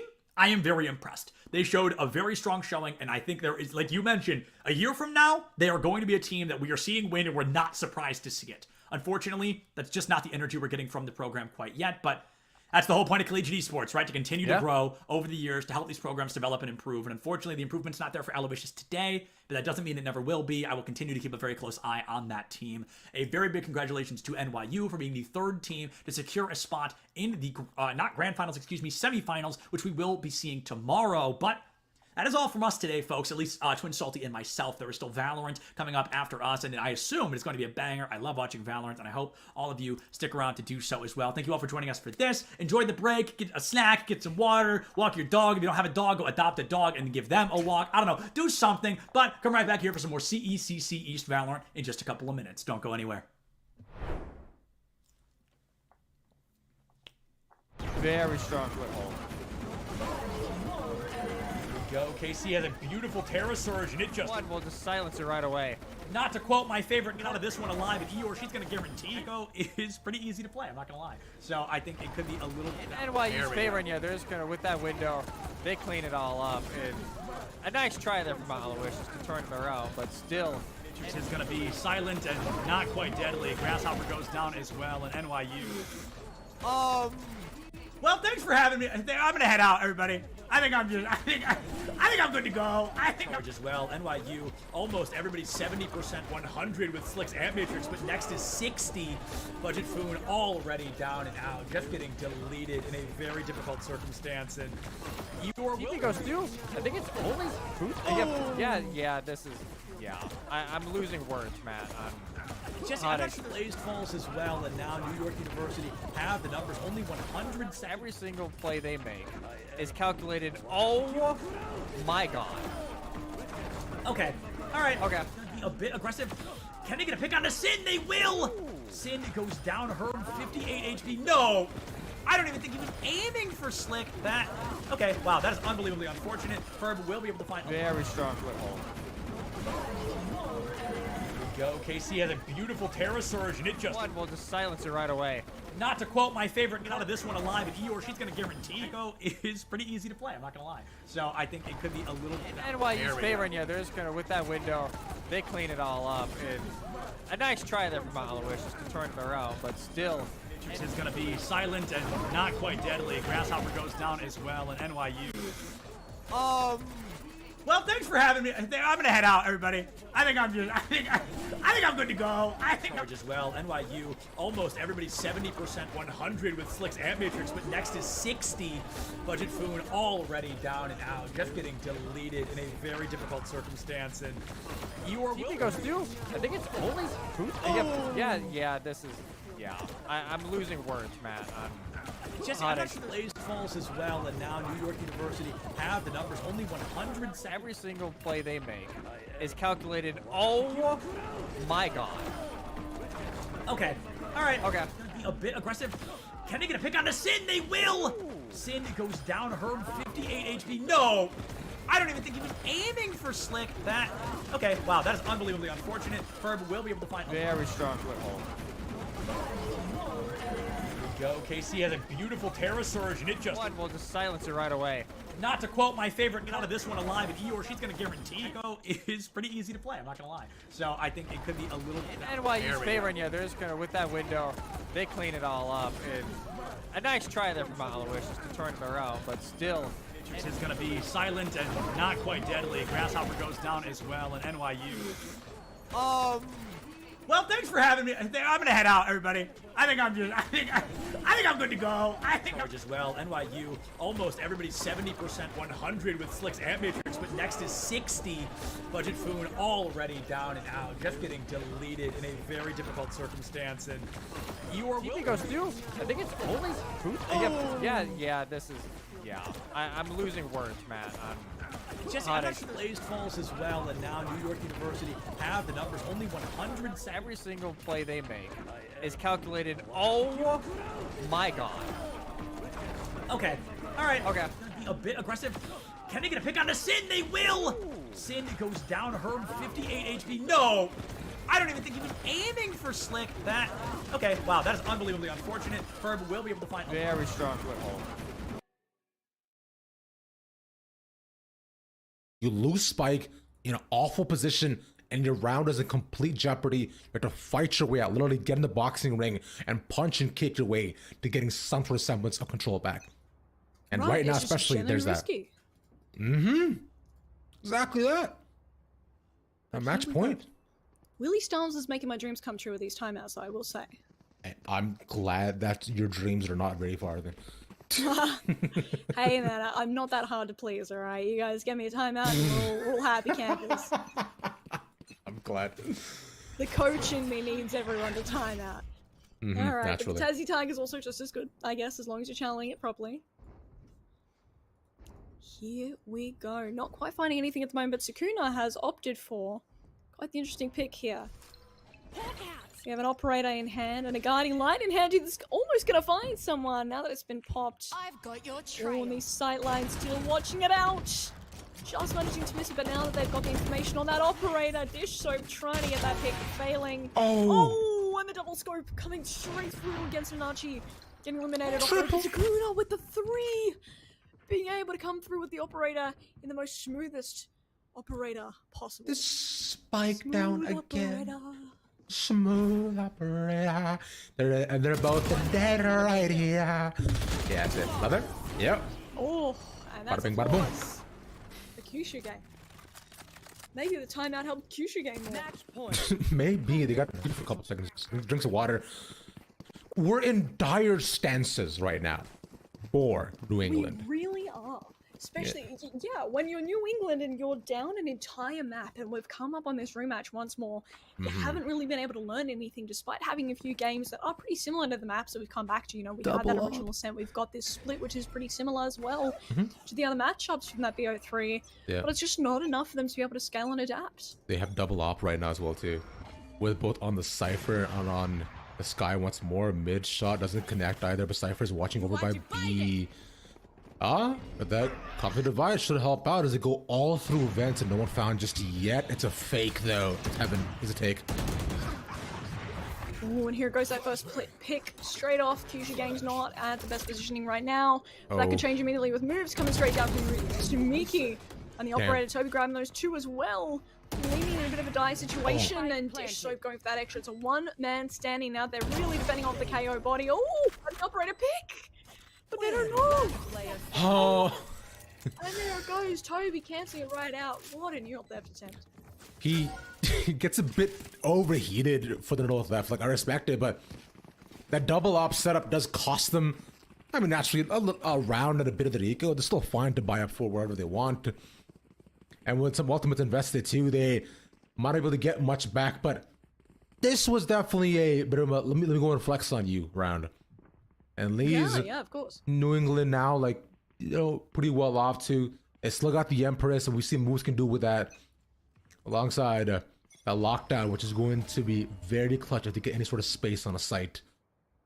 Showing us that the timeout has paid off for them, just all in due time. Took them a minute to get it to kick in, and it did do that pretty successfully. So now we've come in, we've been a little bit more quiet this time. You should run. Ooh, and the lockdown's not letting us be quiet anymore. That's fake. definitely about to make some noise. Here we are. This fake is going to be incredible for them. Look at this. And no one's taking the bait. Kyushu Gang still keeping it up. No. Oh, and there we go. Miss Rover's down as well. I think they have dropped their guard despite staying on a site. And now Yeah. there's 3 remaining. New England's ready to keep up that fight when needed. And the Empress hopefully able to come straight through if they need to get those extra fights in. Light keeping a sturdy eye on main for any extras that might be needed to keep an eye on. Mr. Overs needed to just play towards the back of the site, and the Odin would have at least gotten 1-2. But unfortunately, so about to walk in, nice swing, the trade given over, and a light in a 2v3. They're all on sites. Aviator against Tobes. We've been here before. Not gonna happen. Ooh. Crisscrossed. We're playing Ring Around a Rosie there. Seems as though only one person has a pocket full of posies. And Quite the interesting round though, nevertheless, because we had that initial Killjoy fake, and it looks like Kyushu Gang wasn't quite phased by it, but they were still staying on the sites, and they had dropped their guard down a little bit, but inevitably, even though you have that control of sight, you let it drop once you let your guard down. exactly. They all moved up too, and they allowed themselves to be picked off one by one again. Having given the second team playing Qualifier up here, albeit with a Vandal too. Doesn't have a way to just get out of this clutch, but positive vibe put out. B is the take, and Heaven is completely open. Here we go here. Heaven is completely open indeed. And this is something different to what we've typically been seeing, right? The space that we've seen on ramps, on Heaven, has been a bit of a different one, no matter what side we're on. And here we go. Different area on B, and the positioning has changed up, and New England really just honing in on as many rounds they can to hopefully get into overtime. Mr. Rover grabbing one. 3v2 now. They don't know. They don't know this one behind, but Toby doesn't know either with this quiet sounding. Oh, there we go. Bound to know now. Timing. There we go with that timing. Once you make the noise, you can't go back. Nothing really in the belt for Toby, but that's alright as the rest of the team is down on site at this point in time, and then goes the guiding light. They had that information and they hone in on it perfectly, Rish. One by one and round by round, they want to push us to OT. Bear in mind, this is on Kyushu Gang's map as well too. Just leaves them with just a small chance and an opportunity, a hope in front of them. For the side of KG, right, they have a bit of pretty broken buy for their end, because they lost, what, 3 rounds in a row, almost to a 4th. They gotta shape up a bit. Let's throw them in their back pocket. They gotta do something with it too, because they're playing so far up and getting picked off by within seconds. Yep. Ooh, here we are. We're on a bit of a save here as we saw Kyushu Gang's been dropping rounds like flies, and Dish Soap making all the advantage of that where possible now. As New England getting that bomb down on side, Nano Swarm being placed down to keep that spacing around. Oh, can't quite decide where the Nano Swarms are going to go, but nevertheless, bomb is down now. 5v4 situation, and there goes another one for moves. Guardian Light trying to find no one. Trying to find someone, finding no one. Come through the Nebula down, not allowing for any sight lines on Kyushu Gang. The Cabbage is coming through, allowing for a bit of space, and Light can't capitalize. And one remaining now, Sakuda's trying to get onto site and finish it off, and Anachi says, again, not today. Yeah, we're now into OT once more, win the finals, right? Overtime. And it's been natural every single time. Both sides to go in the second map. But last time, though, it was Kyushu Gang on the come up, who got almost 4 in a row, but this time we switched and flipped the chances for Kyushu Gang. The attacking side was a bit rougher, but they still managed to pull things back one by one. Here again, they've got to do the exact same. Their defenses were waning and they were getting picked off. They're playing on one-off angles. I'm hoping that the new match change that once a side switch. But for New England, though, things look good. Round by round, slowly but surely, they're just decimating anything KG wants to do. So here, they lean towards the B site. Killjoy Util is all around there. They're inch the way closer and closer towards with the Astra around and moves there for the covering. They're going to play that double peak angle too. And Heaven seems to be the take, but they're all out in the open. I'm hoping the Astra can place a smoke at least to allow them to cross, but they'll just use the bolts to do some moves. Finds the info, takes an easy pick. And then all left again in a 4v5. Disho finds a space. KG getting ruined. Able to get traded off though, nevertheless make some impact, hopefully. But that's not going to be enough for Light to be the last player standing now. New England has brought it up. They say we continue on.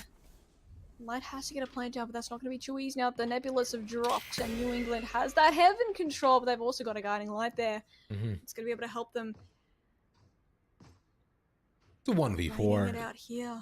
Yeah, this is a pretty done situation right now for Light, and I'm hoping that they could call a timeout, right, to be able to talk a bit about, hey guys, like what's going wrong for us, right? Why are we just getting picked off one by one, slowly but surely? Because it's coming down to just seconds where they're playing off one up angles, not getting traded, and right from the beginning they're playing so far up that they're giving New England everything they could possibly want. And New England wants to go to map 3. They're one round away from doing so, and being the first team this entire tournament to take a map off Kyushu Gang. That rematch really proven itself, huh? I would be shocked if it didn't. Yep. And everyone's got our strategies. Come through into the map point here. That may lead us or may not lead us to map 3. Some food for thought. Right, here we go. Right off the rip of Brady bunching straight into A for any chance that we can to get QGA still keeping as many people in the site positions as possible. Leaning more towards A now, so we've got the Lear coming out, that scalable utility helping QGA to know what's going on. And it looks like a spell off a perfectly! Good on Mr. Rover! Coming straight through that 3, managing to help them out here, and Anachi missed 2 HP, that's no mercy indeed. Shamiki really covering down on Heaven 2. People don't have that chance there, but that pick still going to prove us that Anachi's got the aim diff nevertheless. Switching sides. This is exactly what I wanted to see. This is what I wanted to see for the past 5 rounds from Kyushu Gang. They don't play hyper aggressive by peeking into the entire team against a 1v5 and overheating while doing so. They instead breathe for a couple of seconds. They have the flash to push out, and they have the second person to realize, okay, now's your time. You can go in, walk, get your pick, and you have the second playing off his contact. So it's easy does it, because each time it is just a full contact push for New England. And as you trade sides once more, we'll see if the attacking side favors Kyushu Gang any further, but New England have looked good, and again, that's exactly why. Easy pickoff for the initial. Oh, and that's not leaving them in the best position, but they do have some mid-space. They're trying to scale, and they do that successfully. His moves go straight to the floor. Nanachi's got that hunch, though, and just missing.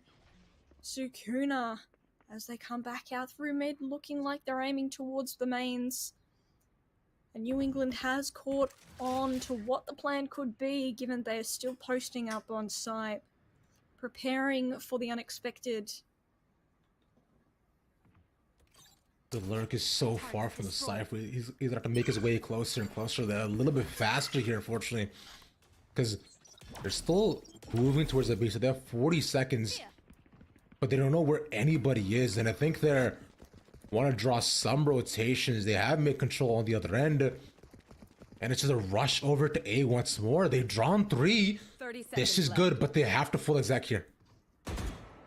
They really do. There's not a lot of time left on the clock, but it has to even down. That is something that's going to help Kyushu Gang hopefully to be able to have that peace of mind that they're not going to be having to fight more people than they do have themselves. 15 seconds left on the clock. Sukuna grabbing that one. Only one remaining on the side itself, so everyone sort of picks up one enemy remaining though, and they're staying up as a bunch. Willie Styles is getting flash pointed out, but that's not being scaled by Mr. Rover, so that is something in the pockets. Nebula coming up as well, so they can't really get this extra space. Still trying to shoot where possible. They're gonna have to try for a take here. There's no reason to be saving at this point in time, so they might as well fight it anyway. Yeah. That's hard again at the forefront, and Aviator grabs that pick. Coming in, map point for Kyushu Gang now. Switching sides. Match point. Kyushu Gang again. All they gotta do is just exec one more time, just like the last. But attacking side this time too, looking a bit stronger as he go towards double OT, possibly to triple if New England can push us there. We've seen a lot of valiant play by both these teams throughout this entire day. Yep. As it stands, one wants to be your winner, one wants to take it all. We're possibly one round from doing so. This singular round now could mean quite a lot for us here tonight. Here at Vanta Playoffs. Now we're seeing the stars coming out from Toby, but all the way on A this time. Could we be seeing a fake question mark? Could this be a Nebula hit? Attempts to get Kyushu Gang to rotate early. Hopefully not, but then Archie's going with the scalable utility. This is a bit of a red flag for that rotation as we see one come across on the minimap towards A site. So now things are being left a little bit vulnerable and the guards are being dropped on C site. It's now a matter of how strong they're going to be able to stay. Scythe utility down as well, so that does give him a bit of an opportunity. But look at this! Late picking both off despite being completely off guard. Still taking that anyway, and the double cages are in. New England, only 3 remaining now. This is still possible. This is very, very possible as well. As you see, A is wide open. But Sakimi sees them going through, and that could have been absolutely dismantling of the defense if he did die there too, but instead stays alive and leaves them now with the possibility for a comeback. A 3v4 on the retake spike has not gone down just yet, but Willie, they're watching the angle, Mr. Rover with 7 health, and this lately catch them off guard. Look at this 4v3 as you mentioned. And the plan is down. Let's look at a bit of utility-wise for all these players. We've got a bit of a cloud burst. Nice. We've got some util from Mr. Rover too. Oh, but look at that drop immediately off. 1 main remaining. We could be able to get a defusal here as Willie Styles remaining up in heaven. Blocked off by the Nebula, the Nano Swarm coming down, trying to come into action now. And this defusal is not close to happening if Willie Styles is just playing it out, playing for time where possible, and the double watching. And Thera closes off. Late diffusing and Sumiki going straight through. What a map. Kyushu Gang has not dropped a single one today. I have to congratulate them. We have seen an incredible matchup amongst all of these teams that we have seen today here at Vanta. Ravish, that was something for the books. That was incredible by KG. By the end, you thought they were down and out for the count. A couple seconds left, and the first OT did not inspire confidence. 4 rounds in a row. Things are looking rough, but they picked it back up. They woke up for a second and they realized, yo, we're Kyushu Gang. Like, what are we really talking about? Leaves every team in the test. A big shout out to everybody who did play it today, and a massive congratulations, of course, to KG for being your Vanta Cup winners. And of course, thank you to every single team for playing out today too. We've been here for quite some time, and I hope you enjoyed being with us. I know I've had a fun time. I appreciate y'all watching, of course. Grave, well, what you got? You know what? We have had quite a day, and unfortunately, we don't have any Smash Brothers on today, but we will be throwing it off over to Esports Youth for CECC happening very, very shortly as well. We've had a lot happen at the LAN today, so anyone who is still at the LAN, and we're probably still main stage, so hello again with your bright keyboards and your victories, but we have a lot still packed for you for tonight, and we have some tomorrow too, so if you want, stick around for the raid that we're about to have. Thank you so much for tuning in once again and supporting these teams, and we'll catch you later.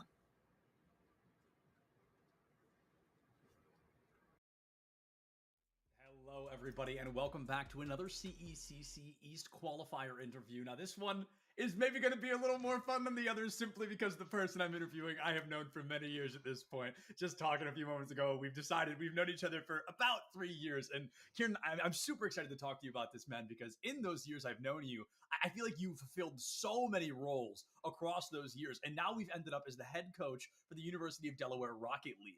So I'd love to hear what it was first about that position that it's really pulled you into pursuing it, because you've truly done, I think, almost anything there has to be done in esports. Yeah, so obviously great to talk to you again, Sep.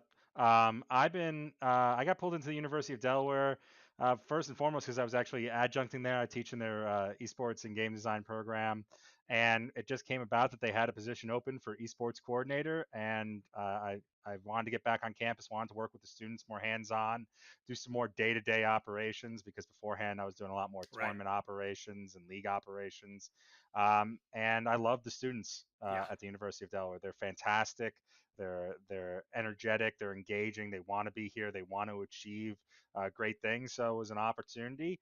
And they have a phenomenal program. So getting to work with a variety of different titles and really phenomenal students, that's all you can really ask for as a coach and a coordinator for your day-to-day operations. Yeah, so to have been that coordinator, to kind of represent Delaware in this circumstance, what was it about CECC in particular that really drew you into wanting to compete? It does bring maybe the highest caliber of competitive play we're seeing in North America right now. So what pulled Delaware in to be that reigning force Delaware continues to be through esports? Yeah, I mean, so we're looking at it, the CECC obviously has come a long way in a very short period of time. I remember going down there for their first national championships in Atlanta, was not able to make it last year for Dallas. But it's a phenomenal tournament run by a great group, and we want to be able to get to that highest level and compete at that highest tier. So this year we're much more dedicated, much more focused in putting our time, effort, and energy, especially to these early qualifiers. I don't know if those teams that haven't started signing up for qualifiers yet, let me tell you, you definitely do not want to be going through the last chance qualifier. It is like the death gauntlet of esports. It really is. So sign up early, get your spot, and at least go through the regionals as much as humanly possible. Yeah, absolutely. And Kieran, I want to ask a question, maybe a bit more personable to you versus kind of the program itself. But going in as a new esports coordinator for Delaware, did you fear that there were some really big shoes to fill? Because Delaware has been around, I mean, for a while at this point in terms of esports, an incredibly successful Rocket League team across the last couple of years. Your Overwatch team in particular, this last year, really began to dominate and showed a full new face. So going into that, did you feel you had to play any kind of catch up, or did you just enter a program, as you mentioned earlier, that was so dedicated and passionate that you were like, hey, I'm going to let these kids run with it and I'll help them where I can? Honestly, I've been very lucky. I don't have to necessarily work as much on the skill mechanics and getting these students to get to practices and show up to matches. I've got to really work on the fun stuff of esports. How do I make it a better student experience? How do I get these students to socialize? How do I get them to sleep and have better sleep schedules and things like that? So I'm working on a lot of the more tangential and programmatic aspects, leadership training, getting them academic support where needed, priority scheduling, and these really quantifiable things that make for a very unique esports program here at the University of Delaware. Whereas where I've been director previously, sometimes you're working on, hey, listen, we're all plat together, but let's try to go for diamond this year. And that's what we have to do in some of those programs. So this year, our Rock League team is fantastic. We just added a whole new crop of first-year students, so we're very interested to see them play as well. Overwatch right now as we speak, playing in Activision Blizzard. Our only loss is to Maryville, and I don't think anyone's gonna shame us for that. Trees is good. So we're looking at this and going, you know what? We're calling people out. Let's see how far we can go. I think we can, depending on how the schedule plays out, and as long as you don't unfortunately luck into Fisher in the first round, you probably have a pretty good chance. And I think especially in Overwatch, I don't see us getting stopped by anyone outside of maybe the top 10, 15 in the country. Yeah. And Rocket League, we'll see. It depends. My team has a bad habit of not playing well in the morning. So if they can shake off the slump and really come together and run through this gauntlet, I think getting them to a LAN, They did well last year at the East qualifiers. I think they're going to come back and fight with vengeance and really see if they can make their mark. Yeah, and I love to hear you say that because I feel like, I've referenced this a few times that Delaware, the esports program has really been around for a while and has been pretty consistent in that. And I feel like maybe some of the teams that hover around the top but never really at the top can kind of fall into the shadow, right? So other than winning, because obviously that's what everyone's going to try to do this weekend, do you feel like maybe that's a little bit of Delaware's goal going into this, to remind people the force you guys can really be? Well, we have a couple different goals. So for our Overwatch program, they're definitely trying to make their mark. They're watching the top rankings and the power rankings and go, we're not in anyone's top 25. Like no one's even like talking to us. So we're playing Ball State and Activision Blizzard this weekend, but right before the CEC qualifiers, and then we'll probably end up playing Rutgers or someone else really top level in the CECC. So I think we'll take wins off of almost anyone outside of that Fisher, Maryville, Northwood tier. So we're hoping to make some noise in Overwatch and let people know that, we are a great team. We have really great fundamentals. We have a fantastic coach. We're here to do some work. Yeah, I love to hear that because I feel like that's what these qualifiers can really be about, right? Because this is almost a qualifier to the main event. So it really can be kind of that slow burn impact of coming in and making a name for yourself, like Delaware is definitely trying to do this upcoming season. But aside from the win condition of winning, right? Aside from the competitive nature, what do you think an opportunity like this does for your teams, does for your players? Because I know in collegiate esports, it can be difficult to find competition super consistently other than maybe weekly tournaments. So to get this huge exposure through the CECC and to play against, as you mentioned, top 10, top 15 teams in the country, what can that do for your team morale-wise or skill-wise or truly any way? Yeah, so I think there's a twofold benefit. We're always looking to qualify for that top 8 to go to a LAN. And for those that are outside the collegiate space, they don't really understand how important that bonding experience is to travel and to get to be not just with your team, but some of your other teams for your program. It literally means the world to these students. It is a student experience unlike any other. It's something that's going to stick with them long past their days of playing these games, long past their days of being in school. So we never want to undersell what these in-person live events can do. So that's our goal for each one of our teams, is to see that happen and to have that experience. But otherwise, it's an early in the year sort of bonding moment.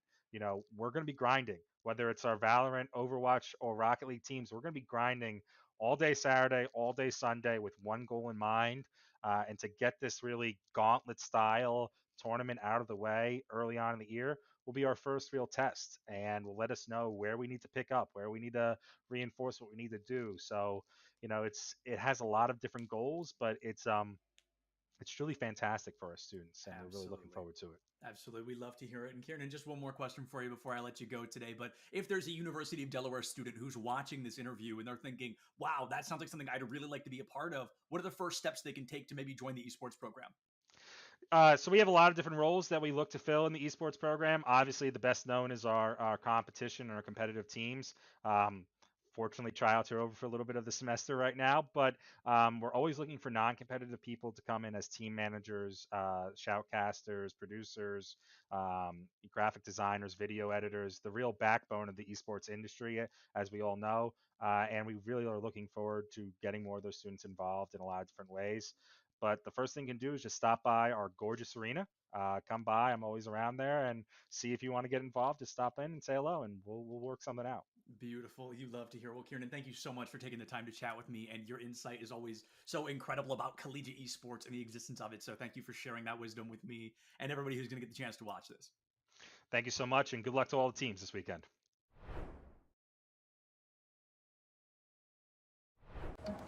What do you expect from that first job out of college? Working your way up from the bottom? Instead, how does this sound? Starting in a guaranteed leadership position with people who look to you for guidance because you're trained to give it, and make important decisions in critical situations. Skip entry level. Decide to lead as an Army officer.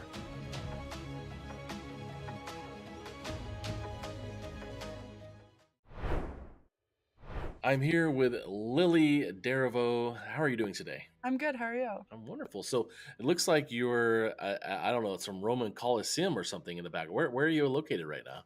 Right now, I'm at Yale. I'm right across from, it's actually a cemetery that's right next to me, and Sterling Memorial Library on the other side of me. So you go to Yale and you're a student there? I am. You're also in the ROTC, is that right? That's correct. I'm in Army ROTC. What are you studying right now? I'm studying cognitive science. It basically just studies the brain and why people behave the way they do. And I'm taking the econ kind of branch of that. So I'm studying finance as well as like why people make certain decisions. How long have you been involved with the Army ROTC? I started my freshman year. I began applying for what's called a Minuteman Scholarship my senior year of high school, and I received that towards the end of my senior year, and that's when I became involved with the Army and ROTC. Was there any history with Army or military within your family? My older brother, he's in the grade above me. He actually goes to West Point. I was kind of like just looking into ROTC and something sort of like that, and he recommended like applying for the scholarship and looking more into it, and that's kind of how I got involved. With Army ROTC, what does your normal day look like between college, Army ROTC, and having a life and friends and all that sort of stuff? So I have class on Wednesdays from 1 to 3. My average Wednesday will be morning practice from 5:50 to 8 o'clock. I have classes from 8:45 to 11:30, and then I have lunch, go to ROTC, come back for afternoon practice, and then I do my work. And then on Fridays, we have our ROTC lab. So every other Friday, I alternate between going to our ROTC lab and swim practice. You're on the Yale swim team. I am. What events do you swim? I do mainly the 2 fly, 5 free, kind of more mid-distance events. What year are you in school right now? I'm a sophomore. What do you want to do after you're done with Yale? After Yale, I'd like to go into finance. I have to start looking into internships for the summer, and based off of how, if I get an internship and how that goes, I'd like to go into like investment banking or something within that right after college. Now, you mentioned maybe in middle school you played a few video games. Was there a video game that you might have played or anything you played back in your middle school? Back in the big days of Fortnite, brother has an Xbox and was really into it, and then me and one of my friends who also had a brother had an Xbox, and we both got like really into it. This was back in like 8th grade. Maybe a little bit of like Rainbow Six Siege whenever my brother would like give up the Xbox. Well, Lily, this has been awesome. I've learned a lot. I'm excited to see what you can do with your career and help this country and help business and economy, everything you're doing. Any last words and advice you want to give to people about Army ROTC or careers or other opportunities that they may have? I would say just find something that you're really passionate about and run with it. Once you find something that you enjoy doing and that you could see yourself potentially still doing in the future, just really stick to that, put as much effort into it as you can, and have fun doing it. Well, thank you, Lily. Appreciate it so much for being here today. You have a wonderful day. Thank you so much for having me.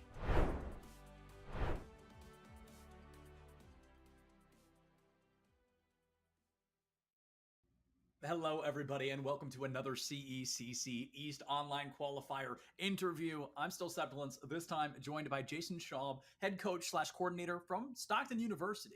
So, Jason, I was super excited to get the chance to chat with you because I've seen Stockton a lot in a lot of things. You guys are really all over the place, but I feel like it's rare I actually get to chat with one of you. So I'm very excited to get a little bit of an insight on this. I feel like Stockton has been one of those teams, one of those programs that has consistently been pretty good across the board. I feel like Stockton has never been a bad team or a lower kind of 50% team, but I feel like Stockton struggles to kind of hit that top dog mark, struggles to be kind of among the top 5 or the top 3. So I'm excited to hear from you as kind of this coordinator head coach on what your plans are moving into this new season and what new things we can expect to see from Stockton as a whole.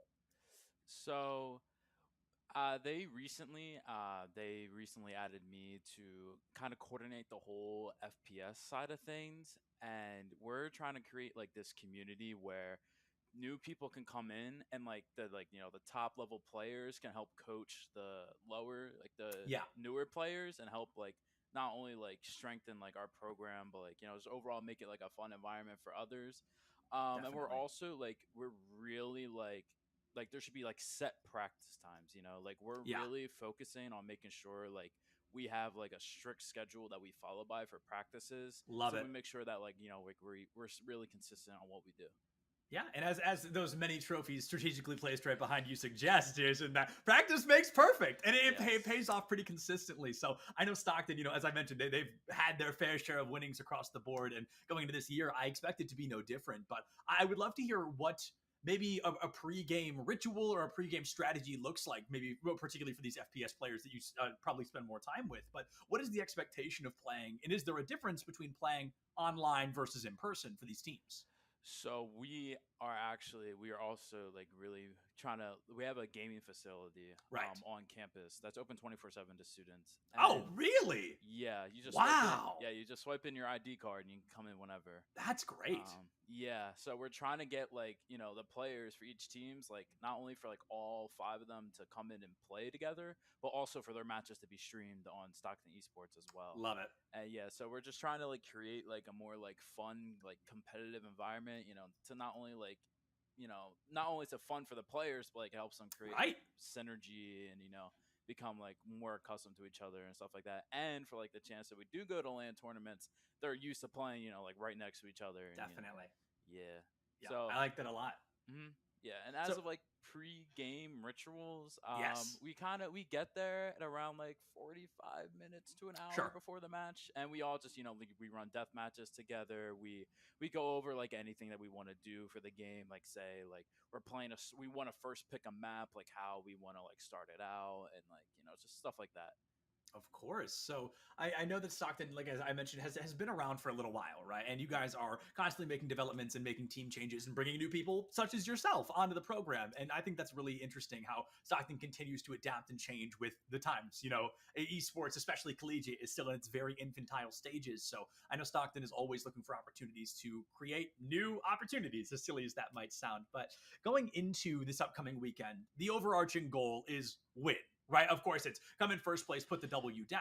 But aside from that, putting winning aside, what else do you think your teams are looking to get out of an event like this weekend? We played in the LCQ last year for Valorant at least, and we came up short, unfortunately. Right. So like we're not going into this expecting to win it all. We're just going in expecting to give it our 100% effort and make the top 8 so we can qualify for the Boston LAN tournament. Yeah, no, we don't like obviously we have like the confidence that like like we can win, but we have like this like humility, like we stay humble, like we understand if we're facing a good team or even if we're facing like a worse team to like never underestimate and just play our game. I love that a lot because very often we'll see teams get complacent and it's the hubris that takes them down. We see that so often. And I love the honesty that you bring to the table of, we know we're pretty good, but we understand there's always somebody better because a lot of teams don't acknowledge that. And then those teams stop grinding and all of a sudden, things fall apart. So I love that mindset of continuously moving forward and toward the future. And I do, just out of my own curiosity, is there something about the CECC that kind of pulls you guys to us? I feel like Stockton has been here for a little while across several games. This isn't your first rodeo, like you mentioned. Yeah. So is there something about CECC? Is it the promise of that huge stage at the end of the year if you are able to qualify? Is it something to do with the fact that this truly is an amalgamation of the greatest teams in the entire country going head to head? I'd love to hear what you like about CECC. I mean, it's that exact reason. I mean, we strive to like have our players go to like these LAN tournaments and like play against a top competition for them to understand like how like esports is as a whole. Yeah. Like there's there's the community side and then there's the competitive side, and like we're trying to like help these players like understand the competitive side of things and get like these cool experiences, where they can travel and play in LANs against a top competition. Yeah, I love that. And going into this weekend, is there any team Stockton is looking at? Either they beat us last time or it's just somebody you say, hey, we take them down, we're going to look mighty good on the other side. Yeah, there is one team we have in mind, and it's obviously the elephant in the room, Fisher Esports. Of I mean, course. they're Of like course. top of the top, and like if we could pull off that upset, I'm sure we'll be put on the map for sure. But also like something for fun too. We actually signed up our JV team in this tournament, like as well. How fun! So, yeah, so like it'd be it'd be a little fun and cool if like it's Stockton varsity, like both Stockton teams against each other. Yeah, definitely. That's always a good. I can't think of the phrase. It's like the sister elimination or whatever when you got to take out your own sister team, but. That is definitely a cool experience. And I've just got one more question for you, and then we will let you hit the road with the rest of your day. But if there's a student watching this that attends Stockton or is looking at this university moving into the future, what are the proper steps they could take to joining this esports program? You just, I mean, don't be afraid to reach out. That is something that we've seen, or at least I've personally seen, is that people.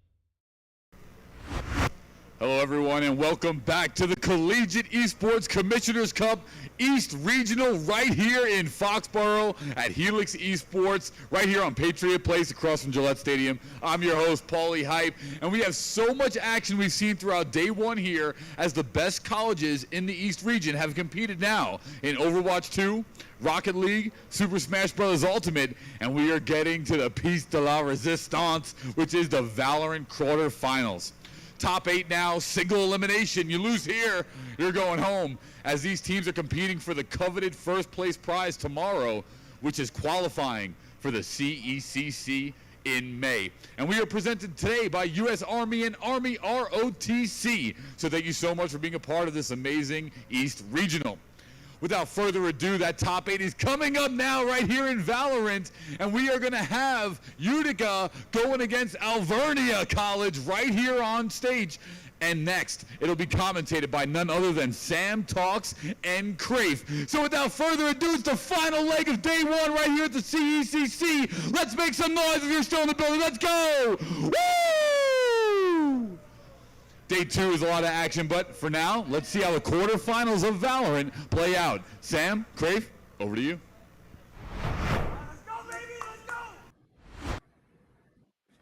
Paulie, thank you so much for that incredibly hype introduction. And of course, we are here now in the quarterfinals for CECC East Regionals Valorant. My name is Sam Tonks. Joining me is Cryfe. And Cryfe, we do have that Alvernia versus Utica game. The number 4 seed going up against the number 5 seed. And what's been an interesting road for both of these teams leading into these quarterfinals? Yeah, most definitely. I mean, we've seen these two teams come head to head today, but we've also seen them coming in throughout this season. They've come here to where we are today, here in these finals at CECC East LAN. And unfortunately, I can't be at this LAN, but it is being an incredibly good matchup today across all events and all games. So going to be really stoked to see how this plays out tonight. And of course, with all of that being said, this is the do or die moment for both of these teams. Either one of them losing out here in this best of 3 matchup is going to be sent home. So that heartbreaking moment that we already have in front of us for this quarterfinals. Now let's go ahead and take a look at the group brackets and see just how things have been unfolding today. So we have our Group A stage, where we see Utica losing out against Harrisburg, but managing in the lower finals to stand tall against Pace. Yeah, most definitely. Things have been looking pretty good in terms of these best of ones that we have been looking at. And Utica in these lower finals has proved themselves against Pace. So coming up again, this has been great for Group A. I agree. Right, you think about what Utica, especially going up against Harrisburg, that's a powerful team, strong team. They even brought them into overtime, so something to also keep in mind. Now that we look over here at Group B, the story for Alvernia had a pretty good run through, was able to take on ST Mob with a win there, unfortunately losing out in the upper finals against the Imposters 13-10. But both of these teams, I mean, Cryfe, it's actually similar score lines between the two of them, and the matchups that they in the first round and into the second round, Alvernia winning 14-12 in overtime and Utica losing 14-12, and then both of these teams in their second round 13-10. So like similar score lines.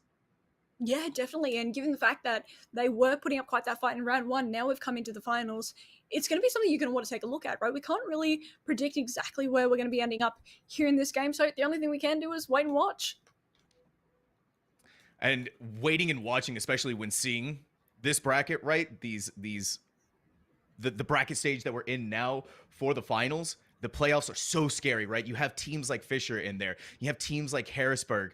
And when you think about what those two powerhouses, the Titans of what I feel like is right now the East region, that's a scary thought that has to enter into your mind. And then two, also on top of that, right? You're still vying for that first place spot, with that first place spot giving you that bid into the CECC finals. Yeah, definitely. And so this is going to be something that you'll want to keep your eye on. I've mentioned this again, and I'll mention it quite a few times. We have so many powerful groups, and we still have CECC sort of going on in the background as well. We might be broadcasting just one game, but again, taking a look at all of them, we are going to be seeing teams loop around, and Alvernia versus Utica is going to be one of the many. Indeed. So now, obviously, we talked a lot about how things have been looking across the group stages and how the brackets are looking into these playoffs. But let's go ahead and take a look at the actual players themselves for each of these teams, Alvernia and for Utica. This is, I mean, we're seeing players who are putting their hearts out there, right, Crive? We're seeing players who have been playing in these best of one matchups. And so now when you step into the best of three, things can radically change. And this is where the players are going to have to go through. Taking a look at these rosters indeed, right? We've got Utica University coming up now as well. We've had some of these players have a few swap arounds since the last semesters coming through, right? This is the first semester coming through into the 23 to 24 academic year, and things have swapped around, right? New facilities have opened for some of these teams as well, and it has been really beneficial that these universities are able to support these wonderful teams in CECC. So let's hop on over to Agent Select. Indeed. So the most exciting part of the evening is now about to begin. We're so very close to getting into game, but as you can see right down below us, the maps that we are going to be playing out on, and this is pretty much the standard map pool that we see out of a lot of collegiate, right, Crive? We're going Haven, we're going Ascent, we're going Split, if that's going to be the decider here. But I mean, already for Haven, Alvernia not wasting any time. That is a locked in setup that's looking pretty standard composition. And actually, interestingly, did see Alvernia come up pretty early with my casting last week. So we're back here now, this time with some more CECC. So good to be able to see these guys again coming through. And as you mentioned, these maps are pretty typical for the collegiates right now, that they're going through to Ascent, they're going through to Haven, to the ones that they are tried and true. But Split has just returned to the map pool. So, I mean, it is a decider, but it is a good one. It still sort of gives us a bit of a shock on our feet, given it's not one of the other ones that have been standing around, but we have seen quite a bit of variety being thrown into the map pool by Riot themselves, and of course by Valorant's progression. Indeed. So now talking about the Agent Select that we saw there just for a moment, the Alvernia composition, right? That's pretty typical. That's pretty standard. That's pretty all right. That's kind of the Haven setup that we're seeing here. The thing that interests me though, Crive, is the Utica setup. Utica coming out with a Yoru. Yeah, definitely. This Yoru is something I've surprisingly seen a lot of today. You guys all at the LAN have really been considering your options here and have really gone for the Yoru. And again, it's something that's sort of mind games, right? Valorant's not quite checkers, but chess. It's a game of being able to go in through the mind and use things in a really interesting way. So it's not quite textbook in comparison to the jet pick that we've got from Alvernia, but we're going to come straight through off the rip. Yeah, tanked right now, the pressure being applied. Kio's able to put themselves in that backline. Zarya-san, though, was waiting for that TP to come through. Now trying to take the fight against Vigilance, but the headshots are going to be crisp, especially as the rest of Utica are starting to tear their way through. Now the bombs come down. That entry was really important to be able to prove for both teams how was the setup been able to help us in the pistols as well, which is going to set up your ecos. It is going to set up how you're going to be seeing things already. You have 4 or 5 rounds to be able to adapt at the start, and it seems like both teams are able to take this one. The YOLO 3K to start off the round and give Utica their first round on the board. But it was like you said, right? The way that they executed onto the site was just so phenomenal, not wasting any time. And it seems like the Yoru pick playing off really well for them so far, able to get straight into that back line. They may not have been able to get a kill, but allowed the rest of the team to push their way through and swarm over to take it completely over. And we want to juxtapose, right, to the difference in duelists, right? Alvernia's gone for this jet pick, and it's pretty textbook, right? Again, we've got the dash and the smoke that has been a staple across all maps, but this time the Yoru teleport really just able to get a lot more space to be able to go all the way back to backside in comparison to Jet's typical mechanics. And that is already giving us a bit of a difference here that has been proven useful for Utica's attack. It really has been. Throw them off their game a little bit. Rip out the textbook, throw it away. Pristine is ready to show us that this Jet still has a lot of bite left to go with that bark. Especially, too, when you look here, how far they push forward. Pristine is going to be able to walk away with a second kill off the back of a headshot with that Sheriff. Even though we do see a second round Vandal being brought out onto the field. Makes sense to what they were able to accomplish in the previous round here, but still, losing 2 players to 1 Jet, that's going to be disastrous in their attempts to push forward once more. Hey, at least the Jets doing their job, huh? And now we're coming up now. Wizard sort of taking window space, making sure that they can stay vigilant. And the Aftershock going to come through, providing more information. Oh, and there we go. Tyler really getting off that Aftershock utility with Wizard. And Sorry Sun trading that off quite promptly. It's all about getting the numbers evened out, but I don't think this was something that was expected here for Alvernia to win out in that previous round. Now, YOLO still with the Vandal in hand, rotating around. How do you do it, Sorry Sun? Around the corner and get rid of the player with the Vandal. Not only that, but they had the spike too. So weapon upgrade, big wins here. Keo still has a lot of HP. He's just going to run, gun, swing that around. Now they're going to pick the Vandal back up for themselves, but running out of time to plant that spike. Alvernia has run out of time. Crave. Things have slowed down a lot more than they should have, especially given that Alvernia is on the attack. They have to keep up that aggression, and sometimes when you've got 2 teams playing in that reactivity mode where you're almost playing as you're both defenders, you're just sitting and waiting for the entire round. That obviously can't happen. You have to have some people having that deficit and that advantage, and you can also put a bit of blame on Utica. They haven't really peeked out and done that information they needed to be able to take space as well. They should have been able to capitalize off of that timing, that they didn't have anything. They should have. It's going to be a lesson learned for them potentially moving forward. But that early aggressive push out of A, it's something that you see a lot of in these pistol or in these save rounds where you're trying to cause damage. And now we're going to see what damage Wizard may be able to cause, popping out the Yoru clone before Keo teleports themselves inside, separated from the rest of the team. But with that smoke down, it's going to save them from actually having Wizard push them forward. The Aftershock, again, putting them in less than ideal position as we have some wall bang shots going through, but right now, Alvernia not wanting to take any chances. Wizard's going to be pushed back out of window with that swarm grenade. Oh, and things, again, as you said, being able to push everyone back, it's really not leaving either team in a good position, apart from the defense, to be able to go, okay, let's slow down a little bit here, especially as Pristine's getting that extra pick off Vigilance. It's allowing you to go to slow down and be more reactive, reset up as that heat comes through from trying to get onto a site. It looks like YOLO is trying to scale up with the bomb in hand. And Pristine just managing to find one. And here comes the second, the Aftershock really getting them out off of sight. And they have all of sight. They're trying for that corner plant now. Sam.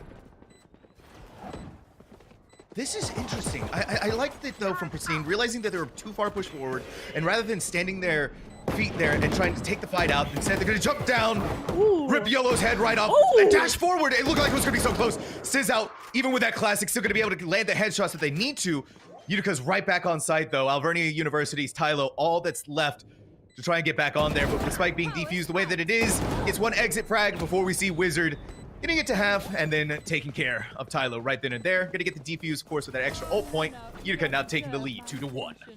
Oh, and that extra pick just coming through from Alvernia really got Wizard and the rest of Utica off the bomb, so they did get caught a little bit off guard, which could have been useful to be able to keep scaling, right, as long as they got more picks on the Alvernia side. And it's things like that that really can help to get the diffusers off of the bomb and play for time. You don't always be having to play for eliminations, and this is something that is just food for thought as we progress over the game and see how they manage to strategize against these different situations to be able to know the spike is so telling of what should be happening in these rounds, especially given roles are swapping between plants. Once you're on post plant, the attackers are turning into defenders and vice versa for the oppositions. And that's such a interesting way of thinking about it, right? And how you have to adjust yourself when you're playing around that spike.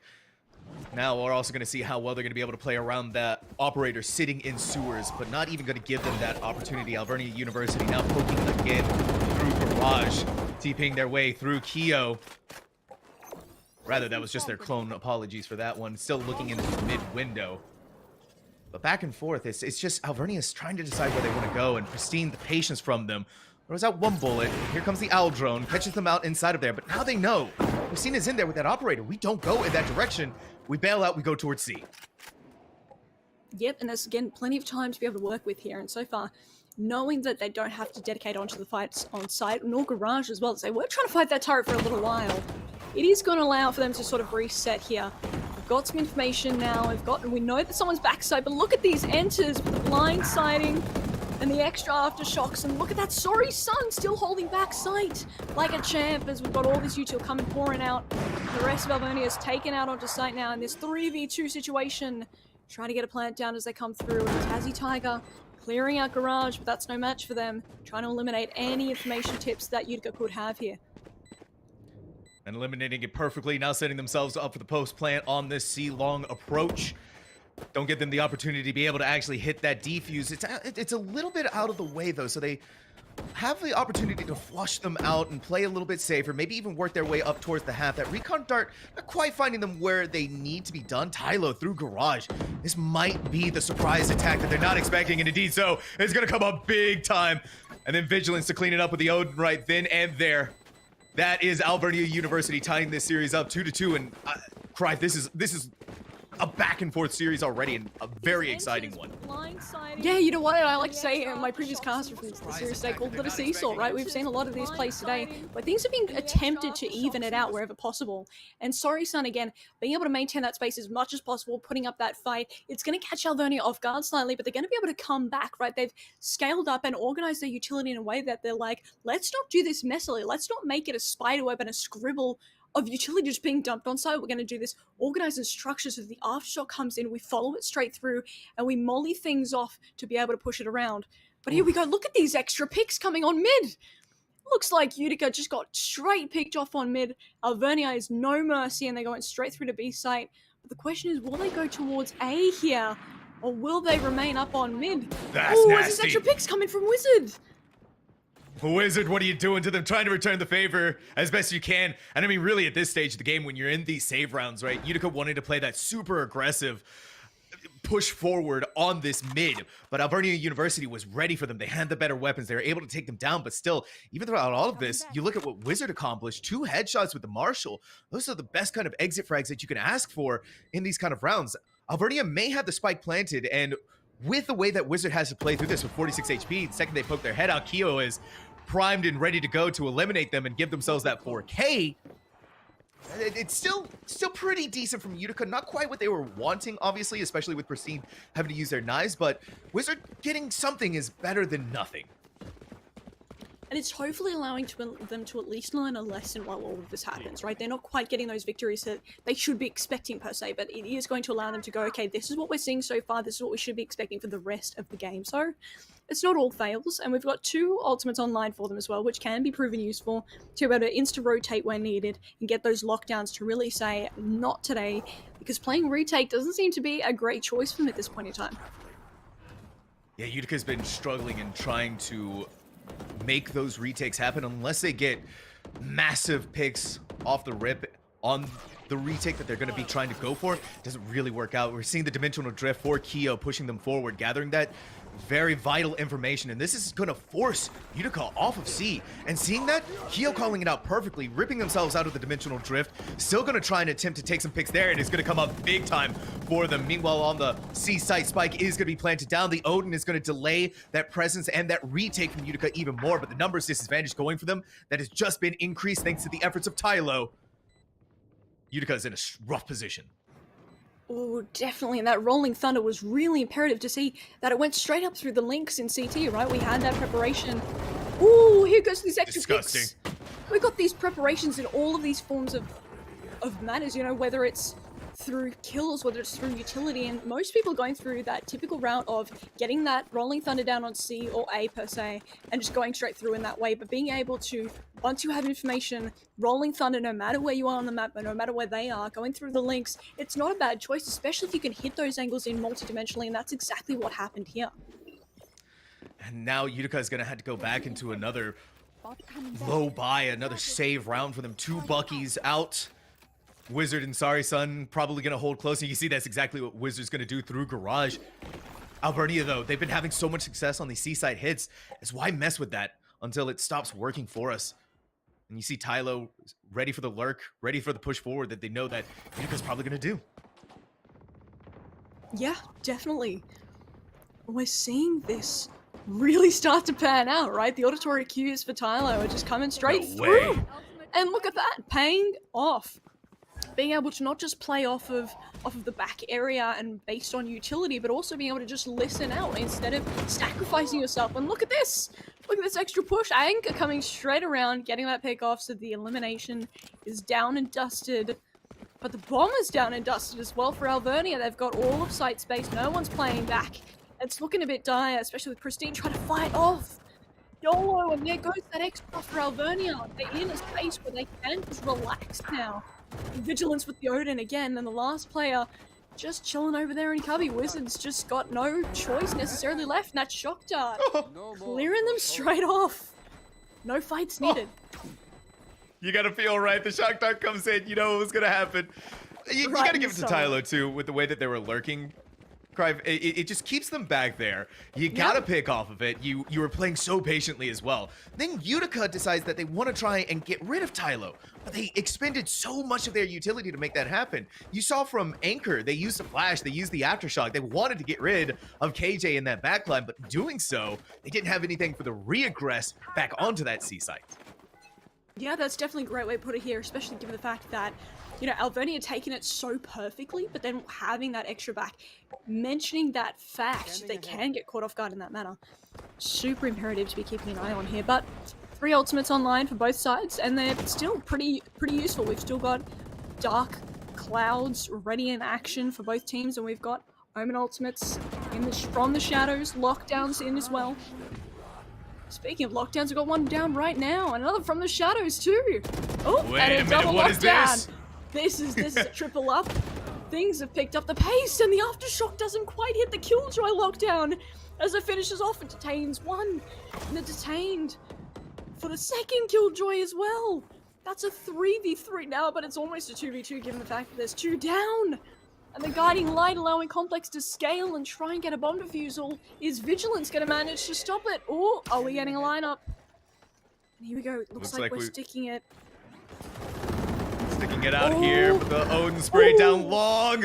The spike is going to be defused at the very last second. Alvernia and then Pristine walking away with another 2 kills of their own. Utica, that was a strong showing from them, a showing that I think needed to have happened there, Cripe. They needed to stem the bleeding of what Alvernia has been putting against them, and what better way to do it in the form that just happened here. Wizard sticking out on that defuse.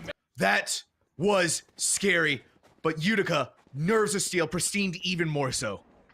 And that extra guiding light to be able to really get them on the side. I think Alvernia got caught slightly off guard by that, right? They had that recon bolts and they were like, this is my sense of security, but ultimately it was a false sense of security because I wasn't able to defend the fact that they were all pretty much flashed. They couldn't have done much. Oh, but look at this. We're pushing straight down C long now as well as Complex is straight up with an extra initiator. It's that double initiator push that we're looking for, but falling straight back once we have the pick could be a pretty good move here. Oh, leaning towards A now.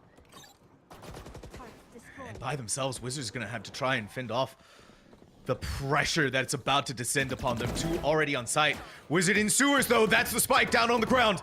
As long as they can hold themselves here and wait for the Rolling Thunder to come in from their teammates, they're still going to go through, but concussed out by the fault line. Even through that, they're still going to stand toe-to-toe with Keo and become the victor of that. Utica, that was scary, especially with the pick on Pristine at the very beginning of this round, but the patience that Wizard displayed and that early pick-off in through sewers gave them everything that they needed, and not taking that swing out onto there. Alvernia a little bit too slow, and that site attack, that Rolling Thunder that came through was just everything that they needed. Ooh, and that definite isolation as well, the 1v1s, not really peeking out as a 2 as well, especially on that latter half where we kept losing more and more people and it couldn't really be coordinated properly to get those extra fights. Now with the last man standing, Tylo has to make a decision and has to make it fast. And it looks like they might actually try for B side here. They're leaning towards... Oh, we're leaning away. Are we going to be able to make it to C in time is a definite question. And it looks like Utica doesn't quite know yet, but they are leaning towards the fact. And we've just made it to C. What a choice here from Tylo. Now it's all up to how they're going to execute this properly, where they're going to be able to sit. You have that textbook long hit or that cubby per se, but doing something off the charts might be the way here. That's one way to go about doing it. Tylo had the world on their shoulders. It just turns out that Sorry Sun is gonna take the world away from them. The defuse is gonna come through. But for what Tylo had to do there, right, they lost their entire team. It was a 1v3. You're trying to get those exit frags. You're trying to get the spike planted, especially. That was the most important thing. You want to get those extra credits out of it. And they were able to do what they could. Utica, that was a beautiful play from them. Beautiful teamwork.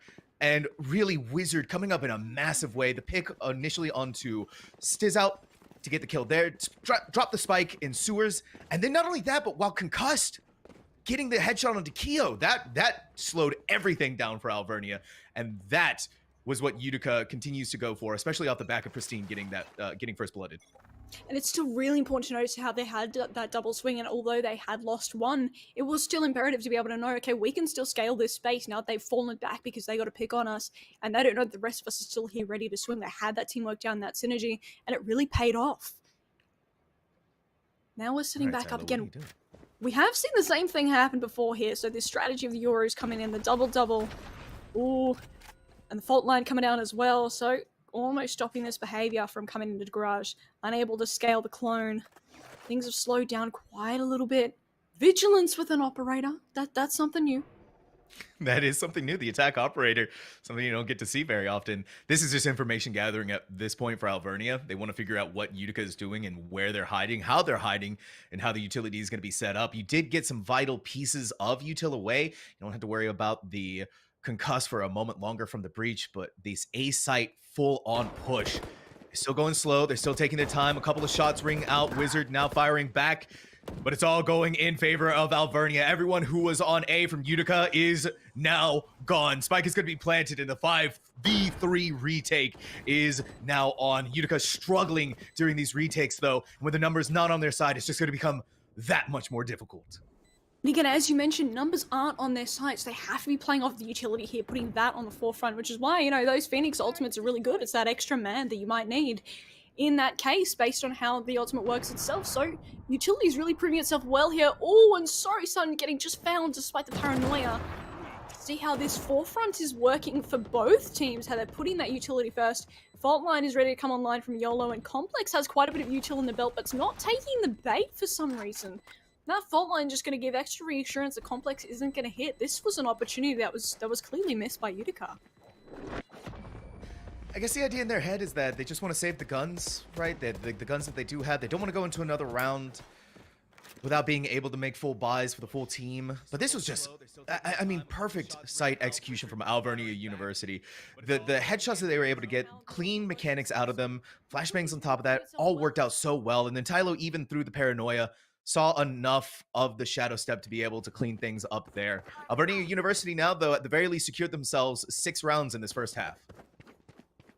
Again, it was a pretty aggressive save. It was going to be a save for that because they were hanging pretty close on the site and waiting for anything. And if someone had peeked at that chance, we wouldn't know if they would be caught off guard or not. We wouldn't know if they'd be able to react in time. And that's a bit of a risk that you'd be taking there. Fault line's coming through, aftershocks coming through for both teams. So the breach is being put at the forefront here. And these trades happening down mid are really proving that action's coming down and things need to be changed. And look at that, being able to get away so quickly. Sorry Sun is managing to take a different angle here, which works against YOLO, catching them just at the right timing. Ooh, and here we go, the plant coming down from the shadows. Stiz out set themselves up, trying to figure out where they're going to be in the lockdown, really just to buy even more time, take more seconds off the clock for Utica. Sorry Sun still going to try and push through, but realizing that smokes are there, needs to get out, but they're just gonna be able to. Okay, you can see that they were trying to decide whether or not they're gonna have enough time. They slowed down just for a moment, but do manage to get to safety in that time period. But speaking of time, it is starting to run out for Utica.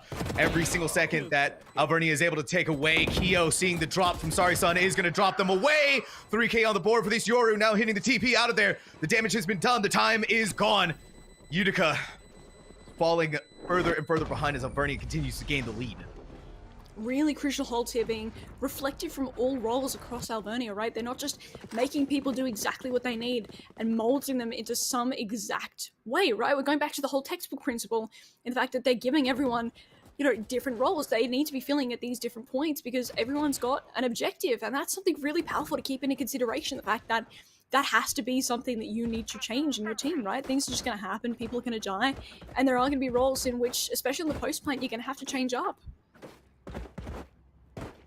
And hopefully Utica's going to be able to figure that out, right? Hopefully, once again, those adjustments are going to be able to come in. It's still, we're seeing that early aggressiveness that they love to do, especially on those save rounds, which you got to respect, but it's going to become that much more difficult. Tylo feeling kind of crispy off the back of this attack operator. Now Complex can't see a dang thing that's right in front of them. Not taking the bait from the Yoru clone. Swinging right through. 1, 2. Almost got the third. Keo's going to stop them, but the massive amount of damage that's being done there. On the other side, here comes the paranoia, but they're not going to get taken advantage of from that. It's a lone wizard having to make the magic happen. Now blinded, stuck. Tylo knowing exactly where they are, firing through the wall, firing right into Wizard. Out they go. Alvernia now looking at an 8-4 first half. And it looks like that cyclone of flashes, both from the Breach and the Yoru in general, both Anchor and YOLO and Keo at once, being able to really just flash out of all points of sight and keep it up. It really, at the end, only had 1 or 2 people on site. And that was crucial in keeping that space, getting a plant down. And that's something that's applaudable for Alvernia. It is. And also looking at just the performance of Alvernia in this first half, especially when you think about Haven being more attacker-sided, they had moments where it looked like Utica was about to pull ahead. But the way that Alvernia was able to shift things back in their favor, whether it was through raw mechanical skill or just really playing the fake-out game, right? You make Utica think you're doing one thing, but then you're actually going to go onto A side. You're going to go and do this, and already things are looking fantastic for Alvernia.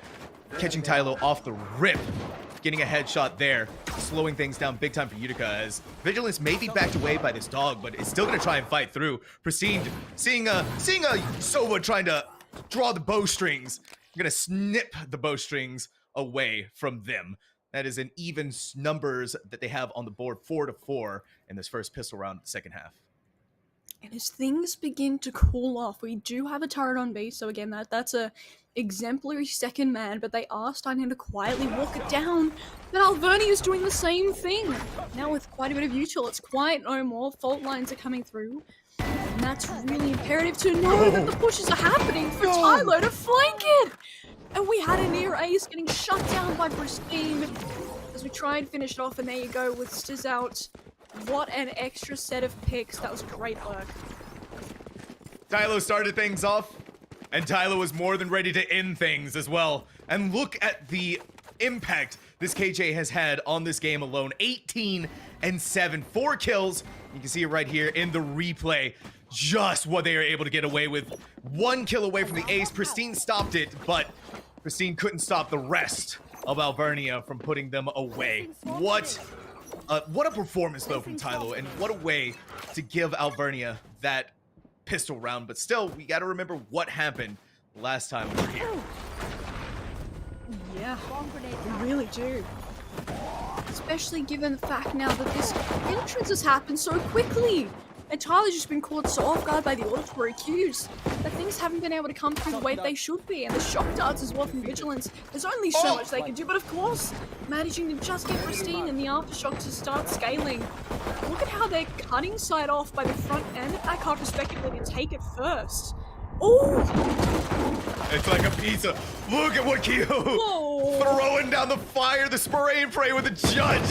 May not have been able to get the kill, but sopping it up good enough there. The teammates to pick up the kill, and for Alvernia University to move into the double digits. There you go, and those extra fights, right? Tyler gets picked off, but they really decide, as I mentioned before, they cut the sights into half. They went first for that aftershock. Those fault lines came through, yes, but that aftershock on sight and those flashes and shock darts really starting to prepare them to come through, because once you have an entire site, it's really hard to hit it all at once. You can hit it multidimensionally, but in this case, for Alvernia, of course, they had to be hitting it through CT, and they had to find a way, and they did that properly with dark clouds covering the entrance from main, being able to come through, and that was really applaudable from their part. Yeah, attacking, going back onto C-side for the retake is always difficult, but the way that they did it, like you said, was perfect. Cutting it in half, kind of like a pizza. Up in the air, though, Pristine trying to use that updraft. Stiz out, not looking to fight it. In fact, their smoke is going to keep them safe. As Utica continues their approach onto there, not ready for them, but sorry, son. The aim is still going to be on their side, abusing the range that the Spectre had and not falling to it, but still taking a world of damage, pulling the heal out of their Sky. YOLO now in the backline. The dog is going to come through. Now found out, seen on that, using the flash, but not going to be baited out. Utica is still going to abandon that approach, rather. Maybe be able to pick up the ult orb here. And if they're lucky, potentially that pick that they were looking for onto YOLO. But it's lucky that Utica managed to abandon their pizza party in Cubby before Alvernia had come through, because they did almost have that information that people were sitting there. And if they got pinched in that way, there goes the bomb and there goes their ability to get out and rotate like they're sort of trying to do right now. We have the bomb down from Complex and they are in a bit of a position where they can't really move, right? You've got Alvernia still trying to jump spot and keep that information up, but they are able to do a re-hit if needed. We have a lot of mutual online. Fault line coming down as well! And there goes YOLO! And the flashes are still in hand. They have plenty of util to finish it off despite being 20 seconds remaining into the round. They've spaced their util out perfectly. And the bomb is down in this 3v2. Tyler is trying to flank, but how is this going to play off? Sorry, son, knew that someone had to be coming up behind. Had to be that adaptation, exactly, Sam. And here comes that guiding light. Looks like the two are trying to take that fight now that they know what's going on. In this tie-up. Again, turret being that forefront again, and look at the flashes! They've been caught in the cubby! That is beautiful. And Anchor! Oh my gosh! That is beautiful. Anchor coming straight out, and Keo getting it half and going, not today. No, That was... the brilliance of the plan here, though, from Alvernia to win that round was off of the back of Tylo and Keo, the communications from them, right? Keo said, all right, I'm gonna take the spike, and we're just going to see what happens here. You got to go in. You got to distract them while I'm getting this. Tylo did just that. They may not have been able to get the kill, but it was good enough for Keo to get the spike to half, and then for Anchor to try and take the fight, thinking that they were going to stick the defuse. Beautiful teamwork from Alvernia. I gotta say, that's actually a pretty good sacrifice from Keo's teammate over there as well. Tyler had done that lurk around and being able to buy that time as well, no matter how you end up doing it. Sometimes we buy times in stupid ways, and I just gotta applaud ya. But this was a great way to be able to get it out and get a defusal down at least a half. Keo to be able to finish it off. And here we go, Keo finishing more off as we've got a 2K coming through. Getting straight out, not dedicating to the more fight. Keo was looking and seeing towards that aggression. All right, if you can do it, I can do it too. Couple of little pings here and there. Complex only at the 2 HP, stuck as the Odin's fire, the spam was bringing them down and away. YOLO being the guard dog if anyone decides to go in through garage, but this is going to be Utica trying that C long approach once more. They don't want to try and fight it out inside of garage. But with the weapons that they have in hand, right, all of the sheriffs are going to try and send the flashbang forward, but look at the way that they set up. The smoke high up in the air, just enough for Stiz to take advantage of the one-way. She fires down with a bulldog, gets the kill, and is still going to be kind of firing through. And so now Utica, where it was going to be tough regardless in a 3v4, it's now become monumentally difficult in figuring out what they want to do in this 2v4. They didn't find any success on C. They're going to try and do the mid-site push again. Sorry, son, now to TP their way onto side. They're actually working out brilliantly, finding the headshot there. YOLO, throwing it all to YOLO Chance. Gets Complex, gets Sorry, son, and gets Alvernia University. Match point. And you gotta love the way that the sightlines get blocked off so perfectly almost and how useful they really are. But I actually want to go back for a second because Sori-san apparently doesn't have a crosshair. I just noticed this. Kyo's got a crosshair, we can see here, especially with these powerful plays so far. But I did mention, Sori-san, no crosshair. This is already incredible. We've gotten straight into the dome. And that's leading me up to the fact that these players have such intricate processes that just lead up to this isn't textbook. And we're coming through again, match point as you mentioned. Alvernia, you look to close it down. They want to get into the face. They want to take this in their own fashion, and that's exactly what they're going to do. One flashbang comes through, still trying to set up for the other one, but Wizard sees, Wizard takes, and Wizard does indeed have the magic to continue this push forward. Utica, it's all full speed ahead. It's press the W key. It stopped them here. Kyo now waiting just the edges of that heel, enough for them to see through the sound that's coming their way. Knowing that the jet is on the high ground, flicks right up into the air like a little human aimbot. Kyo only 4 HP, now out with the sheriff, but Stiz out, ready to bail out their teammate, ready to give Alvernia map number 1. And there you go, going straight through for 13-4 for Alvernia, really putting up a fight there, as we've just seen. And that was an incredible one. We'd seen the professionalism towards the sightlines, towards the utility, and the side execs. Hello, player over there. And everything in between, right? There are things we need to be considering, and both teams put up a fight respectively. Yeah, and that's, I think, the most important thing to talk about here when you're looking at the number 4 and the number 5 seed. Just how close these two teams are when it comes to the gameplay aspect. It's just that Alvernia University, I think, to me, Crive, had better ideas of how they wanted to do site execute, better ideas on how teamwork especially was going to play out. They knew when to be aggressive, but they also knew when to pull back. And even more so, I want to harken back to what you were talking about when it comes to their own site retake, which is something that Utica really suffered with. Alvernia just had it on lockdown with the ways that they were cutting through the site, with the ways that they were back to back on their utility. And then, of course, Tylo having the game of their life, over 20 kills. And a lot of that on knowing, once again, how to play the lurk game on this KJ. That's exactly what you want to see out of your Sentinel, and the ones that can take advantage of it, especially in the ways that they did, what we saw out of the pistol round in the second half. Beautifully executed, beautifully well done, and Alvernia University showing what they have here at CECC East Regionals. Yeah, definitely. I mean, this has been such an impressive round for Alvernia, especially given the fact that they have sort of been switching coaching staff lately over the last semester and this semester coming into the new year.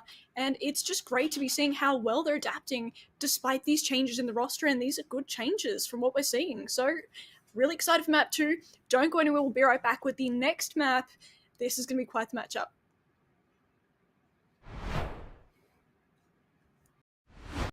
Everybody, and welcome to another CECC East Online Qualifier interview. I'm still Sepulence, this time joined by Jason Schaub, head coach / coordinator from Stockton University. So, Jason, I was super excited to get the chance to chat with you because I've seen Stockton a lot, in a lot of things. You guys are really all over the place, but I feel like it's rare I actually get to chat with one of you. So I'm very excited to get a little bit of an insight on this. I feel like Stockton has been one of those teams, one of those programs that has consistently been pretty good across the board. I feel like Stockton has never been a bad team or a lower kind of 50% team, but I feel like Stockton struggles to kind of hit that top dog mark, struggles to be kind of among the top 5 or the top 3. So I'm excited to hear from you as kind of this coordinator head coach on what your plans are moving into this new season and what new things we can expect to see from Stockton as a whole. So they recently added me to kind of coordinate the whole FPS side of things, and we're trying to create like this community where new people can come in and the top level players can help coach the lower, like the newer players, and help like not only like strengthen like our program, but just overall make it like a fun environment for others. And we're also we're really like there should be like set practice times, we're really focusing on making sure we have like a strict schedule that we follow by for practices. Love it. We make sure that we're really consistent on what we do. Yeah, and as those many trophies strategically placed right behind you suggest, Jason, that practice makes perfect, and it pays off pretty consistently. So I know Stockton, as I mentioned, they've had their fair share of winnings across the board, and going into this year, I expect it to be no different. But I would love to hear what maybe a pre-game ritual or a pre-game strategy looks like, maybe particularly for these FPS players that you probably spend more time with. But what is the expectation of playing, and is there a difference between playing online versus in person for these teams? So we are also like really trying to. We have a gaming facility Right. On campus that's open 24/7 to students. Oh, And really? Yeah, you just Wow. you just swipe in your ID card and you can come in whenever. That's great. Yeah, so we're trying to get like the players for each teams, like not only for like all 5 of them to come in and play together, but also for their matches to be streamed on Stockton Esports as well. Love it. And yeah, so we're just trying to like create like a more like fun, like competitive environment, to not only like, not only is it fun for the players, but like it helps them create Right. synergy and become like more accustomed to each other and stuff like that. And for like the chance that we do go to LAN tournaments, they're used to playing, like right next to each other. And, Definitely. Yeah. Yeah, So I like that a lot. yeah, and as So- of like pre-game rituals, Yes. we get there at around like 45 minutes to an hour Sure. before the match, and we all just we run death matches together. We go over like anything that we want to do for the game, like say like we want to first pick a map, like how we want to like start it out, and like just stuff like that. Of course. So I know that Stockton, like as I mentioned, has been around for a little while, right? And you guys are constantly making developments and making team changes and bringing new people, such as yourself, onto the program. And I think that's really interesting how Stockton continues to adapt and change with the times.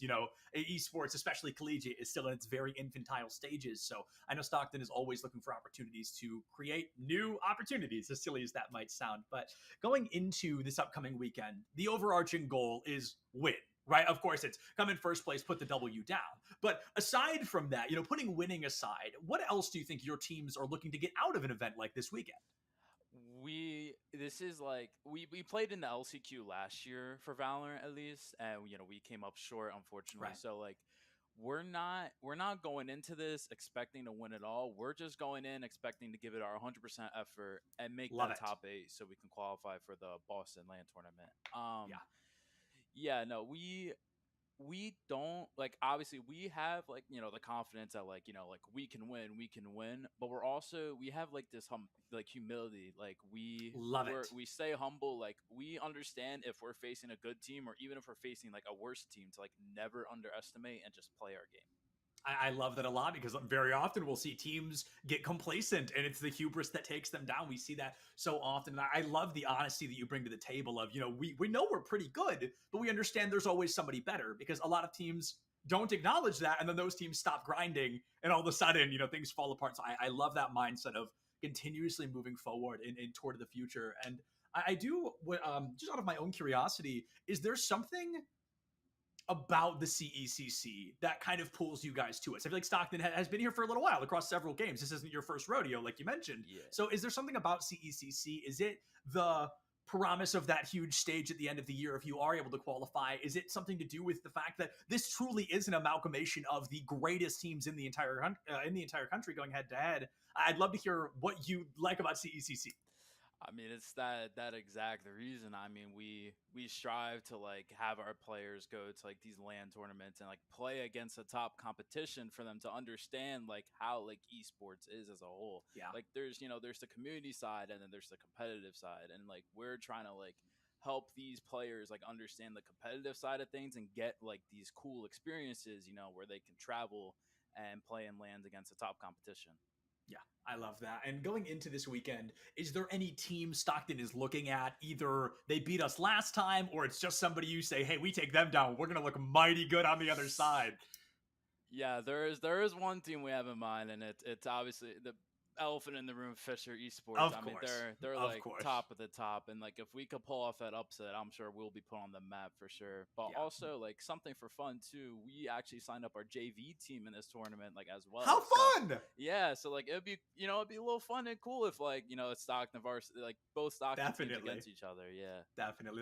That's always a good. I can't think of the phrases like the sister elimination or whatever when you got to take out your own sister team, but that is definitely a cool experience. And I've just got one more question for you, and then we will let you hit the road with the rest of your day. But if there's a student watching this that attends Stockton or is looking at this university moving into the future, what are the proper steps they could take to joining this esports program? you just, I mean, don't be afraid to reach out. That is something that we've seen, or at least I've personally seen, is that people are too afraid to reach out. They think, like, oh, we might not have the time for this, or we might not be good enough, or like, this or that. We're trying to like really reach out to people, say, hey, like, there is no skill requirement to join Stockton Esports, like, and we are very flexible with our time. So yeah, it's overall like, it's for people to have fun and Yes. just grow as players and people as well. It's I not love that. it's not just like, like, okay, we're grinding 8 hours a day playing. No, It like, goes beyond the game. Yes, it goes beyond the game. That's beautiful. I mean, incredibly well said. I love the energy you bring to the table. I love the humble nature and the honesty you bring out. I assume that kind of bleeds into Stockton. As I mentioned to you at the beginning of the interview, I've seen Stockton so often, and it's so rare I get to talk to one of you guys. So I'd love to hear this is what's going on behind the scene. But thank you so much, Jason, for taking the time just to chat with me today and telling us a lot more about your university. Yeah, no, of course. I'd love to. I love it. Thank you for having me.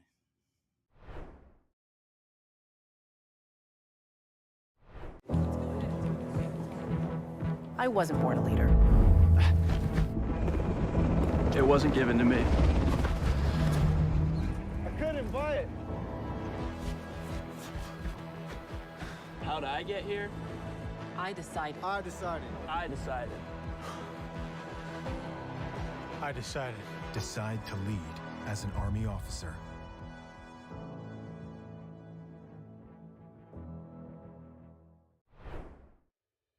All right, I'm here with Zitong Wang from Temple University's in the ROTC. How are you, sir? I'm pretty good. How are you? Welcome, everybody. It is great to have you here as we continue our CECC East 2023 regionals, where we just saw Alvernia University take on Utica 13-4 on our first map of Haven. But now, Crife, we look ahead a little bit, but we're starting to look towards Ascent. But before we get there, I do want to take a look at the statistics that we have from one of our players, the KJ from Alvernia, who really came up big, and that is going to be Tylo. Getting it up. It's coming. In a Never minute. mind. All right. Never It mind. broke. Our It's our okay. stat screen broke, but I do want to give special highlight Crive to Tylo, because they did do a fantastic job, right? You don't typically get to see Sentinels fragging out like that. And you know what? It's super crucial because I've actually seen this quite a bit today in the fact that these Sentinels have been able to take space on sites. And, let's use Chamber as an example, right? Everyone says that it's the informal duelist, and Chamber is a Sentinel, right? So we have this reflection between Killjoy and Chamber as a Sentinel. And it's just the fact that they are, at times, self-sufficient fraggers to be able to go and scale off that space. And an effective composition can typically be a Sentinel like Cypher, like Killjoy, like Chamber, just taking space on their own and being able to go for those initial frags, not having to dedicate to a fight if they don't need to, and scaling with their utility, with whatever it might be, especially if they are able to play together with a duelist per se. Yeah, and the interesting part, too, I always feel like about playing a Sentinel, and especially when you're scaling like that, it kind of turns into a little bit of a horror game, trying to peek around all of the corners, figuring out where anybody is hiding and being able to capitalize on that. But there you have it, the statistics up here for Tylo on that KJ. 20 eliminations, 4 assists, and 4 first bloods, which once again, for a Sentinel, insane scoreline. And then that ACS Crife, 333. What a player. What a way to show off on Ascent, especially that first map, bringing them to 13-4. And truly channeling out that in that utility, huh? Truly. And obviously, too, their lockdown usage was impressive as well. Being able to buy time, being able to stall out enough for their team to get there. Very impressive work. But now we look towards Ascent, what could be the final map here of the evening. If Alvernia University is able to close it out here, last chance for Utica right now is going to be happening here on Ascent. Otherwise, Crife, this is going to be it for them. They unfortunately going to have to pack their bags and they're going to have to go home. And keeping in mind the fact that they have had their map picks before, right? We had seen Haven's map picks in general with Utica and Alvernia, right? These map picks have been quite an interesting one. We had said that they are typical towards what Collegiate has been towards before, and we're coming in to Ascent right off the rip into a different scenario, right? We've seen these happen, and these comps are pretty similar as well. Vigilance hovering over the Gecko. This one has piqued my interest a little bit. Some adaptations though from Utica. Complex on a sky rather than looking towards that oval that we typically get on a scent, right? So you're getting rid of the recon dart, you're getting rid of the owl drone, instead wanting to have more opportunities to be able to flash out and dog yourself in. It's always an interesting strategy when teams decide to do that. Especially when you look at the value that Sova is able to bring on a scent, so much information gathering that you can do, especially when you're trying to execute onto B site. And when we take a look at it there, it can definitely be a little bit difficult to make that happen. But still, there are many opportunities to go and take the map here for Utica. So many opportunities for them to go beyond, just like you can go beyond with the U.S. Army and Army ROTC. Go beyond your field of study and get a world-class education in leadership. As an Army officer, you'll learn to be a decision maker and a mentor in any environment at any scale. It's a challenging path, but the choice is simple. Decide to lead. To learn more about Army ROTC and the scholarships available, visit goarmy.com/ROTC. Definitely an opportunity I'd take up if only I was a US citizen. But we still like having you here, Crive. We still appreciate all of the hard work that you've done today, because you've been putting in the work, and we're very thankful that you are still here. And I'm very thankful that you're still here with me, giving insightful commentary. Unfortunately for Pristine, they're not going to get much insight out of their head getting blasted right off. Complex is going to meet them inside of the smoke, but it's still going to be a back and forth, punch after punch, haymaker after haymaker being thrown, but Alvernia University executed onto site. The numbers advantage being given over, though, to Utica. Now we're going to see if the site retake is going to be better here on Ascent versus what it was like on Haven. Most certainly. Look at the numbers as well and what's actually going on. It has been rather close up in terms of how many people there are, but statistically, not just, but also with our utility right now, the sightlines are being blocked, right? Sightlines are being the imperative partial for Utica and for Alvernia, but last player standing now, and Vigilance doesn't have a lot to work with immediately with this double drop! Oh my gosh! No way! What is this big gonna happen? Oh, that was so close! Almost being able to make it. Screw the utility, he had everything to work with there. Who needs utility, right, if you got aim like what we just saw? It kind of failed them a little bit on Sorry Son. 15 HP, one sheriff shot was all it would have taken to send this Omen back into the void, but that was really, really impressive from Vigilance. It was so scary that they almost won out in that 3v1 for Utica. Disastrous results had that have happened, and we're seeing it right here again in the replay. Shots just not quite working out from the Classic, getting a little bit more. You know what? It's a hit or miss with the right click of the Classic, but once you master those principles, there you go. Sometimes it's the most simple philosophy, right? When it comes to Valorant. Click the head. Click the head, click the body, get the kill. YOLOing it out there, throwing themselves onto the field, met with a world of hurt, walk through the wall, decayed. Now Anchor setting themselves up in the back boathouse. That Spectre getting all of the kills that it needs in the world. Ooh. Unfortunately, the shots are not gonna find Tylo. The Classic once again putting in the work, getting the headshots. And Crive, my words ring true. Just click the head, forehead. Get in the domes, huh? I really gotta find a rhyme just like that, huh? But either way, that was quite the hold from Utica, right? They had quite a bit of space. They had that boathouse. Wizard was coming through with all the utility possible. And now look at this, we're considering all of the possibilities coming down through lane and holding it like this, but look at this! Utica has all corners of sight down and doubling up on these peaks to be able to get that defusal down. Utica's winning out these rounds, but they're so bloody. Yeah. Last person standing again, Pristine is going to be the one this time around, but Utica, it's not going to be pretty for them going into this buy round for Alvernia. They're going to be able to buy up full on these rifles. You see, they have it all in their pockets. Now look at what Utica has to do. They're going to have to kind of do this weird save on their bonus round. This is going to be tough for them to win out, and this is going to be tough for them to get it. And especially with the way that Alvernia has been on their attack, they've been so aggressive. And now that they have weapons like a Vandal, weapons like an Odin, this bonus should be denied for Utica. That's definitely one way to put it here. Oh, Poison's coming down, and look at that timing! Wow. Look at that for Complex! this poison orb has been something that's been relatively consistent on main, and that's possibly just because they need to get an ult point, but that could also just be trying to keep the push off in the event that Utica is going to try and scale that space on main, and that's exactly what happened and worked. It was just a matter of timing. Now bomb's ready to come down, they're trying to enter onto site, but Utica's caught on. They've caught the information. Plant is going to get attempted. Ooh.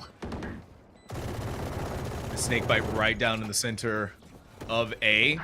Kind of slows down the movement a little bit, but now we're seeing that as Anchor comes down. Keo finds 2 right off of the rip. A quick paint shells, buys more space, buys more time, even more importantly. We hang out down below, and hell, right up above them, 2 players from Utica waiting to engage. The guiding light not quite getting any of that information. We're seeing 2 HP for the Omen on Alvernia, but once they drop down below, YOLO is landing headshots like it's nobody's business. And then Vigilance from the archways, bringing Alvernia in through the gateways into their first round win. What a win, coming straight up onto the board and being able to execute it just like that, right? Look at this replay. Coming straight in, you have that molly coming down onto site, but nevertheless, this utility able to push back Utica in such an impressive way. Again, putting the utility at the forefront, which we haven't quite seen from them yet, being able to truly be channeled. No, they haven't. And it comes... But you also had to think, once again, what Utica had to work with in that previous round. And that's what I was saying. It was going to be a tough round for them to win out on. It was still really insane what they were able to do on that B-site push. Drop down the poison orb and then just spray and pray, get rid of all of them. This round, though, is going to be a big determining factor on the success of Utica now that both teams are able to make those full buys, now that both teams have rifles, full shields, and for the most part, most of their utility in hand as well. Quick flashbang to come through, but not going to be caught out by that either. We're looking at this approach in through tiles towards A, but setting themselves up complex. This is going to be 3 players that they're going to have to fight with, especially that Pristine set themselves up on main. It's going to have to be a quick rotate. Bird is going to go out, gather a little bit of information, but with Pristine making that swing, Keo is going to land the shot of the Aegis right where it needs to go. Another grenade comes through, sees the barrel of Complex right on the other side, has the showstopper in hand. All they need to do is shoot it in that corner. Not quite where it needed to go. A little bit of splash damage onto Sorry Sun. But again, Alberta University has that A site with the spike being planted. Sometimes the beauty of Valorant hurts, huh? Especially for your own team, but it does help as now the plant has come down for Alvernia and they have to play that defense, right, as we had just discussed, to be able to swap that side. Ooh, and the Tyler lurk really paying off there. Still keeping an eye on things, right? We've swapped over from the Sentinel to the Controller here for Tyler in that positioning. And we're going around, we're lurking for that Saver here. It looks like they may go head-to-head with Anchor. Hopefully not, in the sake of saving for Utica University. But, oh, it doesn't look like they were prepared. And there we go with the timing, indeed. Valorant, just a simple game of timing, and Anchor spotting out their mirror matchup. Anchor is anchoring. They're spotting out their mirror matchup. They're hearing the footsteps, too. Still thought it was going to be okay. Now Anchor to pick up another kill, maybe the 3rd one, but little overzealous Cry, and that overzealousness is going to be paid for in full with their death. Now we're seeing the very first timeout of this series coming from Utica, and I like the fact that it is so early on, Cry. This is an important timeout, right? They're going to start talking here about what's been going on. Take a look at the economy as well. They need to figure out what they need to do to get things back on the right track, especially with the way that Alvernia is kind of running away with it ever since that bonus round. And you could sort of consider the fact that it is very early, right? And that is sometimes not the best thing because you'll want to have some information halfway through to be able to do those halves with a better chance. But being able to know and come together earlier on because you've done that 4 rounds of, okay, what have we learned so far? Because those first 4 to 5 rounds are typically the adaptations ones. So you'll want to be able to do that early on, but you also sometimes won't need to and you'll want to do it halfway through. So against them, it really depends on these, but timeouts are absolutely crucial. Sometimes even teams without a coach, it's better if you just get that timeout down, even just to shake it out a bit, take a deep breath and just go grab some water here, just for the mental, you know? And we got a nice flash of the smile. I mean, we got a nice smile. But yeah, I 100% agree with what you say. Sometimes timeouts are really good. Like, just get rid of momentum. Get rid of the roll that is starting to build up on the opposing side. And if Utica was able to take that opportunity, talk to the coach, get their mentals back in the right place. This is going to be another tough round for them. They're doing these saves. They're not able to make the buys that they gonna quite want to be able to. So it's going to be them trying to figure out how they want to take this round, and then of course how they're going to want to be taking the next few. Alvernia University, though, leaning towards that A site, leaving again on this lurk. Tylo, Wizard, the magical bullet, one bullet to rule them all, and that is going to be Alvernia now, seeing their comrade has fallen in that lurk. Time to go full speed ahead. Full speed ahead indeed. Oh, and look at this complex getting straight picked off, and the trades happening left, right, and center in this 4v3. And the plant is being attempted down now once we've got the doors down. No wall bang here, luckily, for that switch player.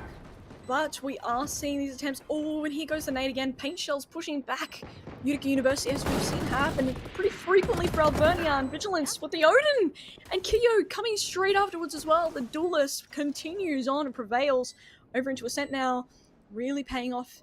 2v3 still. Time is of the essence here, but Vigilance just, you know what? We've got an Odin, we're gonna use it. Oh my goodness, and use it they have. Feeling like a new god stepping into the ring, and his name is Vigilance. That, though, the information gathered, even though Tylo fell, they said 2 players, B main, go, go, go, go, go. And then you just having to rely on the rest of Alvernia to be able to clear out of a site, knowing that at most 3 is going to be there, probably 1 still sticking around in mid to protect it there. The call out there to go in fast like that was the call that needed to be made, and Alvernia paid off with that aggressiveness on a round 1. Yeah, they definitely did. And that's prevailing as well, as I've mentioned through this last round, right? Despite that timeout, they were able to keep up that vigilance, that discipline. As we've seen here, Pristine has managed to get 1 from Alvernia and has kept up on the discipline as well. Hunter's Fury coming straight in, capitalizing where possible, but it finds 1 almost. Sheesh. Ooh, oh, that was such a good read. Oh, there we go. Tyler get with the reads too. Everyone's going in with these reads, and Complex is getting pushed out. Look at that. Plus those auditory cues. Tyler is ready for it. Now the bomb is down. It's looking a bit grim. Kyo is pretty much pushed up right with their Odin. Still holding on. They've not shut the doors this time to tree to really just keep their space where possible. Here we go. Not leaving without a fight, Anchor says in this Viper Diff situation of Vigilance. Falling back. Unfortunately, Snakebite managing to push him off. Just as expected here. Not a lot of time left now, as Anchor has to get on site with the rest of Utica. Wizards still trying to fight. They're all still trying to take gunfights. No one's on the bomb. Wow. I don't know if that was the plan for Vigilance to be the bait there, but they had the classic out. Alvernia was more than happy to use their teammate as that kind of bait. Anchor 2D, though, the only survivor left to tell the horrors of what just happened to Utica going into this next round, and even more so, the horrors that are going to be happening in this economics for Utica. Again, Alvernia is just playing this so well. The reads, the timings, the understanding, even the Pristine was able to get that first kill. The second they approach onto the site, Tylo gets the kill there, flushes Complex out from hell, using, once again, another fantastic read. It's just unraveling the string of Utica. It's again some food for thought for the fact that Utica didn't get on the bomb in time. Right? They weren't prioritizing that, but instead the fights. And as you mentioned, that bait really worked well. Alrighty, Kyo coming straight through with that first blood.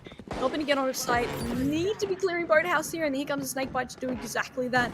Switch getting shut down. They've got everything in order. Things are structured through, and they still have quite a lot of usual that they haven't used, so they can get that down in the post plant, swapping over to that defense role. And this is the first time we've actually seen Alvernia in a long time go towards B site, and you can see that the lean over towards Utica where they were is the reason why they had that in their head. But this is going to be easy pick'ems for Alvernia University. Once again, talking about the buys that Utica had to make. It was going to be a mountain to climb for them to have found any success there, but still able to get at least 1. That's a bright spot that Utica can look towards. It was just leaving poor Anchor by themselves on that site alone really didn't pay off. And again, Alvernia getting the idea of what they need to do in their head, abusing the fact of the economy that Utica had, and it was just full speed ahead, and you can see them doing that over and over again. right, they're really able to just hone in on any chance to bring Utica down, to get into their weaknesses. And that's just a great way of adaptation here that we're able to really applaud. Coming straight through, we're attempting on mid here, trying again, look at this, trying not to dedicate to the fight. We're not continuously fighting it, and it pays off almost, with the first blood going towards Utica here, really predicting the rest of the round. Oh, the snake bite, Tyler's trying to get a fight! Look at Sorry Son able to get away from that! Oh, the poison orb was so smart though. Even though Tyler was blinded out and may not have been able to get the kill there, at least they're still alive and able to take another fight. That was a beautiful jiggle. And still, the Juggernaut is continuing to push forward, ripping Sorry Son out from down below hell. Up in heaven though, Wizard ready to take the peak. Another snake bite sailing through the air, scintillating signs of defeat as it continues forward.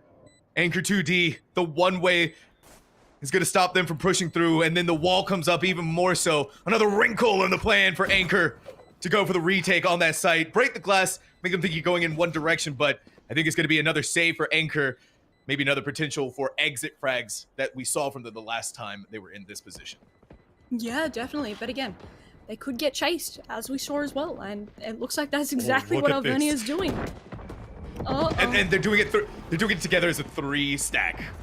Which is important, right? Because you're able to get those double hits instead of isolating yourself in a 1, and that's easily where you can lose such a simple round in terms of numbers, in terms of being able to be careful about your economy. Some people just completely forget we're on a save. We should be keeping our guns here, even if we're winning this round. Tylo has such good movement, though. That kill was insane. The counter strafing that they did there was beautiful. Tylo showing us what they're made of, and even more so, we're looking at the board again. I mean, Keo is having an impressive game, 13-2. Something that you definitely want to get out of your duelists and raise on this map even better. This aggressiveness, though, we haven't seen from Utica in quite some time. Fortunately for Pristine, the aggressiveness is not going to go much further than the gateway before Alvernia University does what they do best and click some heads. Sitting out on the other side, one on each side, but information's been given exactly where they're going to be. Complex also darted up. A lot of information going to be given there. Sorry Son tries to take the swing as the smoke goes away, but the scary horror story that no Valorant player wants to see, the entire enemy team as the smoke goes down. Anchor 2D, 8 HP, alone by themselves again. Well, that Avengers peak, if you will, almost. Coming straight in here. And again, really important to note the fact that that 0 point came through and then being able to get a recon bolt straight down after that, right? Because you're doing it in inches, in sections. And that's another thing that Alvernia was able to take successfully, especially with that back half, front half, towards the site on Haven. And they're able to keep that up in sort of a different way now that they're on the attack on this half. And that's something to keep in mind here. Uh-oh. Anchor trying to save once more. Vigilance getting picked off by a Stinger, but 8 HP here. Let's hope that we can get a pick off here. Or at least save Anchor. That's no mercy again for Alvernia. 8 HP. Yeah. And a Stinger was all Anchor had to work with. And then you have the whole of Alvernia hunting you down. It's poor Anchor. They're trying to do whatever they can to survive to see into the next round. It's just Alvernia is not giving them any chance to make that happen.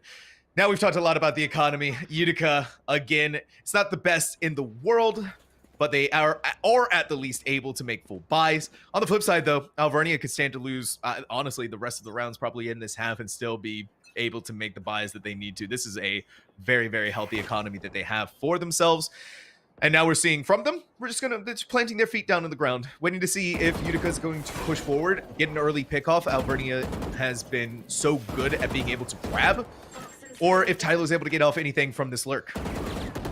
And they're really waiting for Tyler, right? They're sitting back on main. They're waiting for anything that may or may not happen, utility-wise, and seeing if they can get some information made. And it looks like Utica's not taking the bait. Instead, they've done the inverse and they've rotated around. It's almost like they read the fake.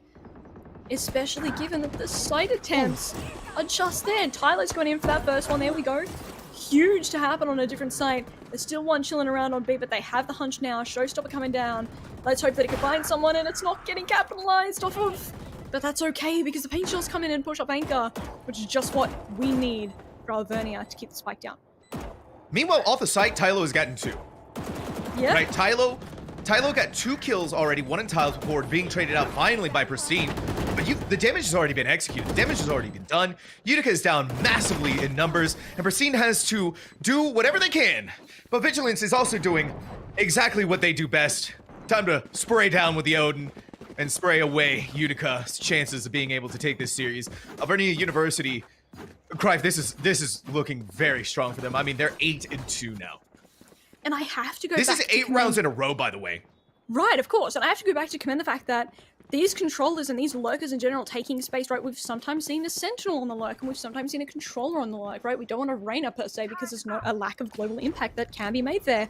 But it is really imperative to be able to do that, and it's exemplary that it is one of the most successful lurks to get not 1, but 2 picks here, which really helped out Alvernia there, and especially waiting out on that lurk too, not taking action on it, because those double hits is what's going to fail if you're trying to do a fake there.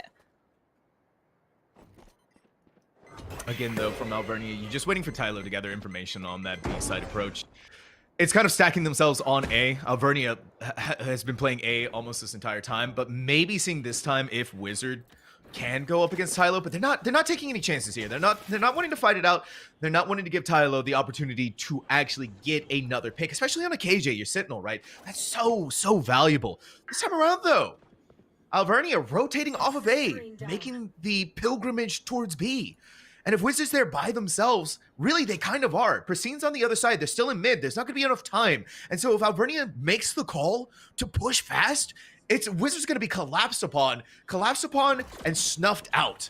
In goes the flashbang, but no one's going to be blinded by it. Wizards still has the opportunity to land the headshot, but instead being pushed away could buy some time for Pristine to get back through there. But the smoke is going to slow it down. And just like I said, Wizards collapsed.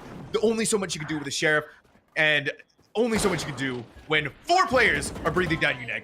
But Pristine is showing what they're ready to do. Quick martial headshot, taking out Vigilance, taking out that Odin. Now for the retake from Utica. And especially when Wizard doesn't really have a molly, like a nano swarm, to be able to work even with them, or even a turret. What? Like they're on that eco. What? Oh, and the Viper's been just gone straight to the CT. I'm sorry too, by the way. Mows it down on the eco too. I'm so sorry, but that Tylo flick with the shorty sent shivers down my spine. That was a flick and a half right there. Plug the playlist for AIM Lab. Seriously, Tyler. Please, I need. Yeah, you're gonna see it right here. Bonk. Like what? Yeah. Wow, what a game indeed so far. And especially again, once you're on that eco and once you have that significant lack of utility, it's not going to give you a lot of slack. Oh boy, it's time to lock things down. Wizard, though, finally has had enough of what's been put against them. Gets 2 kills, almost 2 kills. Sorry, son. Looking for another opportunity to take numbers off of Utica. Being pinged out by the recon dart. Playing ring around the rosy with that Hunter's Fury, but not going to get caught out. Instead, Pristine is going to be the backstabber, the assassin, to break the spine of Alvernia. Stiz, not wasting any time, though. Going to step into the shadows and plant the spike. A 1v3 that they're going to have ahead of them. Stiz, it's going to be tough. It's going to be difficult. And this may be Utica's opportunity. That was perfectly played from the early aggression that they had. Ooh! If it wasn't for that double hit too, Stizout may actually have had that opportunity to go through, and that aggression would have been really important as well. It sort of caught them off guard. You know, typically, when you're on that retake, or at least when you're trying to defend the bomb and you're alone trying to clutch it up, people are opting for the mains, people are opting to go around, but to really just take them on immediately is a unique scenario that is worth honing in on. It really is. And, you know, you also got to give it to Pristine. This play right here was so vital, so important. Being the one to lurk up behind, not only that, but come away with 2 kills. Gave your team everything and then some, and smartly enough for Utica, they weren't giving the 1v1s for Stiz to take advantage of. They were playing together, they were playing as a team, and that is what gave them that win. That is what gave them that victory. Playing with your teammate, playing off of those engagements, and not isolating those 1v1s that Stiz could have used to have potentially won out in that 1v3. But now we're looking at a similar strategy here for Alvernia University, leaning towards a main. Tylo this time around, however, not going to be on that lurk that Utica really wants them to do. And luckily... Oh wait, no, this is the... Yeah. yeah, luckily that lurk is no more, given we're on different halves now. Yeah. You know what? It's okay. I got caught off guard too. I was thrown off a little bit. I forgot how to do math. Cripe, I forgot how to do math. Yeah, you know what? That's Me okay too. because Don't Yellow, worry. Yellow hasn't forgotten how to do headshots or how to get kills 3 in the pocket. Make that 4. Within KO seconds. extraordinaire. What a play right there. Again, that is something that we haven't necessarily seen so far, and the fact that they just pushed so easily, so quickly. Not really that much utility coming through, but instead it's just those Avengers peaks, right? Just coming straight in, no worries in hand, and there you go. Also, the fact that Yolo is just incredibly good with that 4K there. Yeah, right. Just able to land clicks, able to land headshots just like that. Alvernia University showing that not only are they primed, ready to go on the attack, but defense also feels like it's going to be their domains. And Yellow deciding, all right, if I was able to do it with the Ghost, I can obviously do it with a Vandal. They've set themselves up with this one-way. Utica's, though, not going to quite take that bait just yet, slowing down their approach massively. And now we're going to see if Yolo can make the magic happen again. Seeing one player. The rest of them's going to have to be there. Now it's going to be the utility dump. In comes one of the mollies. Now out there with another 2 kills. Almost looking for that 3rd one. Yolo not going to pressure the advantage anymore, but even still, with the final remaining members of Utica, a lot of damage their way. That was quite the push that we've seen here come out. Especially given they were all flashed. Imagine those incredible taps that would have come out of it, of course, but pressure gets the best of us. It did manage to capitalize for Alvernia here. And now they have to think on their feet, because we're on a 4v3 situation. A lot of them have gotten damaged HP-wise, and they've gotten that note, right? They've gotten that note from Yolo that you shall not pass, especially on A side, let alone in front of him if they end up rotating over. Oh, and here we go. Keo might be able to do something here, and looking behind them instead, but gonna catch some. Oh man, Sorry Sun was so close to walking through the doorway. Now the spike has dropped. Pristine getting attacked from all sides. May have been able to get the headshot onto Keo. Now Anchor to walk their way through onto site, making some footsteps, making some noise.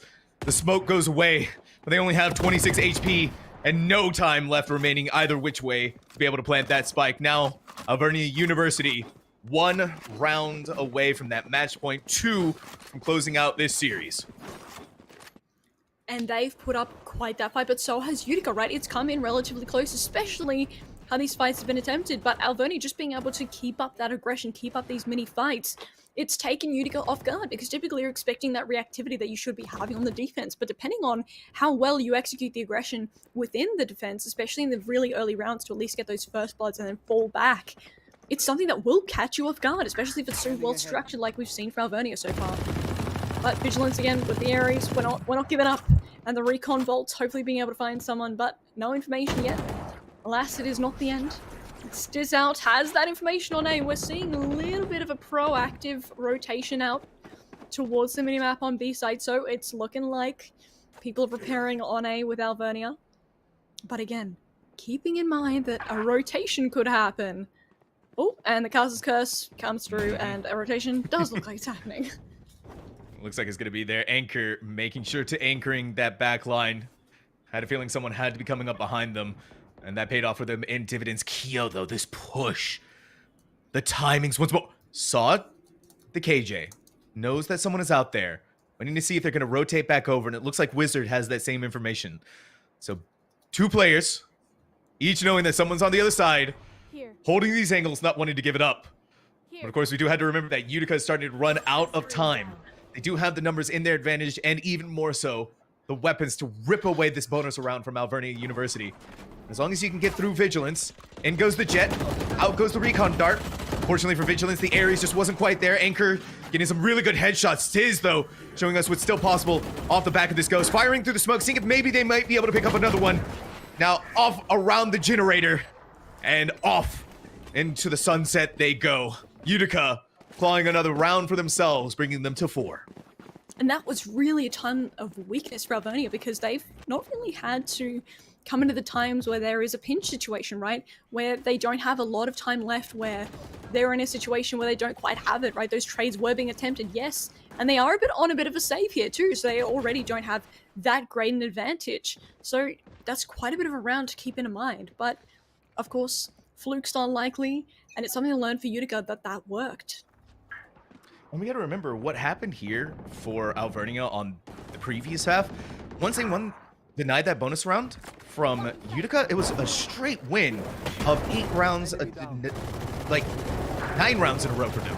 It's going to be a lot more difficult, though, if Vigilance hits that spray and pray just like what they did. Thankfully, though, the trades are going to come for Utica on the flip side and actually giving themselves the numbers advantage. Wizard just wasn't quite able to get the next one onto Keo, but it's still back and forth between the two teams as we do have the 2v2 to go against each other. One player each on the sites from Alvernia. And now the decision for Utica on how they want to approach attacking what looks to be this A site. Things have quieted down and numbers are not so plentiful for either team. It's evened out now. And hopefully Vigilance is able to catch that auditory cue of the Dazzy Tiger and prompt the remaining Keo from AU to be able to rotate over. Because time is of the essence here. Complex at low HP. The recon died, and oh my gosh, are we going to see a flank here from Anchor? Oh, getting promptly stopped by Vigilance. Is there going to be an ace here? Not quite, as there's not enough players to do so. Vigilance living up to their name. That was so scary, and that could have been everything for Utica had those shots managed to land. It was just the quick flick over, the shock dart, the spray through the smoke with that Odin, getting 2 off the back of that, and then another 2 to close out the round, giving them 4 kills. Vigilant as can be. I'm looking at it right here. Anchor, it was so close that the shots landed where it needed to go, and you gotta know they are kicking themselves for that one, especially with Alvernia being on match point. And I've got to applaud both teams because we haven't necessarily seen an operator this game.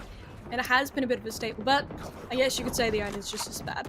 Nevertheless, we're tying straight into this round, and Keo's gone for a bit of a high-low ground here, something that we haven't quite seen so far. We have seen across the day amongst others, but now we're getting it through into CECC now. And look at that. Sorry, son, able to get those dark covers down to get onto site, but Tylo is ready and willing to get any extra fight possible. You got to, right? You gotta go for these opportunities. No way! Hunter's Sorry, Fury. some wanted to fight their way through in the Hunter's Fury, and that's gonna give a gun upgrade, but Tylo was trying to bring the gun out, and instead, it just was not going to be there. So though that Hunter's Fury is gonna give them so much, and his Anchor is setting down the Viper's Pit. YOLO is gonna throw the bullets into it and completely deny any opportunity for Utica to find any advantage out of that. And now, Alvernia sees victory in their sights and sees victory now in the palm of their hands as we see them close out this series 2-0 here on Ascent. What a beautiful day one. Honestly, we've had such amazing games. Hello and goodbye, player. Thank you for the hearts. The little, oh my gosh. The good tribute. All right. Okay, all right. Whoa.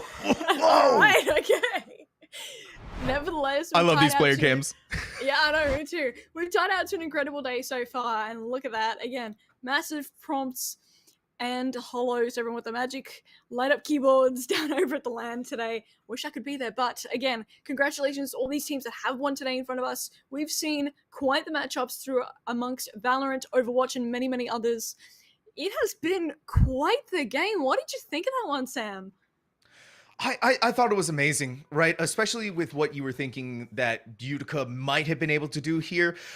Alvernia just showed up in force, showed what they were ready to do and how they were going to be able to take this series. I mean, 13-4. What a way to bring yourself into these quarterfinals, right? And then not only that, but be able to secure yourself the win here and keep yourself in this LAN event. Unfortunately for Utica, this is going to be the end of the road. And I think though, Crife, right, when we talk about collegiate, especially when we look at how you can improve yourself, Utica, that's the bright spot for them. They played well, they played smart, but there's still avenues, there's still areas, and there's still a lot of tooling that they can use to help themselves go that little bit of an extra step. And we know that this is a team that's capable of doing that, right? They brought Harrisburg University, one of the best teams in the nation, into a 14-12 overtime. So if Utica is able to do that, then let them have some more time to cook. Let them have some more time to formulate strategies, formulate plans, and continue to work on that synergy together as a team. Of course, and strengthening those foundations is going to be that key there, right? It looked like Alvernia simply had strengthened their foundations in a way that had not quite been finished by the rest of them, and that's just something to applaud for Alvernia and Utica, something that's food for thought for them, a learning experience rather than a loss.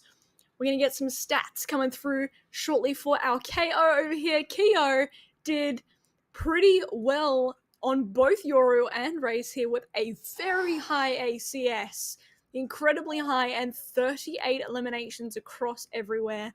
And First Bloods came in really proving that duelist role, huh, Sam? That's something you want out of your duelist, right? To be able to frag out, have that frag out potential. I mean, if I'm on duelist, right, and then I'm just going in there and dying immediately. But Keo, I think especially too when we talk about how vital the Yoru was. Yoru's been kind of that agent that's kind of having a renaissance a little bit. We're starting to see them on more and more maps, and the fact that we saw the way that Keo was able to use it on Haven, still something that was really, really cool. Yeah, certainly. Well, lucky for you guys, we have an interview coming up with Paulie Hype and one of our winning players, so definitely stay tuned in for this one. We really appreciate you guys watching so far tonight, but don't go anywhere for this interview.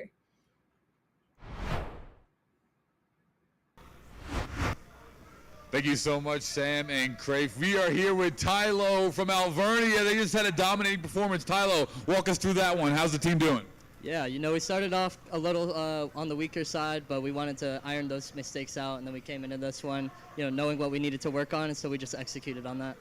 Excellent, well done. Well, you just qualified. Alvernia will be advancing to Day 2, the finals tomorrow, as you compete for a spot at the CECC in May. What's going to be the overnight regimen before we go into Day 2 for Alvernia?